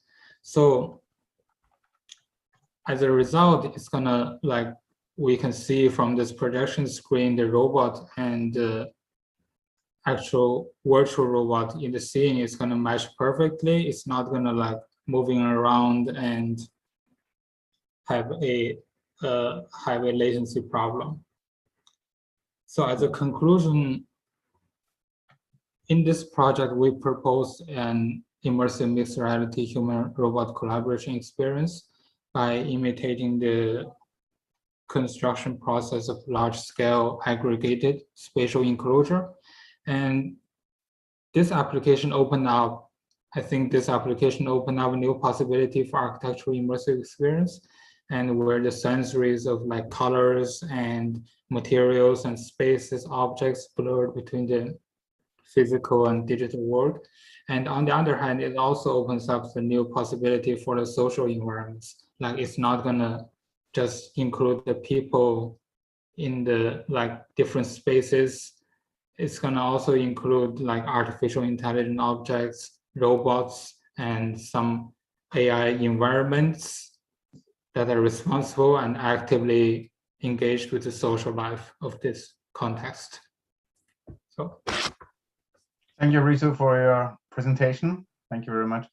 I think Philip said beforehand that like, there might be in two or another paper that there are very many questions in a room, or it's a very complex project that's similar to you. I think like it's a very beautiful design that you have done, but there are so many aspects to it. So I think for a paper, it would have been beneficial to cut it down a bit, like the questions, because you're like it's very broad. I mean, I want to congratulate you on the digital workflow that you have established. I think like similar also to others in the session here, it's really amazing like how you fluidly link like robotic control data with VR and like a real-time representation. It's quite beautiful. I think so like my maybe like, and so that's like the benefit of it. And I would be interested in like how the experience was when you were standing there, because it's for sure not so much what you have like written about, and then I can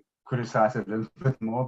But how was it what did you feel when you were in it? Did you feel it was immersive, or did you feel the presence of the robots? I mean, you hear the sound of the kukas moving, or what was it like?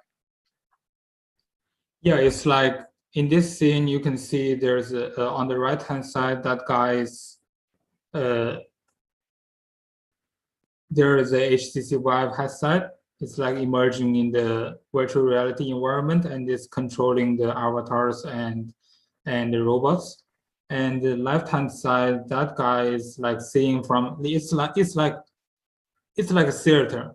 It's like you're gonna see from a window or see on the stage what's going on the stage, right? It's like there is a actor showing off on the stage, and you're gonna see it. Mm-hmm. But I mean, like that's really okay.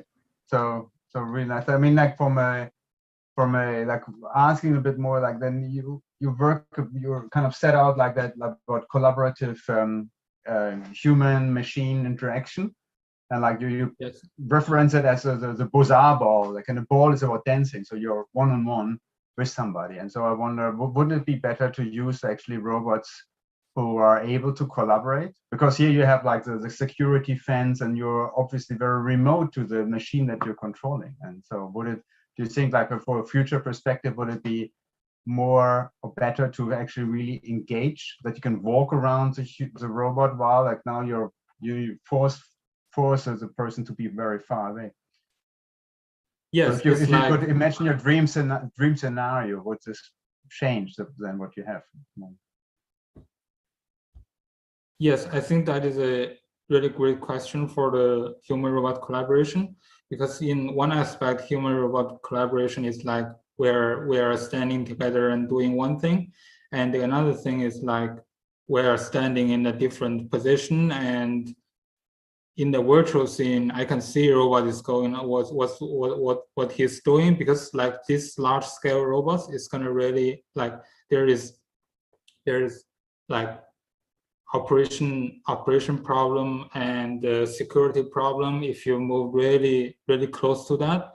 And it's kind of like, even if you're like, even this robot is in, like for example, the robot is in China and the user is in America, you can just put in the virtual scene and you can see robots moving, and you can actually like build something if the accuracy is not a problem. But in our case, we just want to like pull out this question, like it's not that kind of collaboration, like you can see me and I can see you, we can do something. It's like a more digital, and we're collaborating in the virtual space, but it's actually happening in the physical space. Mm-hmm. And could you, so like then if you say you are in VR space at all, would you also think that you could do this completely virtual, or like it was similar in the setting that you described now? I'm in America, the robots are in China. So could you do this whole thing in a simulation? So without the robots?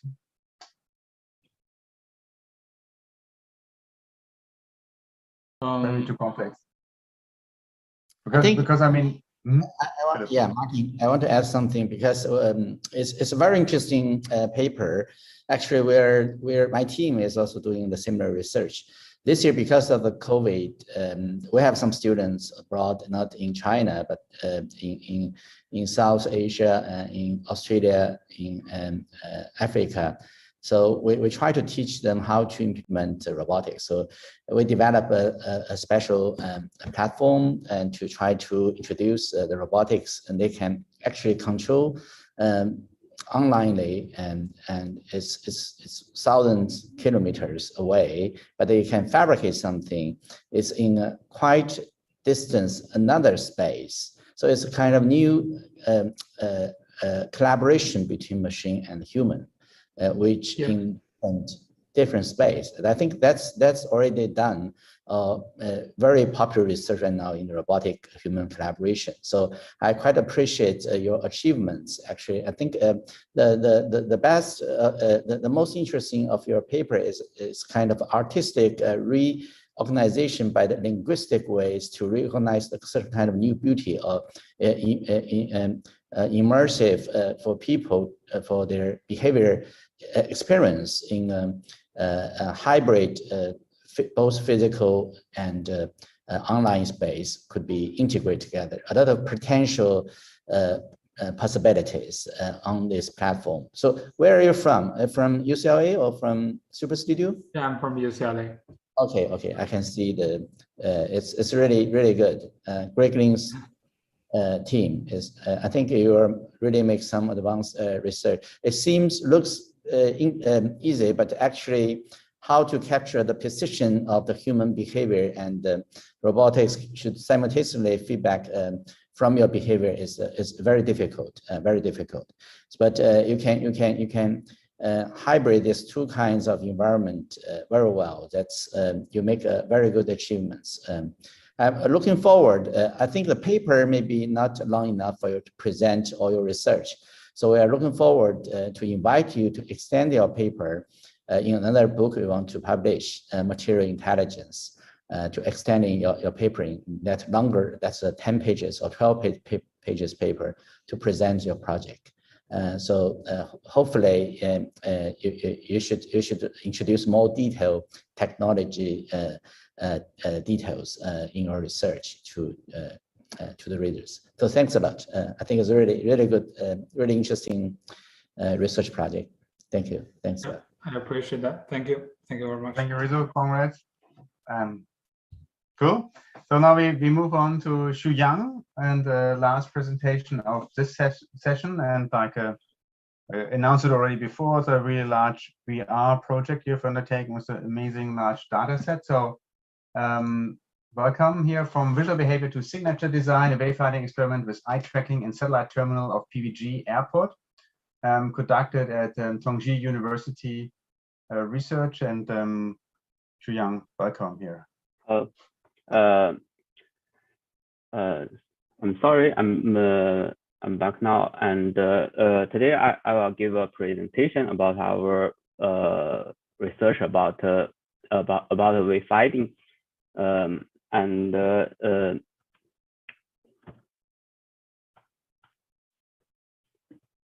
sorry.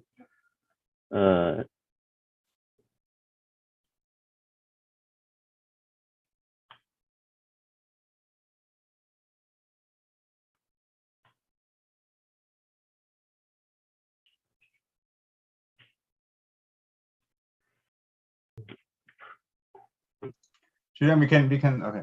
Oh, yeah. Something is coming here now. Good. Whoops. It seems. Zhang, it's okay. Like just like start here, and the view. We can see the PowerPoint slide now. It's very nice. So you can just okay. Okay, let me go on. As we all know, transportation building is an important type of architecture in refining research. Passengers usually have clear refining purpose in transportation buildings, so it is necessary to design a perfect perfect signature system to improve the wayfinding efficiency. And wayfinding behavior is related to human cognition. Actually, according to wayfinding research, space and signature system interactive with each other and affect the visual behavior of passengers. Well, designers tend to ignore the passengers' wayfinding behavior when they design the signature system and wrongly assume that wayfinding is synonymous with signature. As a result, the signature system could not satisfy the passengers. Take PVG Airport as an example. The satellite terminal of PVG Airport is a typical mega-scale transportation building with 134 boarding gates and approximately 3,600 signboards. Inside the building, the interior space along the working path is extremely similar.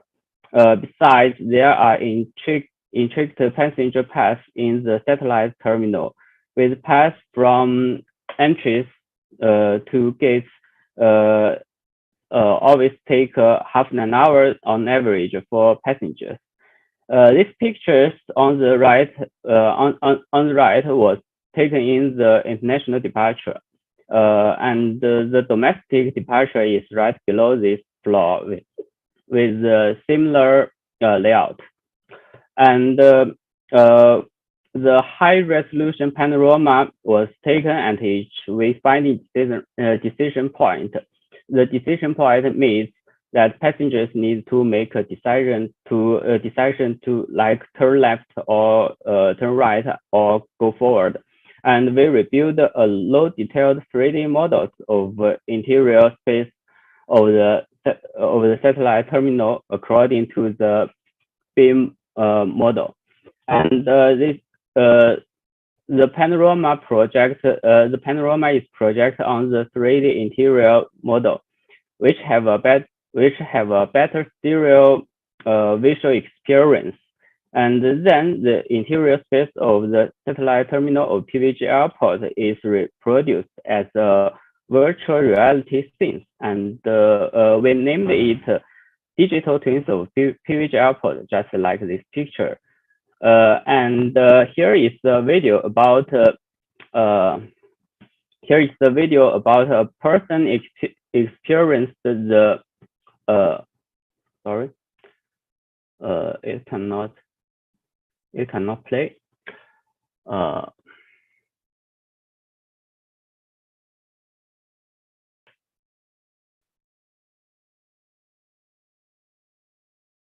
I think it's okay. Like it's a person in a VR setting.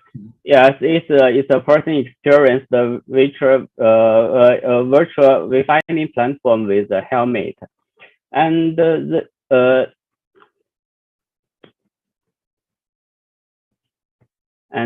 next page.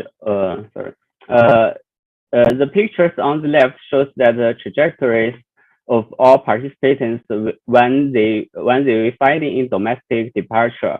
The trajectories of the participant is the connection of the wayfinding decision points by the time sequence.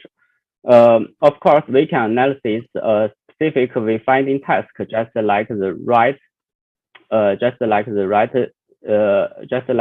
pictures that shows the trajectories of passengers search for the H138 gates in this floor. And in fact, wayfinding is we think wayfinding is a dynamic decision-making process. So the trajectories can only reflect the correct or wrong decision, which made by the participant, but it cannot be used to explore how the participant make the wayfinding decision.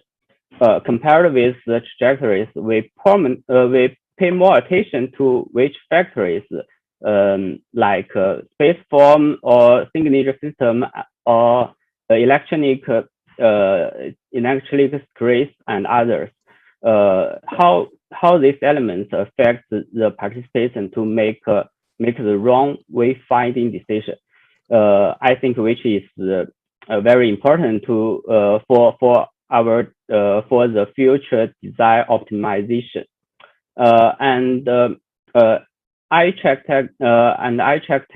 tracking technologies can provide a great help for this research.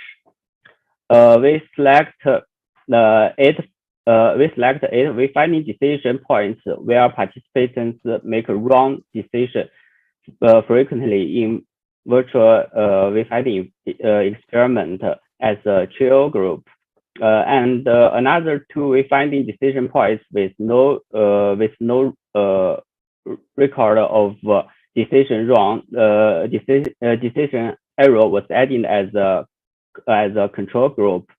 The random shift error represent the initial view angle of the participants before the experiment starts.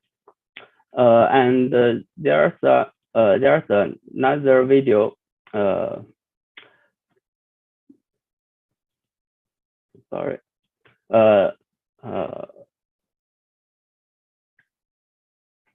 You cannot show.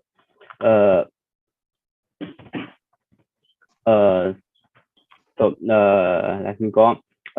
This is the eye tracking data of the participant when he search for the information of this gate in international departure. We divided different observation area and display the eye tracking data on each observation area respectively. Because the fixation area and the gaze path will change when the people turning hand. So different observation areas should be differential from more accurate analysis. The observation areas are also sorted by the time sequence, and the order is represented by the red number, just like this 1 or 2. And through the analysis, the eye tracking data of one participant, we can explore the visual behavior of this person when he search for the gate. Just like he will pay more attention to the escalator and the luminous fingerboards. However, we want to explore the universal visual behavior of multiple participants at the same wayfinding decision points, because we think this universal visual behavior is related to interior space form. So we project the gaze path of multiple participation on the panorama of this decision points, but it seems not easy to find out the common visual behavior as this diagram. So we change our mind and we use the color code to label the interest area for participant, and we define defines that the horizontal coordinate as the hue value and the vertical coordinate as the brightness value. Considering that the fixed duration of each participant is different because it's at least 4 seconds and the maximum is 13 seconds. So we pay more attention on how participants allocate the observation time. So the proportion of fixed duration is better, more informing than absolutely value. By analysis, this bar graph in the right, we can easily find out that the people tend to observe along clockwise direction. That means always they always observe from left to right. Meanwhile, fixation duration presented on the building layout, the radius of the sector represented that cumulative value of the 8 participants of this 8 participants observed time, and then we know that people pay more attention to the right hand rather than the left hand, and just only a few people noticed that there is passages on the front left. Combined with the above data analysis, we summarized the 3 kinds of visual behavior of passages in wayfinding. It likes the reconfirmation behavior, the priority of attention, and the clockwise observation. After sorting out the result of the wayfinding experiment, we proposed a guideline for optimizing the signature system design.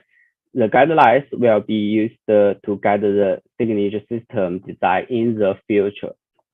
Okay, let me give some examples. This panorama was taken on this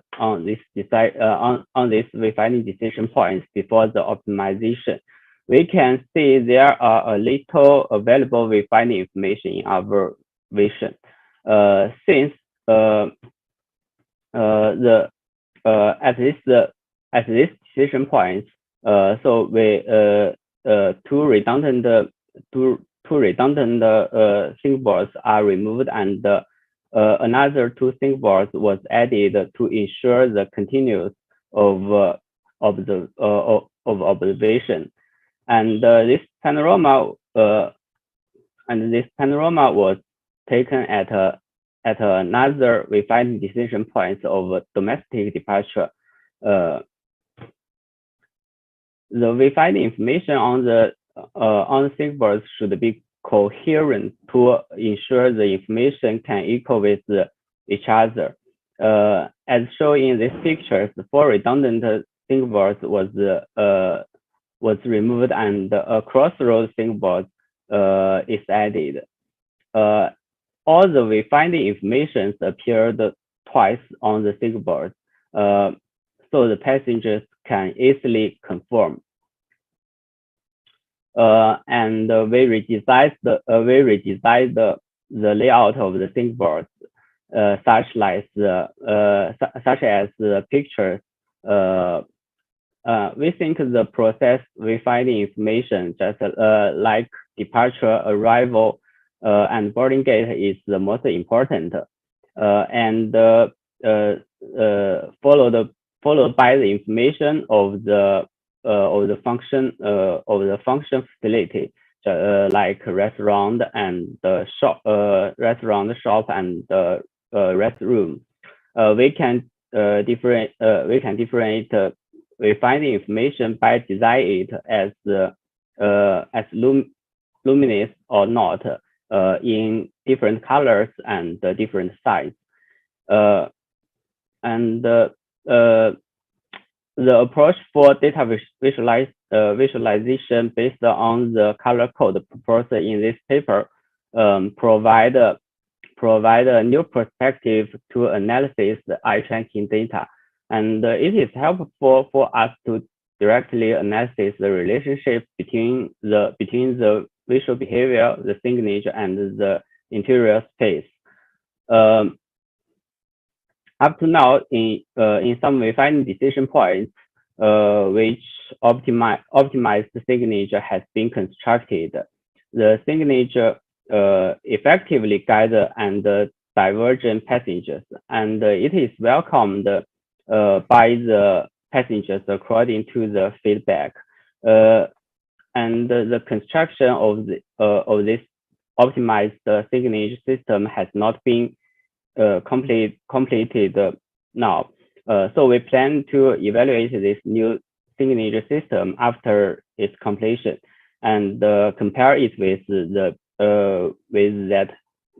that signature system before optimization. And in our research, we also have some interesting. We also find some interesting things, just like the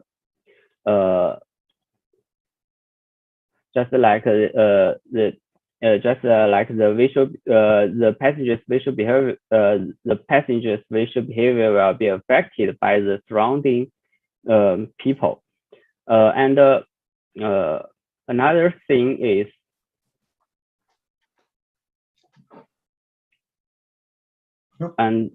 another thing is we found that it is similar between the heat map of the object recognition in computer vision and the heat map of the eye tracking data, so which can be used to explore the relationship between the spatial form and the visual behavior. And that concludes to my presentation. Thanks for listening. Thank you. Thank you, Shu-Yang. We're probably late on the session, so like maybe it's just some quick questions. First, congrats, it's a really amazing study. I guess you have like it's a direct commission by the airport that you have done, or how did this project come together? Yeah. Okay. Have you done similar projects before, or what is this based on? I mean, and you reference some other papers and like eye tracking work from other authors beforehand, but is your institute like focused on this type of research? Maybe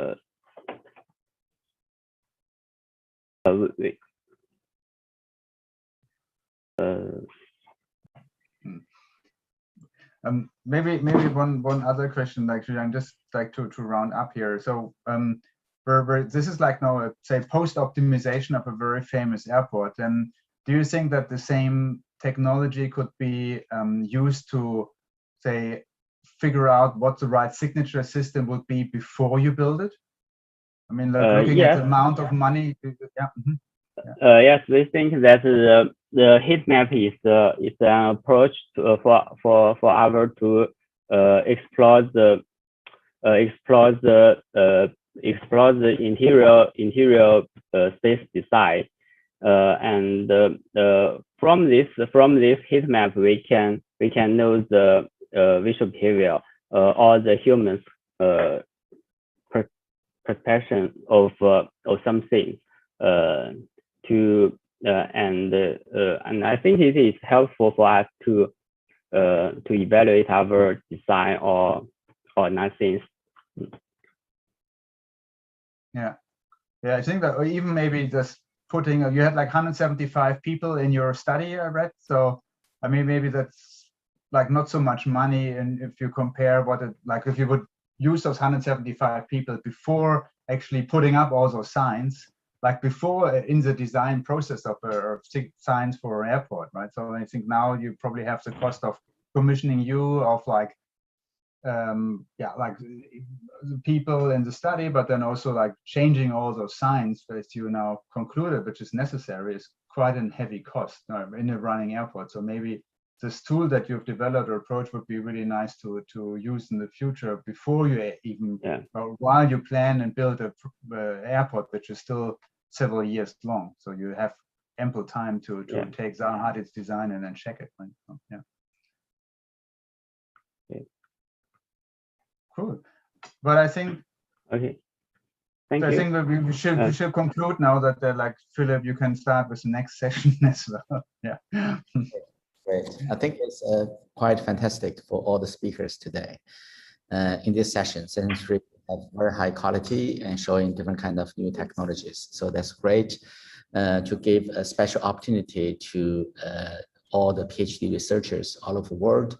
And Digital Future actually produced a special platform in the past few years. So among them, they collaborate across different countries, and some of them become couples on the platform of Digital Futures. So I can see that it's really an inclusive platform to have different potential possibility to see what's happening all over the world. And thanks a lot for Martin chairing this session, and he is actually from CETA, Denmark. That is extremely interesting lab. There I visit once. I think it's in a very beautiful island, and produce a very primary research, play the leading roles across the world. So thanks a lot for your sharing. So we need to move into another Zoom. Another space, because we have one more session waiting for us. So thanks a lot. Thank you. And all the presenters. Thanks for your papers. Thank you. Thank you very much for this hours here, and see you in Copenhagen or the next session where we present as well. So congrats everybody. And, that's very excited to see the rest of the conference here. And okay. So let's move over. Bye-bye. Bye-bye. Bye, Philip.